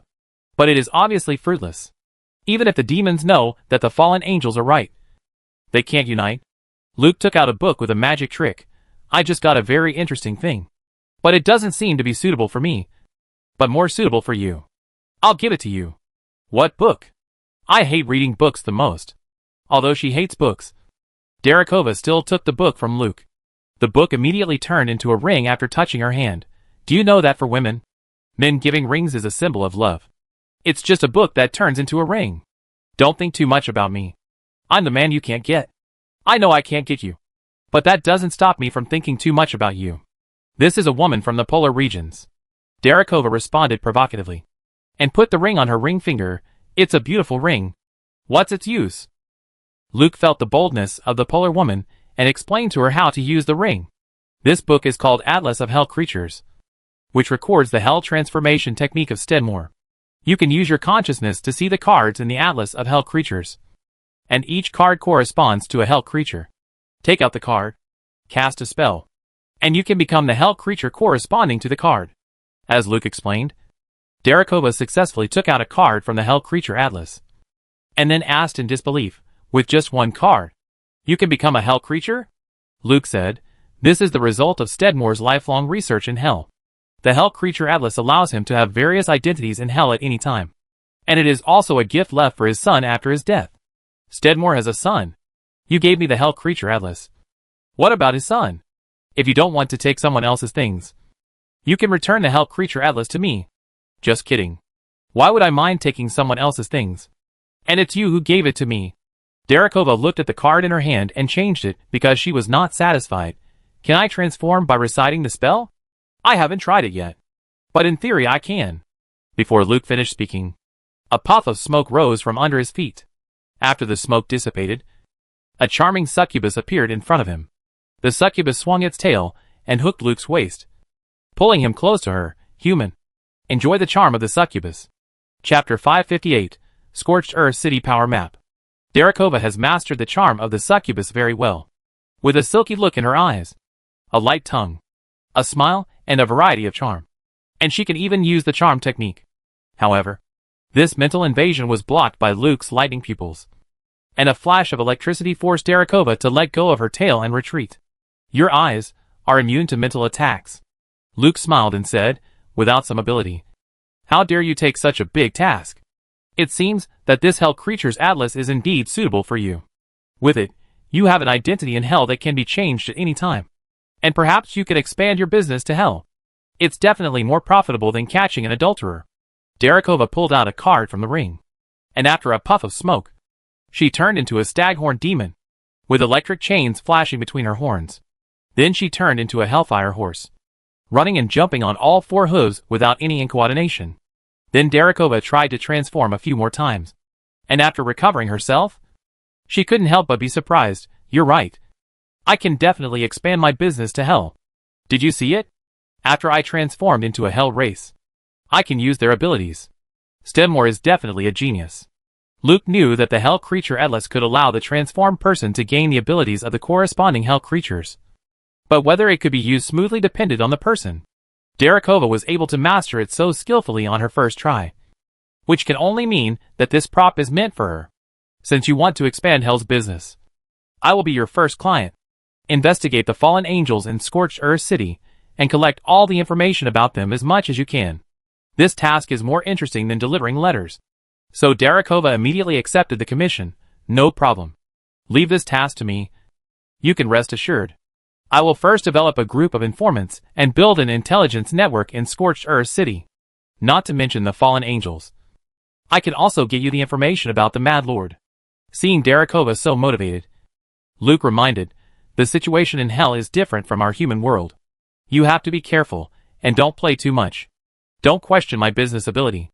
Darakova drew a card and transformed into a very strong demon supervisor, saying in a muffled voice, I'll go out and collect a few demon descendants, and then I can start working. Darakova turned and left the hut, starting the journey of the Hell Intelligence Transformation Banshee. Luke continued to read. Most of these books were written by Stedmore, including diaries recording life in hell, the distribution of various forces in Scorched Earth City, and some secrets. The Matabusa family was once a very powerful succubus family. At its peak, it had 2,000 succubi and tens of thousands of servant demon descendants, controlling a large urban area and lava river section. Succubi and demon supervisors are both high-level demon descendants, and some strong ones have strengths that are not weaker than demons. These high-level demons will gather together to form large families, which are the backbone of the demon lords.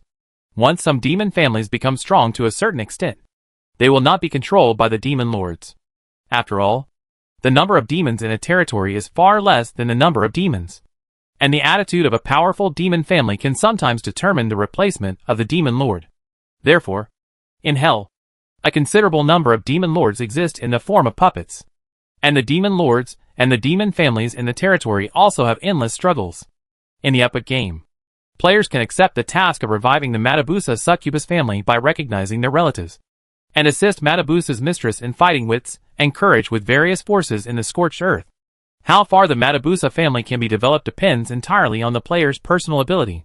If there is any mistake during the period, the Matabusa family may be wiped out by the Madman Lord or other demon families.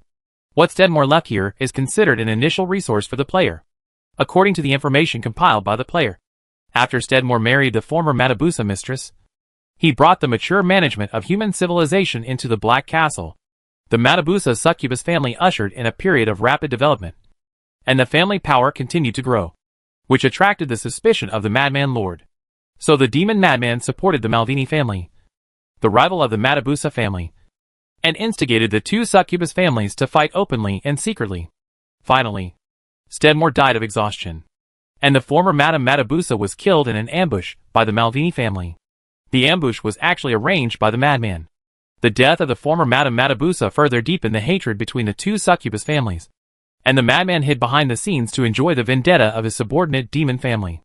In the following days, Luke laid out the relationship map of Scorched Earth City on the wall of the hut based on the information and player strategies left by Stedmore. Now in Scorched Earth City, the demon madman can basically effectively control all demon families. And with the arrival of the weapons of the Shining Gold Man, the madman's control over the demon families will become stronger and stronger, laying a good foundation for him to launch a war of territorial expansion. The Shining Gold people are foreign forces. They disguise themselves as human merchants and sell weapons to hell with Scorched Earth City as the center. In addition to competing with Raging Waves City for the hell market, they also have the goal of provoking a war in hell. Therefore, to some extent, the Shining Gold people stand on the side of the demon maniacs. But their position is not stable. After all, it doesn't matter to the Shining Gold people who starts the hell war. The demon tyrant is a foreign force. He is an ancient demon who once participated in the ancient war and still has a certain influence in hell. As a potential target for recruitment, the demon lord maniac acquiesced to the demon tyrant to stay in Scorched Earth City. The tyrant actually belongs to the Raging Waves City. This dark chess piece is placed here, and it can be used with surprising effect. Fallen angels are also foreign forces. After the ancient war, they were ostracized by the demons, and finally hid in the black prison in an unknown place. Fallen angels are also the targets that the demon lords want to recruit. But they will never be recruited easily. Otherwise, they would have been divided up by the demons after the war ended 1,000 years ago. However, the fallen angels may pretend to surrender and follow the war launched by the demons, officially walk out of the black prison and expand their living space. The Matabusa succubus family is the indigenous force of the Scorched Earth City. They lost in the battle with another demon family, and their power was severely weakened. They have an urgent need to restore their strength and revenge. Now I have opened a breakthrough in the Matabusa succubus family, and through the interest chain of the demon family in Scorched Earth City. It is enough to stir up a storm. These days, Darakova is so busy that she is almost invisible. Except for going back to the cabin to sleep according to her schedule. She keeps running outside. She transforms into different identities to recruit low-level demons. And weaves her own intelligence network in Scorched Earth City bit by bit. Her expertise also makes her like a fish in water. The activities of the fallen angels in Scorched Earth City are closely monitored by her. Even if they are discovered and tracked by the fallen angels. She uses changes to avoid danger. The food in hell is really too hard. No wonder the teeth of the creatures in hell are so sharp. Darakova, who came back from outside, bit a piece of unknown dried meat in her mouth and said to Luke, who was paying attention to the wall relationship network, I just received news that a new group of fallen angels and black-feathered demons have come to Scorched Earth City. The fallen angel Garland went to the Lord's castle of the madman. As for what they talked about, I have no way of knowing it yet. By the way, there is a demon in the Scorched Earth City whose affiliation is unknown. He is not affiliated with the madman, but has a group of his own demon descendants. Yesterday, he bought a batch of armor and weapons from the madman. I don't know what he wants to do. Do you need me to investigate this demon? The demon who does not belong to him must be the tyrant. Luke said, no need. You just need to keep an eye on the fallen angels. Others who need to be monitored. Someone will do it for me. Darakova asked in surprise, are there other people working for you in the Scorched Earth City? Don't underestimate the strength of the Imperial Secret Service agents. Luke smiled and said, get ready. I will take you to see a succubus. We will have a lot of cooperation with her in the future. Hearing that they were going to see a succubus, Darakova drew a card. Is it the succubus who killed Steadmore's wife and succeeded in taking the throne? A succubus who has feelings for humans. I must get to know her. Luke put on his smock and walked out.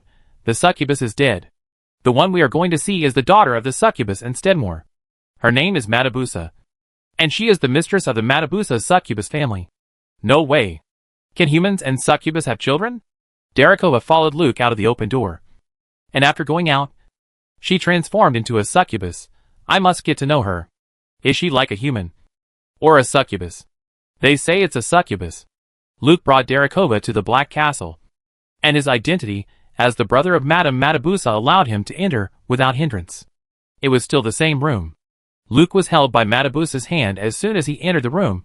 My dear brother. I haven't seen you for so many days. I miss you every day. Who is she? Matabusa noticed that the succubus that followed Luke and did not belong to her family, and immediately asked vigilantly. Darakova also noticed that Matabusa was holding Luke's hand. So she took his arm. Hello, Sister Matabusa. I am Darakova. Your brother has been with me these days, and we miss you very much. Darakova's beauty and provocation successfully aroused Matabusa's desire to win. She said to Luke in a tender voice, Brother, as a succubus, I want to remind you not to trust any succubus picked up from the roadside. She may be a spy sent by the Malvini family. Give her to me. I have a way to make her speak out their conspiracy. Darakova smiled triumphantly.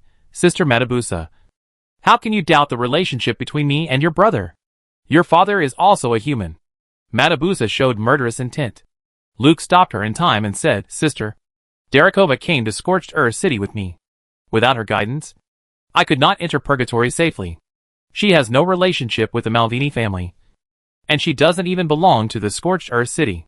Seeing Luke defending the succubus around him so much, Matabusa could only suppress her anger, but protested by holding Luke's other arm.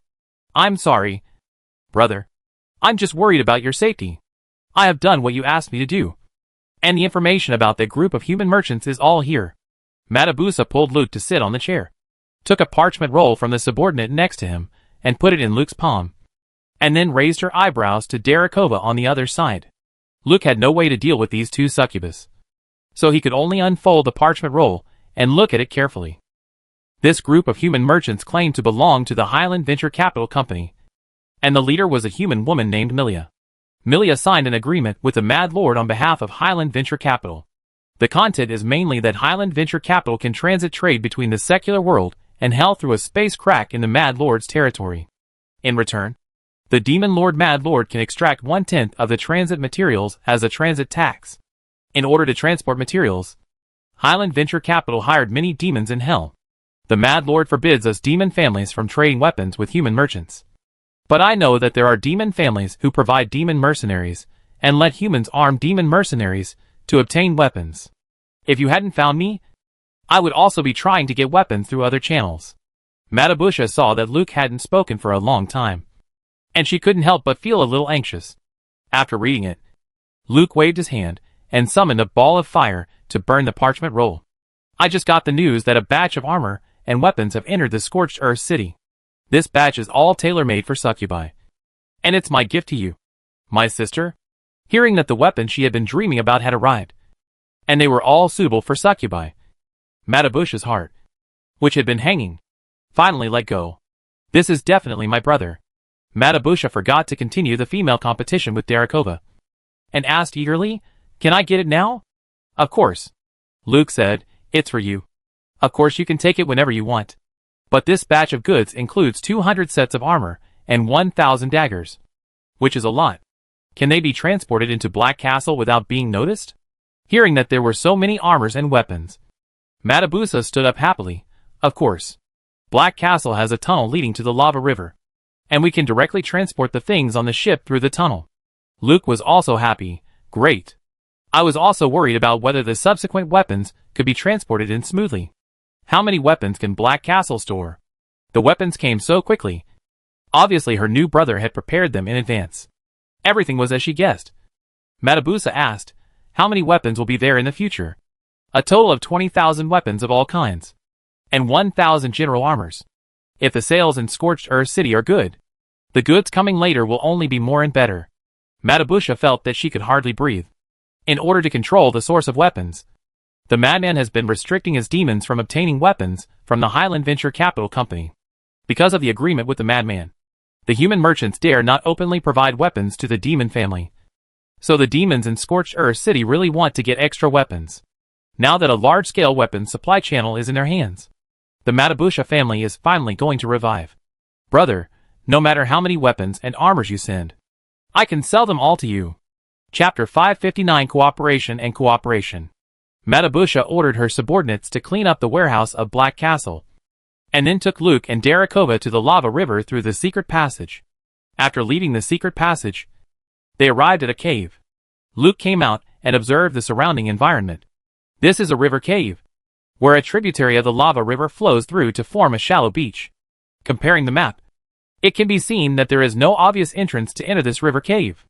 The sarcophagus ship needs to be half submerged and crash into the dark river channel from a specific position. Otherwise it is difficult to enter. Matabusha told Luke how to enter the cave from the outside. Luke asked Darakova to dive out of the lava river and bring the sarcophagus ship of the Red Flame leader in. A group of succubi from the Matabusha family followed Darakova out to set up guards around the entrance and cover the sarcophagus ship's infiltration. Once the succubi left, only Luke and Matabusha were left in the cave, facing the lava beach that was constantly bubbling upwards. After a moment of silence, Matabusha took the initiative to ask, "Are you really my twin brother, who was sent out of hell since birth?" Luke stood on the shore, watching the flames rising from the bursting bubbles, and did not answer for a long time. Matabusha waited for a moment and said, "Father always seems to have a lot of secrets. And even Mother doesn't know those secrets. I know that my father has a secret room in the Scorched Earth City, where he hides all the secrets and waits for his son to find them. I think those secrets have fallen into your hands." Luke kicked a stone under his feet into the lava, and then replied, "Matabusha, since you have inherited the Black Castle, don't think about things that don't belong to you. What I brought you is much more valuable than what I took away. The Matabusha family will rise again and become the largest demon family in the Scorched Earth City." Matabusha asked, "Why are you so sure?" "I'm afraid these weapons alone are not enough to fulfill your promise just now." Luke kicked another stone into the lava. "If I say I will help you become the succubus queen of hell, will you not believe it even more?" Matabusha laughed. "Of course I don't believe it. Hell is the hell of demons. Even if some demon families are powerful enough to override the demon lords, they dare not openly take the territory as their own, because it will attract the collective attack of all the demons in hell. The status of demons in hell cannot be challenged." Hee hee. Luke shook his head and kicked out a stone again. "The door of opportunity is open to you. Before I find another candidate for the succubus queen, you can join in at any time. Now sell my weapons well, and turned the scorched earth city into a barrel of explosives placed on lava. Bang! Magma splashed, and a sarcophagus ship suddenly rose from the lava. Matabusha's attention was attracted by the sarcophagus ships that emerged one after another, and she didn't think about what Luke had just said. The sarcophagus ship docked, and Luke took Matabusha on board to count the cargo. 200 sets of succubus armor include breastplate, skirt armor, wrist guard, and diamond arm shield. The protection is enough to protect the important parts of the body, and the weight will not affect the succubus's special swiftness. The inner layer of the armor has reserved enchantment grooves, and enchantment materials can be added as needed. The lining fabric uses a kind of fire-resistant silk, which can provide a certain degree of protection against puncture. The blade of the dagger is all made of industrial-grade alchemical materials, which greatly enhances the armor-breaking ability and can effectively deal with the natural armor layer on some hell creatures. In addition, there are more than 20 sets of hand crossbows and 2,000 special crossbow arrows, with an effective killing range of up to 500 meters, and with armor-piercing and magic-breaking enchantments. Due to the expensive materials and complicated production process, Luke was only willing to give out so much to give away. After seeing the goods delivered this time, Matabusa praised the quality of the weapons and armor. She put on the succubus armor in front of Luke without hesitation, installed the arm shield, and inserted the short knife into the scabbard reserved in the skirt armor. Finally, she picked up the hand crossbow, pulled the bowstring, and pressed a crossbow arrow. Aim! Bang! An arrow shot through a slave demon on the shore, and the crossbow arrow was deeply nailed to the ground. The whirlwind at the end of the arrow spun for a long time before disappearing. Thank you, brother. These weapons are better than I thought. Can I move them all now? Yes. With Luke's consent, Matabusa immediately ordered the slave demons to move the goods, and at the same time distributed weapons to the succubi who followed. For a while, the boat was full of spring scenery. Darakova was also shocked. I am still a little far from becoming a real succubus. If he could take pictures, Luke really wanted to take pictures of what he saw. You know, in the game. These are harmonious pictures, which players can't see. Luke looked at them unscrupulously and responded to Darakova. It's just that the values of the two races are different. The subsequent transactions here will be handed over to you. I will not accept conventional ores that are inconvenient to transport, and let them all pay with silver diamonds. Darakova was also enjoying the spring scenery. When she heard that Luke handed over such a big business to her, her lustful heart disappeared. I am responsible for the transactions here? What if I don't know how to do it? Don't you know how to pay and deliver goods at the same time? With such resources, wouldn't your intelligence network be established faster? Okay. Darakova thought that this kind of transaction didn't seem to be difficult. The succubi changed their armor very quickly, and they were fully armed in a short while. Like a knight with special skills. 200 sets of armor and 1,000 short swords were quickly moved. The unicorn demon led the sarcophagus fleet back along the original route, and Luke and Matabusa returned to the Black Castle to discuss the development of the underground arms market in Scorched Earth City. On the other side of the city, the demon tyrant welcomed his first visitor after moving into Scorched Earth City. In the red fortress full of hellish characteristics, a group of human merchants walked in under the gaze of a group of demons, and 2 hellfire horses pulled a box. The tyrant sat on a high seat with his sword drawn, looking down at the visitors with arrogance. The human merchants saluted the tyrant together. I am Milia, the general manager of the Hell Market Development Group of Highland Venture Capital Company. Tan, who was standing in the front row, said to the tyrant, this visit is in compliance with the last agreement, and we present you, the tyrant, with a gift we made specially for you. Tan signaled his followers to open the stone box and remove the cloth. A set of gorgeous armor appeared in front of the tyrant, but the tyrant did not move. He sat there steadily and watched the performance of the shining gold man. A cold audience, somewhat beyond Tan's expectations. My lord tyrant, don't you like the armor we prepared? The tyrant touched the broken horn on his head and said, my experience tells me not to provoke guys who should not be provoked. The madman said very clearly that the armor given to me should be sent to him first. Are you trying to sow discord between me and the madman? His purpose was seen through, and Tan did not panic, but said, so you are worried that the Mad-Inn Lord will be unhappy. In fact, after you left the Lord's castle that day, I reached a lot of new agreements with the Mad Lord, including that we can conduct business activities without interference.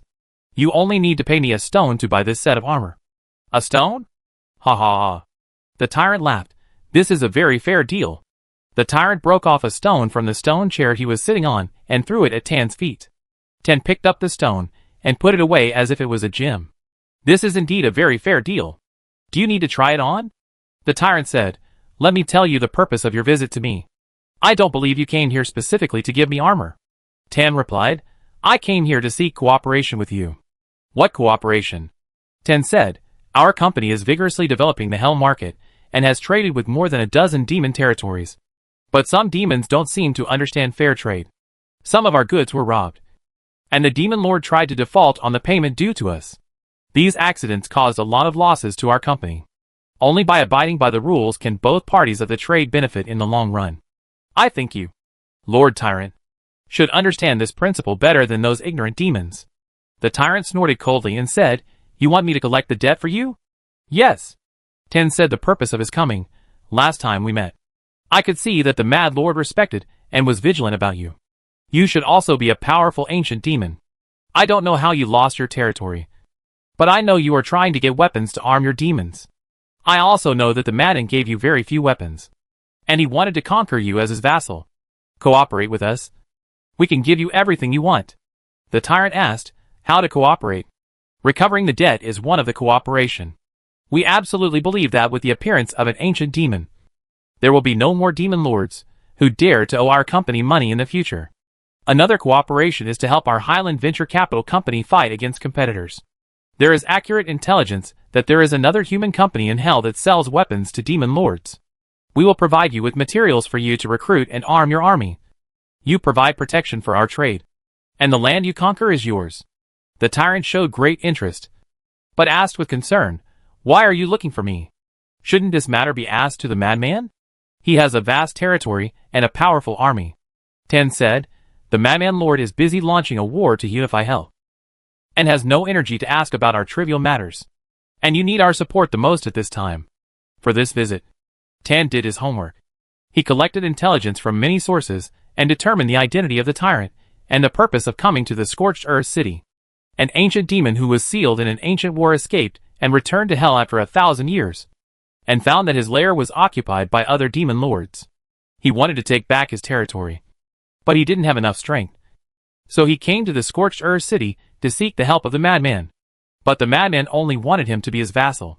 Such a desperate ancient demon is simply a golden potential stock that has hit the bottom.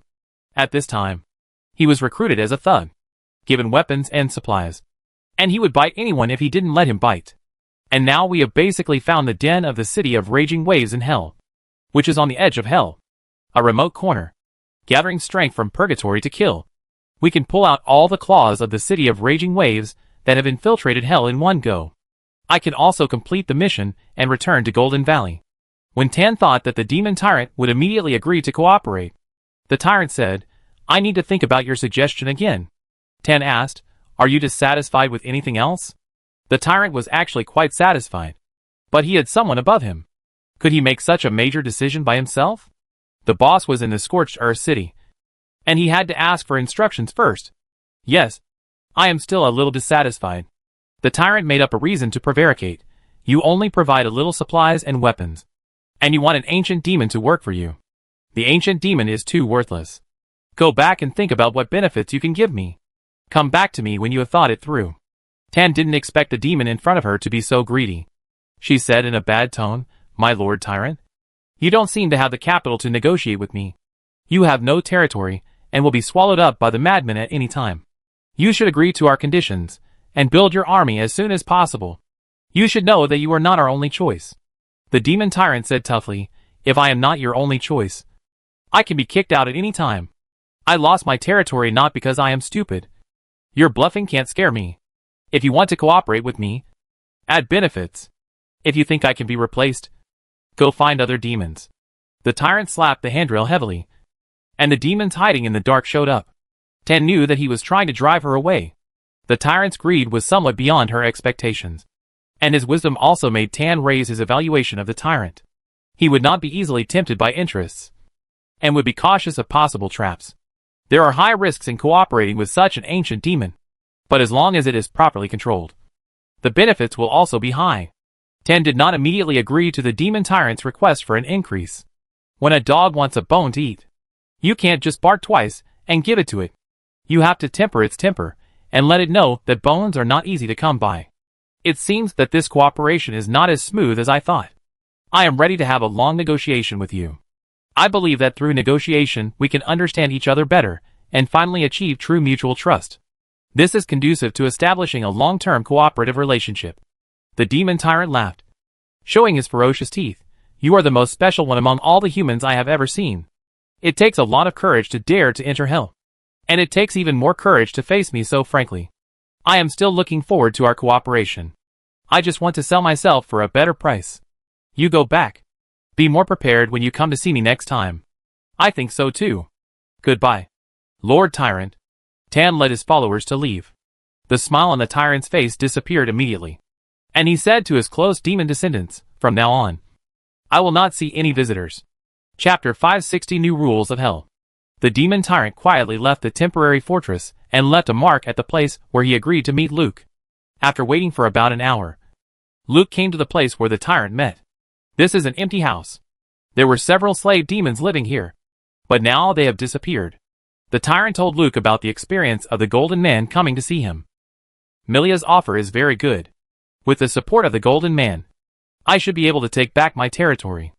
If you need it, I can also backstab them at any time. After listening to the tyrant's words, Luke thought for a while, and then expressed his thoughts. The complexity of the situation in the Scorched Earth City is beyond my expectation. And the situation seems to be very favorable to us. Since the Shining Gold Man took the initiative to find you, I want to rearrange our action plan. The demon tyrant asked, My lord, what do you think? After thinking about his new idea again, Luke made up his mind and said to the demon tyrant, I want to help you become the master of hell. The demon tyrant said in astonishment, Are you kidding? Hell has never been unified from ancient times to the present. Many powerful demons have appeared during this period, but none of them can make the entire hell surrender. That's because their method is wrong. And the timing is wrong. Luke summoned a fireball and placed it in the air, and the firelight illuminated the dim house. Luke used magic to flatten a wall and drew the relationship map of the Scorched Earth City on it. The demon tyrant looked at it seriously, although he didn't believe that he had the ability to unify hell. This guy was a meteorite, and there was nothing he couldn't do so far. The fiery heart beat violently in the demon tyrant's chest. After Luke finished drawing the relationship diagram, he said, During the time I came to Scorched Earth City, I have been looking at this diagram. It explains why no demon can unify hell. Why? Because the class of hell is completely solidified, and a small number of demons rule over a large number of demon descendants. Now the demon maniac is determined to launch a war of territorial expansion, and has also made a great ambition to unify hell. I believe that the demon maniac can win many battles in the early stage with the advantage of equipment. These demon families under the Scorched Earth City will also expand rapidly with victory. But the madman will never allow his subordinate demon families to be too powerful. He will split the oversized demon families into countless small families. So what can these demon families, who fight for the madman, get in the end? The demon tyrant said, They get nothing. Hell belongs to the devil. This is the rule. Yes, this is the rule made by the devil. But when the demons find that they fight for the madman but get nothing, will they still work hard on the battlefield in the future? The tyrant was silent. Luke continued, If the demons are unwilling to fight to the death, no matter how good their equipment is, it will be useless. The demon clans are constantly splitting up. How loyal are the new demon clans to the devil maniacs? Will the old demon clans allow the new demon clans to replace their positions? I am afraid that if they are recruited by other demons it will. Those demon clans that have no future with the maniacs will all run away. The demon tyrant agrees with Luke's analysis. In fact, in his long life, he has seen many demons with the ambition to unify hell, but they all fail because of their internal collapse. The tyrant believes that this is due to the suspicious and jealous character of the hell race. Demons have to guard against demons and demon clans, and even if they have 800 minds, it is not enough. But from what Meteor said, it seems that there are other reasons. Sir, do you have a solution to this deadlock? Luke said, Of course. The tyrant asked anxiously, How? Break the existing class restrictions in hell and introduce a merit-based feudal system. In your eyes, There will no longer be a distinction between demons and demon descendants in hell. And all the hell races that serve you will be on the same starting line. Luke waved his hand. And the relationship chart of the scorched earth city on the wall changed from a pyramid to a performance chart. The tyrant saw that the demons and other hell demon descendants were on the same level on the chart. And even the slave demons were on an equal footing with the demons. This can't be. Hell belongs to the demons. This is a rule set since ancient times. If we do this, the whole hell will be turned upside down. Luke stepped back and looked at his masterpiece, smiling and saying, but the rules set since ancient times have never unified hell. Since there is a problem with the rules, why not change it? The demon pointed at the chart. What if there are demon descendants who have more achievements than demons? Will the demons become subordinates of the demon descendants? What's wrong with that? Think about being able to command demons. Your demon descendants will definitely fight for you like crazy. Think about getting your own family territory from you. Your demon descendants will fight to the death to destroy all your enemies. The tyrant couldn't help but roared angrily. But how can the demons kneel under the demon descendants? Why can't the devil kneel before the demons? Luke looked at the tyrant. Even though the demon in front of him was much taller than him, his momentum was still above the demon. Tyrant, the devils will not take the initiative to support you as the master of hell. But the huge number of demons will use their heads to push you to an unprecedented peak. When you throw the dignity of the devil to the ground, the devil will kneel to you like the demons. The tyrant looked into Luke's eyes, as if he saw another kind of hell. All kinds of complicated expressions appeared and disappeared on the tyrant's face. Finally, he knelt on one knee in front of Luke.